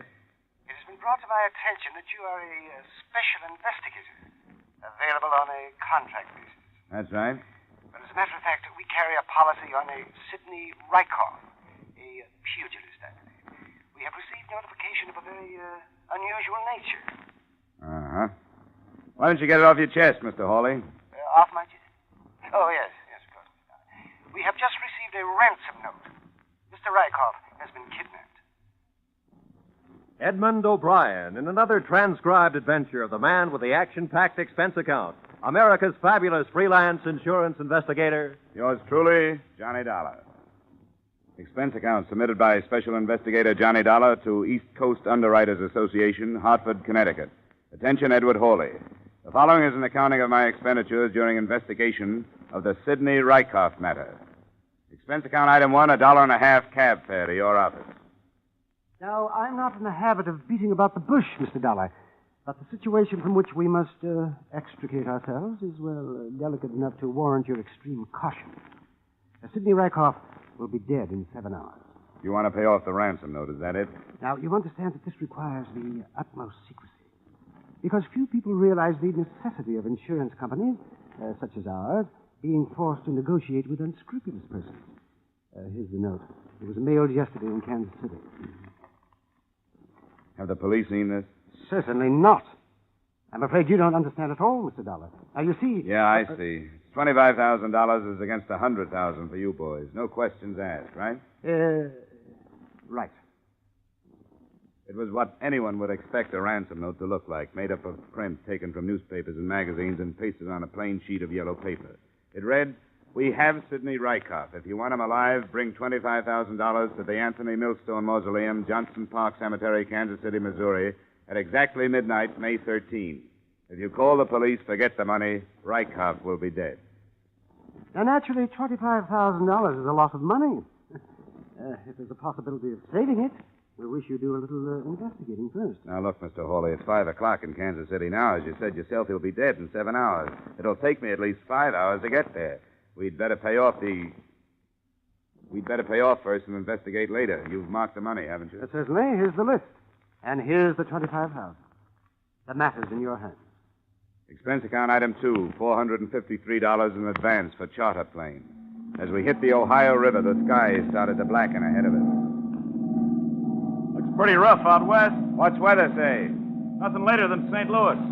Storm front to 16,000. I think we ought to set down. We can't. If I'm not in Kansas City by midnight, somebody will be dead. You a doctor? Yeah, in a way. But this is one sickness that can only be cured with money. Look, mister, I'm going to lay it on the line. I'm no hero. I got a wife and a couple of kids back east. My contract says I'll get you to KC if I can. But that front ahead there isn't kid stuff. It'll bounce this kite around like a balloon. Well, I can't tell you to do it. It's up to you. But if we set down now, we'll find a dead man in the morning. Okay, mister. I'll do the best I can. Fasten up. This plane is too underpowered to climb above it. We'll try to go right through. Hope the wings stay on.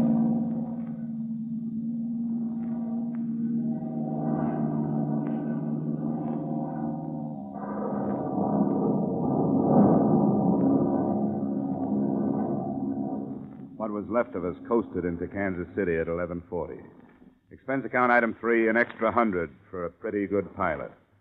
Expense account item 4, $3 transportation to Johnston Park Cemetery. The driver took my money and scooted off fast. I found the right mausoleum at the edge of the park. I looked at my watch. It was 3 minutes to 12. Park's closed, mister. Yeah, I know. I'm supposed to meet somebody here. What for?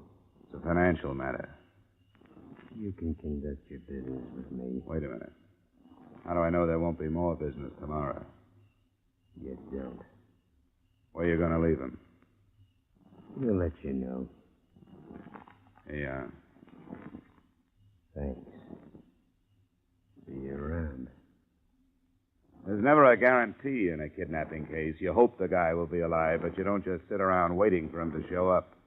I checked into a hotel, had half a night of sleep, and the next morning I strolled around the listed place of occupation of victim, Sidney Rykoff, the Southeastern Athletic Club. This high-sounding name covered for a bunch of cheap pugs and cheaper boxing equipment. Sidney's manager made his shabby office livable by spraying the corners with Sweet Air household deodorant and keeping the door closed. Close the door! What's the matter with you? Crazy or something? You want that smell coming in here? You know what trouble I go to keeping that smell out of here? Sorry. People come in here, what do they care? It's not their office. They wouldn't do it at home. What do you want? I have information that you're Sidney Rykoff's manager. Is that right? Yeah, you know where he is? That bum. Matched him against Malone next week, and he's off on another bench. You want him, you can have him. There's 1,000 fighters I could have. 2 years ago, I should have torn his contract to pieces, but I fell in love with his right cross. Did you ever see his right cross? No. Stand up here. That won't hurt you. Put your hands up. Now, higher. That's right. Now, look. It's the 5th round. I've been throwing body blows at you, see? Let me loosen my tie. Forget it. Are you listening to me? Yeah, go ahead, go Well, ahead. Now, look. Your defense is dropped. See, I telegraph a left. A left what? Cross! Oh, cross, yeah. Then, bam! Hey. Well, with me, it never works. That's how Rykoff won the Golden Gloves in 47. Say, how do you know he's off on a binge? He mixes it with milk. You ever hear anything so disgusting? Bourbon and milk. Thinks he's still in training that way. When was the last time you saw him? Friday afternoon. He was working out. He looked great. But when he comes back, he's got no manager. What kind of shape can he be in for Malone? I'll have to bail him out. I know it. If I don't, who will? Not his wife, that's for sure. I was going to ask you about his wife. Let me tell you something about that woman. In one way, she's the greatest gal on the face of the earth. And on the other hand, she can be a demon.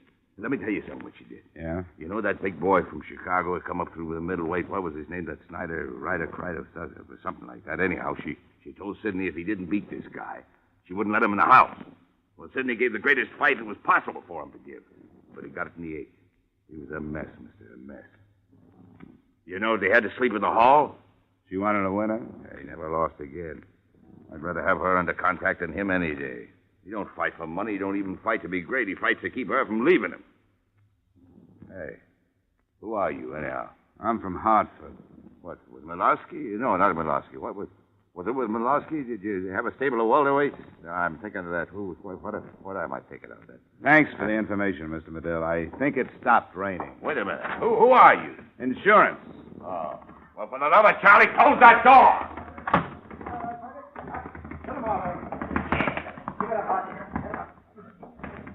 Say, I hear you're nosing around about Sidney Rykoff. I've been losing a lot of money on him. What makes you think I want to know anything about him? Quit it, will you? I listen to doors. You found out anything? About what? About his disappearance. Who said he disappeared? He ain't been around. He disappeared. Some people think he went off on a binge. Nah, it ain't his cycle. He had his last binge in March. He ain't due again till September. You a friend of his? Allow me. My name is Al Barsumian. I handle wages. Where do you think Rykoff is? I don't know, but the longer he stays there, the better I like it. The betting ain't good when he's around. Why's that? He's erratic. Sometimes he wins in the 8th and sometimes in the 10th. Well, that's the way it goes. His wife still live in the same place? Yeah, just follow the broken glass. I didn't get on the trail of the busted gin bottles until about 11 that night. I knocked at her door and she yelled, "Come in," from the kitchen. She was sitting at the table in a soup-stained kimono, peeling the polish off her fingernails. Sit down, or just throw them stockings on the floor.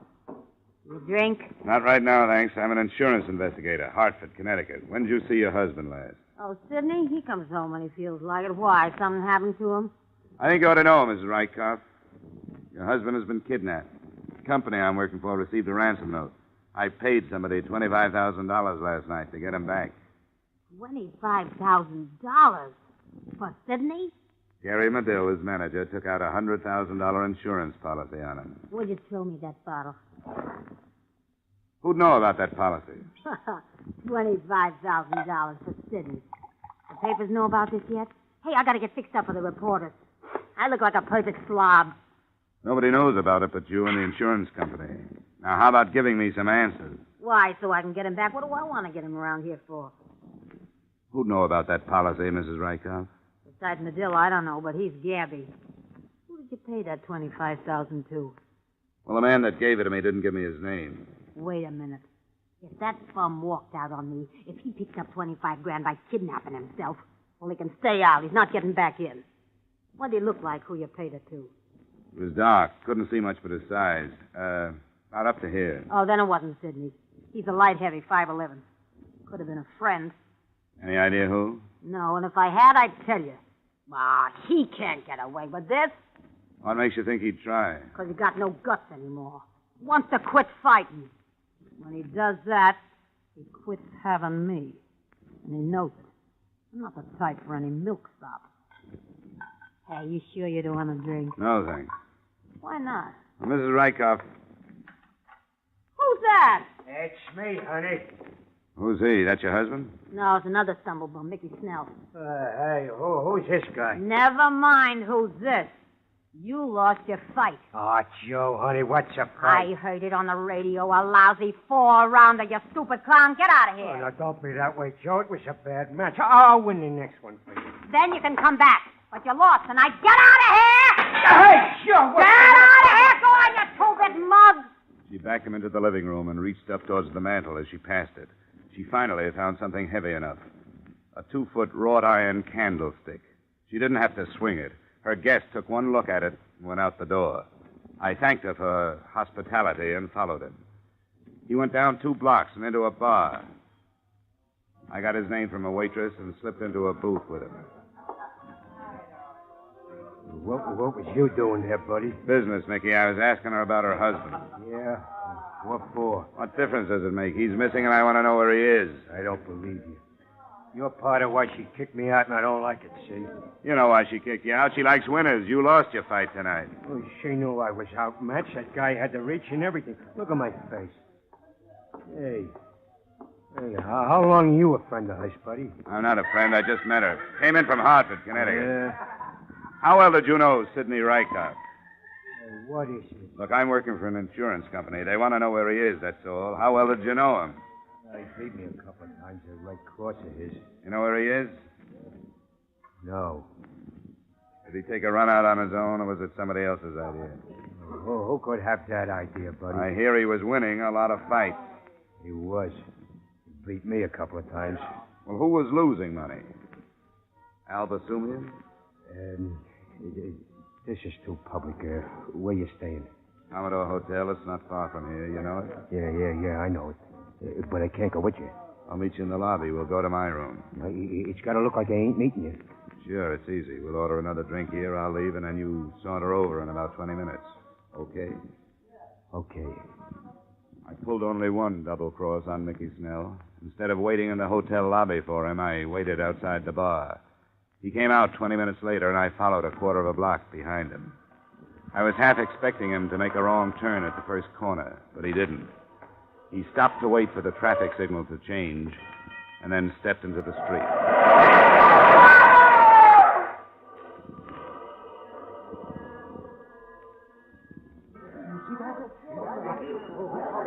And you say you saw it happen, Mr. Dollar? That's right, Lieutenant. I saw it happen. It was deliberate hit and run.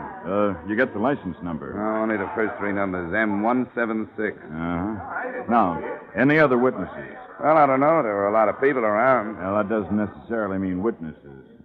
Say, what'd you find in his wallet? Oh, identification. Mickey Snell. He was a fighter. He must have won tonight.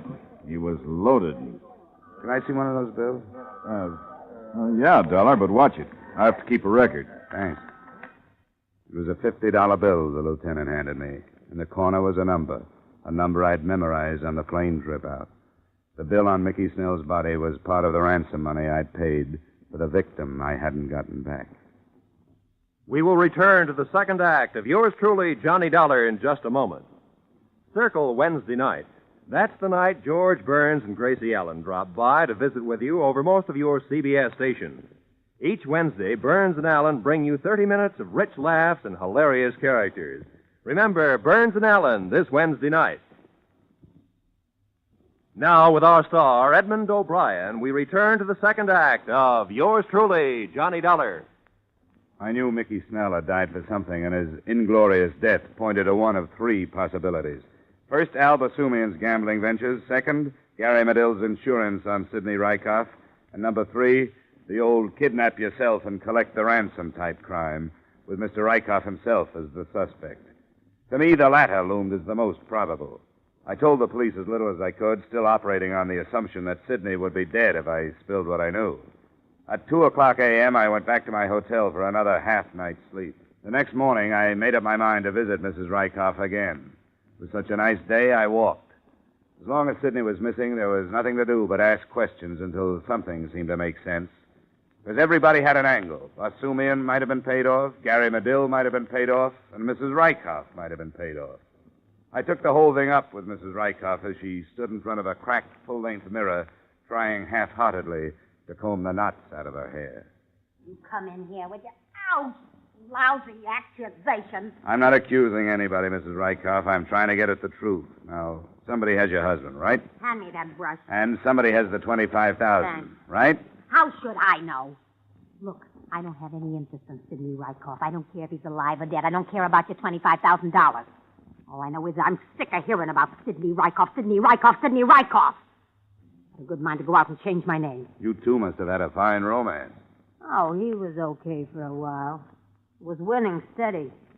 I can't stand to go with a guy that can't win. And when he lost... He slept in the hall. Exactly. A man has to fight for me. I ain't just sitting here waiting for losers. And Sidney was winning, wasn't he? Winning? Winning what? With that Medill as his manager, what could he win? What kind of a contract did Sidney have with Medill? Medill got everything, including Sidney's third molars. So what was I supposed to do? Look at this place. Sofa needs covers. Boy, could I use some clothes. Tatters. Look here. Seams busting out all over. I like Sidney to win, but I like him to win something big. Maybe you can if you bet on him. Take Pasumian, for instance. Never gamble. It's against my whole way of life. And then there's the possibility that you got in debt and knowing about Medill's $100,000 policy on Sidney, talked Sidney into kidnapping himself and writing to the insurance company for ransom. That's a dirty crack. But a pretty fast way to get out of debt. I've been scouting around. You owe a lot of people. I'd put the figure up to around $10,000. For a girl who lives like you do, that's a big sum. You make me mad. Get out of here. Bet you didn't think it would be like this when you first met Sidney, huh? Golden Gloves winner, handsome boy, trips around the country. I'll bet Get out! Now put down that candlestick. I'll get it. You finish your hair. I'll get it. You stay where you are. Oh, copper, huh? Yeah, what is it, Sergeant? Mrs. Rykoff live here? Hi, Mrs. Rykoff. What is it? Well, I'm afraid I've got bad news for you, Mrs. Rykoff. Your husband, Sidney. What happened? They found him on the highway just outside of town. He's dead. I studied Mrs. Rykoff. Her face showed only what could have been contempt and maybe a little relief. The officer made an embarrassed exit, and I closed the door. Mrs. Rykoff walked to the window. I followed her. We didn't say anything for a long while, and then she turned to me. What do you expect me to do? Cry?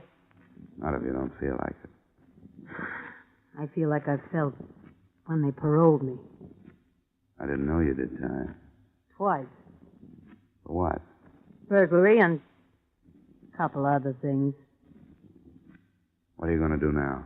I don't know, something. The way I did. You know, he wasn't such a bad guy when you got to know him. He tried hard. I used to sit in the front row, and when they knocked him down, I'd stand up and yell at him and call him every name in the book until I saw how mad he got, and he'd get up and win. Funny guy. I never could figure if he won because he loved me or if he won because he couldn't stand me. Hey, have a drink with me, will you? I'd appreciate it. Sure. Expense account item 5, $250 transportation. After toasting the remains of Sidney Rykoff in gin, I went down to the morgue and took a look at what was left of the Golden Gloves champ. His head had been bashed in with what the attendant described as a heavy instrument. The heavy instrument hadn't been found. They covered him up, and I went back to the hotel. It was still possible that Sidney had abducted himself, collected the money, then been killed for it by whoever he hired for the job. But then everything was possible. The more things happened, the more things were left in the dark. My head was spinning with Rykoffs and Medills and Basumians, and the taste of that raw gin wouldn't go away. I slept through the day, got up and ate dinner, and went to sleep again. It was a good thing I did, because the next morning, the phone rang early. Hello. Mr. Dollar, Yeah? this is Al. Al, give me a sec.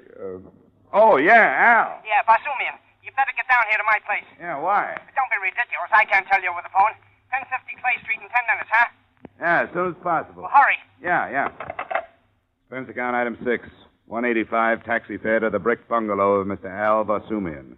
I was surprised to find a man of such uncertain profession housed so well. He met me at the door in his bathrobe and without a word led me down the cellar stairs. He flicked on the light near the furnace and pointed mutely at something gold in a box of ashes. I lifted it out carefully. It was a golden statue of a boxer. The engraving read, Sidney Rykoff, 1947. The base was caked with dried blood. This is liable to be a little difficult to explain to the police, Al. I came down this morning to give the furnace a good cleaning. It ain't been used since winter. My wife has been after me to clean out the furnace because it ain't been used in so long, so I came down here. Look, Dollar, I didn't have nothing to do with this. This is probably the object that killed Sidney Rykoff. Could very well be that you thought up this kidnapping, killed Sidney, and took the dough. Would I kill Sidney, plant a murder weapon in my own furnace, and then call you? Now, would I? To throw suspicion away from yourself, it's been done before. All I can say is I didn't do it. Look, Dollar, I'd call you because I thought maybe you could get me out of this. You being a man of influence... As far as influence goes, mine stops at getting funeral passes. I'd stick around if I were you, Al. Any traveling you might do between now and when the police get here is liable to be considered a confession. You gonna turn me in? What would you suggest? Drop the trophy back in the box, Dollar. Every so often I run into something like this. Come on, stand away.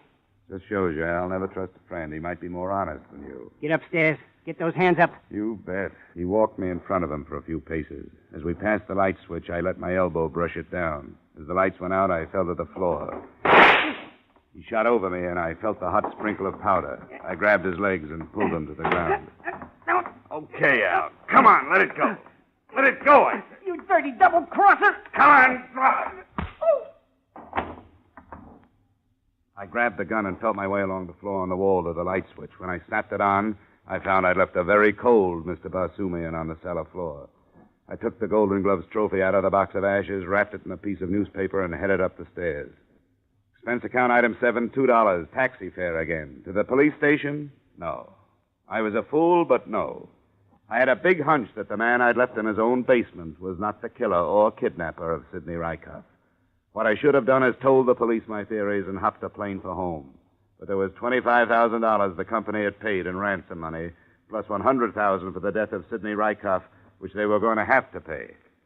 And if things stacked up the way I had it figured, maybe I could save them on both accounts.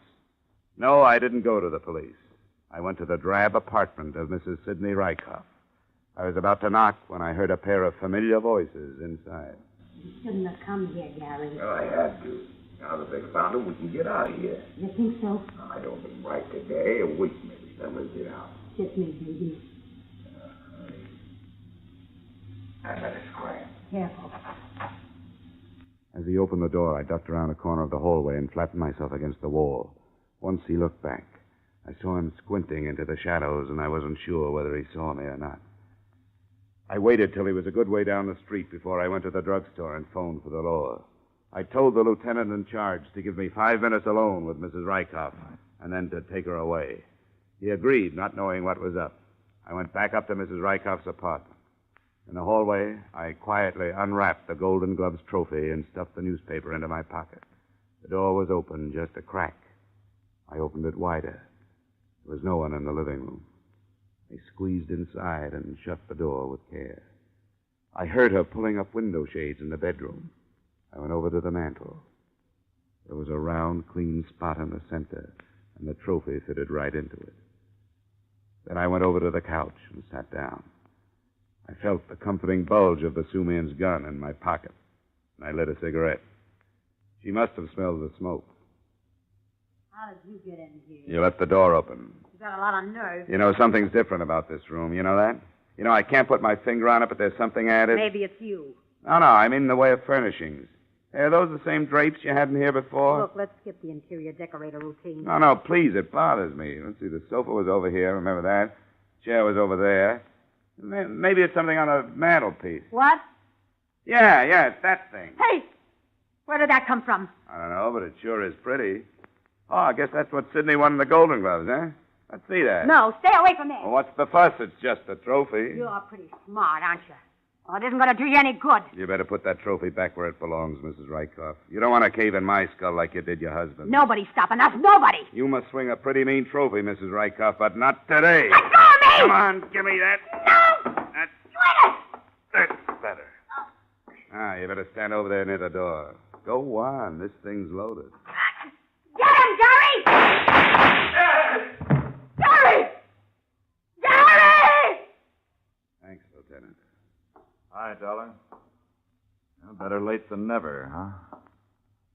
It all tied up nice. Al Basumian's gambling racket was looked into and cracked wide open. Mrs. Rykoff's confession read something like this. I killed him a week ago. I got mad at him. I picked up the trophy off the mantelpiece and killed him. I didn't mean to kill him. I called Gary, and he put the trophy in Al Basumian's furnace and got his boys to lug the body out to a place he had. They kept the body for a week and then put it on the highway after the insurance company paid the ransom. End of confession, end of affair, end of story. Expense account item 8, $203.54, air travel back to Hartford. Expense account total, $982.28. Yours truly, Johnny Dollar. Yours truly, Johnny Dollar, stars Edmond O'Brien in the title role and is written by Gil Dowd and David Ellis, with music composed and conducted by Leith Stevens. Edmond O'Brien can soon be seen starring in the Columbia Pictures production, The Los Angeles Story. Featured in our cast were Howard McNear, Howard Culver, Walter Burke, John McIntyre, Bill Gray, and Jeanette Nolan. Yours truly, Johnny Dollar, is produced and directed by Jaime Del Valle. Join us again next week at this time when Edmond O'Brien returns in another transcribed adventure of Yours truly, Johnny Dollar. From Hollywood, it's time now for Edmond O'Brien as Johnny Dollar. The Ambassador Travel Agency calling back, Mr. Dollar. Oh, yeah. Your reservation for Bermuda has just been confirmed. Pan American, flight number 134. You'll leave LaGuardia at 10:30 a.m., arrive at Kindley Field, Bermuda, 2:30 p.m. Got it? We'll send the tickets right over. It's been a pleasure to serve you, sir, and I hope you have an enjoyable stay in Bermuda. Is it a vacation? Well, hardly. I'm going down there to look up a dead man.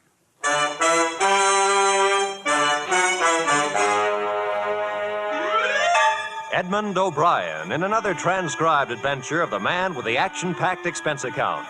America's fabulous freelance insurance investigator. Yours truly, Johnny Dollar.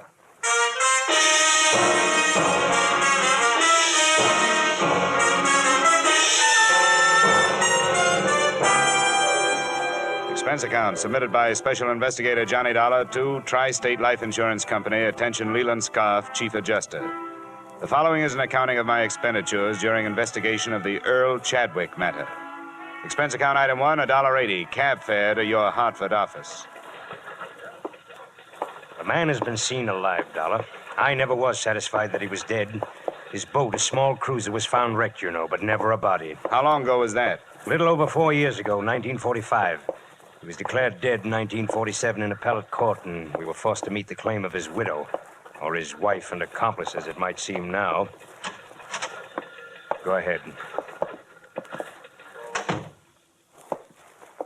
Here's the lady that saw and spoke to him. Mrs. Marshall, this is Mr. Dollar. How do you do? Mrs. Marshall? Now, I want you to tell Mr. Dollar what you told me, Mrs. Marshall, if you will. Well, my husband and I had been in Bermuda for 3 days. Mrs. Marshall, explain that you knew Earl Chadwick before. Oh, yes, we knew him. Not too well, thank heaven, but well enough to be pointed out as friends of that embezzler. You know how people are. Embezzler, Mrs. Marshall? Oh, yes. There was attendant theft. He worked at the Monticello Loan Company in New York City. $30,000 disappeared at the same time he did. Police theory was that he wrecked his boat while attempting to leave with the money. Now, Mrs. Marshall, how you happened to see him? We'd been there 3 days, and that night we went to this nightclub in Hamilton, slumming, so to speak. It's called the Port of Castile on the waterfront. It had been a number of years, mind you, and Chadwick was much thinner, but I recognized him. He was seated with some sailors, and I said, Jerome, doesn't that look like Earl Chadwick? And then you spoke to him. What else could I do? I was dying of curiosity. When he got up to leave, I met him and said, Aren't you Earl Chadwick? He denied it, of course, but being that close, I'm positive that it was. What did he say? Did he give you a name? No, but I found out. I felt I was quite within my rights in asking a few questions. The name he's using is George Brewster. Well, Dollar? What about Chadwick's wife? What happened to her? She remarried one of his business associates, Harold Anderson. Yeah. I had the girls draw up a complete record on the case. Photographs, police reports, everything you'll need. The wife's address is there in Queens, I think. All right, Mr. Scarf. I'll do what I can.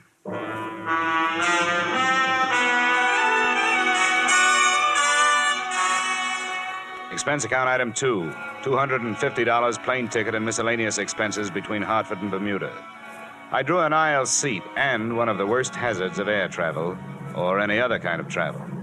I'll tell you something. It pays to study these places before you go to them. I've been out there before. Nothing teaches like experience. But before my first trip, I knew more about Bermuda than lots of the folks that live there, see? Well, that's very interesting. Yeah, yes, sir. Quite a history. Spoiled now, though. People aren't worth anything anymore. You know what spoiled them? Tourists. Yeah, took away all their ambition. Turned them into a bunch of lazy beggars and horse traders. Don't farm anymore. Don't do anything but work the tourists. Now, I don't want to be a wet blanket, you understand? Oh, yeah. But keep an eye on your wallet. They'll strip you if you give them a chance. My business is farm tools. What's yours?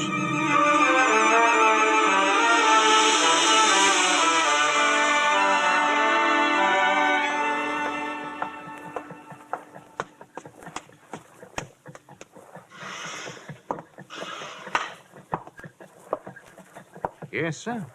My name is Dollar. Here's my credentials. I'd like to see the chief constable. Yes, sir. Yes? Mr. Dollar to see you, sir, an insurance investigator from the States. Yes, of course. Send him in. Right, sir. That door, Mr. Dollar. Thank you. Pleasure, Mr. Dollar. Your company cabled that you were coming. Sit down. Thank you. Well, now, you're here to look into the affairs of one George Brewster. What's he been up to? I'm not sure he's been up to anything yet. According to a witness, he answers the description of a man who disappeared from New York a few years ago with $30,000. He was declared dead, and the company that hired me paid off an $80,000 insurance claim to his wife. I see. Quite a valuable chap. Yeah, if he is the chap. What about this Brewster? Do you people know him? We acquainted ourselves with him after the cable arrived. Nothing against him. Lives a rather rum life. Doesn't seem to have much. Are his papers in order? Passport? Visas? I trust that he wouldn't be here if they were not. Like any other paradise, Mr. Dollar, Bermuda is forced to accept the existence of a certain percentage of misplaced or lost persons on its outskirts. That's what they are. They? Here's the address. Thank you. At the lower end of King George Road. Do you wish transportation? No, don't bother. The walk will do me good.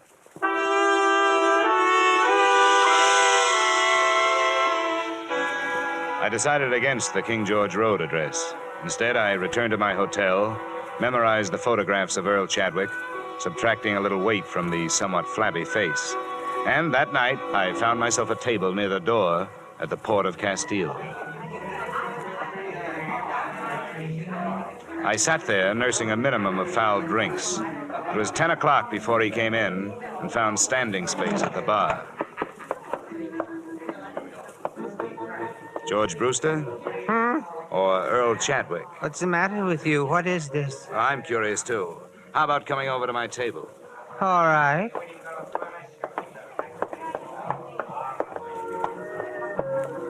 You act like a cop. Just 50% cop, no badge. I'm working for Tri-State Life Insurance Company. What does that mean? They insured a man and paid off to his wife. Now they are unsure he's dead.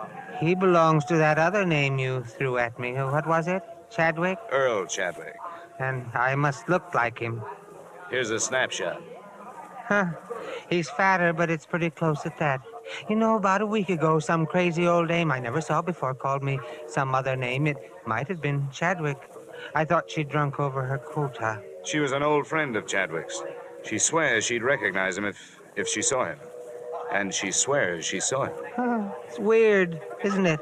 I suppose it happens more often than we know about. What do you want? My papers and stuff? They might help. Sure, I'll write down my address. Come on out anytime tomorrow. There you are. Thank you. I should recover from these drinks by noon. Well, that'll be all right. It's crazy, isn't it? Things like this could get your goat.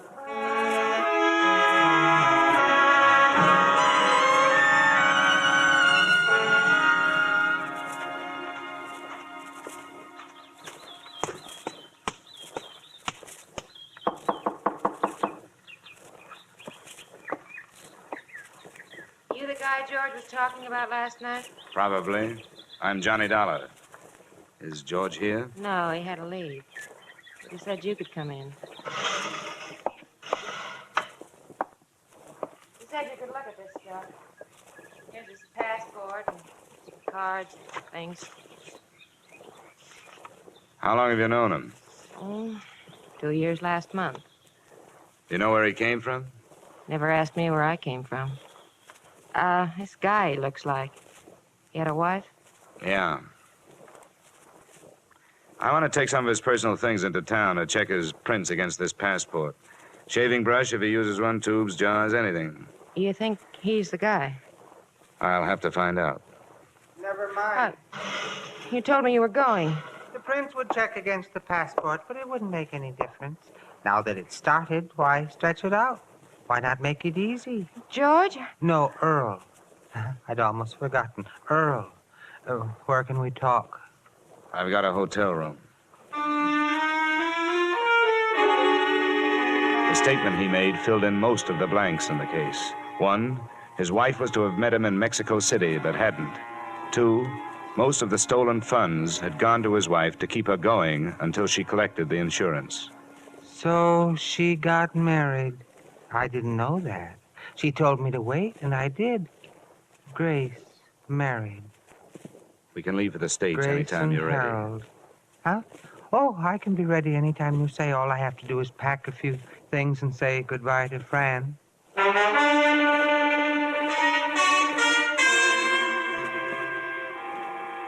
Expense account item 3, space for 2 on New York-bound plane. Chadwick was a hard man to figure out, but one thing I did realize. Now that he'd started, he was almost happy to be going back to the people he'd left.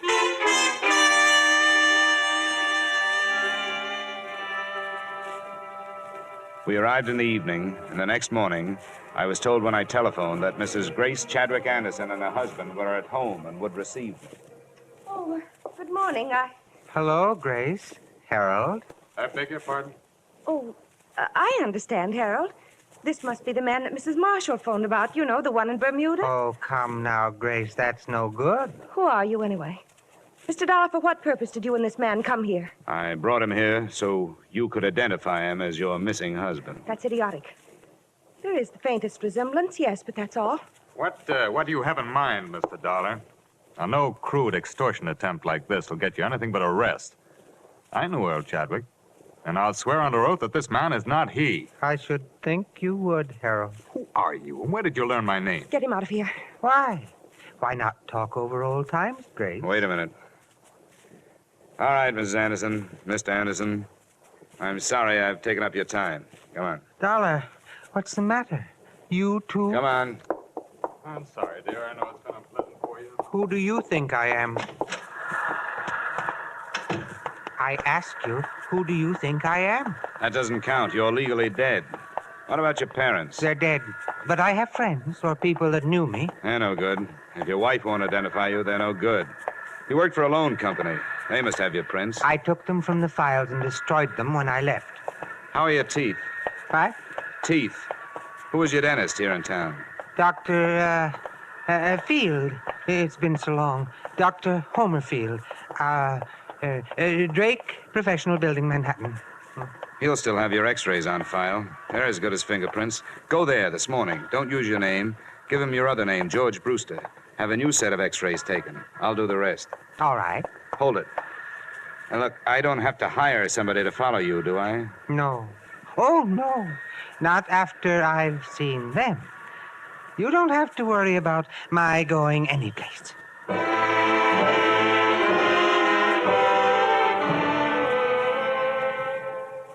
Expense account item 4, $25 services of a private detective. Assignment, tailing Earl Chadwick and/or George Brewster. At 1 o'clock, he had left the dentist's office and gone to his hotel room. At 3, he was still there. And at 4:30, I arrived in the office of Dr. Homer Field. Brewster? Oh, yes. His x-rays have come through. They're on the clamps. Don't touch them, please. What is your interest? Police identification. Oh, yes. Well, always happy to cooperate. Thank you. Now, how about digging in your files for the x-rays on a patient named Chadwick? Earl Chadwick. Yes, I'd be glad to. Chadwick. Earl M. Chadwick, is that your man? That's the name. Ah, well, 1945. Ooh, he should have been in for hygiene. Those pictures, how do they compare with this new set? Brewster. Well, let's have a look. Now, there's malocclusion, lower bicuspid, impacted third molar. Erosion inlay, very interesting. You mean they're the same in both sets of pictures? Oh, no, definitely not. Oh. But a man's mouth could change since 1945, couldn't it? Oh, yes, it could, especially with neglect, but that would never cause a man to grow new teeth. Now, you see here, Brewster has one more incisor than Chadwick. The whole character of the mouth is different, I see. Here. Yeah. I see. It's different, all right. Definitely. These two men would not look even faintly alike.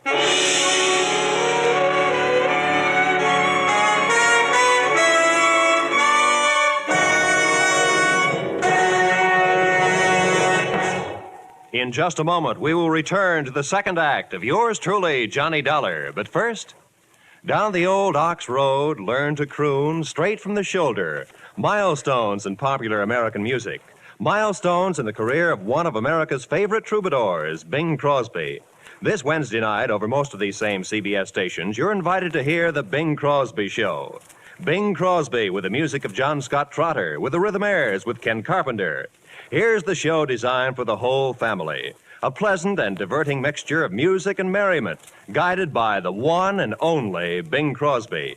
Plan now to hear The Bing Crosby Show this Wednesday night on CBS. And now with our star, Edmond O'Brien, we return to the second act of yours truly, Johnny Dollar.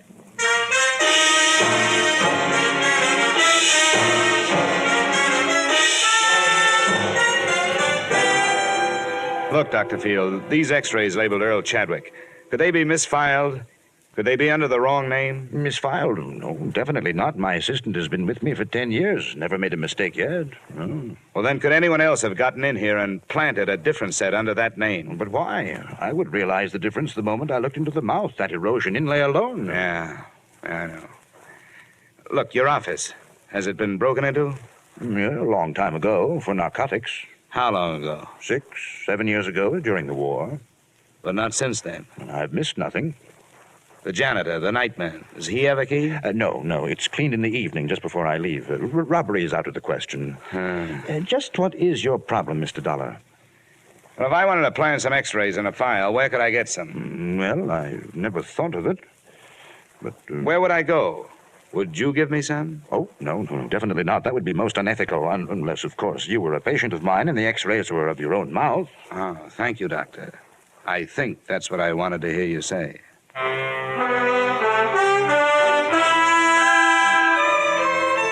Before dark, I made 2 more stops, searching for something to help me prove that Earl Chadwick was alive, if he was.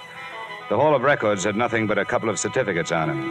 One recorded his birth, the other recorded his death. I checked the wanted file at police headquarters. They had checked him out in 47 when the court had pronounced him dead. On my way out of there, I made 2 phone calls. The second was to the detective I'd hired. Yeah? Landro, what are you doing in your office? Did you lose him or get tired? He was on to me, Dollar. He got into the crowds at Macy's. I put the houseman at his hotel on it. He's watching his door. I just phoned his room. He's not there. What's he been up to? He left the hotel at 318 and took a cab over to 3rd Avenue. What address? A pawn shop, Johnny. He bought a gun. Nice going, Landro. If you decide to change over to stopping traffic at school crossings, use me as a reference.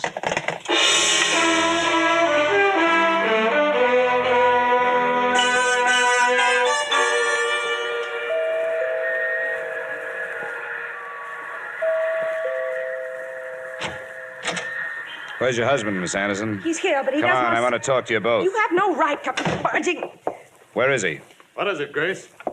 Oh, it's you again. That's He right. forced his way into the house. Make him get out, Harold. I will if I have to.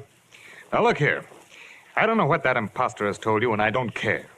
If you choose to believe his lies, that's your business. And a sorry business it is. But I will not allow my wife and my home to be upset by his schemes any longer. Are you through? No, not quite. It's obvious to us, if it's not to you, that this man learned of the unexplained details surrounding Earl's death and is attempting to use this vague resemblance to his advantage. Now, extortionists land in prison, Mr. Dollar. And the only reason I haven't turned to the police before this is that we want to escape the notoriety of having past tragedies lived again. He bought a gun this afternoon. That makes him look like the double-crossed husband, doesn't it? The man's a maniac. I'm going to ask for police protection. Where is he? Who? This man. Do you know where he is? When I found out he bought a gun, I was afraid he was coming here to use it. Harold, I can't believe this is happening. Now, Grace, please. Why would he harm us? He doesn't know us, and we don't know him. He bought the gun to convince you, Dollar. He knows a lot about you, Anderson. He knows you were Chadwick's immediate superior in the loan company before he disappeared. Harold, it couldn't be, could it? Grace. It's been a long time. Maybe some disease could change a person that much. But he would have contacted Grace, me. Earl is dead. How did this man learn so much about us? As far as I can see, he's made only one mistake. The size of the theft. He says he stole 10,000. According to the record, 30,000 was missing. Of course, it's possible that it isn't a mistake. That somebody in the firm who knew what his plan was picked up the odd 20,000 and put it on Chadwick's account. Mr. Dollar, I have one thing to say to you before you leave. Earl Chadwick is dead. You're so right. And that's what troubles me. A legally dead man running around loose with a gun makes an interesting situation. Did you ever think of that? Who would the police look for? I'm going to my hotel in case you want to phone in your answer.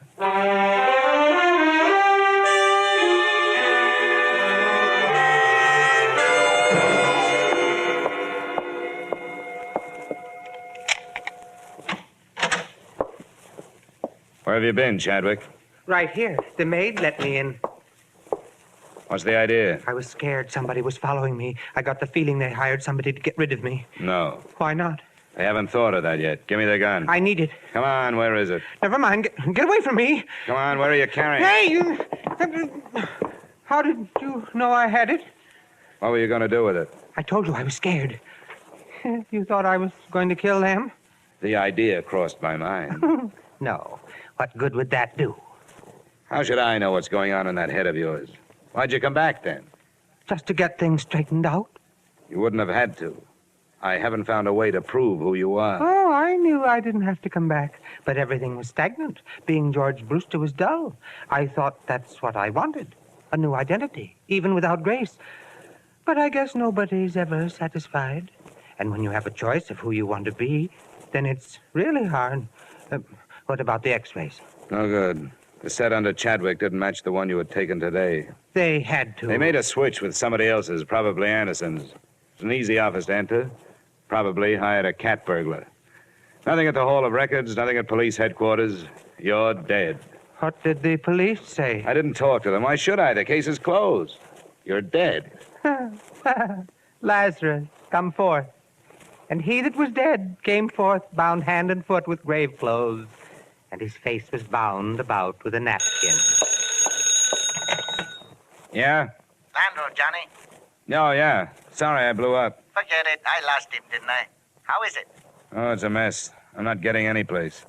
The only proof I can find is proof that he's dead. Maybe he should stay there. Yeah, I'm getting ideas myself. What about his draft board? They take prints. Police checked in 47. They lost. Look, I'm going to have to dummy up something. I don't want you to violate any trade secrets, but do you know a good forger? That depends. It'll be practically legal. All I need is a driver's license. I think that can be managed, Johnny. When? Tonight. It'll cost. Well, I'm working for a wealthy company. Oh, there's more, too, Landro. How about meeting us in your office in 45 minutes? Sure, Johnny. Bring a bottle. Expense account item 5, $500, one bogus 1947 driver's license complete with Chadwick's thumbprint. By 10 p.m., we were back in Landro's office. Johnny, how desperate is this Anderson? Desperate enough to welcome a nice, fast deal. Don't quote a price unless you have to. Just get him down here. Why anybody goes through all this to make prison? Prison? Come on, Landro, get on the phone. There's the number. You're my client.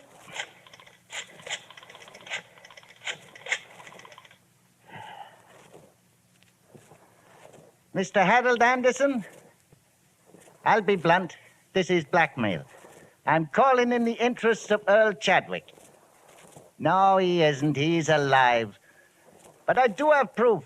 A driver's license he took out just before he disappeared, as a sort of a double check on the past. You'll believe it when you see it. It's for sale. He doesn't want to go to prison any more than you do, but he needs money. I said you'd believe it when you saw it. I think it'll be worth a trip over here. We'll talk price then. We meet here. Number 465 Tide Building, 7th Avenue. It's no bluff. Nobody knows about it. I'll be alone. He doesn't believe it. When'll he be here? He said 45 minutes. Good. Now, don't make the price too high. Set up a meeting with him tomorrow, and we'll have the police here. Well, step forth, Lazarus. Empty the ashtrays, Landro. Looks like 3 men have been here. He arrived at 11:30. Chadwick and I, in an adjoining room with the door cracked, watched his wary entrance. Who are you? The name is on the door. Landro. You work under a license issued by the state of New York. Sometimes, but the license isn't important tonight. You won't make any trouble. Sit down. Well, Landro? Here it is. Just look. Name, a serial number, a date, a signature, and a thumbprint. Where is he? He'll phone me in the morning. Well, where's the man from the insurance company? Looking for Chadwick. He doesn't know about this yet. Why? Why has he waited this long? He didn't know everything that had happened. You and his wife. The money you made on it. What's the price? Well, as he put it to me, it ought to be figured from the 20 grand you took and the advance you've made in the company the last few years. How much? He'd like to start at 15,000. It would take a while. 5,000 tomorrow, say around noon. The other 10 within a week. That's when you get the license. Well, it would have to be later than noon tomorrow, but I brought 1,500 with me. That's a deal. All right. I'll give it to you. Hey, watch it. Don't do it. Anderson. Wait, Dollar. Landro, down. Landro. I'm all right. Chadwick. Chadwick. Chadwick. Pulse. Pull his collar down. Nothing? Nothing.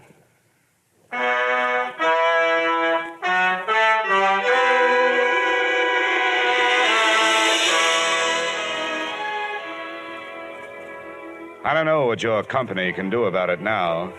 Both Mr. and Mrs. Anderson gave statements to the police that same night, confessing their contribution to the original crime. You'll have a hard time prying Harold Anderson loose from the clutches of the state, which is working on a murder indictment for him. About the wife, Grace, I don't know.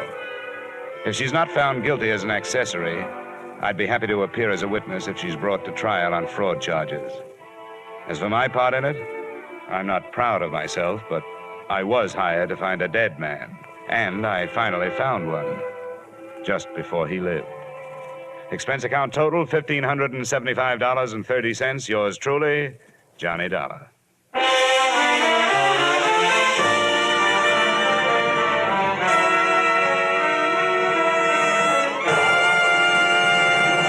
Yours truly, Johnny Dollar, stars Edmond O'Brien in the title role and is written by Gil Dowd and David Ellis, with music composed and conducted by Leith Stevens.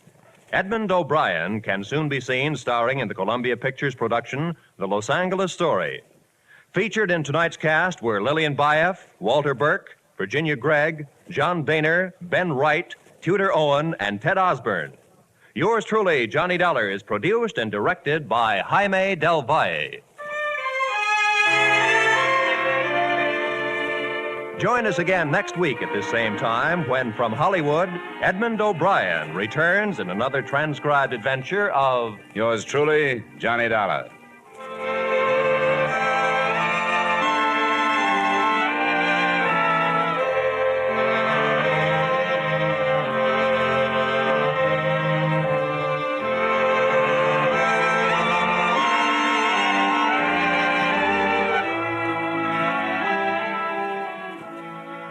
Every Wednesday night, CBS brings you Groucho Marx with his brilliant quiz, You Bet Your Life.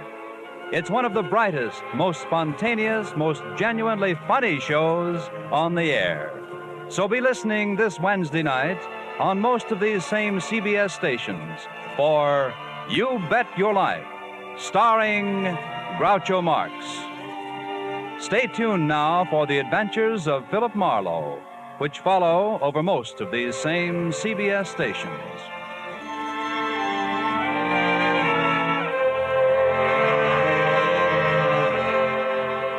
This is CBS, the Columbia Broadcasting System.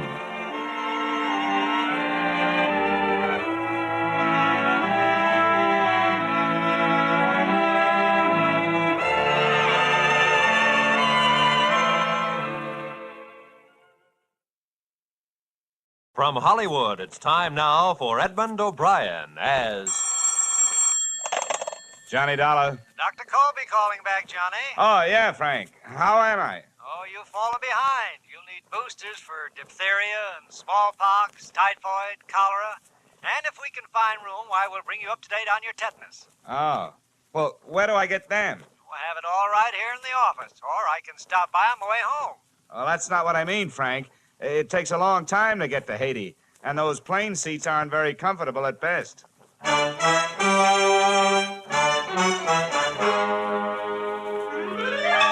Edmond O'Brien in another transcribed adventure of the man with the action-packed expense account, America's fabulous freelance insurance investigator. Yours truly, Johnny Dollar.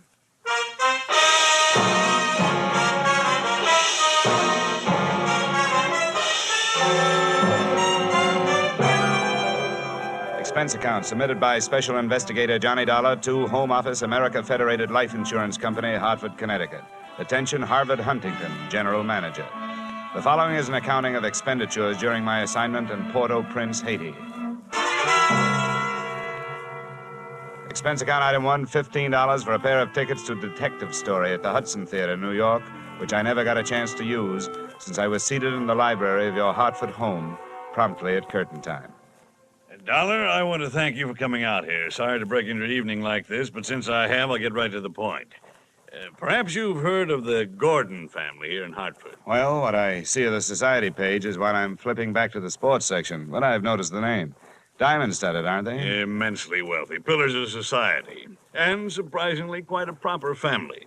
That is all but one of the sons, Ralph. A heavy drinker, complete wastrel, ne'er-do-well. Oh, a blot on the old escutcheon, eh? Yes, continually getting into one scrape or another. Now he's done it again. I take it that you're not worried about Ralph the man, but about Ralph the policyholder, huh? Yeah. Well, to put it bluntly, yes. I don't think it's unethical for a company to protect its interests. In this case, the policy is in the amount of $150,000. Quite a piece of paper. Yes. And to be quite candid, I rue the day it was issued. But the point is this. Ralph Gordon, at last report, is dying aboard his yacht at Port-au-Prince, Haiti. Well, then you don't need me. You need the Mayo Clinic. Dollar, I hesitate to even mention this in the presence of a sane man. But from everything we can learn, young Gordon is not dying from any known malady. He's dying as a result... Oh, it's pure nonsense.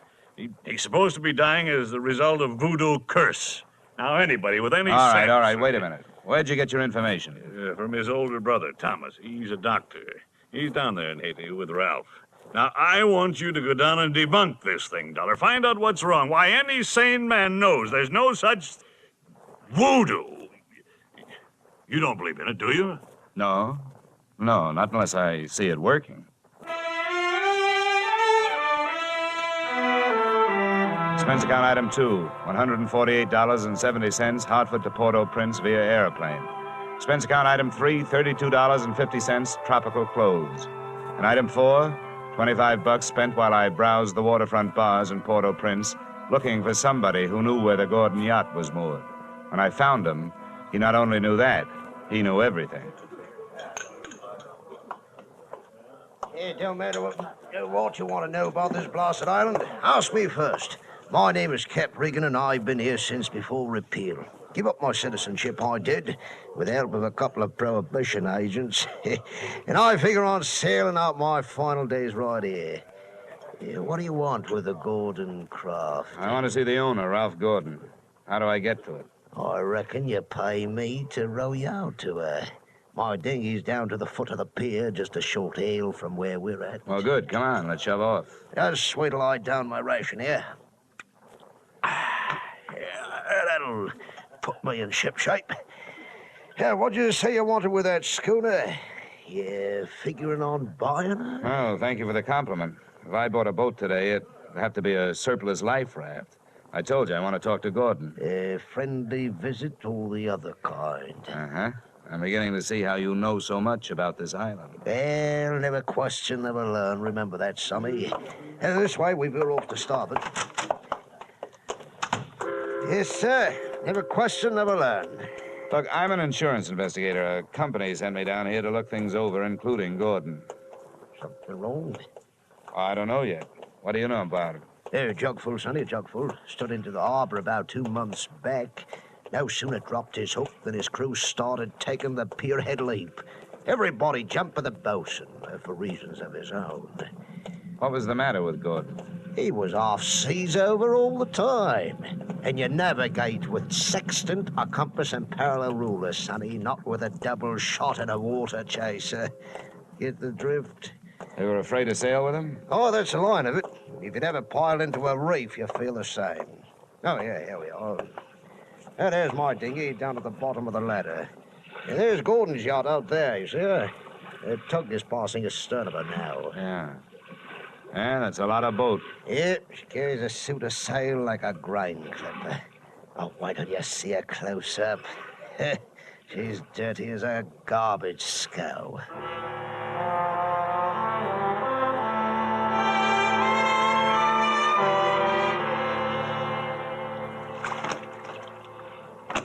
All right, give her a hail now, Sonny. We're close enough. Hey! Anybody aboard? Hey, aboard the yacht. Anyone home? Yes? What do you want? If the ship was dirty, I didn't notice. It may have had good lines, too, but it couldn't have touched what stood still at the rail, wearing clam diggers, an off-the-shoulder T-shirt, and a Caribbean tan. There's a trimmo for you. That'll be his wife. Can I come aboard? Who are you? What do you want? I'm Johnny Dollar from Hartford. I want to talk to Ralph. Oh. Why, yes, then. I guess you'll have to come aboard. Yeah. I'll swing the stern into the ladder. There you be. Steady now. Okay, Cap. You wait for me, huh?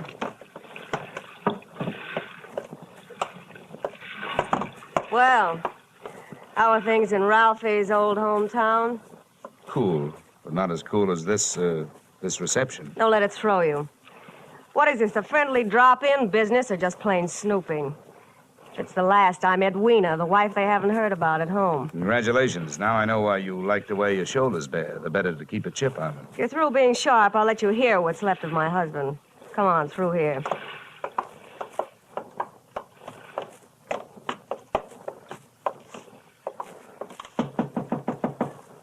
Hey, Ralph. You got a visitor from Hartford. Get away from this cabin, you gold-digging little chiseler. You take your visitor with you. Well, there you are, chum. He's got the door locked. It'll stay that way till he runs out of wine. You heard enough? Yes, enough to know how you acquired your charming attitude. Forget it. I walked into it with my eyes wide open. Let's get back out on deck. The light's better for throwing barbs at each other. Sure. Sounds like fun. Well, do I have to help you off the boat? Not until you help me by answering some questions. I'm an insurance investigator. I was sent down here by the company that holds a policy on your husband's life. What should I do? Faint? The story they got was that Ralph was dying from some kind of a voodoo curse. They don't believe it, neither do I. Why not? It might be true. Hmm? Oh, some old guy, they call him Papa Luau, came out to the boat. He yelled some things at Ralph, and when Ralphie threw a bottle at him, he swore he'd put a curse on him. Hey, how did they hear about it back in Hartford? Ralph's brother, Dr. Thomas Gordon, told them. You know him? Yeah, we hate each other. I wonder why he'd tell them. Well, maybe because he thought somebody who'd be better off with Ralph dead was using Papa Luau's curse as a cover-up. How would you stand as his widow? Get off this boat. Get off. What's the trouble, Eddie? Oh, Em. Yeah, come here, will you? Who's the boarding party? Just get him off, Em. Sure, honey. Well, mate, do you walk in or dive? Save your strength for the last scene, Goliath. I was just leaving.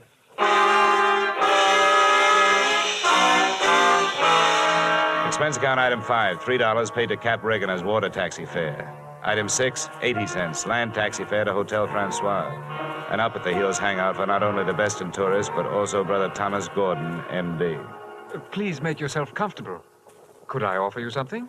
Nothing but some brotherly advice. Certainly. I feel like a stupid fool for not being able to handle this thing myself. So now that you're here, call on me for anything. First, have you seen Ralph? I tried to, but he locked himself in his cabin. Tell me, as a medical man, how do you digest this voodoo curse story? Why, it's ridiculous. Good heavens, this is the 20th century. I do think that science doesn't know everything it would like to know. Voodoo, black magic. There are stories, supposedly true, but any victim would have to have a highly susceptible mind. And I know my brother, Mr. Dollar. His mind is susceptible only to his own whims and fancies. And what's the matter with him? That's it, I don't know. He's drawn within himself and seems to be searching almost insanely for escape through alcohol. Hasn't anybody thought of putting him on the wagon? It's a horrible idea, but it works. I don't think this is the time for it. He's suffering mentally and needs release. Well, that leaves us only one thing to think about, and no matter how thin you cut it, it's still voodoo. I'm a man of science, Mr. Dollar. I'd make hypocrisy out of all my knowledge and training if I attacked the problem from that direction. But, please let me know what you find. Expense account item 7, $4, rental of horse and cart, in which my walking tourist guide, Cap Reagan, and I jolted out of town in search of Papa Luau. Something made me feel like I was riding my last mile in a tumbril en route to the guillotine. The moonlight was fighting a losing battle against an army of storm clouds that was sweeping in. And then to make it worse, I heard a drum. Hear that, Sonny? Yeah, sort of a tired Gene Krupa. Means we're getting close to Papa's quarters. Is he the only one around here? Yep, none of the good Ogans performs in his territory. He's too mean. Oh, great. And that ain't no galley news, it's the truth. I tell you, there's lots of black magic, so-called. It's nothing but tourist bait. But Papa, he's a genuine article. Let me tell you about one fella he loaded a curse onto. He was a native, and before he got through with him... Cap, please, you keep your mind on your driving, and I'll keep mine on pleasant memories. Well, I ain't got no more driving to think about. What's the matter? That's the path over there by that gnarled old tree. From here on, you plot your own course. This is close enough for me. Me too. Say, wait a minute. How do I know I can't put a curse on him, huh? I never tried. Smooth sailing, Sonny. The path led along the edge of a field of sugarcane, and on the other side of me was a solid wall of jungle. First, I smelled some feathers burning. Then I heard the chant. There was a door in the wall of jungle that led to a small clearing, and before the moon was smothered by another cloud, I saw a shack. Smoke curled out through an open door, and I could see the glow of a fire on the floor inside. Hey, Papa! I want to talk to you. Who is come to the house of Papa? Well, my name wouldn't mean anything to you, but what I have to say will. Can I come in? Entree. What are these words of so great importance as you wish to interrupt, Papua? All I know about voodoo is that I don't believe it. Legba. Legba. I've come to you because I haven't got any answers from anybody else. I want to know what's behind this so-called curse you put on Ralph Gordon. You not believe. You like me make you believe. Ralph Gordon, he died. Tonight, in the wind and rain. And for you, I have magic now. See my fire? You will believe the smoke. Now, believe.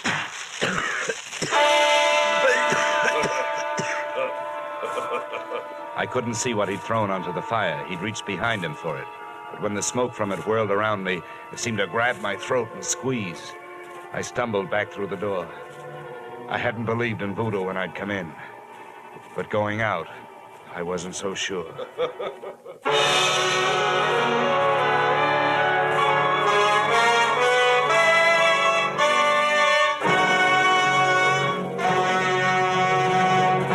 We will return to the second act of yours truly, Johnny Dollar, in just a moment. CBS invites you to hear one of the greatest ad-libbers in show business, Groucho Marx, this Wednesday night on most of these same CBS stations. Groucho's show, You Bet Your Life, finds the master throwing quips and questions at oddly assorted pairs of contestants. And it's one of the funniest, fastest, merriest shows on the air. Be listening when Groucho Marx comes along this Wednesday on CBS. And now with our star, Edmond O'Brien, we return to the second act of yours truly, Johnny Dollar.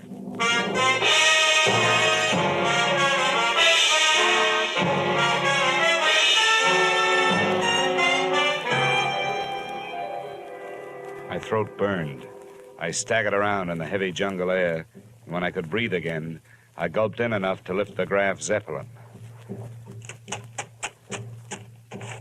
When I got back into the shack, he was gone. He hadn't left much of what he'd smoked me out with, but he'd left enough. A few shreds of photographic film on the dirt floor. And film made of cellulose and nitrates not only takes pictures, it puts out nitric oxide and nitrogen dioxide when it's burned. A combination that would live up to the demands of any gas chamber.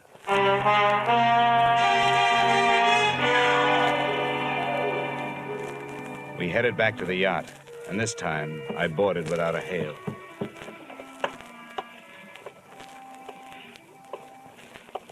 I'm telling you, Em, we can't go on with this. Well, this time, you having a change of heart. Well, that's what happened. I'm not so sure that makes any difference. Maybe you're in too deep to back out. How would you like it if I spilled the whole thing? Oh, what difference does it make? It'd be better than landing in a Haitian prison with your motives showing. Think it over, Angel.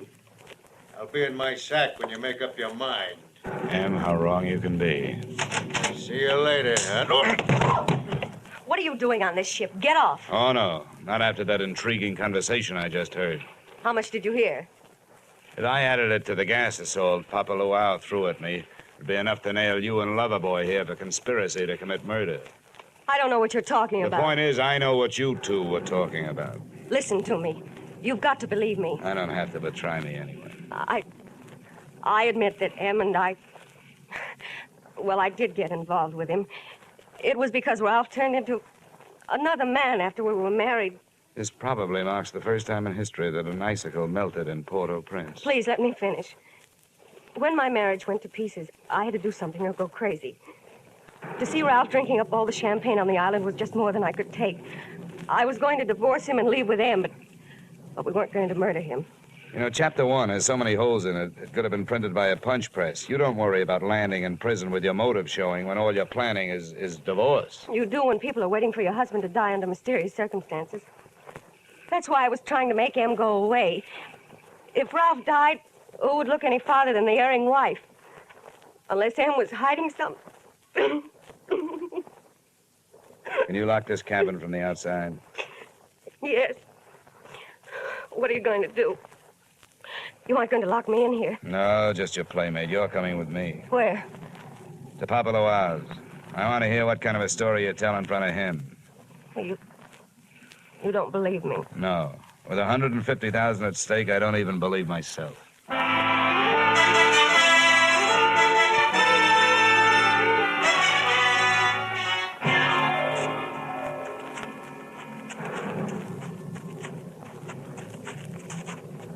Well, there's a shack.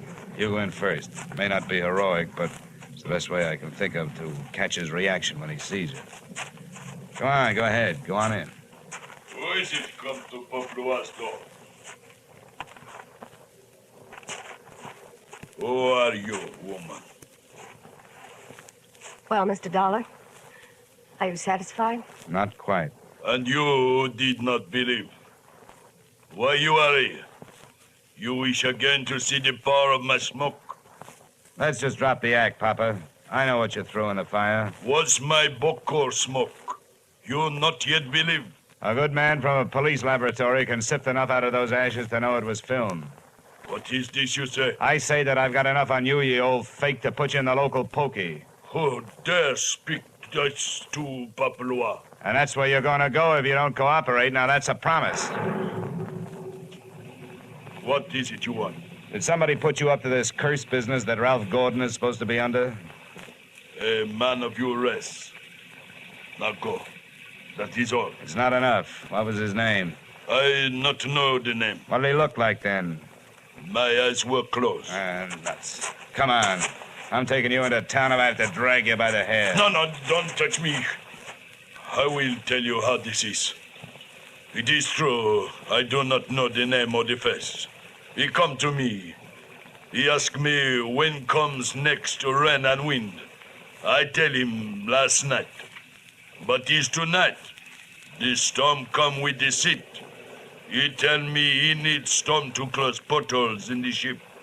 He say, if I bring this curse, I will be best Ogan on 80 because it kill what man? That is difficult.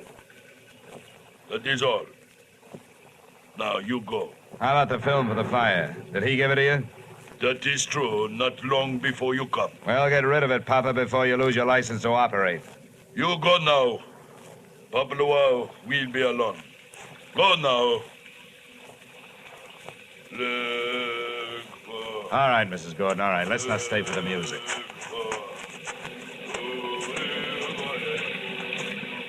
Could you make head or tail of what he said? What goes into your husband's cabin? Nothing but food and wine. Mostly wine. Who fixes his meals? I do. Our cook left us. Yeah? Where does the wine come from? You said it was champagne, didn't you? Yes. It always comes from the same place, a liquor shop in town, a case at a time. Nothing makes any sense. What are you going to do? All I can do. Try every angle. But that's not all I'm going to try in that liquor shop.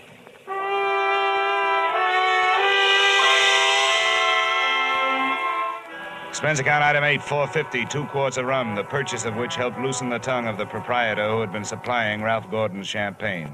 And the words that poured out weren't exactly intoxicating, but they sent me staggering to the nearest phone.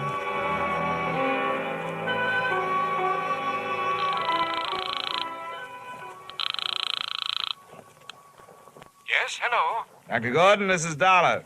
Good heavens, Dollar. I've been wondering about you. What have you learned? Well, first tell me this. What would happen to a man if he was in a ship's cabin on a stormy night with all the portholes closed and there was a lot of dry ice in there with him? What? What was that? A small room, no ventilation, a lot of dry ice. A lush, maybe passed out. What would happen? Good Lord. Dry ice is solidified carbon dioxide.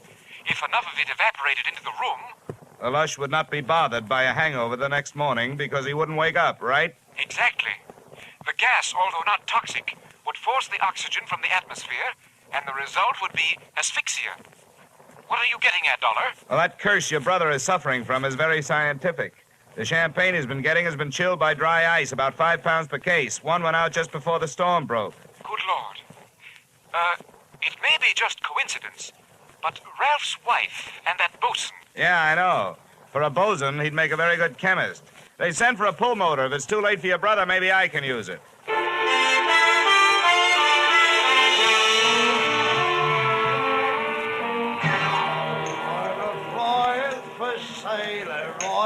Hey, Cap, come on, will you? Ahoy, sonny.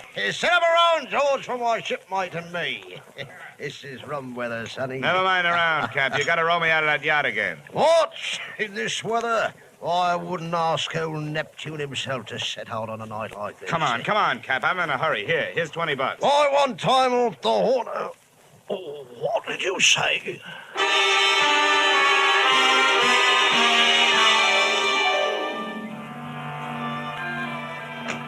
I didn't think it could rain any harder than it had been, but it did. Visibility was 0. But about 20 minutes out, Cap spotted her riding lights. There she lies, sonny.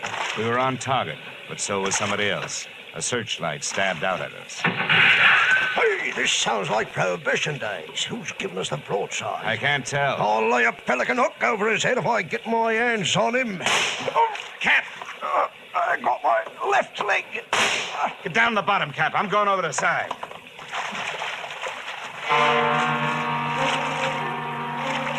There was nothing to do but swim, so I swam. I tried to remember how many shots had been fired, and that's where I made my mistake. There was a lull in the shooting, which I took to mean that the gun was empty, so I thrashed my way to the ladder. But when I got there, the first thing I saw after I'd shaken the water out of my eyes was the muzzle of a rifle. The face looking down the barrel at me belonged to Brother Thomas Gordon, M.D. Sorry, Dollar. Killing you wasn't in my plan. But now it'll have to be done. I was waiting for a bullet to come my way, but instead the doctor did. Are you all right, Dollar? I'll thank you later for spoiling his aim. Forget it. That's me, big-hearted M. Say, get a boat hook on the doctor. He's our prize fish. Don't let him get away. I grabbed a fire axe out of its case on my way to Ralph Gordon's cabin. If it needed ventilating, I knew one quick way to do it. I didn't check for oxygen. I took a deep breath, held it, and went in. The cabin was littered with wine bottles, and in one corner, in an open case, was the dry ice that was in the process of cooling Gordon off for good. He was stretched out on his bunk.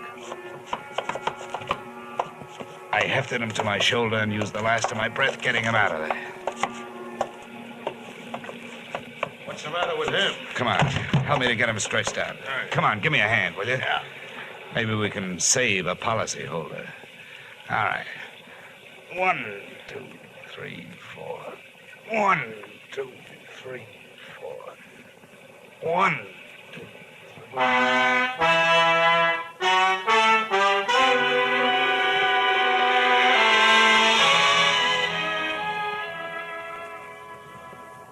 Expense account item 9, $30. Cover charge at a hospital where I put the revived Gordon under the care of a doctor, not his brother. His brother happened to be resting in a jail cell at the time, waiting the formal charge of attempted murder. Motive, the family fortune. Item 10, same as item 9. Same hospital where they patched up Cap Reagan. Item 11, $40. An ounce of voodoo perfume for the lovely but sometimes chilly Edwina. Maybe if she tries that kind of magic on her husband, he'll spend less time with the bottle joy and more with her kind. And expense account item 12, $148.70. Return trip to Hartford. Expense account total, $424.70. Yours truly, Johnny Dollar.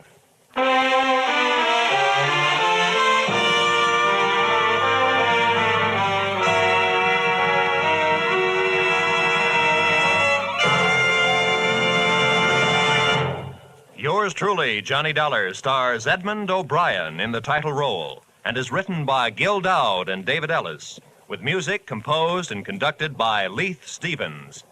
Edmond O'Brien may soon be seen in the Columbia picture 711 Ocean Drive. Featured in tonight's cast were Earl Lee, Willard Waterman, Ted DeCorsia, Charlotte Lawrence, Lou Krugman, Byron Kane, Dick Ryan, and Clayton Post. Yours truly, Johnny Dollar, is produced and directed by Jaime Del Valle. Join us next week at the same time when, from Hollywood, Edmond O'Brien returns in another transcribed adventure of... Yours truly, Johnny Dollar.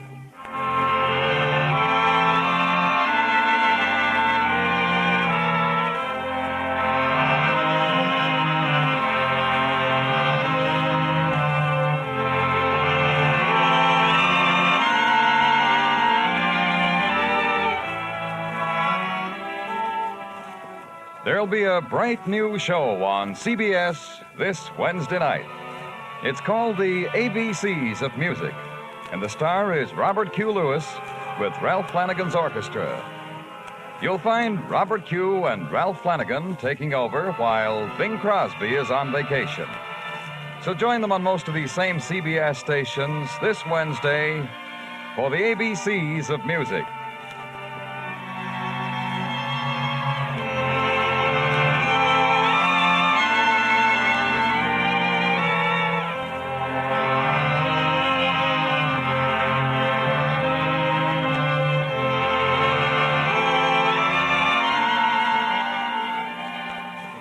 Beginning next week, yours truly, Johnny Dollar, will be heard at this same time on Thursday nights. Thursday nights for Johnny Dollar.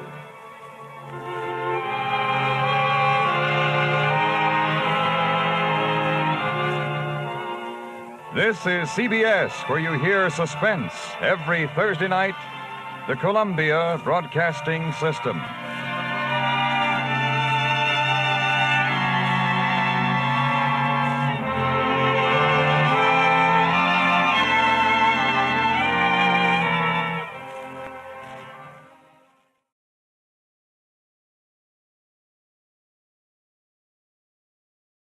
From Hollywood, it's time now for Edmond O'Brien as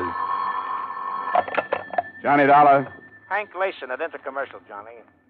Say, did you ever hear the Colegio diamond? Doesn't strike a chord. Worth about $200,000 on the open market. It's insured and it's been stolen, right? Well, can't say definitely that it's been stolen, but it's gone. The owner's name was Benson, lived here in Hartford. Why the past tense? They found him last night in his study, murdered.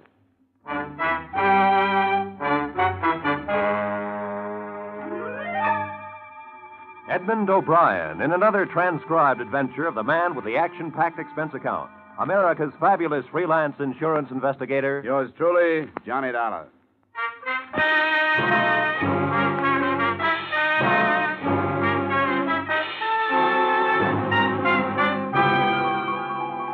Expense account submitted by Special Investigator Johnny Dollar to the Intercommercial Insurance Companies of America, Home Offices, Hartford, Connecticut. Attention, Henry Layson. The following is an accounting of my expenditures during investigation of the Colegio Diamond matter. Expense account item 1, $1.20 taxi fare to the western part of town where the better homes are situated. Mr. Charles Benson's home was back from the street and encircled with a high, well-trimmed hedge. The black wreath was already on the door. A young lady, very pretty, in a black dress, received me in the study. You're Mr. Dollar? That's right. Mr. Layson phoned and said you were on your way. I hate about a matter like this right now. Miss Benson, is it? Yes. It's quite all right. Maybe if I go over it all again, it'll help me realize that it's happened. That Dad's gone. It's still like a bad dream. The beginning was when Dad bought the Colegio diamond. When was that? About 3 years ago in Italy. He bought it from a diamond trader who'd just come into Florence from South Africa. Your father had interest there? No, he was just a tourist. He'd heard about this diamond from a friend of his, a collector. Seems the diamond had belonged to a minor official to the Medicis, a man named Colegio. It was given to him in return for a favor. Since then, it's passed from hand to hand until Dad bought it. What did he pay for it, do you know? About $200,000. Or the Italian equivalent at that time in lira. But, Mr. Dollar, the diamond has a strange history. Now, don't tell me there's a curse on it. No, nothing like that. But I guess it amounts to the same thing. Everyone who's owned the diamond has died with it in his possession. Died violently. There's nothing particularly mysterious about that. Anything worth as much as that piece of glass is worth killing for. Say, who's living with you here now? My mother. Just the two of us. You have no idea how hard it's been for her, Mr. Dollar. She's hardly been out of her room since Dad died. Can you tell me about last night, Miss Benson? Well, I was out with Bob, might I say. We were out till about 3. Dad was home alone. He had a habit of reading very late. In this room, as a matter of fact. The light in the study was on when we came in. The only light on in the house. Bob and I went in. Dad's back was to the door. Please go on. He was slumped over in his chair facing the window. His book had dropped to the floor. The wall safe was wide open, and on the desk was the velvet-lined box the diamond was kept in. The diamond was gone. Dad had a bullet hole in his temple. I see. He kept the diamond right on these premises? Always. We warned him time after time not to. We told him to keep it in his safety deposit box at the bank, but he refused. Always said that a diamond wasn't worth having unless you kept it in your possession and enjoyed it. Who knew about the diamond, Miss Benson? Oh, so many people. Family, of course. Myself, Bob. The papers were filled with the news when Dad came back with it from Italy. Well, I mean, who knew where it was? Who knew the combination of the safe? Nobody but Dad. And, of course, Mother. Oh, yes, and Mr. Corrigan, Who's Mr. Corrigan? Dad's lawyer. Dad kept the will in there and a few other papers that Mr. Corrigan would come and get every once in a while. Well, Corrigan came into the house and got papers out of your dad's safe any time he wanted to? Anytime he wanted to. I think I'd better talk to Mr. Corrigan before I go any further. Now, Mr. Dollar, Mr. Corrigan wouldn't have stolen Probably not. But we'd better have a talk just the same. I'd like to have his address, please.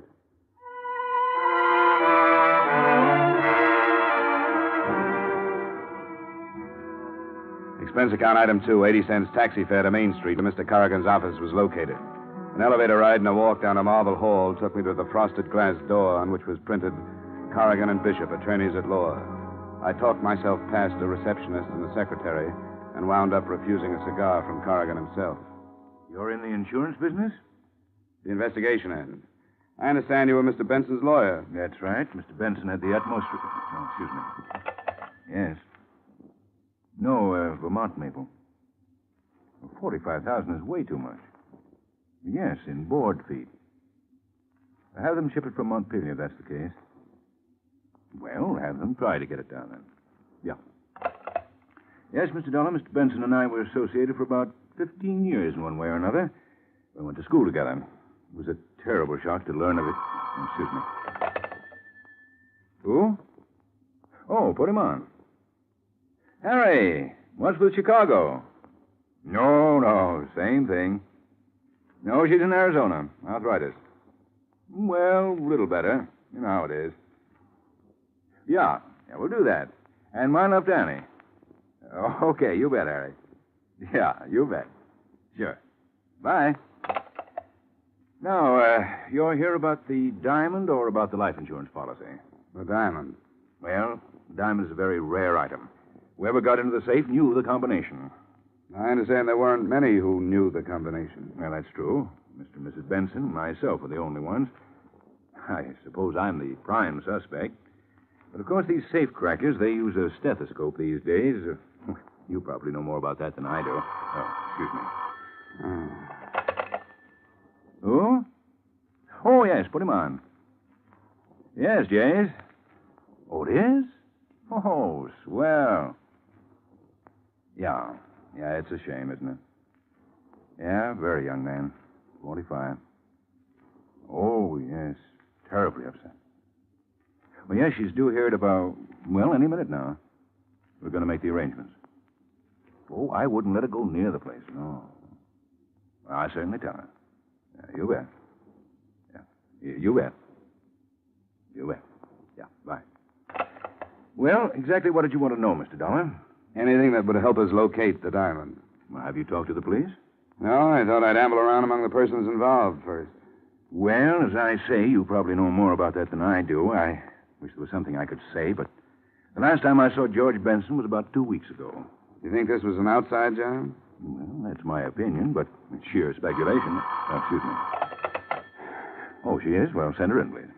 I hope you won't mind, Mr. Dollar. That's Mrs. Benson. I'm taking you down to the dressmaker's. Oh, I see. Why don't you go out that door? Fine. Oh, thanks, Mr. Corrigan. It's quite all right. Anything else I can do, you'll let me know. You bet. I didn't leave. I stood in the little outer room and sneaked to listen through the door. There was some reason why Mr. Corrigan had rushed me out one door while Mrs. Benson came in another one. I heard some things that made the whole case of the Collegio diamond a lot more interesting. I pushed the door open a crack. Darling. Oh, Dad. You look lovely in black.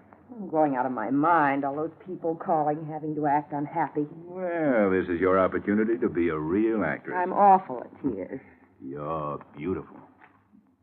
Stan, what if somebody should see us? Well, let them see us. What do I care?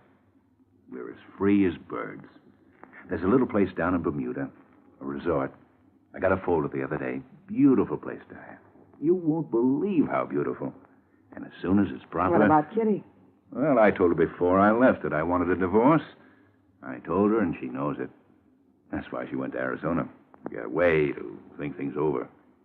I didn't want to hurt her, but I wanted her to know. Darling, I can't believe it. It's too good to be true. But we've got to be careful. Very careful. Well, let's go. We'll be late. Darling, I love you.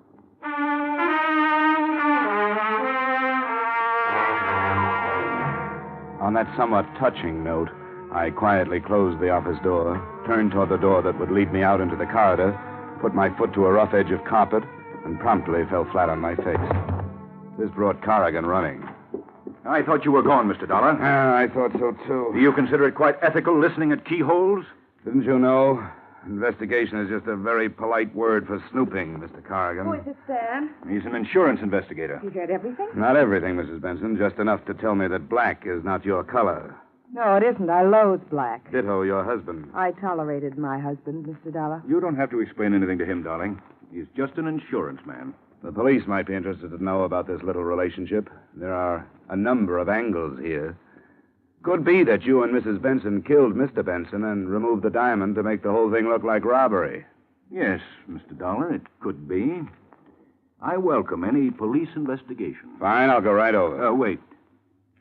I don't think right now would be quite the opportune time. Guilty or not guilty, I have a reputation. In the light of that corny love scene you two just played, I can't imagine why. Mr. Dollar. Sorry. Well, what do we do? All stand around embarrassed? Let's have it. Why did I get the Rush Act out of your office? Well, that's simple, Mr. Dollar. I was afraid that Diane would give away our relationship. He's right. I'm not a very good actress. When did this thing start? Must you know everything? I think so. About 7 years ago. The wool you were pulling over Benson's eyes must be pretty worn by now. We did nothing to be ashamed of. I resent this. I resent the whole thing. I don't think I want to tell you anything more, Mr. Dollar. I don't blame you. And you know, it's all kind of dull anyway. I'll go to the police. They'll probably have something much more interesting. Don't worry, Corrigan. I'm not going to breathe a word of this unless I feel it necessary. But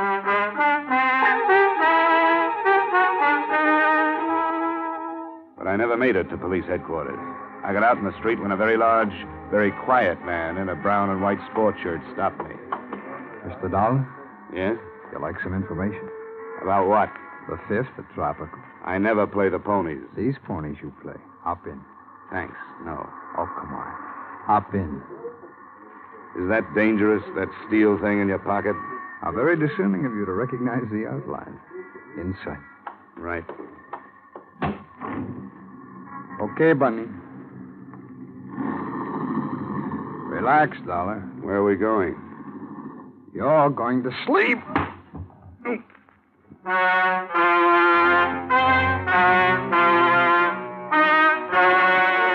awoke with a groan in my own apartment.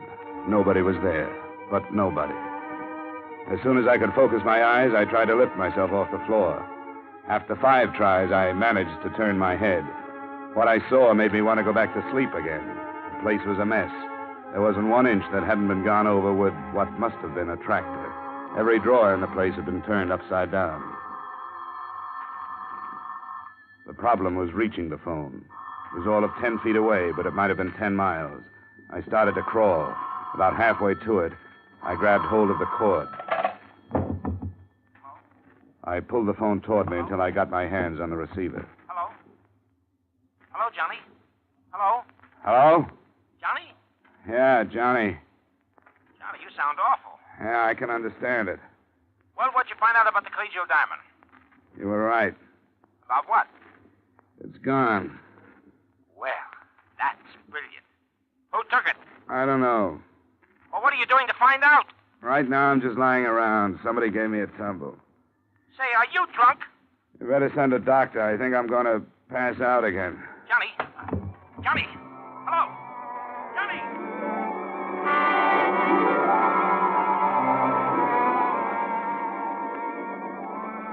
Johnny? Johnny?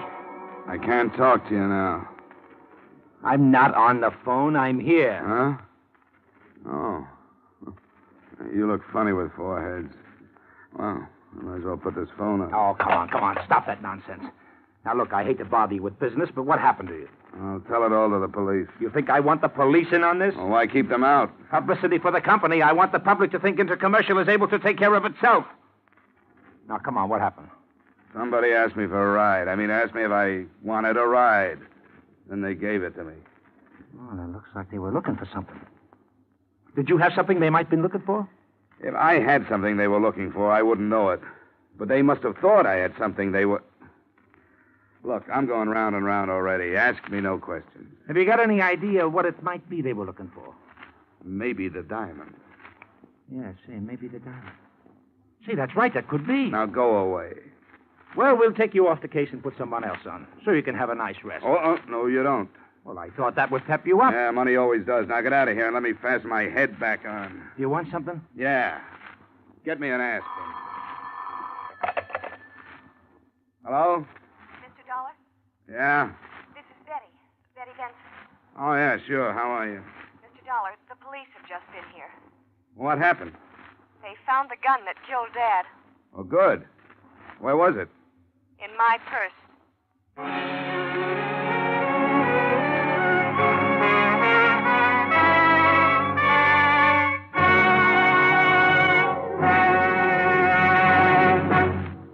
We will return to the second act of yours truly, Johnny Dollar, in just a moment. For an hour of rapid-fire entertainment, the show goes on. It's the show for you these Friday nights on most of these same CBS stations. It's an intimate glimpse into a fascinating angle of backstage life, a series of honest-to-goodness auditions for jobs in theater, nightclubs, and radio. The singers and comedians you hear are face-to-face with managers, agents, and bookers ready to hire them on the spot, take an option, or turn thumbs down. Be sure to hear The Show Goes On and its latest acts this Friday night. Now, with our star, Edmond O'Brien, we return to the second act of yours truly, Johnny Dollar.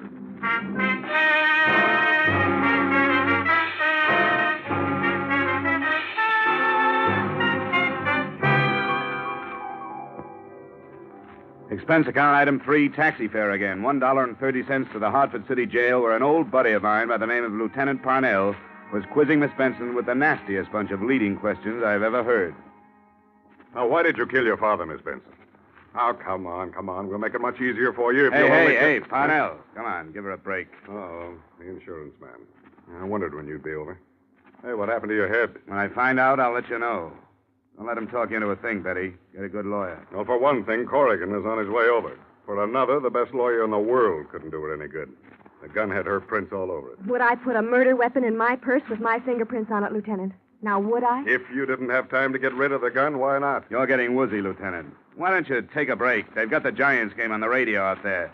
Why not go out and see how they're doing? No. I might miss something, Dolly. Maybe you can do better with it than I can. I'll just sit down over here and listen. All right, now, how's that? Fine. Okay, now, Betty. How did the gun get into your purse? I don't know, Mr. Dollar. The lieutenant was searching through my room and found this purse. And there it was.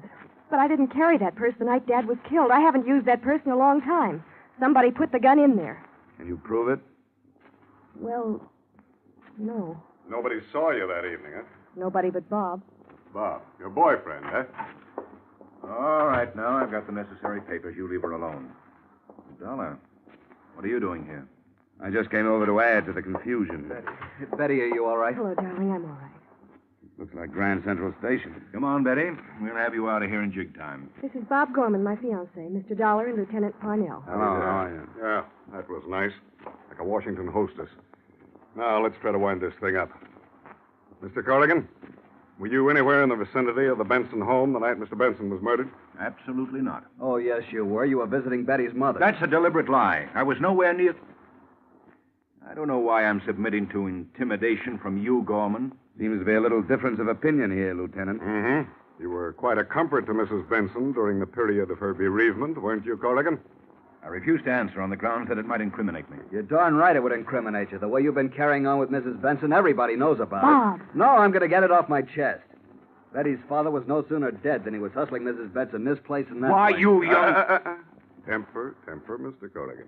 Let's save that for the jury. He can't make accusations like that. They aren't just accusations, Mr. Corrigan. They're true. Nobody had a better reason to kill Dad than you did. Love, huh? Say, anybody in this room happen to know where the Collegio diamond is? No. Huh. I didn't think so. But if you'd Mr. like to Corrigan, know I my know idea perfectly of- well that... I just wanted to say goodbye.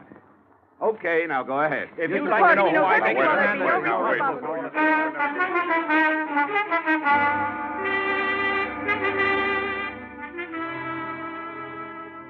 Expense account item 4, $12.20 miscellaneous taxi fares all over the place. I went on a little visit to Corrigan's apartment and found something of interest. A little slip of paper on which was written, in the highest form of legal language, of course, I owe you $2,000, George Benson. I worked my way into Bob Gorman's apartment. There I found a bill from the Garant Detective Agency. Then to police headquarters again, where I found a picture of a man who was tall and thin and had a little, well-trimmed mustache. Then I went home, where I found a man who was tall, thin, and had a little, well-trimmed mustache. He was drinking my bourbon. You're drinking my bourbon. It's lousy bourbon. Look what you did to my head. It's an improvement. All right, what do you want? The diamond. What else? I don't have it. I don't believe it. Well, search the place. I already did. Well, I guess that does it. I'll see you later. Don't go. Out of the way. I said don't go. You crazy... Okay. Drop the gun. Let go. Now, sit down and finish your drink. I didn't come here alone. If I'm not downstairs in 3 minutes, you'll come up. The more the merrier. Who do you work for? Myself. That's right, friend. I want all the excuse I can get to beat the pulp out of you. Go on. Now cut it. Who do you work for? Corrigan. What's the deal? He wanted me to get the gun. So you planted it in Betty's purse? I didn't. And I didn't kill Benson either. I went to get the gun, but it was gone. And I thought you had it, but you didn't have it. So you were working for Corrigan? Yeah. Okay. Now let's start all over again. Who do you work for? I told you, Corrigan. This isn't going to be much fun for you, friend. Now listen, lay off of me. I'm telling you the truth. I tell you the truth, and you keep on hitting me. Now, that ain't fair. Who do you work for? Oh, okay. Mrs. Benson. What's the deal? She hired me to get the diamond. Why? She killed her husband so she'd get away with Corrigan. She wanted me to break in and get the diamond so it looked like robbery, see? Robbery and murder, see? Here we go again. Will you leave me be? I can keep this up all night if I have to. Why don't you tell me who you think I work for, then, instead of beating up on me? I want to hear it from you. Look, chum, since you knocked me on the head, I get spells of bad temper. All right. All right. The Garant Detective Agency. Now we're getting someplace, Vic. How did you know my name? Well, it's a byword in every precinct police station from here to Ishpeming. You were hired by Bob Gorman. I was hired by Bob Gorman. You killed Benson. I don't know who killed Benson. What were you hired for? To get the diamond. Bob's got it in his apartment. Do I start working on you No, again? no. Don't act so tough now. Well, who's got the diamond? Corrigan. Well, look, if you've got all the answers, what are you asking me for? Vic, my boy, I'm amazed. I've seen liars in my time, but I've never run across anything like you. How can you do it with such a straight face, huh? Years of practice. Now, I'll tell you the truth as you see it. Don't you hit me no more now. Bob Gorman hired you. That's the truth, all right, and he hired you to get the diamond. But you didn't find the diamond there. You found Benson dead. I walked in there. I'm telling you, I was never more surprised in my life. There was Benson in that chair. Well, I hired out to do a lot of things. But murder, that's not for me. There ain't money enough in the world to make me commit murder. Slugging, you do. For good money. Vic, I'm not interested in who killed Benson. Personally, I don't think you know. I want to know where the diamond is. How do I know where the diamond is? It was gone when I got there. I thought you had it. That's why I slugged you. Period. All right, Vic. I'm tired. I got a splitting headache. Finish your drink and get out of here. No, thanks. It really is lousy bourbon.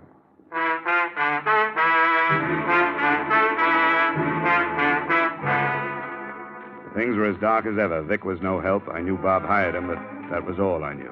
The next stop seemed to me to be Bob himself. I called him and told him to come over. He was very accommodating. A half hour later, he was tapping gently at my door. Hello, Mr. Dollar. Come on in. Don't mind the dirty glass on the table there. I just got through entertaining one of your employees. One of my employees? I believe he said his name was Vic. Vic Hastings. I never heard of him. Come on, Bob. You can be yourself with me. Vic talked to me like a brother. I never heard of him. You may not be conscious of it, Bob, but you're in plenty of trouble. The police are looking for the diamond, and they're sure whoever has the diamond killed Mr. Benson. I'm just an insurance investigator. I have nothing to do with the police department. All right, Mr. Dollar. I did hire Vic Hastings. I sent him after the diamond. He thought I had it. Yes. When he found out you didn't, he came back and threatened me. He wanted money. I didn't have any, but I told him I'd give him a cut when I got it. Is this a regular business of yours, stealing diamonds? Look, Mr. Dollar, I didn't kill Mr. Benson. I didn't ask you that. I asked you about the diamond. I heard about the diamond when Mr. Benson bought it. I had to have it. I wasn't going to sell it, not then. I just wanted it. I crashed a party at the Benson house about 4 or 5 months ago. I met Betty, and I started to date her. That's as good a way as any. Oh, you've got it wrong, Mr. Dollar. Sure, I wanted to get at the diamond. That's why I started taking Betty out. But things are different. I love her. We want to get married. Very sweet. Only you didn't hire Vic to get the diamond 4 or 5 months ago, Gorman. So get that pleading look out of your eyes. You don't do a thing to me. You're not going to the police. Put it down, Gorman. Stay where you are. Don't try to follow me or I'll blow your head off. So long, Dollar.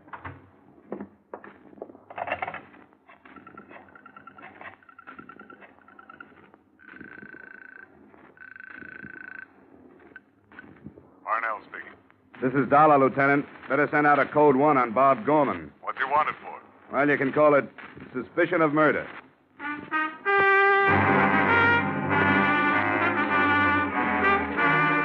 Expense account item 5, 120 taxi fare to the Benson home. I found Mrs. Benson in a sad state upstairs due to her husband's death and her daughter's incarceration.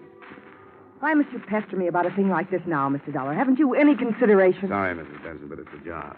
The sooner we get over this hurdle, the better off we are. Now, I know all about your relationship with Corrigan. All of that has nothing to do with the case. Well, perhaps not. I know who killed my husband, and I know why, and I know who has the diamond. Who? I can't prove it. I couldn't take it into a court of law. Well, let me worry about that. What's your idea, Mrs. Benson? Bob Gorman. Why do you think he did it? He has a violent temper. He hated George, hated him like poison. George never wanted him to marry Betty. Sorry, that motive doesn't click with me. Now, let me tell you who killed your husband. You and Corrigan. How dare you? wanted to get rid of him. You two were the only ones who knew the combination of the safe. You took the diamond and killed Benson. Why, you... And you planted the gun in Betty's purse. Do you mean to suggest that I would try to make my own daughter out to be a murderess? That's just what you hoped the police would think. That if anybody were framing your daughter, it wouldn't be you. You knew the police would clear Betty because she was nowhere near the house when the murder occurred. And you thought they'd assume that Bob Gorman planted the gun in Betty's purse. That's a lie. Come on, Mrs. Benson. It's all out in the open now. Stay where you are, Dollar. Corrigan. I was expecting you. You're pretty good at this business of investigation, aren't you? It's a shame to have to end such a brilliant career. Well, that's the way it goes. Here today, gone tomorrow. You aren't going to mess up Mrs. Benson's pretty bedroom, are you? Not at all. We'll just go out the back way. Open the door, Dollar. Glad to.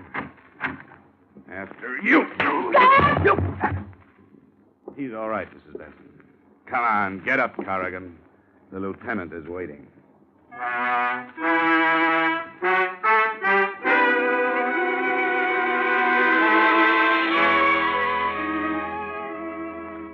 In case you should ask, how did you know, Mr. Dollar, that Corrigan and Mrs. Benson killed George Benson? The answer? I took a big guess.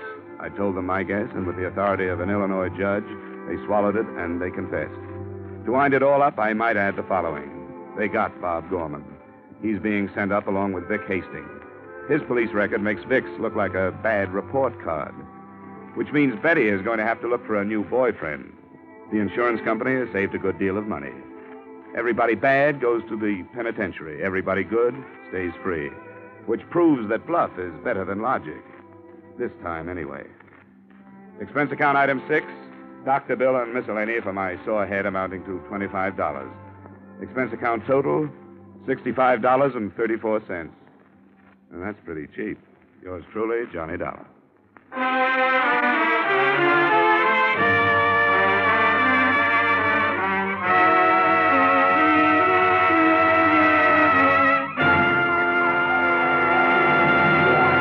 Yours truly, Johnny Dollar, stars Edmond O'Brien in the title role. Is written by Gil Dowd and David Ellis, with music composed and conducted by Leith Stevens. Edmond O'Brien can soon be seen in the Columbia Pictures production 711 Ocean Drive. Featured in our cast this evening were Wally Mayer, Jane Webb, Bill Johnstone, Virginia Gregg, Stacey Harris, Bill Boucher, and Harry Bartell. Yours truly, Johnny Dollar, is produced and directed by Jaime Del Valle.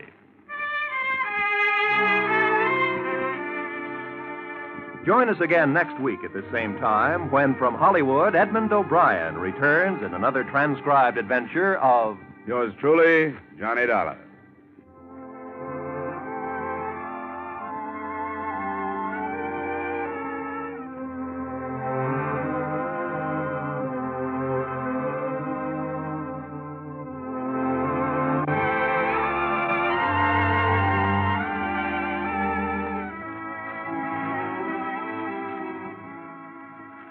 Crime goes down for the count on Friday night with two of CBS's top thrillers. Broadway is My Beat and Up for Parole, heard over most of these same CBS stations.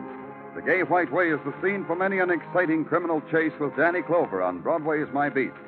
the actual files of parole boards across America, come the stories of men and women who are up for parole. For a thrill and a chill, Broadway is my beat, and up for parole, fill the bill.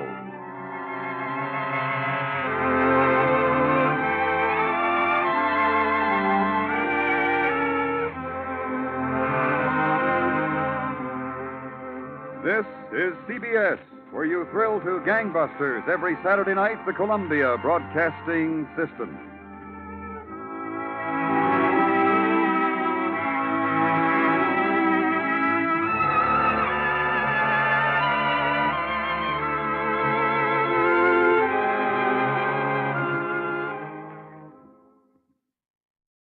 For your enjoyment, Wrigley Spearmint Chewing Gum presents from Hollywood Edmond O'Brien as Johnny Dollar. Good evening. This is Mr. Snell, secretary. Oh, sure. Hi.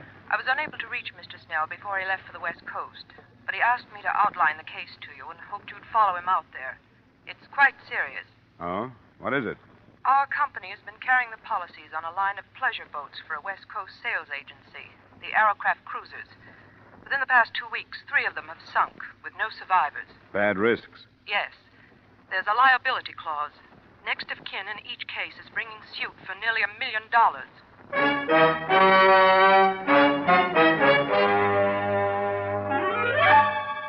Edmond O'Brien in another adventure of the man with the action-packed expense account. America's fabulous freelance insurance investigator. Yours truly, Johnny Dollar.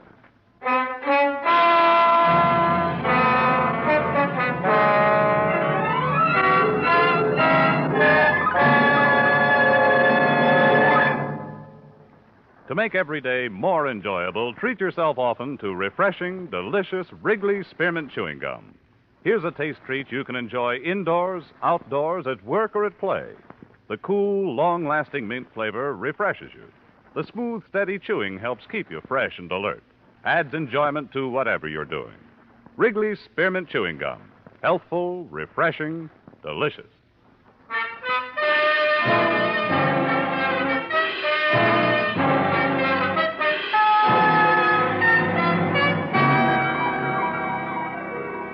Expense account submitted by Special Investigator Johnny Dollar to Home Office, Grand East Life and Liability Insurance Company, Hartford, Connecticut. The following is an accounting of my expenditures during assignment to Millard Snell of your legal department on the investigation of the Aerocraft matter. Expense account item 1, $275 air travel Hartford to Los Angeles and rented car travel from Los Angeles to Newport Beach and the heart of the trouble.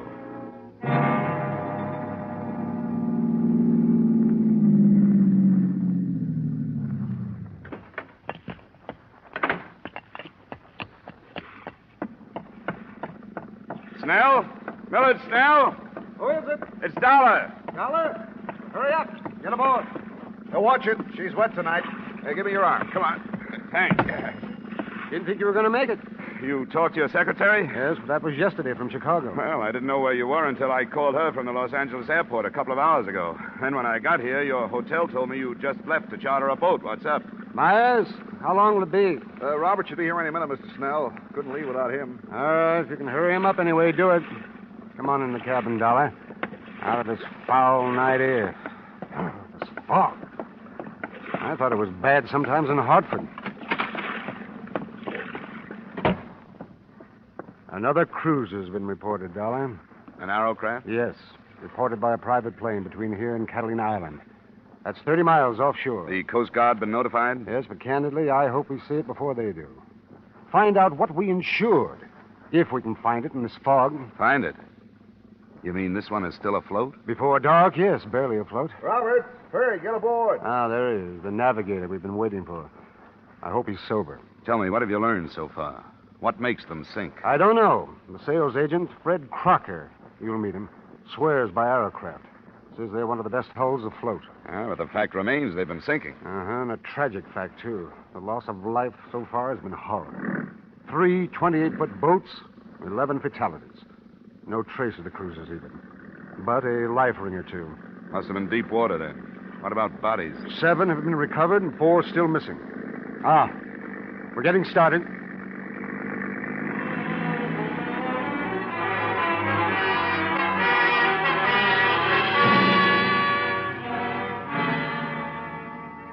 was 10 p.m. when we left the quiet resort village, and it was dawn when we saw in the fog what we had been unable to find during a whole night of searching. The Arrowcraft, without sign of life, was almost entirely awash, bow down in the channel swell. That's close enough, Myers. Right. We don't want to nudge her. She's liable to roll over.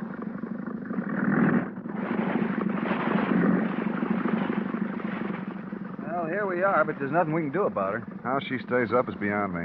Any chance of towing it in? Not in that shape. Give her any weight, she'll just take more water and go down.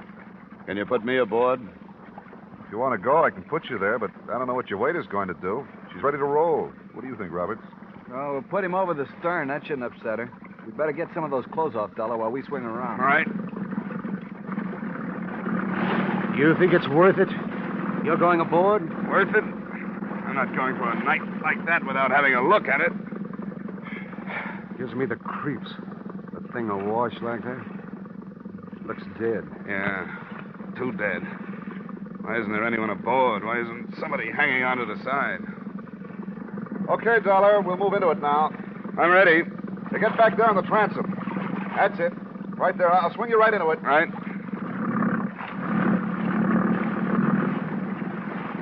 There you are. Go ahead. Okay. Hey, get off the gunwale. And stay amidships. Don't get to either side. She'll roll. I'm all right. Anything there? Yeah. Yeah, there's something here. There's a girl in the cabin.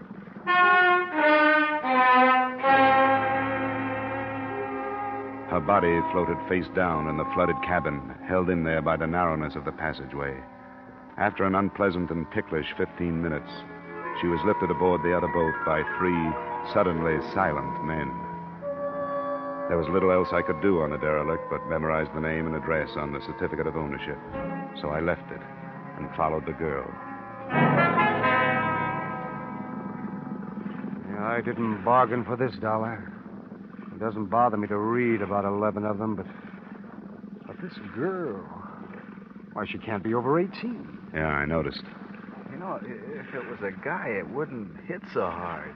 But a kid like this, beautiful. Myers. Yes, sir? Have you radioed in about this? I waited to find out whether you want to stand by the boat or not. No. We'll start right back. Get word to the police. Ask them to meet us. I think it's a case for them. The boat's registered to a Chester McNeil, Newport Beach address. McNeil, Newport Beach address. McNeil, yes, all right.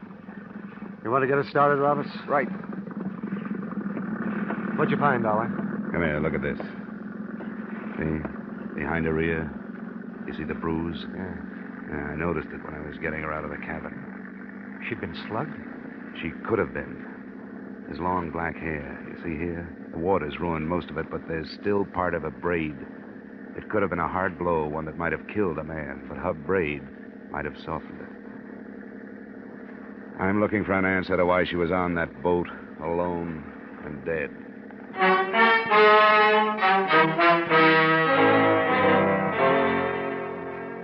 It was an answer I never did actually find and prove, because in the final analysis, the death of this beautiful, dark-haired girl was no more important than any of the rest of them. She was taken to the county morgue, and after making my formal statement to the police and giving them my informal theories, I followed her there. Now, I take it that the deceased is not a personal friend of yours. That's right, Dr. Sane. I'm an insurance investigator. I'm in Southern California because a number of people have died in the sinkings of some insured pleasure boats. Oh, yes, the Arrowcraft? Yes. And the death of this girl has become important to me.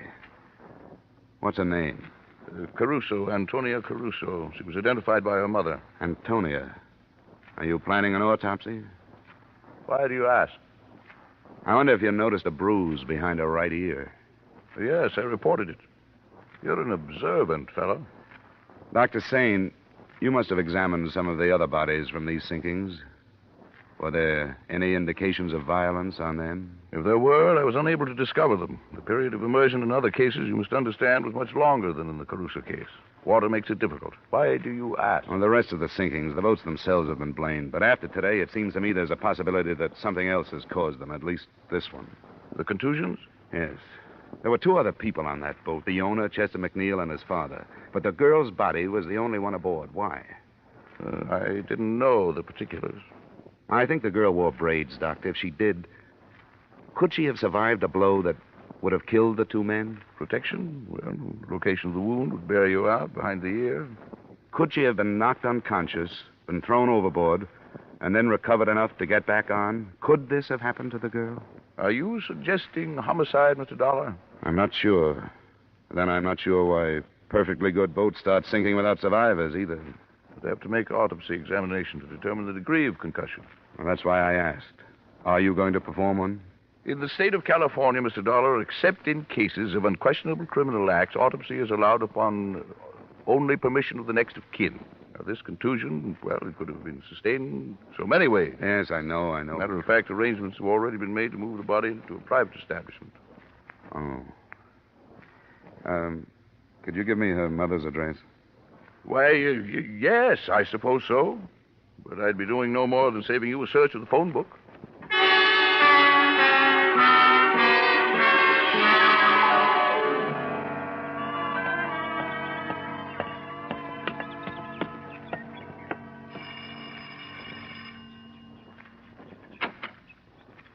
What is it you want? Mrs. Caruso, I'm the man that found your daughter. Oh. Then why have you come here? You shouldn't know my grief. I do, Mrs. Caruso, but I'd like to talk with you if I could. What is there to say? I don't want to see you.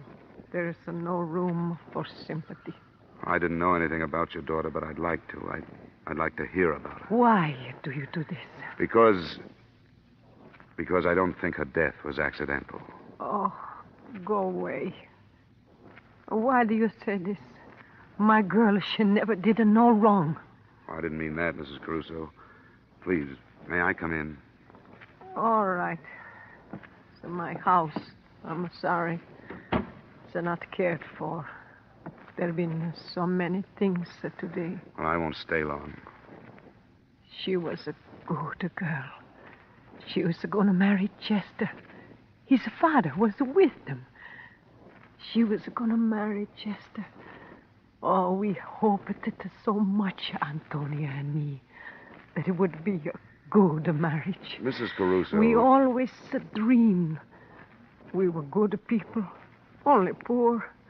We give everything so Antonia will be better. She was so beautiful. She was going to marry Chester. I'm sorry to bother you at a time like this. Now, she's gone. I saw her. I saw her, too. And I want to learn why she's gone. Now, Mrs. Caruso, is there any reason that you can think of why there should have been trouble on this trip in the McNeil boat? Oh, no. They go many times. They love the boat. They go many times, always with his father to take care of them. Yeah, he loved her, too. My daughter, he called her. She was going to marry his Chester. Be so happy. Please, Mrs. Caruso. Oh, my Antonia. Antonia. Please, go. You know my grief. Leave my house. Leave my house.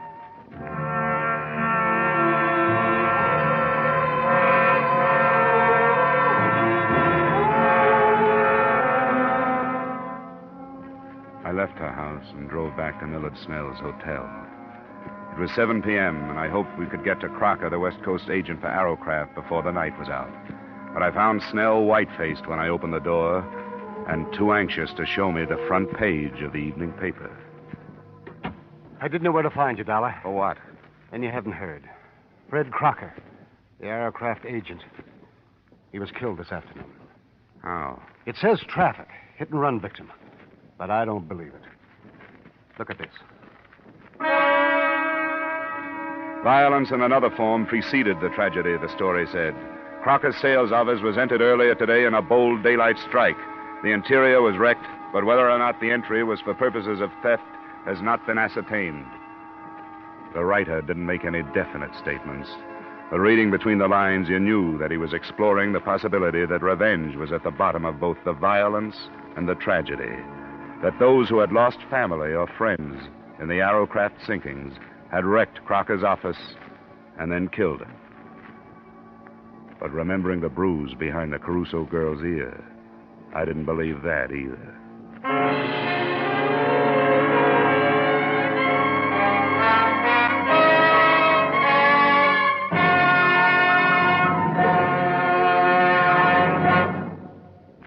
To make every day more enjoyable, treat yourself often to refreshing, delicious Wrigley's Spearmint Chewing Gum. The lively, full-bodied real mint flavor cools your mouth, moistens your throat, freshens your taste. And the chewing itself gives you a little lift, helps you keep going at your best. So for real chewing enjoyment that's refreshing and long-lasting, always keep Wrigley's Spearmint Chewing Gum handy. Healthful, delicious, Wrigley's Spearmint Gum will make every day more enjoyable. And now, with our star, Edmond O'Brien, we return you to the second act of Yours Truly, Johnny Dollar.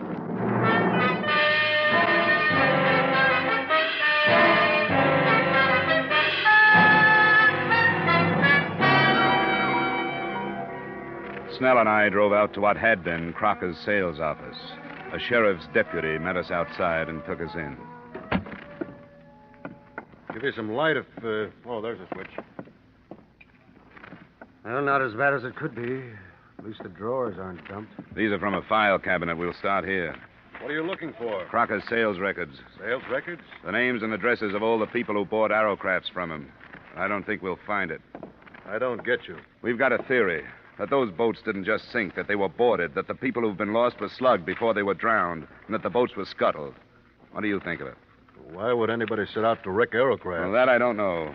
Probably because they're linked to something important. Maybe something or somebody is on an Arrowcraft and somebody else doesn't know which one. Here's the sales folder, Dollar. It's empty, all right. Sure it is. That gives them the location of every Arrowcraft between here and San Diego. Sheriff, nobody has said where Crocker was when this place was entered. They don't know yet. You got a theory? Yeah. That he was here. Yeah, that after the list of names and addresses was taken, he was dragged out of here and killed with a car for the same reason the others have been killed. Because alive, they might have been identifying witnesses. Well, they say everybody's got a right to his own opinion, but that's too crazy for me. Well, I don't blame you. It's too crazy for anybody. Maybe so crazy it'll never be cleared up.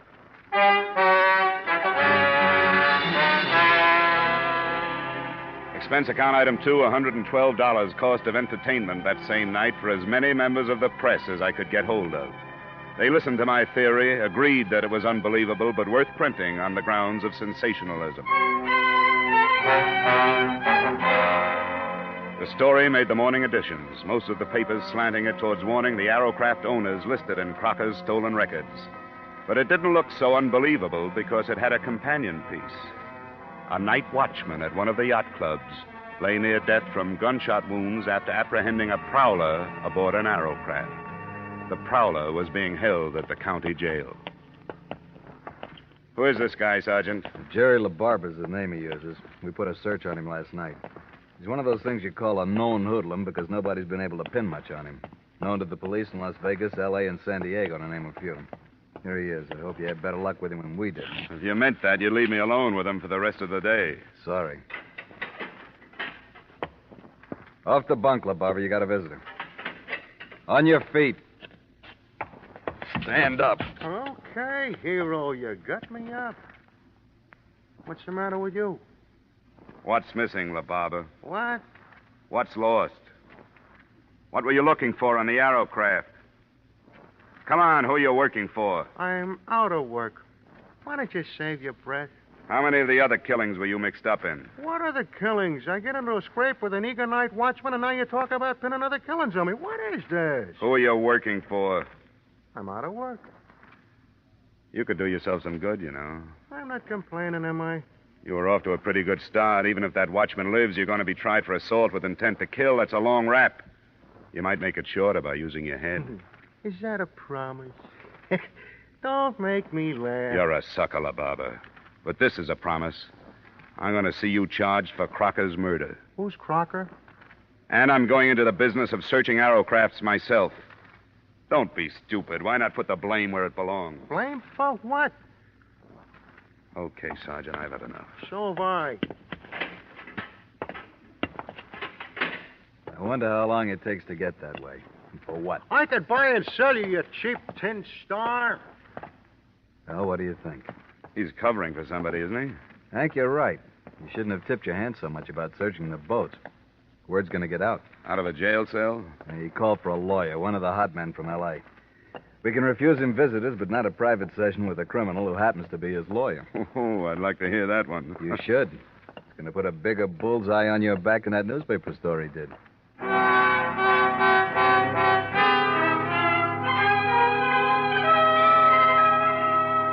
There was no trouble that day and no progress.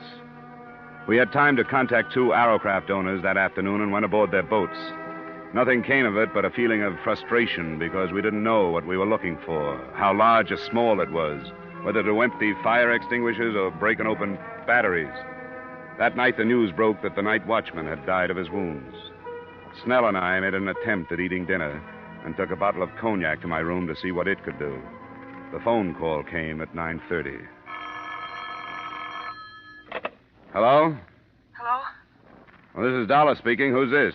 I'm in a phone booth, so don't bother trying to trace this call. It's about the boat trouble. All right. What about it? Not over the phone.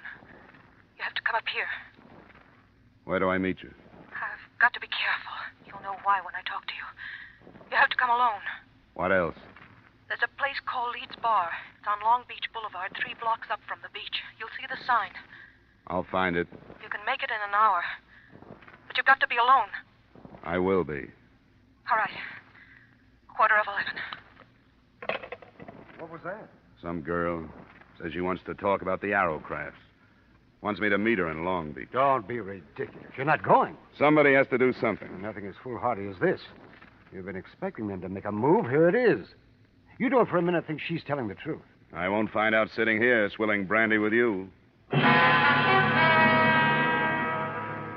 I wasted 10 minutes in Newport circling through alleys and side streets to shake any tail that might have been put on me. And then I headed up the Coast Highway. At exactly 10:45, I was ordering a drink in Leeds Bar. It arrived simultaneously with a metallic nudge in the ribs from a man who had taken the stool on my right. Drink it, Dollar. We've got to go. I was supposed to get a message from a girl. You've had it. Come on, drink up. All right. Now leave. I'll meet you outside the door. Do I get to talk with this girl? She's outside. Okay.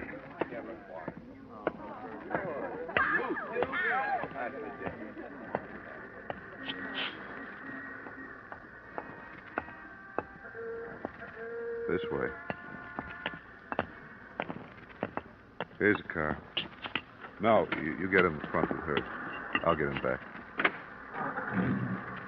Where to now? Just a little way. You weren't followed? I made it a point not to be. Huh? You wanted to talk. Yeah, I do. I don't know what's going to happen to me, but I don't think I care anymore. It's been like I killed all those people who've died. Take it easy, honey. You mean their deaths are your fault? Sort of, yeah. I mean, I could have stopped it, but I was afraid to because one of his men would have killed me. And I thought he'd stop me for this. He? Who do you mean? Hey, watch what you're going. You better stop, Gwen. This is as good a place as any. Yeah.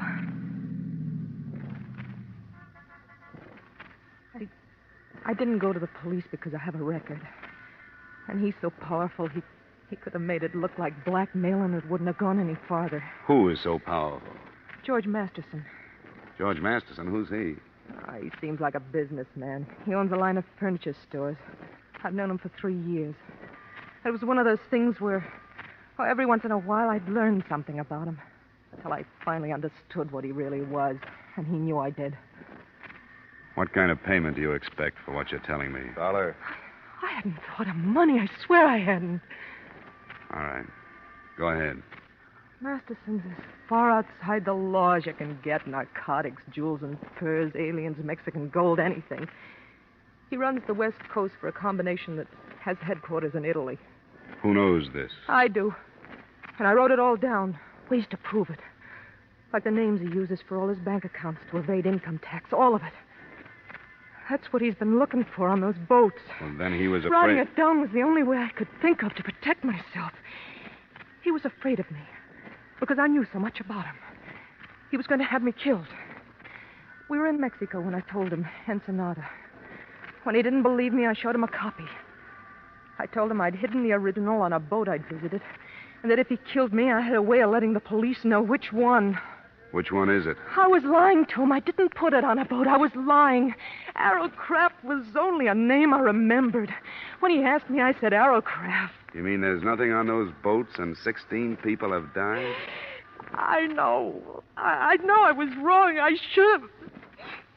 But when you're scared, you only think of yourself. Don't, Gwen, honey. You'll be all right. This paper you say you wrote, where is it? I have it here. I want you to take it. Now, get out, Dollar.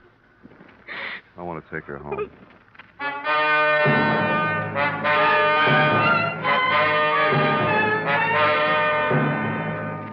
I didn't fully believe her until I had finished reading her denunciation of George Masterson after they'd left me. But by the end of it, I knew that in my hands was the hottest document in California. I knew that hundreds of rotten lives could be crumbled and millions of dollars in criminal traffic could be stopped. And it did away with the possibility of any suit against Arrowcraft or your company. But it wasn't enough. I should have gone to the authorities with it then. Instead, I took a room for the night and mailed it to the FBI in the morning. Then I went after Masterson. I found him in a plush office in one of his furniture stores. Here. Just a moment, sir. You can't go in there. Miss Masterson. What's the meaning of this? You're announced before you get in here. Not this morning, Masterson. I'm sorry, sir. Get somebody to throw this man out. What's the matter with you? Who are you? Johnny Dollar, working on the Arrowcraft sinkings. Gwen Thomas. I've read her statement. I don't know what you're talking about. About 16 deaths. The FBI can have you for the rest. But I want you for those 16 deaths. Get away from me. Get away from you! Stay away from me. Get up! Listen to me.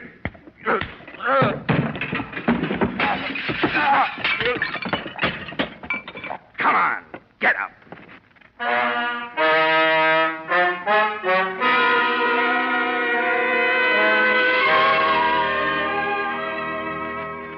As far as I was concerned, that was it. The girl was placed under protective custody by the FBI and the district attorney, who had worked out 75 counts on Masterson's indictment before I left. It's too bad that all of the next of kin of the 16 dead can't sit in the jury box. Expense account item 3, same as item 1. Expense account total, $940.20. Yours truly, Johnny Dollar.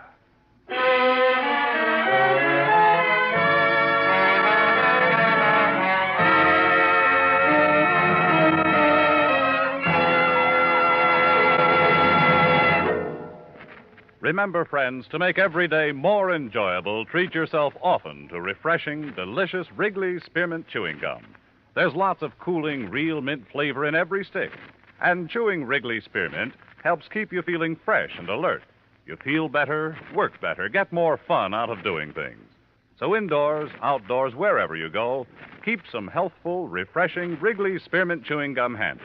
To make every day more enjoyable, treat yourself often to delicious Wrigley's Spearmint Chewing Gum.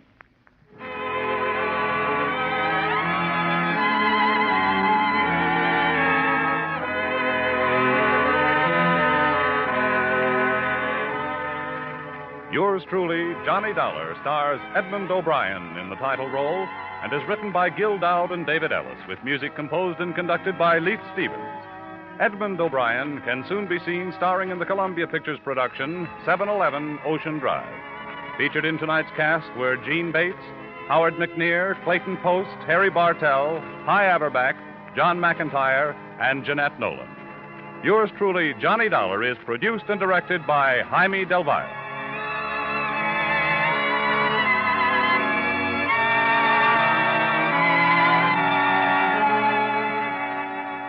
The makers of Wrigley Spearmint Chewing Gum invite you to join us next week at this same time when, from Hollywood, Edmond O'Brien returns in another adventure of Yours truly, Johnny Dollar.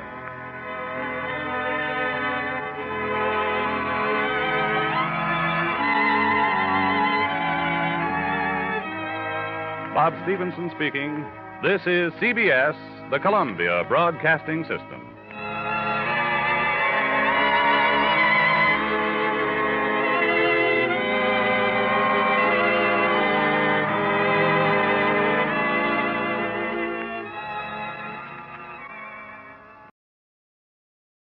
Wrigley's Spearmint Chewing Gum, the refreshing, delicious treat that gives you chewing enjoyment, presents for your listening enjoyment Edmond O'Brien as Johnny Dollar. My name's Mark Nelson. I came to Hartford to talk to you about a federal assignment. I'm from the Treasury Department, Bureau of Narcotics. We need an insurance investigator For what? to go to London on a case that has us stopped here. I'm in the Commonwealth Hotel. I'd like to have you come over. Wait a minute. What's insurance got to do with it? Our company took a policy on a few $1,000s worth of trunks en route to London. Somewhere in the load is $500,000 in narcotics. We want you to take the trip with it.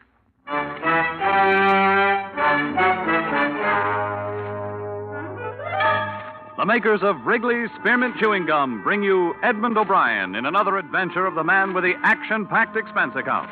America's fabulous freelance insurance investigator. Yours truly, Johnny Dollar.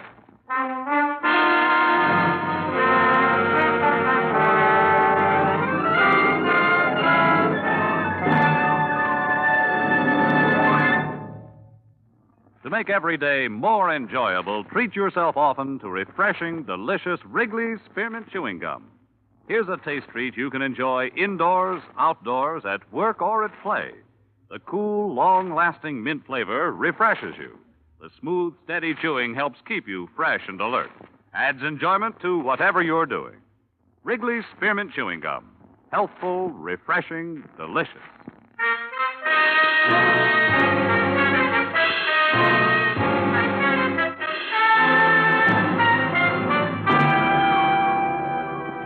Expense account submitted by Special Investigator Johnny Dollar to Treasury Department, Bureau of Narcotics, Washington, D.C. The following is an accounting of my expenditures during investigation of the London matter.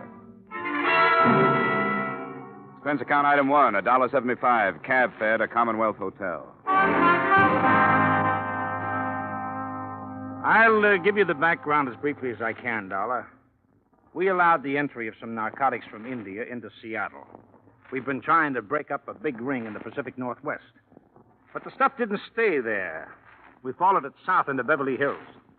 Have you ever heard of Dorothy Rivers and Broderick Green? The woman? I think so. I saw her in a couple of plays in New York, didn't I? Yes, that's the one.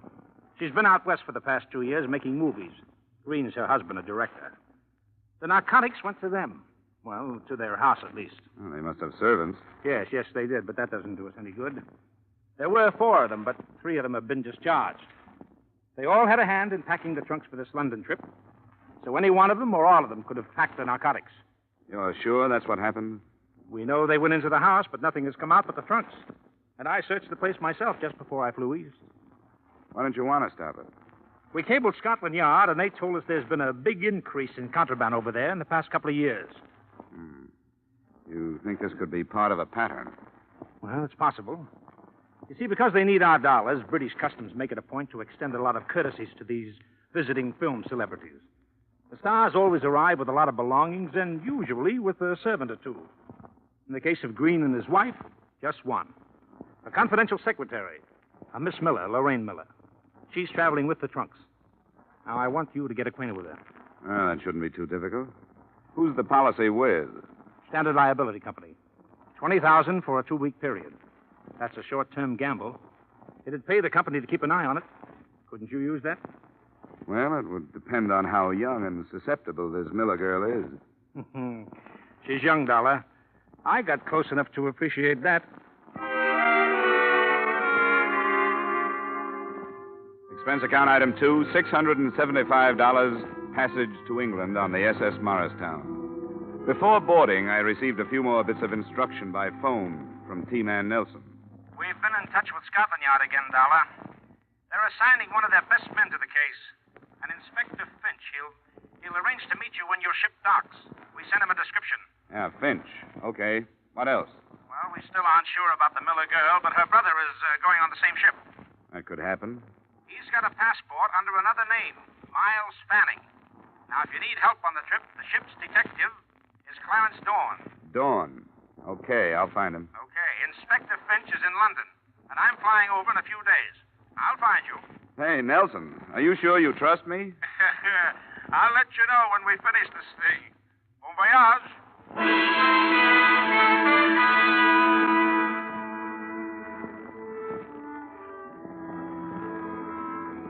Expense account item 3, $8. Bar bill. I met Lorraine Miller in a small lounge on B deck as we left New York Harbor. She struck me as being young, all right, but susceptible only when she wanted to be. She had a face that didn't need much makeup and auburn hair that didn't need much messing with. Her hazel eyes were wide-spaced and seemingly candid, but they didn't tell me whether or not she knew who I really was. It must be an exciting job. Travel a lot, meet interesting people. Yes, I once met a pig named Rollo who had eaten a diamond bracelet. Really, Mr. Dollar? Hey, how long are you going to be in England? About a year, I guess. The Greens are going to make a picture with somebody's frozen pounds. It's a smart thing to do, you know. Everybody who is anybody has some frozen pounds. You don't like these people. If it shows, it's because of this martini before lunch. I'm glad you're here. So am I. You traveling alone? Yeah, but that's my line, isn't it? What do you have, a cabin or a suite? A cabin. Then it's my line. I have a suite.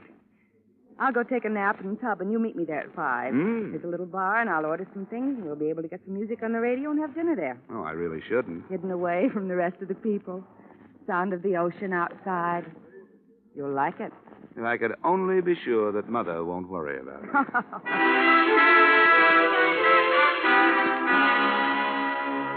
The cocktails were good, and so was the dinner. But the radio was full of static, and, as far as my assignment went, the conversation was unsatisfactory. I learned a lot about Lorraine Miller and a little about the Greens, but none of it tied in with the case.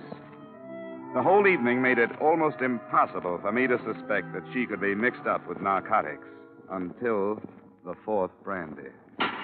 Jim? What is it? Oh, no. The porthole. Somebody pushed it open. It blew open. It startled me, that's all. Somebody pushed it. You saw him. You started to call out his name. No, I didn't, Johnny. It startled me so. My mind was 1,000 miles away in that Come over here and sit down. I'm sorry, Johnny. That was ridiculous. Why don't you want to tell me who it was? I saw him, too. Now, who are you afraid of? Don't ask me anymore, Johnny. But I want you to tell me. All right. You want to spoil everything with your stubborn prying? It was my ex-husband. He followed me before. Now, if you'll please leave. Johnny, I won't be able to see you again.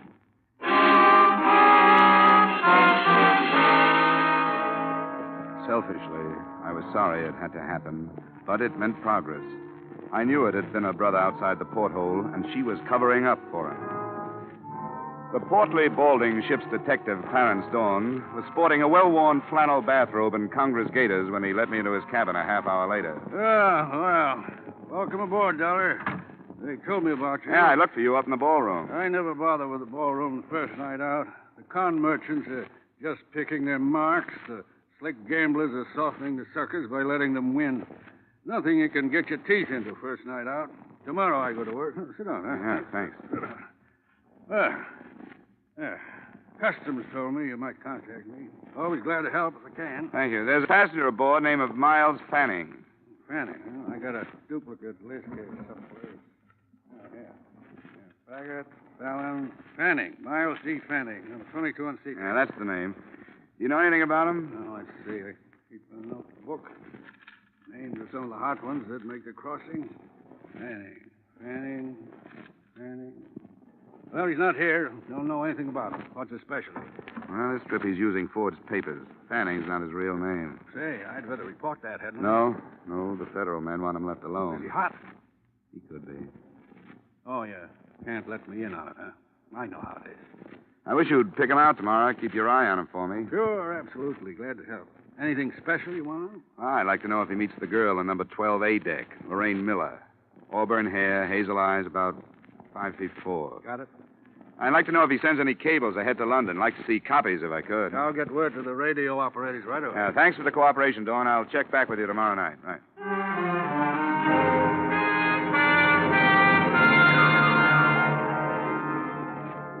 I checked back with him on the following 5 nights, and he had nothing to report. The days and evenings I spent as casually as I could, and never once saw the Miller girl.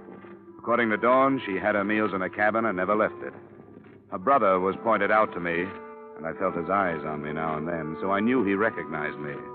Then, the night before we were due to dock in Southampton, I was surprised in my cabin by an unmistakably feminine knock on the door.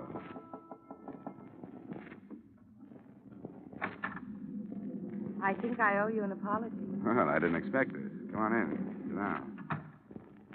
I'm sorry, Johnny. I wish I hadn't blown up. Why did you? I don't know. I guess because, well, it was hardly the time for an ex-husband to come prowling around. It was too bad. The trip that started out to be a lark, this one has turned into a big flop.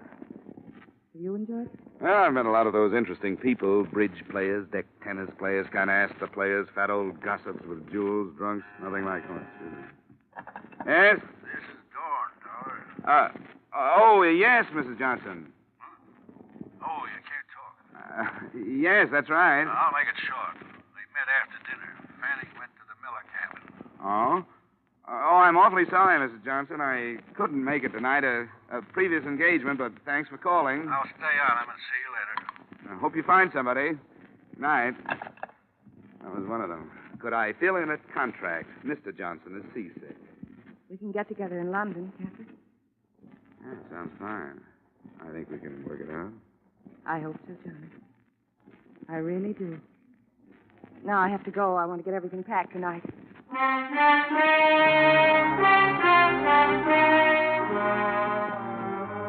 I poured myself a nightcap after she'd left. A big one, because I was confused. I didn't know why she'd come, or how much she knew about the narcotics, or how much she thought I knew. It was the first drink I'd had in my cabin out of my own bottle, and it was the last. I felt it the minute it was down, and there was nothing I could do about it. But it was painless. The ship seemed to roll more heavily, and I pitched forward toward my bunk. After that, the ship could have sunk, and I wouldn't have known about it.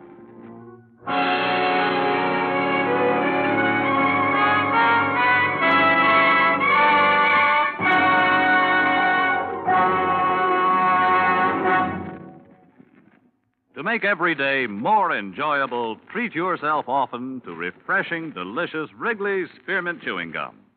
The lively, full-bodied real mint flavor cools your mouth, moistens your throat, freshens your taste.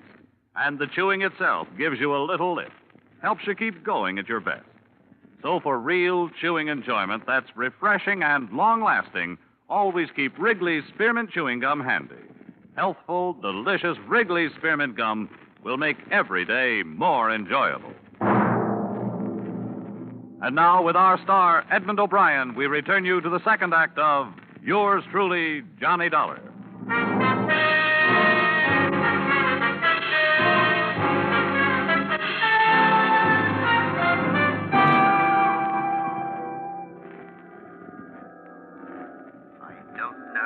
I don't know. Great shock to the system. Yes, it must be. Sinister amount of opiate. Amazing resistance. Well, we'll try. There. I don't dare give him any more stimulant, Inspector, but this should bring him round. Rather an unpleasant arrival, poor chap. Yes. That did the trick. Now I'll leave him to you, Inspector. Keep him awake, but don't expect too much at first. Yes, of course. Thank you, Doctor. Mr. Dollar? Mr. Dollar? Can you hear me, sir? Huh? What? You must try to stay awake. Can you open your eyes? Who are you? Chief Inspector Finch of Scotland Yard. Oh, the girl. I'm afraid Miss Miller has disembarked. Fanning? He's being followed by one of my men. Mr. Dollar, your system received a large amount of opiate, enough to render you unconscious for almost 12 hours. Do you know who administered it? We're in Southampton. Yes. It was a girl. She come to my cabin and There was a phone call. A phone call, sir? Yeah, the ship's detective has been giving me a hand, keeping his eye on Fanning. I wasn't watching her. She must have drugged the whiskey while I was talking. Oh, I was stupid. I shouldn't worry if I were you. The situation is nicely under control. The trunks? En route to the Green residence. However, the men in the lorry with it are from Scotland Yard. They'll unpack them, and I assure you nothing will pass unnoticed. Nice going, Inspector. Thank you, sir. We like to try. Now, if you could raise yourself and drink some of this coffee. All right. Yeah. Oh, shouldn't be this hard. Nasty experience. Okay, let's have the coffee. Yeah. Splendid. When you feel strong enough, we'll have an ambulance move you to my flat. You may rest there, and we shall await developments.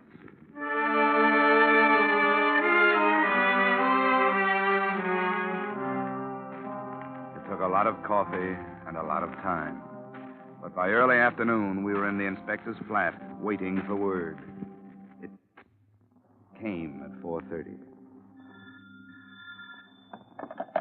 Yes? Mm-hmm. Huh? Are you quite positive? I see. Very well, Sergeant. Return to the yard. I'll phone you there if I need you. Mr. Dollar, is it possible that an error was committed on the other side, that the narcotics never left there? They didn't find them? No. After meticulous search. Oh, Treasury's not going to make a mistake like that with $500,000 worth. The narcotics left the States, all right. Perhaps they're still on the ship. May have got the wind up since you were aboard and discarded the original plan. I don't know. I suppose it's a thought. Right. I'll arrange for a search party at once. Inspector, who in London would be able to buy this amount of narcotics? That question had occurred to me. The answer shouldn't be too difficult to find. Perhaps you'd care to accompany me to my office while we try. We rather pride ourselves upon our efficiency.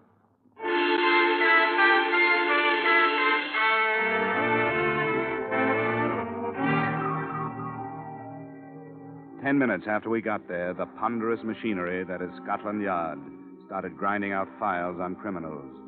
They were indexed according to every possible feature or characteristic. In the space of 2 hours, we had the name of every known narcotic suspect in London, and flying squad men had been sent out to cover them. But the first report that came in was negative. The ship had been searched without success. Then the phone rang again. Inspector Finch. Huh? Oh, yes, he's here. Mr. Dollar? Thank you. Oh. This is Nelson, Dollar. I just got in. Oh, good. Have you heard about the mess? Part of it. I went down to the ship. Dawn told me what happened to you. Are you all right? Yeah, sure, I'm all right, but the stuff got through. It's loose someplace here in London. The trunks? Unloaded and searched by Scotland Yard men, nothing. What about the girl? She's being watched. Anything on Miles Fanning? Well, the yard's tailing him, too. Say, Nelson, are you sure the narcotics were put aboard the ship? Positive. But I'll get right on the transatlantic phone and get somebody to recheck the trail. I'm staying at the Empire. Call me if something breaks. Yeah, right. Treasury man, he's going to check the States to see if there was a slip. Good. $500,000? Rather a nuisance having that. This may be something. Yes? Mm-hmm. I see. Yes, at once. See that a driver and a radio cars at the main entrance will want to stay in touch. Thank you. What was it? Any progress? Yes. Most unpleasant progress. The constable I assigned to follow the chap who calls himself Fanning has been shot to death. Oh? Progress lies in the fact that your ship detective fellow, Clarence Dawn, was killed at approximately the same time. Dawn? Yes. Do you have a pistol, Mr. Dollar? It's on the ship. We won't bother going there. I'll have two issued to us before we leave.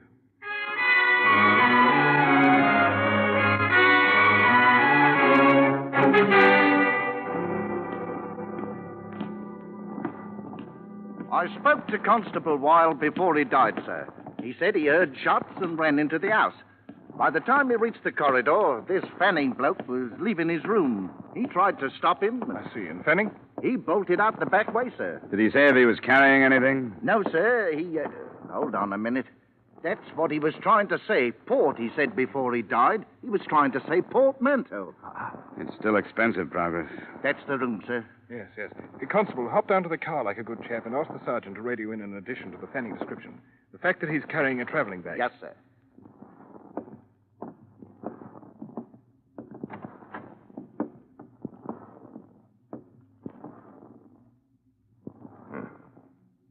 Clarence Dawn. Yeah. And I guess the answer to a few things. Then Dawn carried the contraband here from the ship, quarreled with Fanning over division of the spoils, and was then shot by Fanning, wouldn't you say? Yes, that's exactly what I'd say.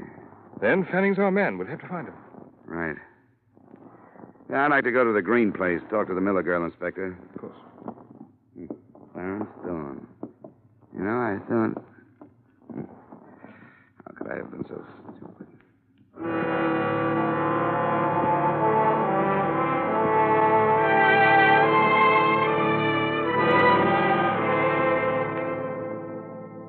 The Green residence was dark when we arrived, and there was no response to either the doorbell or our shouts. We pulled up a few yards, and while we waited, we listened to the nervous talk between the radio cars that were combing the city for the man we called Fanning. South Minister Avenue. A man answering the Fanning description has been reported in the square. Request flying squad men to search the building. That's 3.5 hours we've been here. Must be 1 million men in London who answer his description. And so we shall have to question 1 million men. 47Y, 47Y to 14B. Are you still in Charing Cross Road? Over. 14B, 14B here. Still in Charing Cross Road, over. 47Y to 14B. Investigate 1936 Bentley crossing into your section. 1936 Bentley. Close coupled sedan, black. Registration GY4110. GY4110. Acknowledge, over. Cut it, Sergeant, cut it. 14B acknowledging. Sergeant. Registration GY4110. Switch off the receiver. Oh, yes, sir. There's a car. Looks like it's stopping. It's a taxi. There she is. Come on, Inspector. But let me do the talking, will you? Right you are.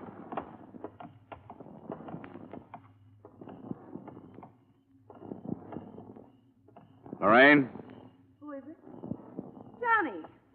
Johnny, where have you been? Where is he, Lorraine? What happened to you? I looked for you when we were docking. I came to your cabin and knocked. Stop it. Where is he, your brother? Johnny.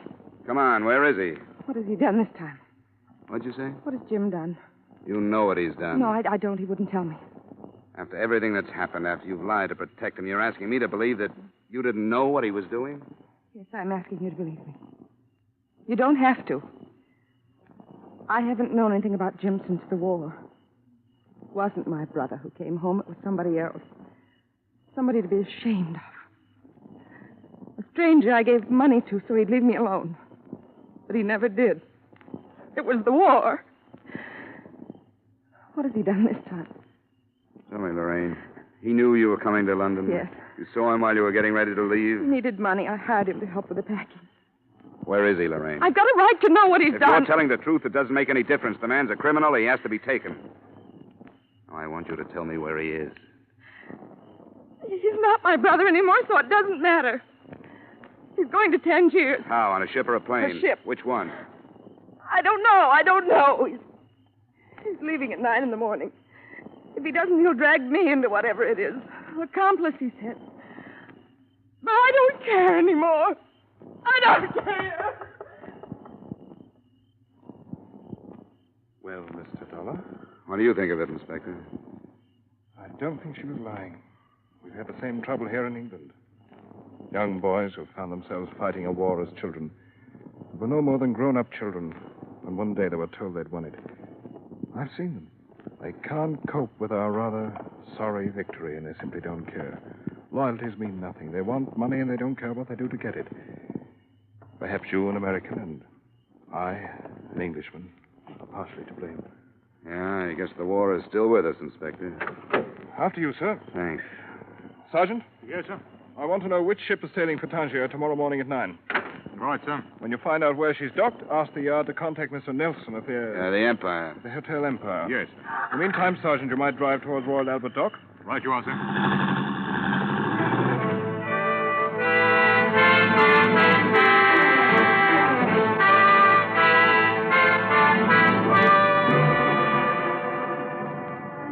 The ship turned out to be the city of Bombay. Before we drew to a stop at Royal Albert Dock, we passed through what must have been half of the mobile police force of London.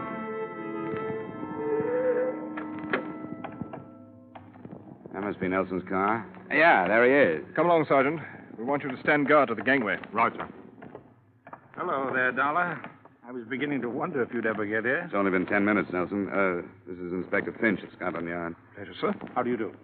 Well, Mr. Dollar, Mr. Nelson, as you so quaintly put it on the other side, this is it? You're sure he's there? Oh, quite sure. Yeah, we got a radio report. And we hope they've cleared the ship of everybody else. Well, we might as well go. Right you are. I'm ready.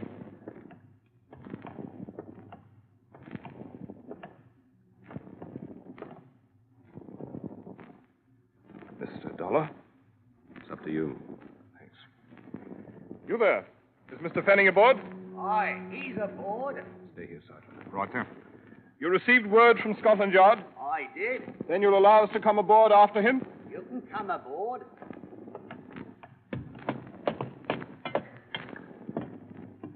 He knows you've come. He's got a gun. Where is he? He went forward on deck. Everything below is closed off. Very good. We can find him up this way? That's the way.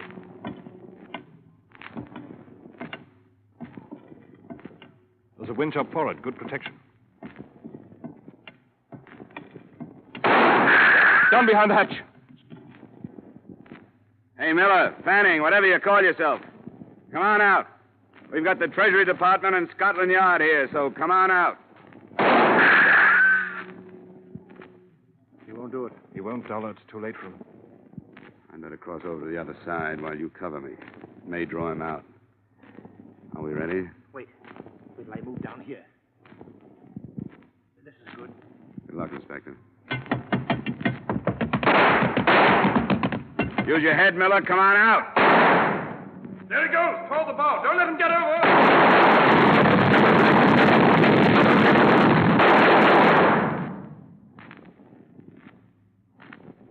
Inspector Finch? Yes. Nelson? Yes. Yes, you all right, Dollar? Yeah, what about him? He's dead, Dollar. We can search his cabin now.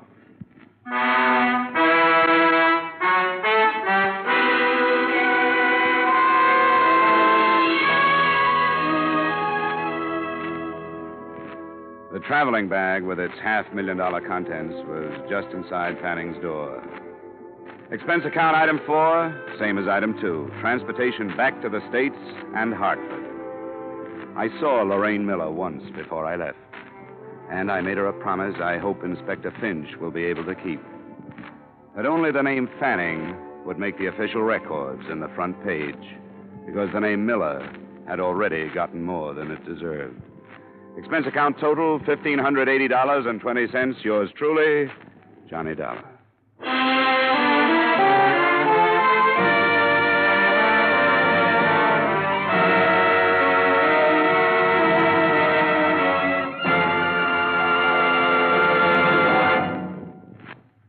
Remember, friends, to make every day more enjoyable, treat yourself often to refreshing, delicious Wrigley's Spearmint Chewing Gum. There's lots of cooling, real mint flavor in every stick. And chewing Wrigley's Spearmint helps keep you feeling fresh and alert. You feel better, work better, get more fun out of doing things. So indoors, outdoors, wherever you go, keep some healthful, refreshing Wrigley's Spearmint Chewing Gum handy. To make every day more enjoyable, treat yourself often to delicious Wrigley's Spearmint Chewing Gum.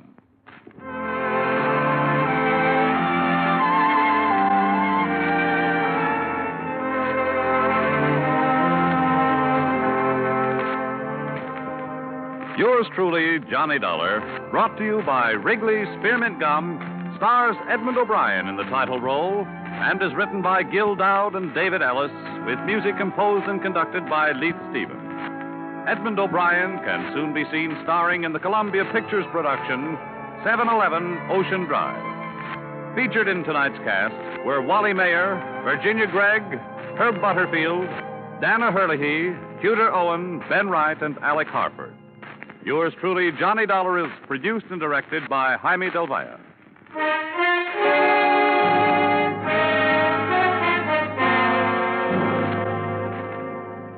The makers of Wrigley's Spearmint Chewing Gum hope you've enjoyed tonight's story of Johnny Dollar and that you're enjoying delicious Wrigley's Spearmint Chewing Gum every day. We invite you to join us again next week at this same time when, from Hollywood, Edmond O'Brien returns in another adventure of Yours truly, Johnny Dollar.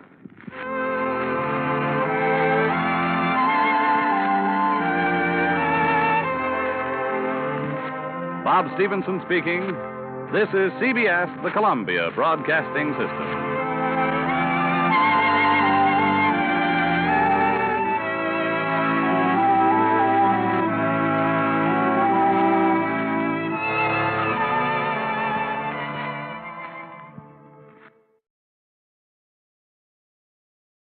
Wrigley's Spearmint Chewing Gum, the refreshing, delicious treat that gives you chewing enjoyment, presents for your listening enjoyment Edmond O'Brien as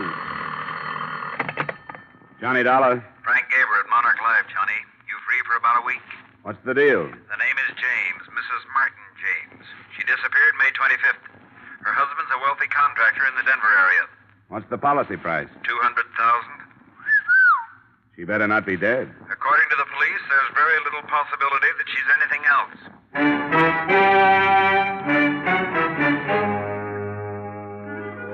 the makers of Wrigley's Spearmint Chewing Gum bring you Edmond O'Brien in another adventure of the man with the action-packed expense account. America's fabulous freelance insurance investigator. Yours truly, Johnny Dollar.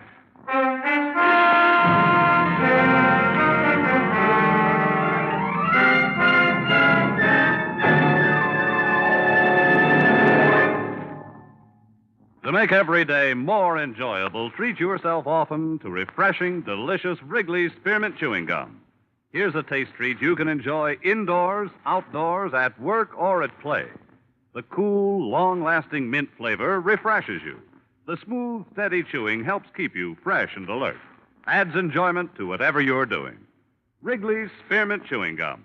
Healthful, refreshing, delicious.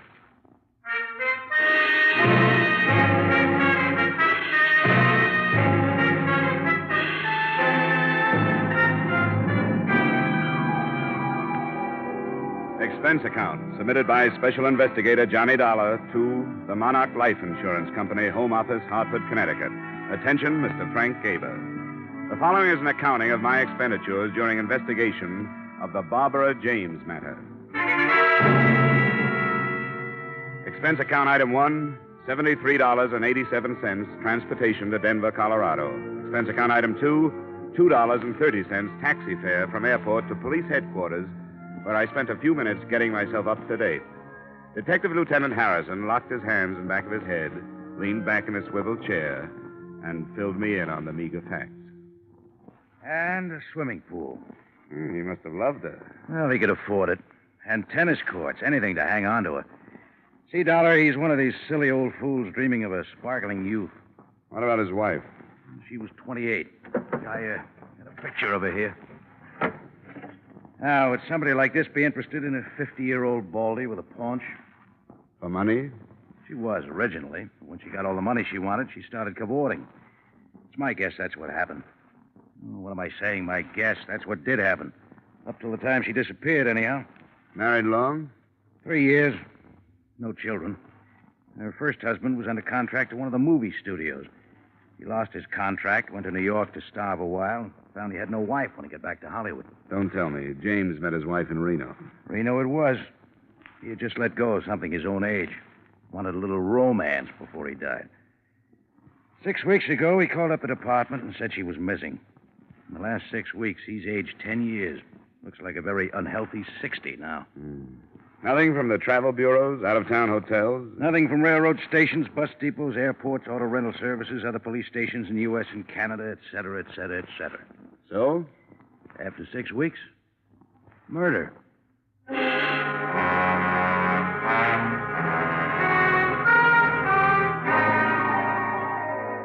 Expense account item 3, $1.50 taxi fare to the lush mansion of Mr. Martin James. On the way over, partly for pleasure, partly for business, I studied the glamour photo of the missing girl. She was standing beside a swimming pool in a bathing suit, smiling at whoever was taking the picture. She was quite a girl. The James place was a colonial-style museum piece up on a hill overlooking the city. A pretty young thing in a nurse's uniform met me at the door, took my name, and disappeared behind 2 high oak doors. In a moment, she was back. She ushered me into Mr. Martin James. Mr. James looked very old. His legs were wrapped in a patch quilt. One hand clutched the collar of his bathrobe about his throat. The other hand held a glass of milk. How do you do? Sit down, won't you? Oh, thank you, Martha. That'll be all. I know your suspicions, Mr. Dollar. My answer is no. I'm not at all sure she hasn't run off with a younger man. But all the ticket officers show... She'd use another name. Very possibly. You see, Mr. Dollar, Barbara married me for my money. I married her for her youth and her beauty. It was a decent enough arrangement until she became dissatisfied. Yes, I suppose I was a fool. Then you think she left you? If I ever allowed myself to really believe that, I wouldn't want to live. I can stand the news that she's ill, oh yes, or even that she's dead, but not that she's left me. And I sit here day after day telling myself that maybe, in a small way, she loved me. And what do you think did happen to her? I don't know, but she would have sent me some notification, postcard, anything. You know, there was a strain of sweetness in there. She found it very difficult to be unkind. Oh, she had a conscience, Mr. Dollar. Tell me, how did you discover she was missing? Well, I came home one night. She said she was going out. We had a quarrel. It was the only time I ever raised my voice to her. She stormed out of the house, didn't even take any of her things. You know any of her close friends who've left town? No, I don't. But, of course, I didn't know all of her close friends. I suppose not. Well, Mr. James, can you suggest any of her friends that I might start with? No, Mr. Dollar. Although I suppose Bennett would be as good as any. Who's Bennett? Oh, he runs the Yellow Bird Cafe, a nightclub downtown. I always had the idea he was number one on the list. The Yellow Bird Cafe. Well, thanks, Mr. James. If I hear anything new, I'll let you know. Thank you, Mr. Dollar. Oh, one more thing. Yes? If you find her, and she did leave me, tell her she needn't come back.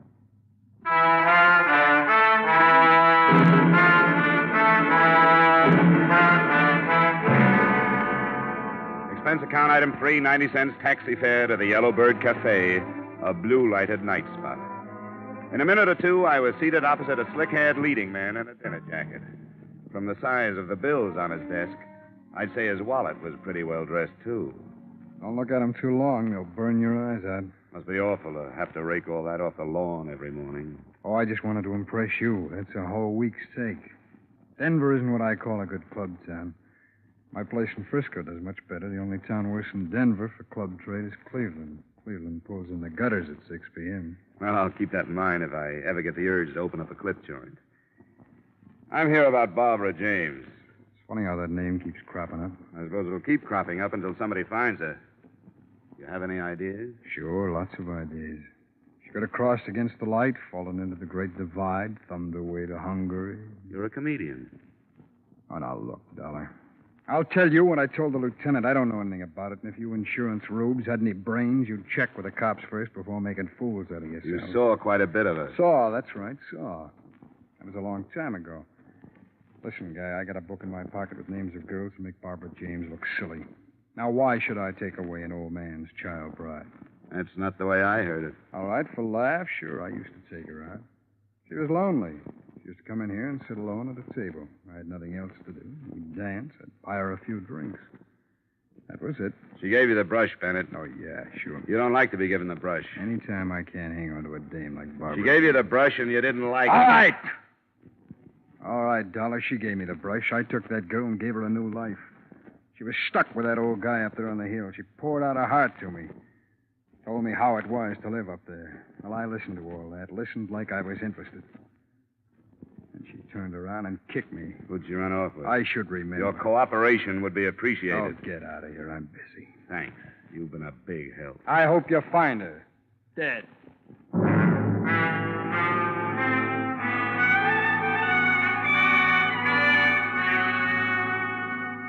Expense account item 4, $3 for 2 drinks, 1 for me, 1 for the young lady I dragged away from the dice table. 2 drinks later, I was a lot better informed. You know, if he catches me talking to you, I'll probably be fired. If he catches you, you'll deserve it. I bet they were quite a team, this Bennett and Barbara. Oh, she gave him the brush. That's what everyone says. You think she's dead? I don't draw any conclusions without having the facts. Bennett hates to be brushed. So do I. Bennett started this place on money he borrowed from James. Now, that's a new thought. Mm-hmm. Here's another. Barbara James's first husband is in town. I didn't catch the name? Fred Fogel. Another leading man. Another leading man. Yeah, I think that's worth another drink. Uh-oh. Here comes Bennett. Say, where's this Vogel staying? The Parkson. Goodbye now. Well, I see you're pumping the help. Oh, just browsing. Browse elsewhere, huh? Right. Well, it's been swell. Wait a minute, Dollar. What did she tell you? We discussed baseball. Come on, sit down, Dollar. Make up your mind. All right, sit down. Look, Dollar, I don't know where Barbara James is, and for all I care, she's at the bottom of the ocean, but there are a few things that have nothing to do with this case, which I would hate to have circulated around. Every man has personal matters. I'm glad you recognize it. Now, come on, what did she tell you? You didn't tell me Vogel was in town. Is he? What's he doing here? How should I know? All right, Bennett, forget it. But listen, this girl, this Dice girl, I don't go firing her for anything. I appreciate your interest in her welfare, Dollar, but I keep her for all the things she doesn't say. Finish your drink, Dollar. Ice is melting.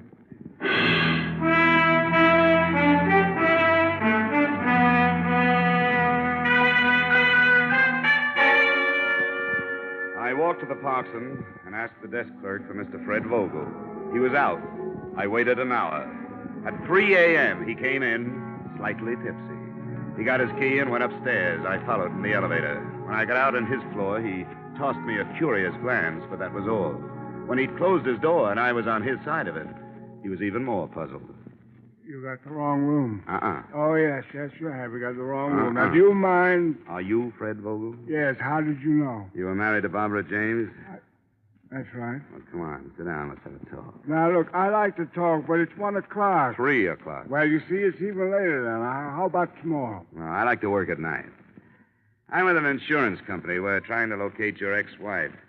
I haven't seen her in 3 years. No, 4. No, 3.5 years. And what are you doing in town? Just passing through from New York to Hollywood. I took the northern route. Beautiful. I shunted off this way to see Barbara again. I thought I'd pay my respects to her new husband. Sounds too casual. You know, I'm glad you dropped in. I was out all night sitting in some crummy bar and there was nobody to talk to. But you like a drink? No, thanks anyhow. Well, you don't mind if I have one? Oh, go ahead. Yeah, well, she left me, Mr. Oh, what? Anyhow, when she left me, I was destitute. Shook my confidence in myself. I always knew she was too good for me, but I never knew how much too good for me she was until she left me. Shouldn't have gone to New York. Why did you? Make money. Sure, make money. Why else would anybody be fool enough to go to New York? When I came back, she was gone. She'd gone with this guy, this James. Why did you come back, Fred? Had to see her again. 2 months I've been in town. I'm almost broke. First 2 weeks, I didn't have nerve enough to go up to her place, and then she disappeared. Now I can't go until I find out where she is. You've had a rough time. That's right. That's just what I need. I need somebody to sympathize with me. That's what I need. Oh, man, I wish you would have a drink with me. All right, Fred. I'll have a drink.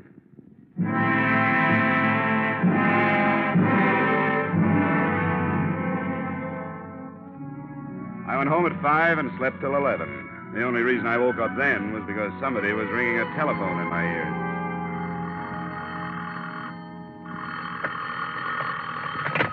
Yeah, hello. You sound like you're in the crest of a hangover. Who's this? Harrison. Who? I'm with the police department. Oh, sure. Yeah, what's up, Harrison? Did you know that Bennett was one of Barbara James' favorite people at one time? Yeah. Well, there's a girl named Dorothy, a Dice girl. Yeah, very nice. Dice. D-I-C-E, Dice girl. Oh, yeah, Dice girl. We found her this morning on the highway. 4 bullets too late.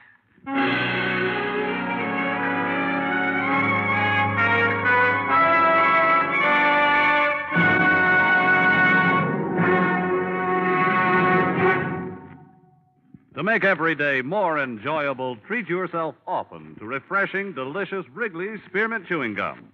The lively, full-bodied, real mint flavor cools your mouth, moistens your throat, freshens your taste. And the chewing itself gives you a little lift. helps you keep going at your best. So for real chewing enjoyment that's refreshing and long-lasting, always keep Wrigley's Spearmint Chewing Gum handy. Healthful, delicious Wrigley's Spearmint Gum will make every day more enjoyable. And now, with our star, Edmond O'Brien, we return you to the second act of Yours Truly, Johnny Dollar.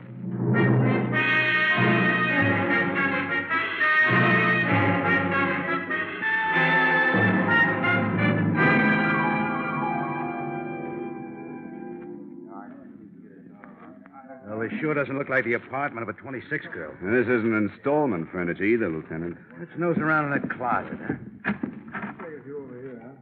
What? Imported brocade. Yeah.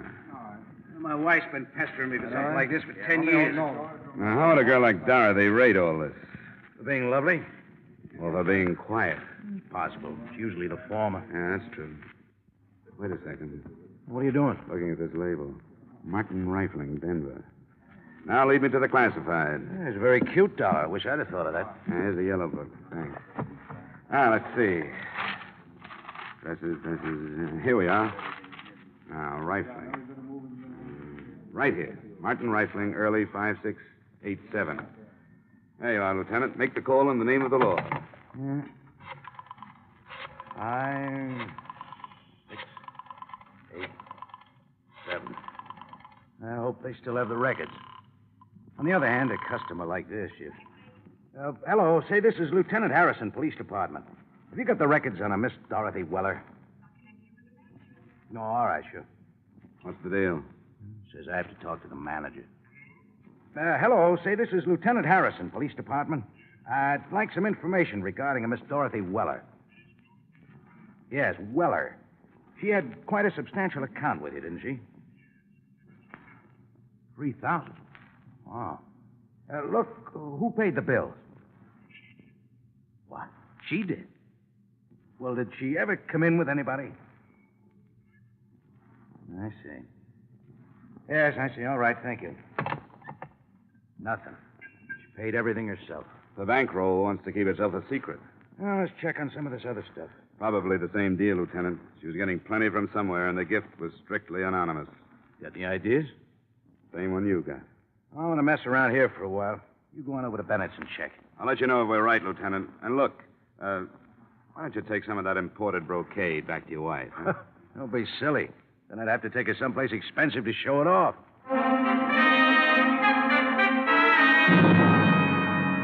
Expense account item 5, $1.30 taxi fare to the Yellowbird Cafe. It was 2 in the afternoon, and the place was quiet as a mausoleum. I went to Bennett's office and tried the door. It opened. Bennett was in his chair, bent over the safe. As I closed the door, he bounced up. Dollar.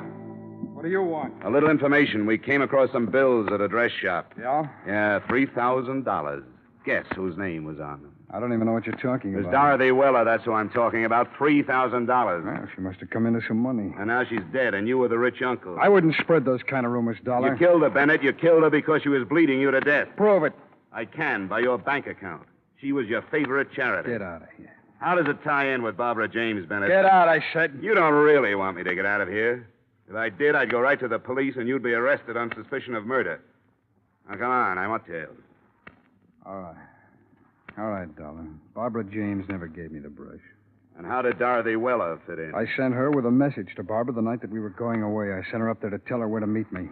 The night Barbara was killed? Yeah, that's right. The night she was killed. What happened up there? I don't know. Come on, Bennett. I tell you, I don't know. She wouldn't tell me. You paid her enough. Well, not to give me information, to keep things to herself. If anybody ever found out that Barbara and I were going to run away together.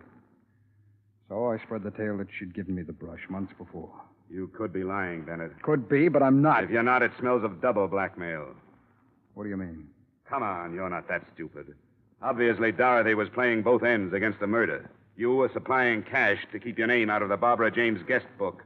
And somebody else was paying her to keep quiet about what happened that night. Who would that be? James? You hit it right on the head, Bennett. Expense account item 6, transportation to the Martin James place. I found old Mr. James out by the swimming pool, accumulating a wrinkled tan. He sent the nurse for something cool for me, and we settled down to conversation. Are you calling me a liar? All I know is something drastic happened the night Barbara James disappeared. Now, look, I don't prosecute anybody. I'm just an insurance man. My job is to find your wife, that's all. Well, I've told you the truth. No, I'm afraid not, Mr. James. Because it happened something like this. You came home. Barbara was packing. She was there with another girl, a girl named Dorothy Weller. She told you she was running away with Bennett. You had a quarrel. Oh, it's the most You've been ridiculous paying thing. Dorothy Weller plenty to keep that quarrel to herself. Why, that's sheer invention. Investigation, Mr. James. Now, exactly what happened that Oh, night? everything happened exactly as I told it to you. Bennett tells a different story. And it'll have to be Bennett's word against mine. It'll be more than that, Mr. James. Dorothy Weller is dead. Huh? Yes. I see. Now, what happened that night? So we quarreled. Barbara said she was going away with Bennett. I didn't want her to go. She left anyhow. I paid Dorothy Weller a good deal of money, not to mention the quarrel, to the police. What happened to your wife, Mr. James? I don't know. She didn't run away with Bennett. What happened to her, Mr. James? I don't know. You killed her, didn't you? No, You told her no. you'd kill her before you'd let her go. Then she tried to go and you shot her. Oh, no, that's a lie. Well, Mr. James, it's only a matter of time. Don't admit anything now. You don't have to. The only witness is dead. But we'll find the body. Oh, thanks for the drink.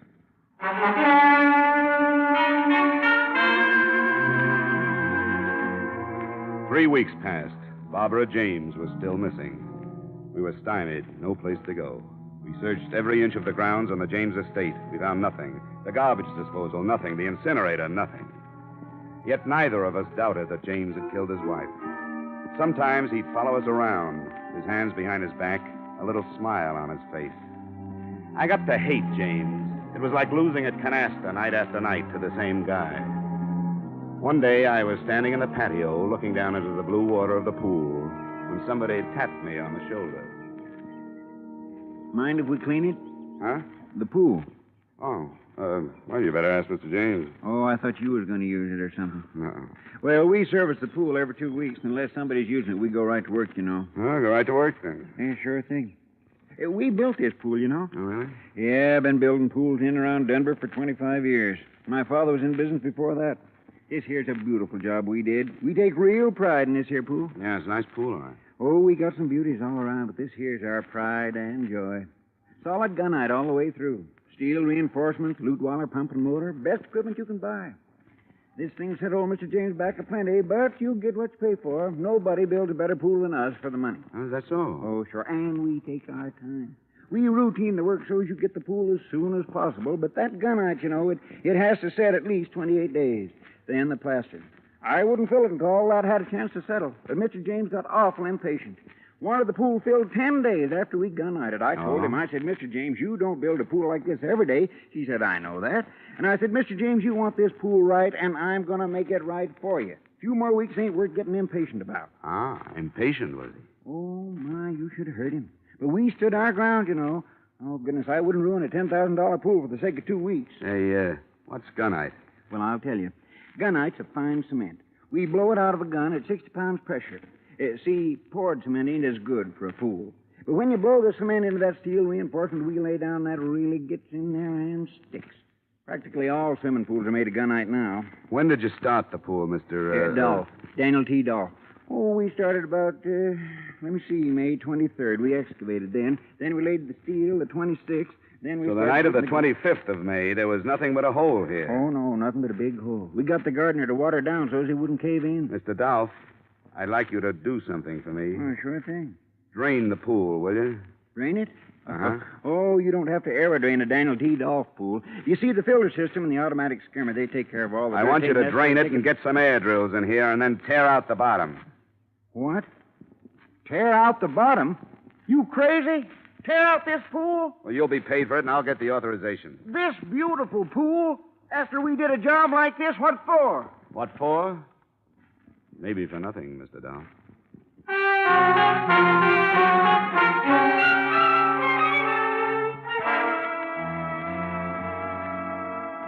You dig up the pool? That's right, Mr. James. Oh, that's the most outrageous suggestion. I've got a police order. Well, then you and the police department and the company you work for Better be prepared to pay the consequences, Mr. Dollar. I'll admit this is a pretty expensive hunch, but it's all right. I work for pretty expensive people.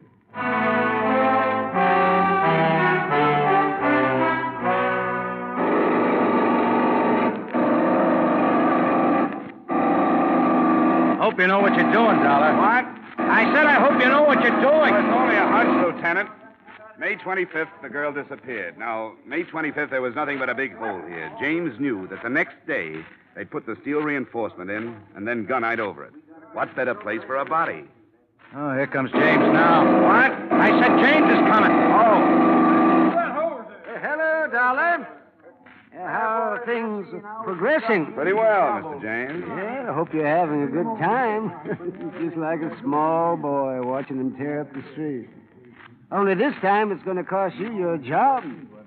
Yes. And your company. A lot of money. The order comes from the police department, Mr. James. You have to bring that up. Don't you think this is all just a little bit childish, Dollar? Depends on what we find. If we don't find your wife, it's childish. If we do, it's logic. But rest easy, Mr. James. It won't be long now.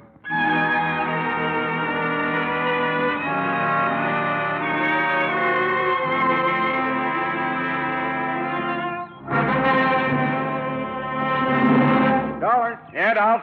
I just hit a loose section. Oh, wait a minute. I'm coming down. Come on, Lieutenant. Right behind you. There, right here, Dollar. You see, it shouldn't be this loose. Yeah, give me that shovel.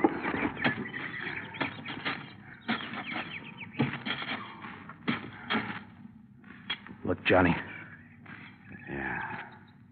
Great place for it. What is it, Dollar? Dollar, what is it? It's a grave, Dolph. What? We better get after James. Hey, he's gone. Let's get up there. There he goes, Lieutenant. Hey, he's up on the porch. Come on, let's go. Stop! As you see, I have a gun. You don't want to add two more to your score, James. And why not? Dorothy and Barbara, and now you. Not this time. No, you don't. Let it go. No, Oh, nice work, Dollar. You all right? Just fine. But Mr. James isn't going to need a new swimming pool.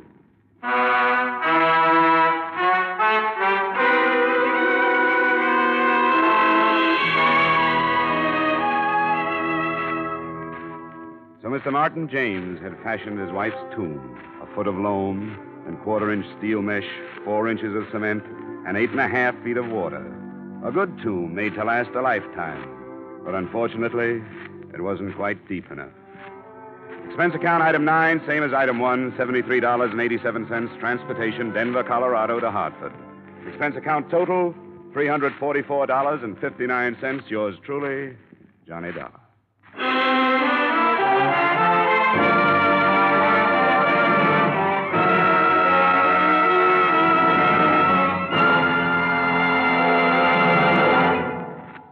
Remember, friends, to make every day more enjoyable, treat yourself often to refreshing, delicious Wrigley Spearmint Chewing Gum. There's lots of cooling, real mint flavor in every stick. And chewing Wrigley Spearmint helps keep you feeling fresh and alert. You feel better, work better, get more fun out of doing things. So indoors, outdoors, wherever you go, keep some healthful, refreshing Wrigley Spearmint Chewing Gum handy. To make every day more enjoyable, treat yourself often to delicious Wrigley's Spearmint Chewing Gum.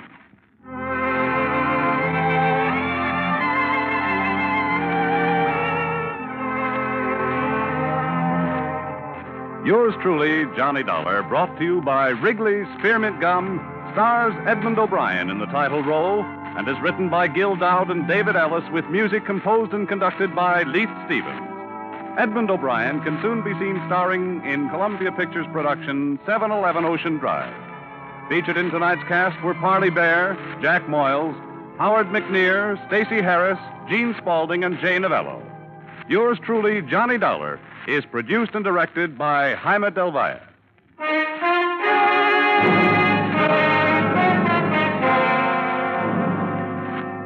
The makers of Wrigley's Spearmint Chewing Gum hope you've enjoyed tonight's story of Johnny Dollar and that you're enjoying delicious Wrigley's Spearmint Chewing Gum every day. we invite you to join us again next week at this same time when, from Hollywood, Edmond O'Brien returns in another adventure of... Yours truly, Johnny Dollar.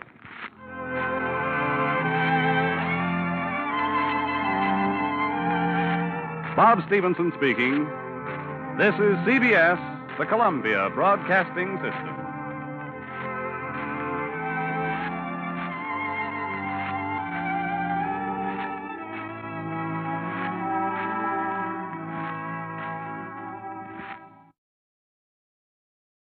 Wrigley's Spearmint Chewing Gum, the refreshing, delicious treat that gives you chewing enjoyment, presents for your listening enjoyment Edmond O'Brien as... Johnny Dollar. George Donnelly, Swanson Industrial, Johnny. Afraid we're having engine trouble. Come again? We got a substantial policy on the Belo Horizonte Railroad in Brazil, both equipment and personnel. It's only a small road, but our losses in the past few months have been extensive. What happened? 4 locomotives piled up in 2 months, 20 dead. We got a pair of conflicting reports. Looks like either insurance fraud or murder. With my luck, George, it's probably both.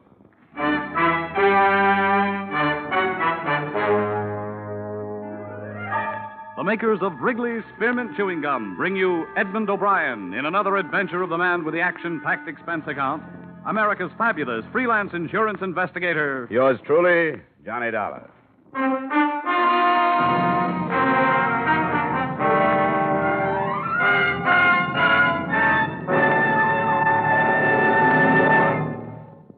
To make every day more enjoyable, treat yourself often to refreshing, delicious Wrigley's Spearmint Chewing Gum.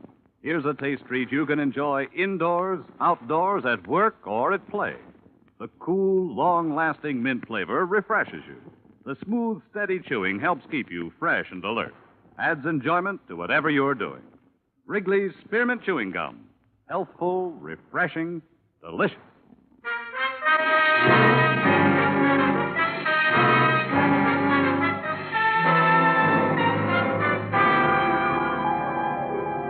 Expense account submitted by Special Investigator Johnny Dollar to Swanson Industrial Insurance Corporation of Hartford. Attention, George Donnelly. The following is an accounting of my expenditures during investigation of the Belo Horizonte Railroad matter. Expense account item 1, $500.38, transportation Hartford to New York to Rio de Janeiro. I found the executive offices of the railroad, all right. Avenue Graca Arana, 392. But I didn't find the president, Mr. Benjamin J. Hulley. Reason? They'd taken him to the hospital that afternoon. A nurse at the Santa Maria told me that Benjamin Hulley had left strict orders that the minute I came in, I should be admitted to his room. I found him propped up in a bed. There was the smell of alcohol and boiled milk. Ulcers. Peptic or duodenal, we don't know. Nobody knows. The end product, the bastard indigestion. Insurance? You'll have ulcers, too. Probably. It starts with heartburn, then the gnawing pain before meals. Then all of a sudden you've got them. The disease of the businessman. Hey, maybe we'd better postpone our talk for a while. Now, what's the difference whether I think about it or talk about it?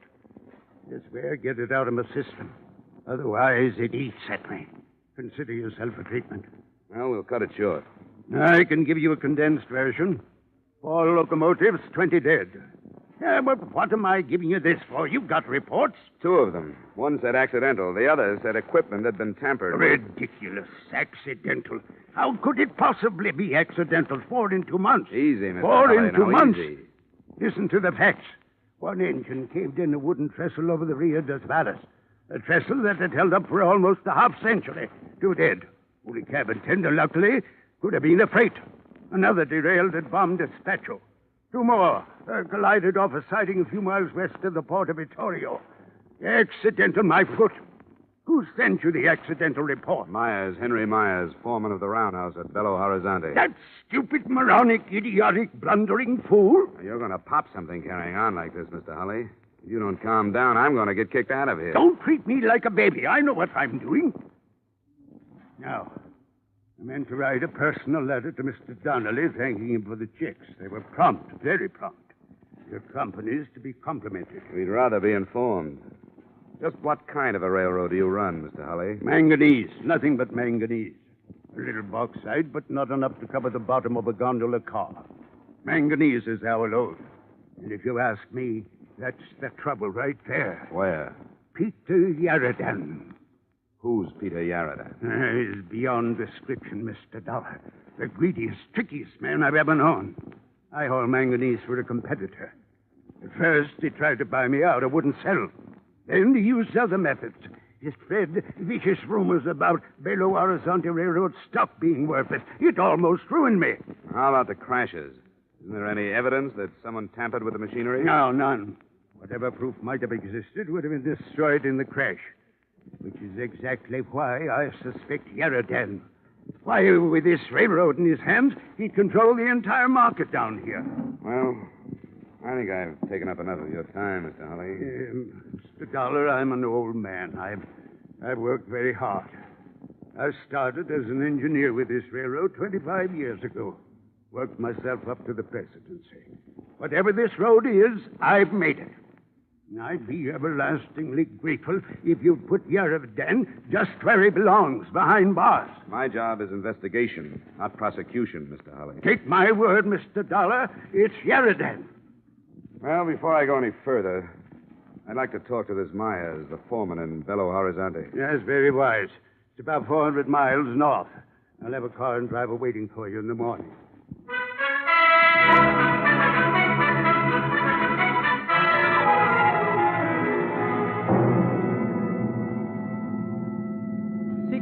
That is what my mother has named me. I do not know why. Perhaps after a pig or a cow. My mother named all her children after animals. It is what you might call nickname. Of course, nicknames are terrible things. They stick to you like paste. You like the way I drive? Ah, you drive swell. Swell? Good, fine, great. Oh, no, not that. The compliments are too much. Maybe fine, perhaps good, but not great. Why you go to Belo Horizonte, Mr. Dollar? Business? You're silly. You're silly. You think you can keep your business from me? You think you are hiding something in the state of Minas Gerais? You're foolish to try. Then why am I going to Belo Horizonte? Your name is Johnny Dollar. You investigate people for an insurance company. You are here by the engine crashes. You are going up to see Mr. Myers, who worked for Mr. Holly. You will find nothing. Is that enough? Why did you find out these bits of information? Around the town. How do you know I won't find anything? A brilliant mind. A gift of my father, who also had a brilliant mind. Tell me, do I really look like a driver? Why? What are you supposed to be? This is merely a costume. I am in reality a poet, philosopher, a seventh son. Say, can't you make this thing go faster, seventh son? Americans. Through the mountains faster. You're crazy. That is why you make so much money, and that is why Americans have ulcers.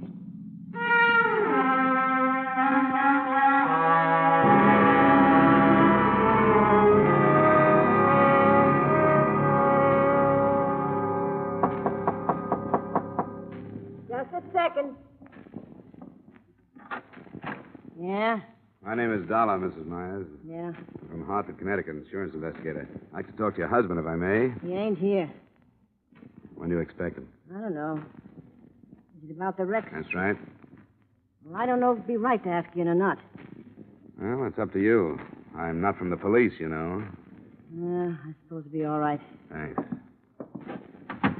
He's shaving. Oh, I got plenty of time. Saturday Evening Post just coming from the States, if you'd like to see it. Oh, fine, thanks. And there's caramels on the table. Never touched the stuff. I'd like you to know, Mr. Dollar. Yeah. Well, I'd like you to know Henry don't know a thing about this business. I just wanted to ask him some questions about the accident report he sent into our office. He wrote what he seen, and that was all he wrote. I wouldn't be concerned, Mrs. Myers. And no matter what anybody says, Henry had no more to do with the busted pins in them rods than the man on the moon. He checked before it went out of the yard, and he checked just before... Uh-oh. Said enough. Get into the kitchen. I didn't say nothing to him. Go on. I didn't say a thing. She talks a lot. Dollar, did you say? That's right. She talks a great deal for a woman her age. Her parents let her gab all the time. Have a caramel? No, thanks. Hey, what's this about busted pins? Yeah, she mouths. Come on, Myers. If you've got nothing to hide, there's no sense of evading the questions. The pins were sawed. Somebody, I don't know. I should have checked them before they left the yard, but I didn't. That's why you reported the crashes as accidental? All right, I was scared. A man gets scared for his job. How do you know about the busted pins? After the wreck, one of the guys told me. You mean somebody knew the pins were broken and he let the engine leave the yards? Yeah. Who? Come on, Myers. Who? You'll have to find that out yourself, Dollar. You're in plenty of trouble, Myers. I told you all I'm going to tell you. Now get out of here. Okay. But if you change your mind, I'll be at the San Carlos Hotel. I'll remember that. The San Carlos. All day.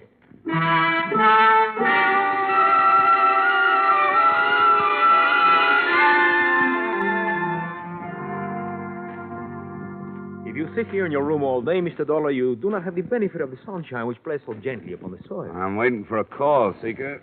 Are you certain you would not like another game of Monopoly? No, you won. Yes, company, you are dull. Sorry. If it were not orders, I would go back home. Yeah? If I insulted you, would you fight with me? Oh, too tired. Even if I call you a coward and a thief? Names will never hurt me. Well, if I... Johnny Dollar. This is Henry Myers, Dollar. Be over here in 5 minutes. I'll give you the stuff you want. Don't move, I'll be there. You want Myers? He feels talkative. Come on, let's go.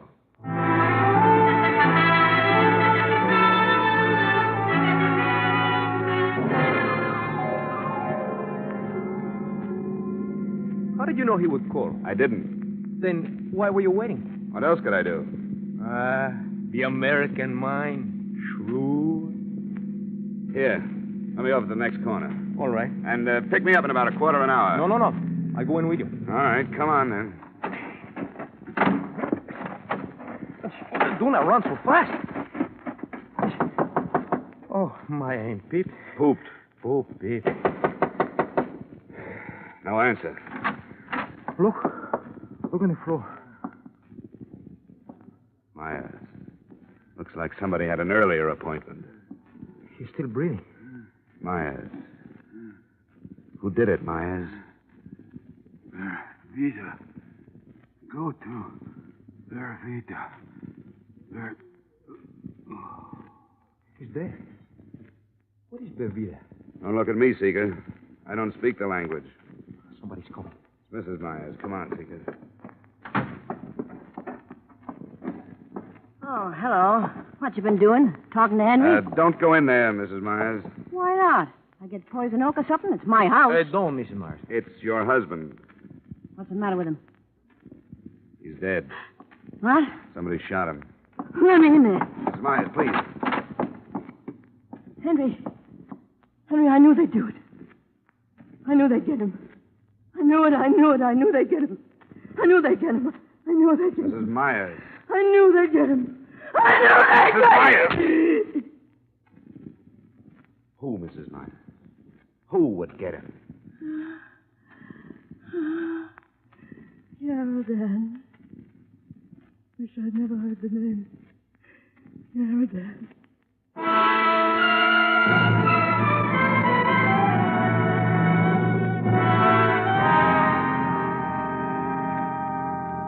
Come on, Mrs. Myers. Now try to remember. What does the word mean to you? Vervita. Is it a town? I don't know. A mountain? A person? Oh, try, Mrs. Myers. Your husband must have mentioned the word to you sometime. Look, if I remembered, I'd tell you, wouldn't I? Yeah. Well, the police probably seek a call about half an hour ago. Come in. Mr. Taylor? Wrong house, Bud. Oh, permit me to refer to my pad. Oh, Dollar? Dollar? That's right. Oh, good. I was sent to pick you up. Oh, really? By whom? No trouble. I am properly armed. The woman and your driver will also come. Better not argue, Mrs. Myers. He's the same one who killed Henry. He must be. Who's your boss, friend? Yaradan, Mr. Dollar. Peter Yaradan.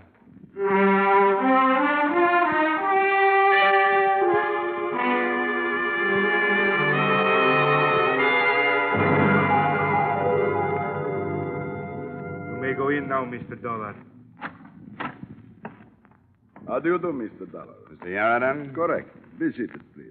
I will send my man for something cool. No, thanks, but I'm not going to be here long.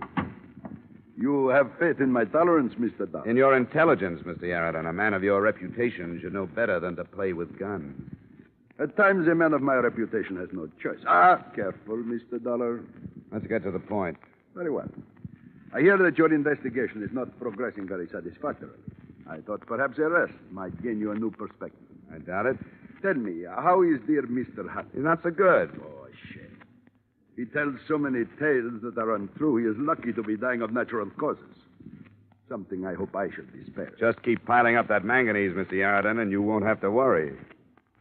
Is Mr. Hulley telling that silly story again? If you mean the one about your wrecking locomotives and spreading false financial rumors, yes. Oh, you don't really believe that nonsense, do you? I'm not paid to believe anything, Mr. Yarden. I'm like an old hound. I just follow my nose. That is not very complimentary. You can take it for what it's worth. I like you, Dollar. Business-minded, dogged, courage to the point of bravado. You would not consider taking a position with me at, let us say, 3 times your present annual income, would you? Funny way to offer a man a job, Yarden. With one finger on the trigger. Well, I would prefer to keep our relationship on this plane until I find out your position. I'm afraid we wouldn't get along, Yarden. You are probably right. And it is such a shame, Mr. Dollar. You could have gotten so much more per hour while you were still alive.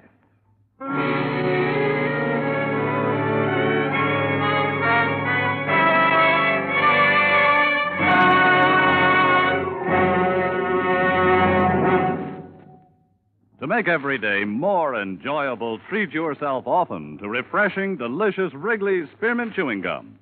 A lively, full-bodied, real mint flavor cools your mouth, moistens your throat, freshens your taste. And the chewing itself gives you a little lift, helps you keep going at your best.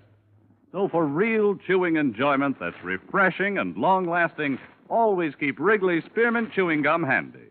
Healthful, delicious Wrigley's Spearmint Gum will make every day more enjoyable. And now, with our star, Edmond O'Brien, we return you to the second act of Yours Truly, Johnny Dollar.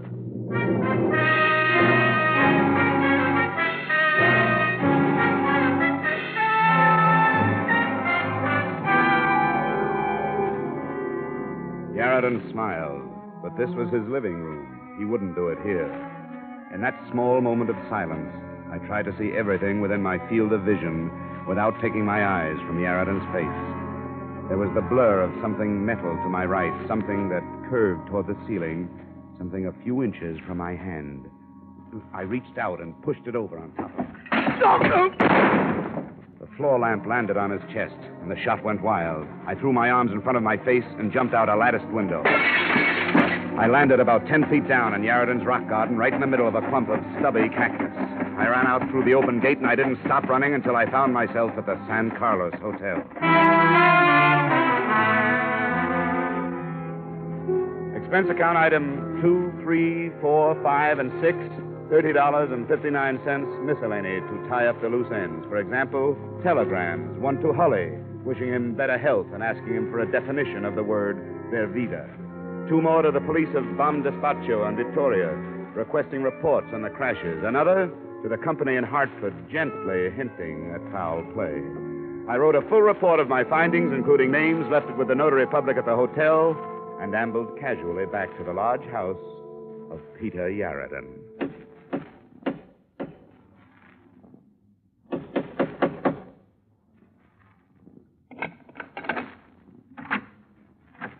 Hello, Bud.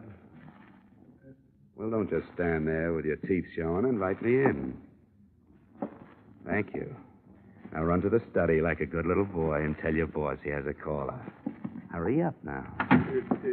Put up your hands, Mr. Dollar. Don't be silly. You don't think I'd come back here without adequate protection? Put that thing away. Come with me.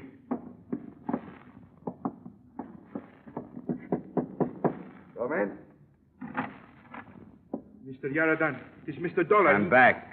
Couldn't leave without getting an apology, Yarden. This is a surprise seeing you again. All right, Flash, you can go. But, Mr. Yarden, last time... It is all right. I will be perfectly safe. Yes, sir. I will be at the door.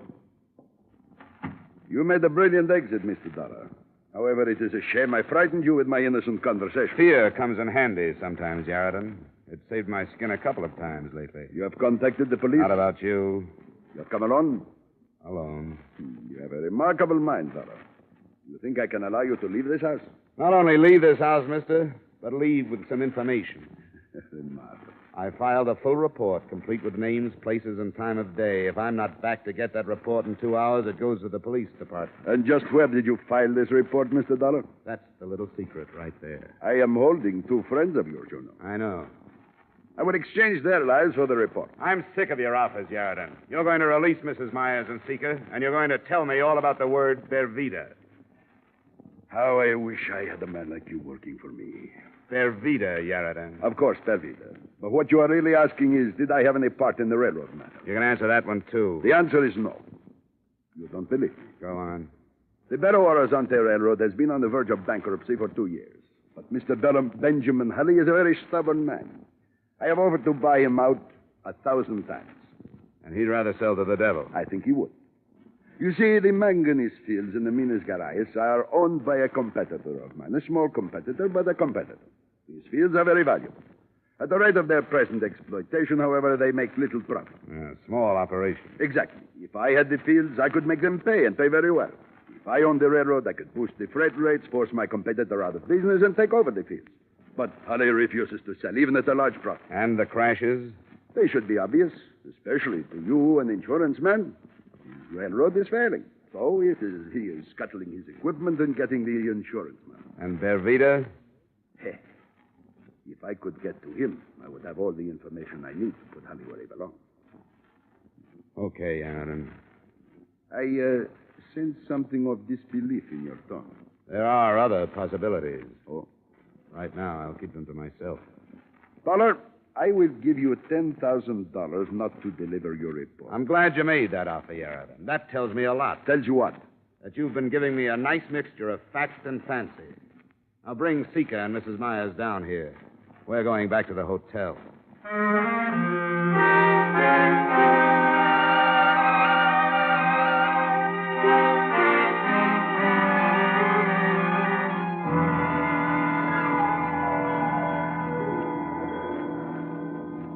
Look, Mrs. Myers, whoever he is, wherever he is, his life's in danger. If you don't trust me, you better find somebody real fast, or Mr. Bervida is going to be dead. Oh, they wouldn't kill him. He's in somebody's way, or Yaradan wouldn't be that interested. All right, all right. There was 20 killed in the 4 crashes, Mr. Dollar. 20 dead, that's right. Yeah, and 1 injured. Ah? A survivor. The only witness. Bervida. Yeah, Bervida. Where is he? Small cabin in the mountains. I'm the only one that knows besides Henry, and Henry's dead. Bervida was fireman on one of the engines that crashed near Victoria. He saw somebody pull the hand switch, so the 2 locomotives was on the same track. The engineer put on the brakes, but not quick enough. Bervida jumped. Thanks, Mrs. Myers. I think I'll have the notary mail that report on Yaradan to Hartford for safekeeping. And, Seeker, my boy, we're going to pay our respects to Mr. Bervida. You stay here in the hotel, Mrs. Myers. I want to know who killed my husband. I'll give you that information when I get back. I'll contact Rio and have Mr. Hulley's secretary put through an authorization for a locomotive and engineer to take me up. There's a dirt road, Mr. Dollar. Why don't you take a car? No. I think the locomotive is much faster. Seeker's right, Mrs. Myers. We'll go by rail. Mr. Dollar. Yeah? Would you mind very much if I stayed here in Belo Horizonte? Wife and children, you know. Well, I never would have put you down as having a family, Seeker. Well, to tell the truth, I don't, but someday I hope to have.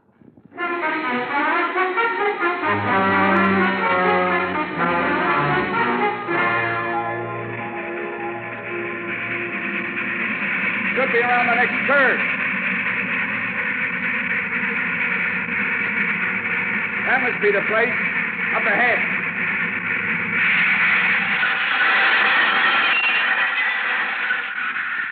I won't be long. Keep the meter running.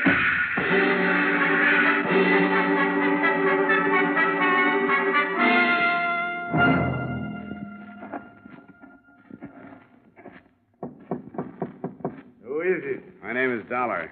What you want? I want to talk to you. Come in. Hands up. Stay outside, Seeker. Oh, it's late at night. Wolves, foxes. Stay outside. What you want? I've come all the way up here to ask you a question, Mr. Bervida. I won't answer anybody's question. Even for Henry Myers? What about Henry Meyer? They killed him. Good. I'm glad they got him. As much as I hate them, I hate him worse. He was the one who sought the wheel pins. I'm glad they got him. And who pulled the switch handle? I'm not answering any questions. Go away. Go away or I shoot. Go away. Look out! Down! Who is it, Seeker? It's so dark I could not see. He's running toward the engine. Get that light out. We'll make too good a target at the door. Yes, come this way. He's just guessing, Seeker. Yes, but that was a good guess. I could hear it. Come on, Seeker. Let's get down to that engine. Oh, I wish I had a gun. I wish you had a gun. I wish one of the two of us had a gun. Hey, someone is climbing into the cab. The engine's on a hill. It will not take too long to start. Look, he's dumped the engineer to the ground. The engine is starting. We'll never get there in time. Stop! Stop! He's going too fast. There's a curve up ahead. Much too fast. Look! It can't make the curve.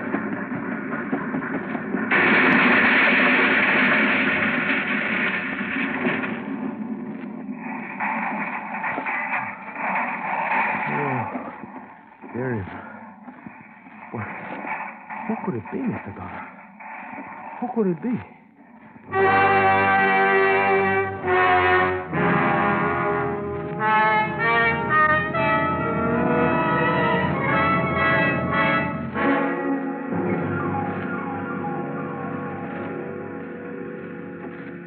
There is nothing left of it, Mr. Dollar. Nothing but twisted pipe. Look out. Don't touch it, Seeker. Most of it's still at boiling point. There is no sign of anyone. Yeah, but there was someone in that cab. Must be a trace of them somewhere around here. Come on, let's keep looking. But the boiler exploded. You think there was any part of a man in this bunch who wrecked you're crazy, Mr. Dollar. Seeker. Look, up there. You find something? There's a wallet. The outside's burned to a crisp. Can you open? Yeah, but I can't read the cut. Wait. There's one that isn't burned.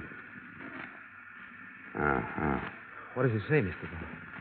It says, this certifies that the holder is a 25-year member of the Railway Engineers of South America. And the name? What is the name? Benjamin J. Hulley, late president of the Bellows Horizonte Railroad.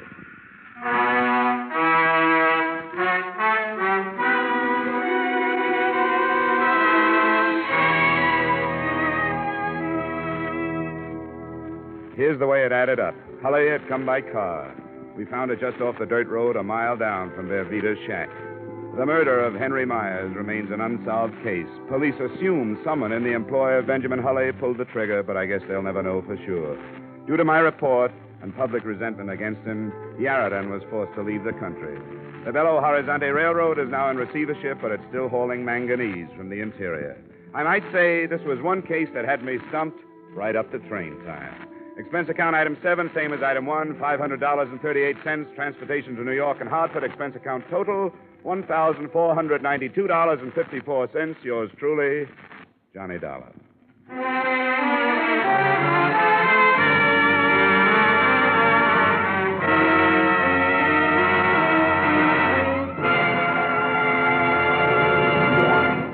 Remember, friends, to make every day more enjoyable, treat yourself often to refreshing, delicious Wrigley's Spearmint Chewing Gum. There's lots of cooling, real mint flavor in every stick. And chewing Wrigley's Spearmint helps keep you feeling fresh and alert. You feel better, work better, get more fun out of doing things. So indoors, outdoors, wherever you go, keep some healthful, refreshing Wrigley's Spearmint Chewing Gum handy. To make every day more enjoyable, treat yourself often to delicious Wrigley's Spearmint Chewing Gum.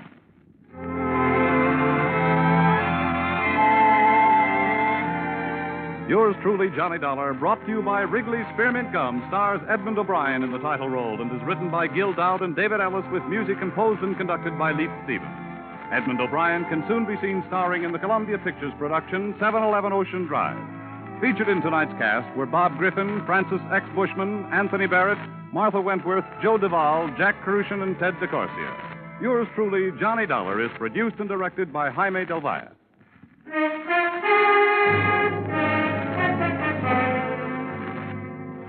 The makers of Wrigley's Spearmint Chewing Gum hope you've enjoyed tonight's story of Johnny Dollar and that you're enjoying delicious Wrigley's Spearmint Chewing Gum every day. We invite you to join us again next week at the same time when, from Hollywood, Edmond O'Brien returns in another adventure of... Yours truly, Johnny Dollar.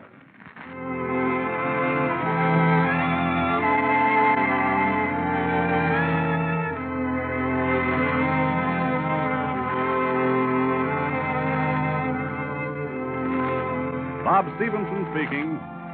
This is CBS, the Columbia Broadcasting System.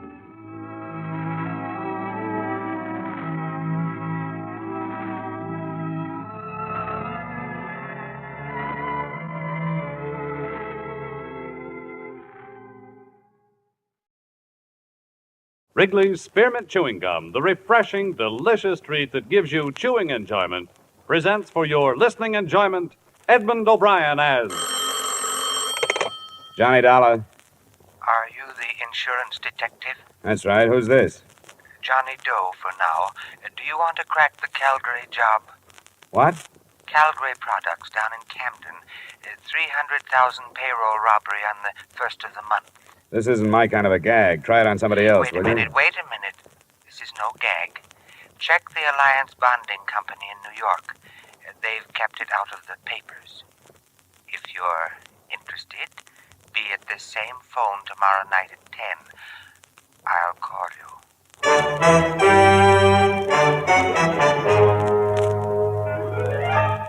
The makers of Wrigley's Spearmint Chewing Gum bring you Edmond O'Brien in another adventure of the man with the action-packed expense account.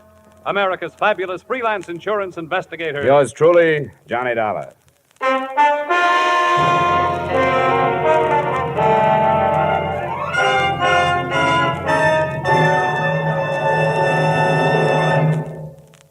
To make every day more enjoyable, treat yourself often to refreshing, delicious Wrigley's Spearmint Chewing Gum. Here's a taste treat you can enjoy indoors, outdoors, at work, or at play. The cool, long-lasting mint flavor refreshes you. The smooth, steady chewing helps keep you fresh and alert. Adds enjoyment to whatever you're doing. Wrigley's Spearmint Chewing Gum. Healthful, refreshing, delicious.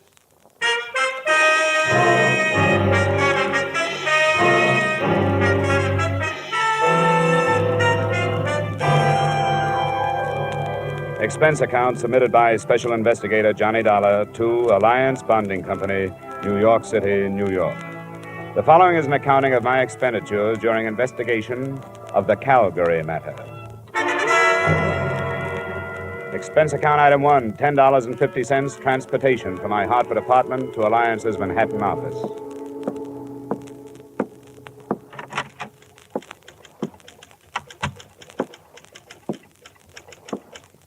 Good afternoon, sir. Hello. I think Mr. Matthews is expecting me. The name is Dollar? Oh, yes, Mr. Dollar.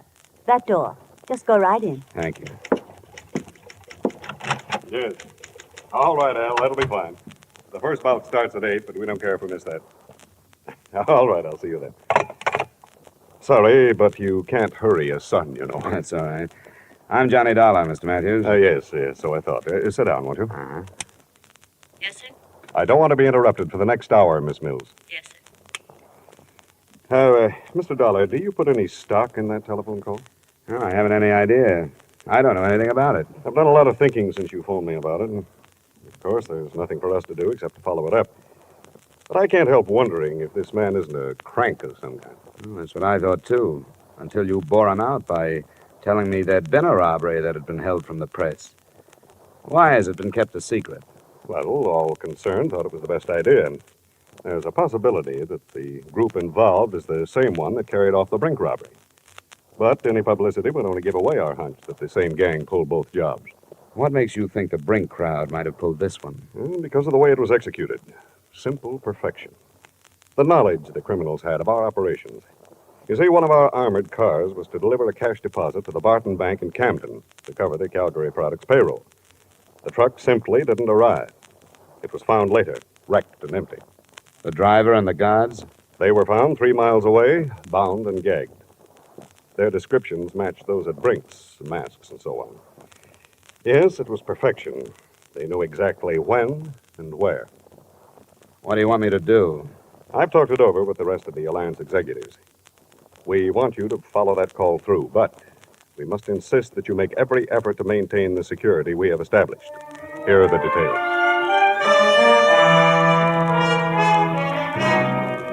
Expense account item 2, same as item 1, transportation back to Hartford. At 9:45 that night, I was in my apartment waiting for the promised call from John Doe. At 10:05, my phone rang. Johnny Dollar. Stanley, 3469. Yes? 1 moment, please. Philadelphia's calling. Philadelphia. Your call to Hartford is ready. Go ahead, please. Mr. Dollar, Yeah? what did you decide about the Calgary job?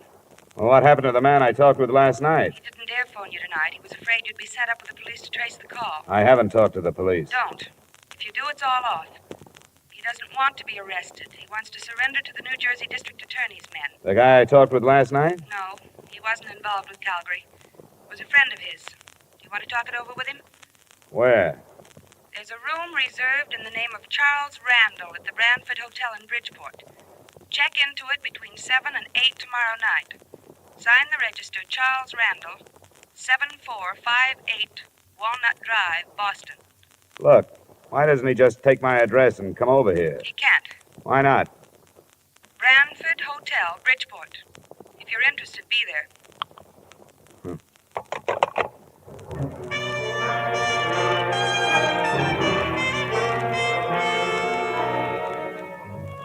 Expense account item 3, $5, mileage to Bridgeport and the Brantford Hotel. It was a weathered frame building in the Harbor District. I felt conspicuous walking across the lobby to the desk because I was the only man in sight who was wearing a tie. I wondered, since I was so out of place, why that address had been picked for a meeting that I assumed was not supposed to attract attention. My room was in the rear on the ground floor. I'd no more than opened a single window to air the room of the traces left by its previous tenant when I was signaled to the door.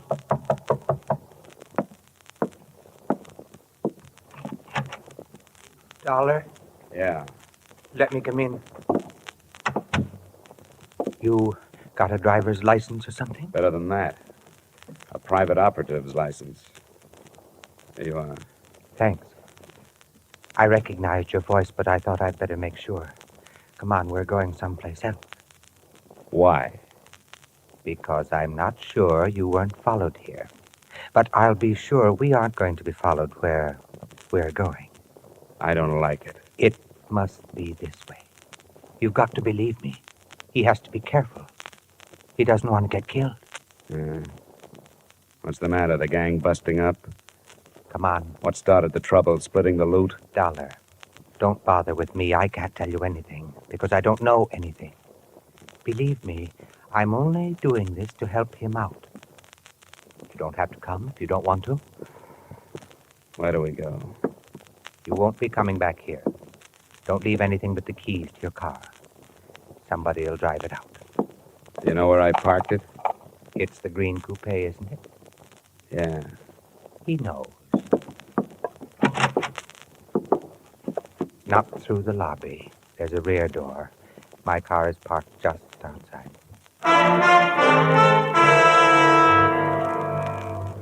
We drove without speaking, crisscrossing town and backtracking until he was satisfied there were no followers, and then out of town in roughly an easterly direction, following the shore of Long Island Sound. I clocked 3 4/10 miles on the speedometer, starting at the city limits. Then he switched off the lights and turned right into a pair of ruts. Finally, we bounced to a stop in front of a cabin near the water. Watch your step. There are a couple of roots in the path.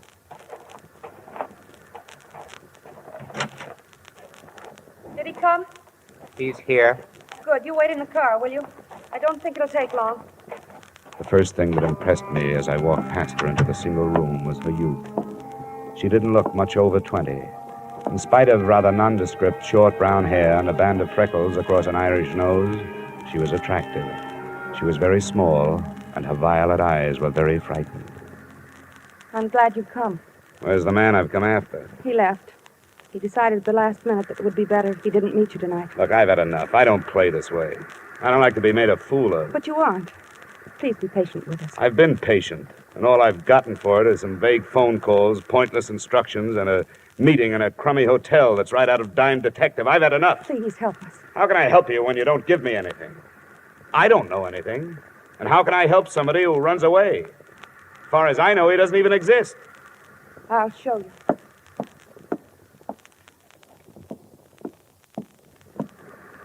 Open it. His share of the Calgary money's in it. But if you can take the wrappers off.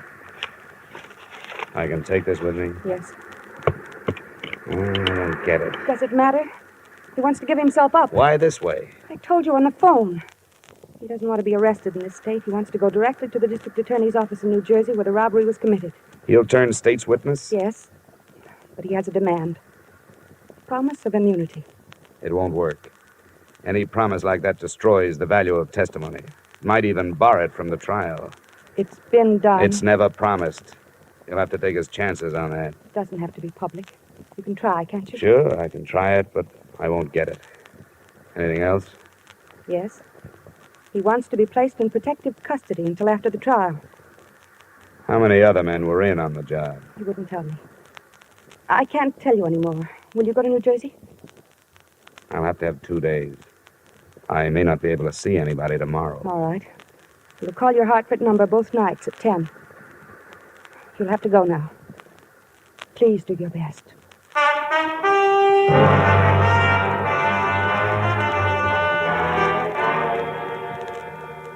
Don't be ridiculous, Dollar. That's one of the most impertinent requests I've heard since I took office. Nothing personal, Mr. Kreider. I was asked to make it, and I did.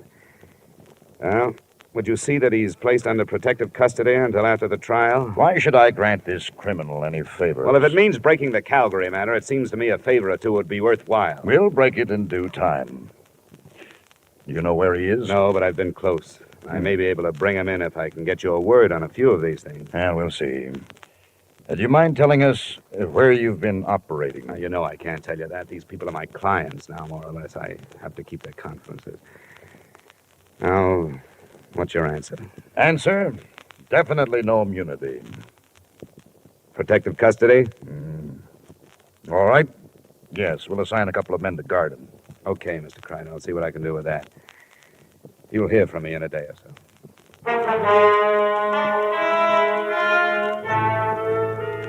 Expense account items 4 and 5, $40 travel from New Haven to Trenton, New Jersey, and from Trenton back to Hartford. I reached home too late for the phone call that first night, but it came the next, promptly at 10, from Boston this time.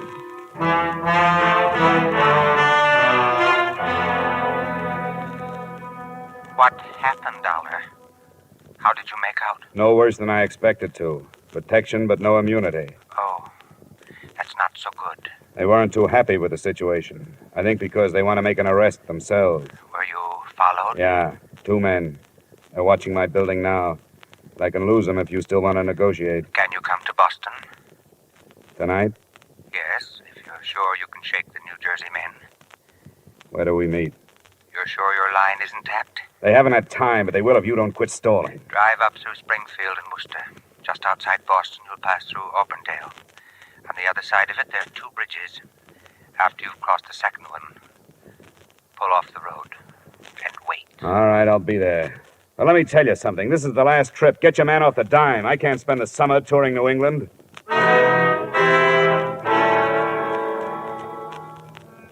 I slipped out of Hartford, found the second bridge beyond Auburndale, pulled off the road, and sat there, listening to the night.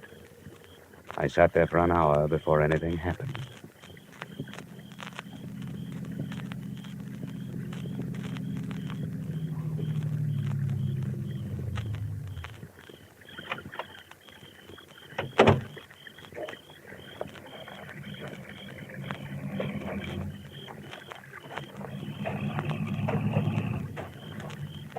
My name is Gannett, Mr. Dollar. Oh? Are you the one? Yes, I'm the one. Get in. Thank you. Well, you caused quite a stir, Gannett. Yes, so I understand. I've heard that crime pays only those who write about it and those who investigate. Are you armed? No, but satisfy yourself. The DA in Trenton? Then, by all means, the DA and friends will be at the cottage by the sound side after you have delivered me. It wasn't a silent trip, but the subject of our scattered conversation was always far removed from the Calgary matter. Gannett's only typically criminal attitude was one of fear.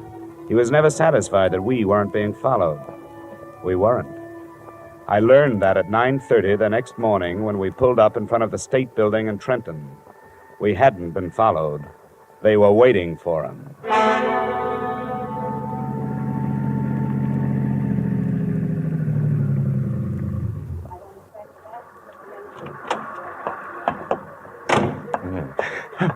Al, no, don't!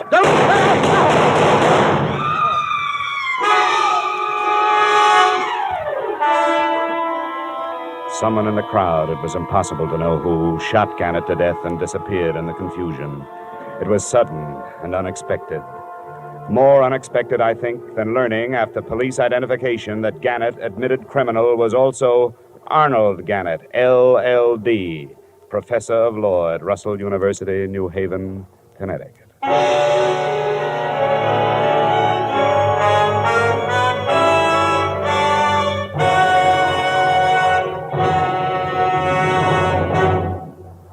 To make every day more enjoyable, treat yourself often to refreshing, delicious Wrigley's Spearmint Chewing Gum. The lively, full-bodied, real mint flavor cools your mouth, moistens your throat, freshens your taste. And the chewing itself gives you a little lift, helps you keep going at your best. So for real chewing enjoyment that's refreshing and long-lasting, always keep Wrigley's Spearmint Chewing Gum handy. Healthful, delicious Wrigley's Spearmint Gum will make every day more enjoyable. And now, with our star, Edmond O'Brien, we return you to the second act of yours truly, Johnny Dollar.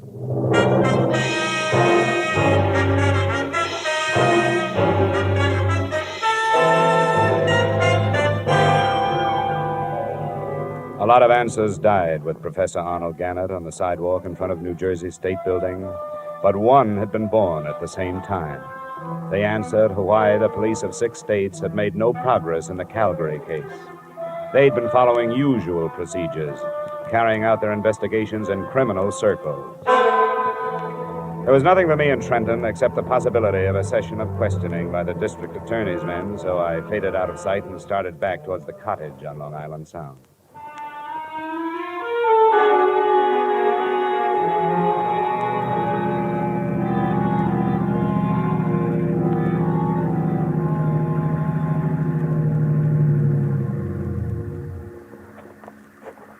Hello? Hi. Did it go all right? No, it didn't. It blew up. Somebody was waiting for us in Trenton. He killed Gannett as he got out of the car. I thought we were careful enough. You were careful here and in Boston, but nobody was following you. They knew where he was going and waited for him. How did they find out? I don't know. He never told me anything about it. Where's the girl? She's asleep. She stayed awake all night. I don't know what this is going to do to her. She's his wife. She'll have to know. You're right. It'll be in the papers tomorrow, won't it? She was going back to New Haven in the morning. But I can't do it. I don't want to go in. I think you'd better. I don't know who you are, and so I don't want to lose track of you. Come on in with me. Very well.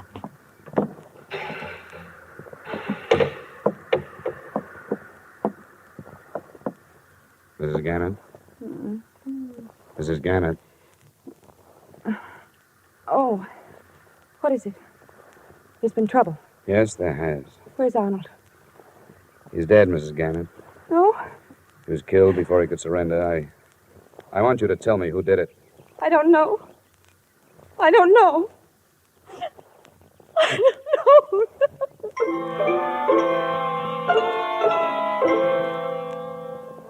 I gave her an hour to get hold of herself. During that time, I learned that the other man at the cottage was Earl Becker of Bridgeport and a gardener at Arnold Gannett School. Enclosed, please find a copy of his statement. I'd known Arnold Gannett since he was a student at Russell University. We got to be good friends when we started to fish the Sound together. We didn't have anything else in common, but that sort of thing draws men together. I didn't know anything about the robbery until he told me he was in on it. That's all he told me.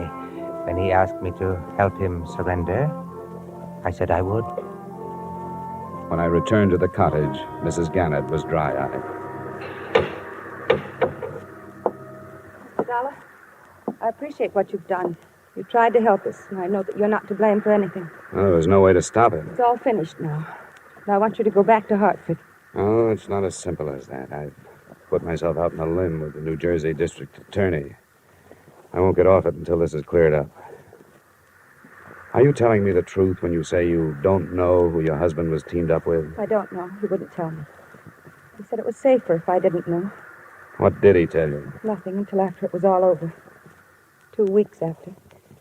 And I knew he was awake at night because something was troubling him. He couldn't lie to me.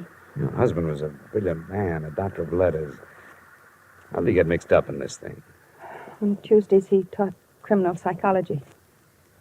Before the end of the semester, there was a lot of discussion on the Brink robbery in Boston. And he thought he had the best theory of all. That the men who robbed Brinks had never been criminals before? Yes.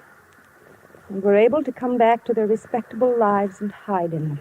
Did he offer that theory to his classes? No. That's what started it. He couldn't get it out of his mind.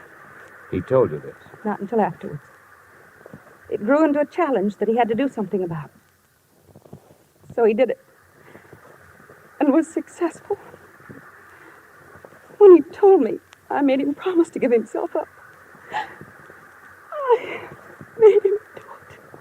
I'm sorry I have to keep after you, but there are things I have to know. These classes of his, how many students? It was a large enrollment this year. There were hundreds. Did your husband ever mention a man named Al? Oh, there were so many. I can't remember. Well, he must have kept records. Where can I find a list of his students? At our house in New Haven. Well, then we'll have to go there. I'll be outside. Please let me know as soon as you feel able to leave.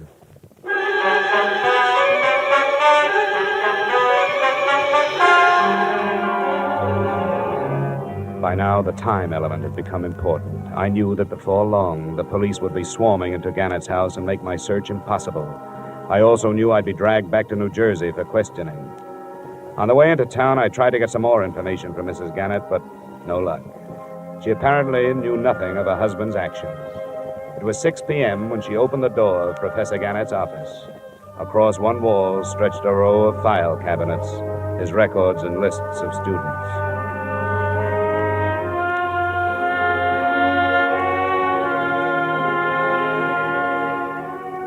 I never knew how many men's names start with the letters A and L.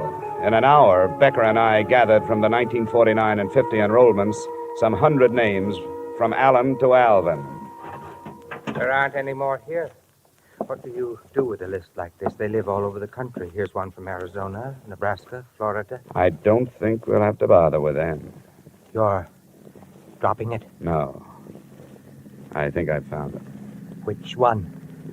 Hey, that car. Check the window, will you? See if it's police.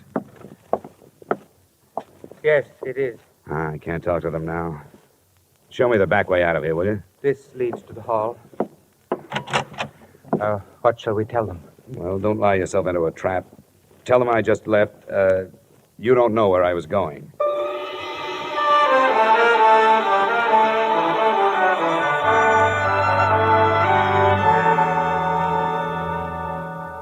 Have you read the papers, Mr. Matthews? Professor Gannett? Yes, it's hard to believe. You knew him? Yes, I'd met him. I'm awfully sorry about this. But now you know how the robbery was carried off with such perfection, don't you? What do you mean? You mentioned it yourself. They knew exactly where the armored truck would be and when. Your son Albert was a student of Professor Gannett's. What are you intimating? Well, there are thousands of students at Russell. I don't know of any other who has connections with the company that was robbed. I won't stand for this. The crime was committed because of a fixation Professor Gannett had about the Brink robbery. He felt he had to prove that respectable people could commit a crime and get away with it. He did it. But he couldn't have without knowing where your truck was going and approximately when it left New York. Where is your son?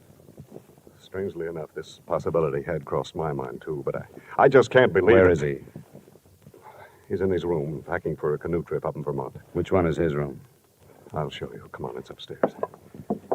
Your suspicions are very strong, aren't they? Yes, they are, Mr. Matthews. What have you learned about my son? That his name is Albert. Then there is no proof. I don't know. I want to find out. But he would have no reason to do anything like this. I have always given him everything he wanted. But he's a brilliant boy, much too intelligent. Here's his room. Al, Yes, Dad? What is it? may we come in? Well, I was just finishing...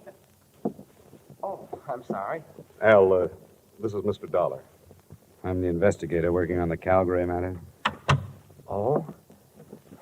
Well, excuse the room. My stuff's all over the place. I'm going up north. Where were you this morning at 9 o'clock? Why, What is this? Where were you? I don't see that it makes any difference. It does. Because I was with Professor Arnold Gannett at 9 o'clock. Before he was killed, he called to somebody named Al. What does he mean, Dad? I don't understand. Mind if I look over your room? For what? For a gun. A .38 from the sound of it. The police will be able to check the slugs that killed Gannett. Dad. Yes, Albert? Dad, I did it. I don't know why. I don't... What'll I do? I don't know. Dad, it wasn't supposed to end like this. Dad. I can't help you now, son. All right. All right, then I'll get away. No, you don't. It's no use. Get away. Get away from me. Oh. I'm sorry, Mr. Matthews. Yes, Mr. Dollar. I'm sorry, too.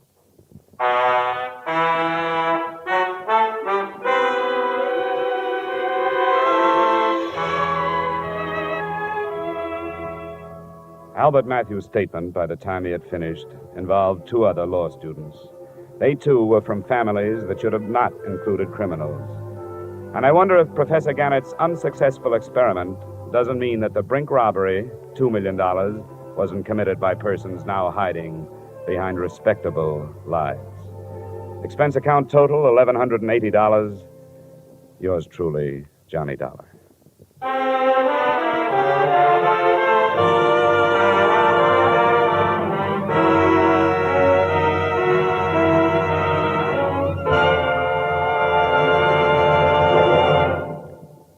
Remember, friends, to make every day more enjoyable, treat yourself often to refreshing, delicious Wrigley's Spearmint Chewing Gum. There's lots of cooling, real mint flavor in every stick. And chewing Wrigley's Spearmint helps keep you feeling fresh and alert. You feel better, work better, get more fun out of doing things. So indoors, outdoors, wherever you go, keep some healthful, refreshing Wrigley's Spearmint Chewing Gum handy. To make every day more enjoyable, treat yourself often to delicious Wrigley's Spearmint Chewing Gum.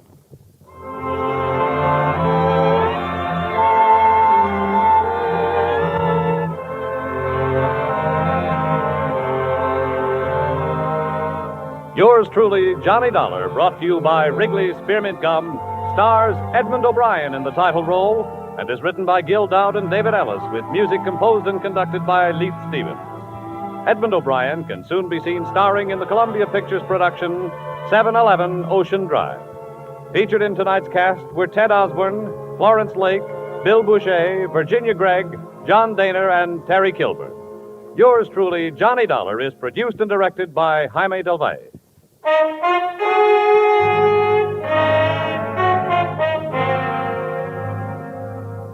The makers of Wrigley's Spearmint Chewing Gum hope you've enjoyed tonight's story of Johnny Dollar and that you're enjoying delicious Wrigley's Spearmint Chewing Gum every day. We invite you to join us again next week at the same time when, from Hollywood, Edmond O'Brien returns in another adventure of Yours truly, Johnny Dollar.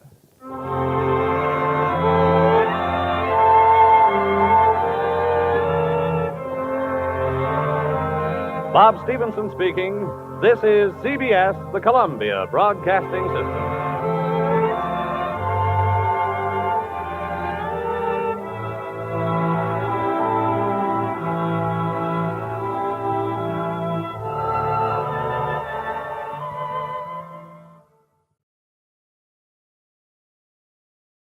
Wrigley's Spearmint Chewing Gum, the refreshing, delicious treat that gives you chewing enjoyment, presents for your listening enjoyment Edmond O'Brien as Johnny Dollar. Cal Porter at Associated, Johnny. What's up, Cal? Remember the Younger case, about 1945? Henry J. Younger. The testimony sent him up for a 1 to 10 hitch. Insurance fraud? Yeah, sure, I remember him. They let him out yesterday. He's been noising about that you're the top of his shopping list. Oh, I've heard that kind of talk before. Well, all I know is he's not here in Hartford visiting grandmother. We'd like to have you on a payroll for a few weeks just for safety's sake. Keep an eye on him for us. Probably the easiest money I've ever taken, Cal. If I remember Mr. Unger, he'll have his eye on me.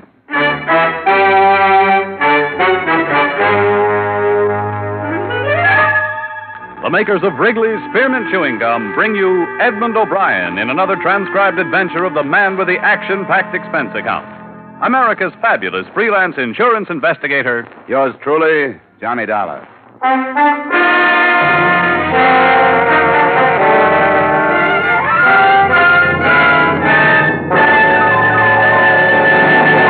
To make every day more enjoyable, treat yourself often to refreshing, delicious Wrigley's Spearmint Chewing Gum. Here's a taste treat you can enjoy indoors, outdoors, at work, or at play. The cool, long-lasting mint flavor refreshes you. The smooth, steady chewing helps keep you fresh and alert. Adds enjoyment to whatever you're doing. Wrigley's Spearmint Chewing Gum. Healthful, refreshing, delicious.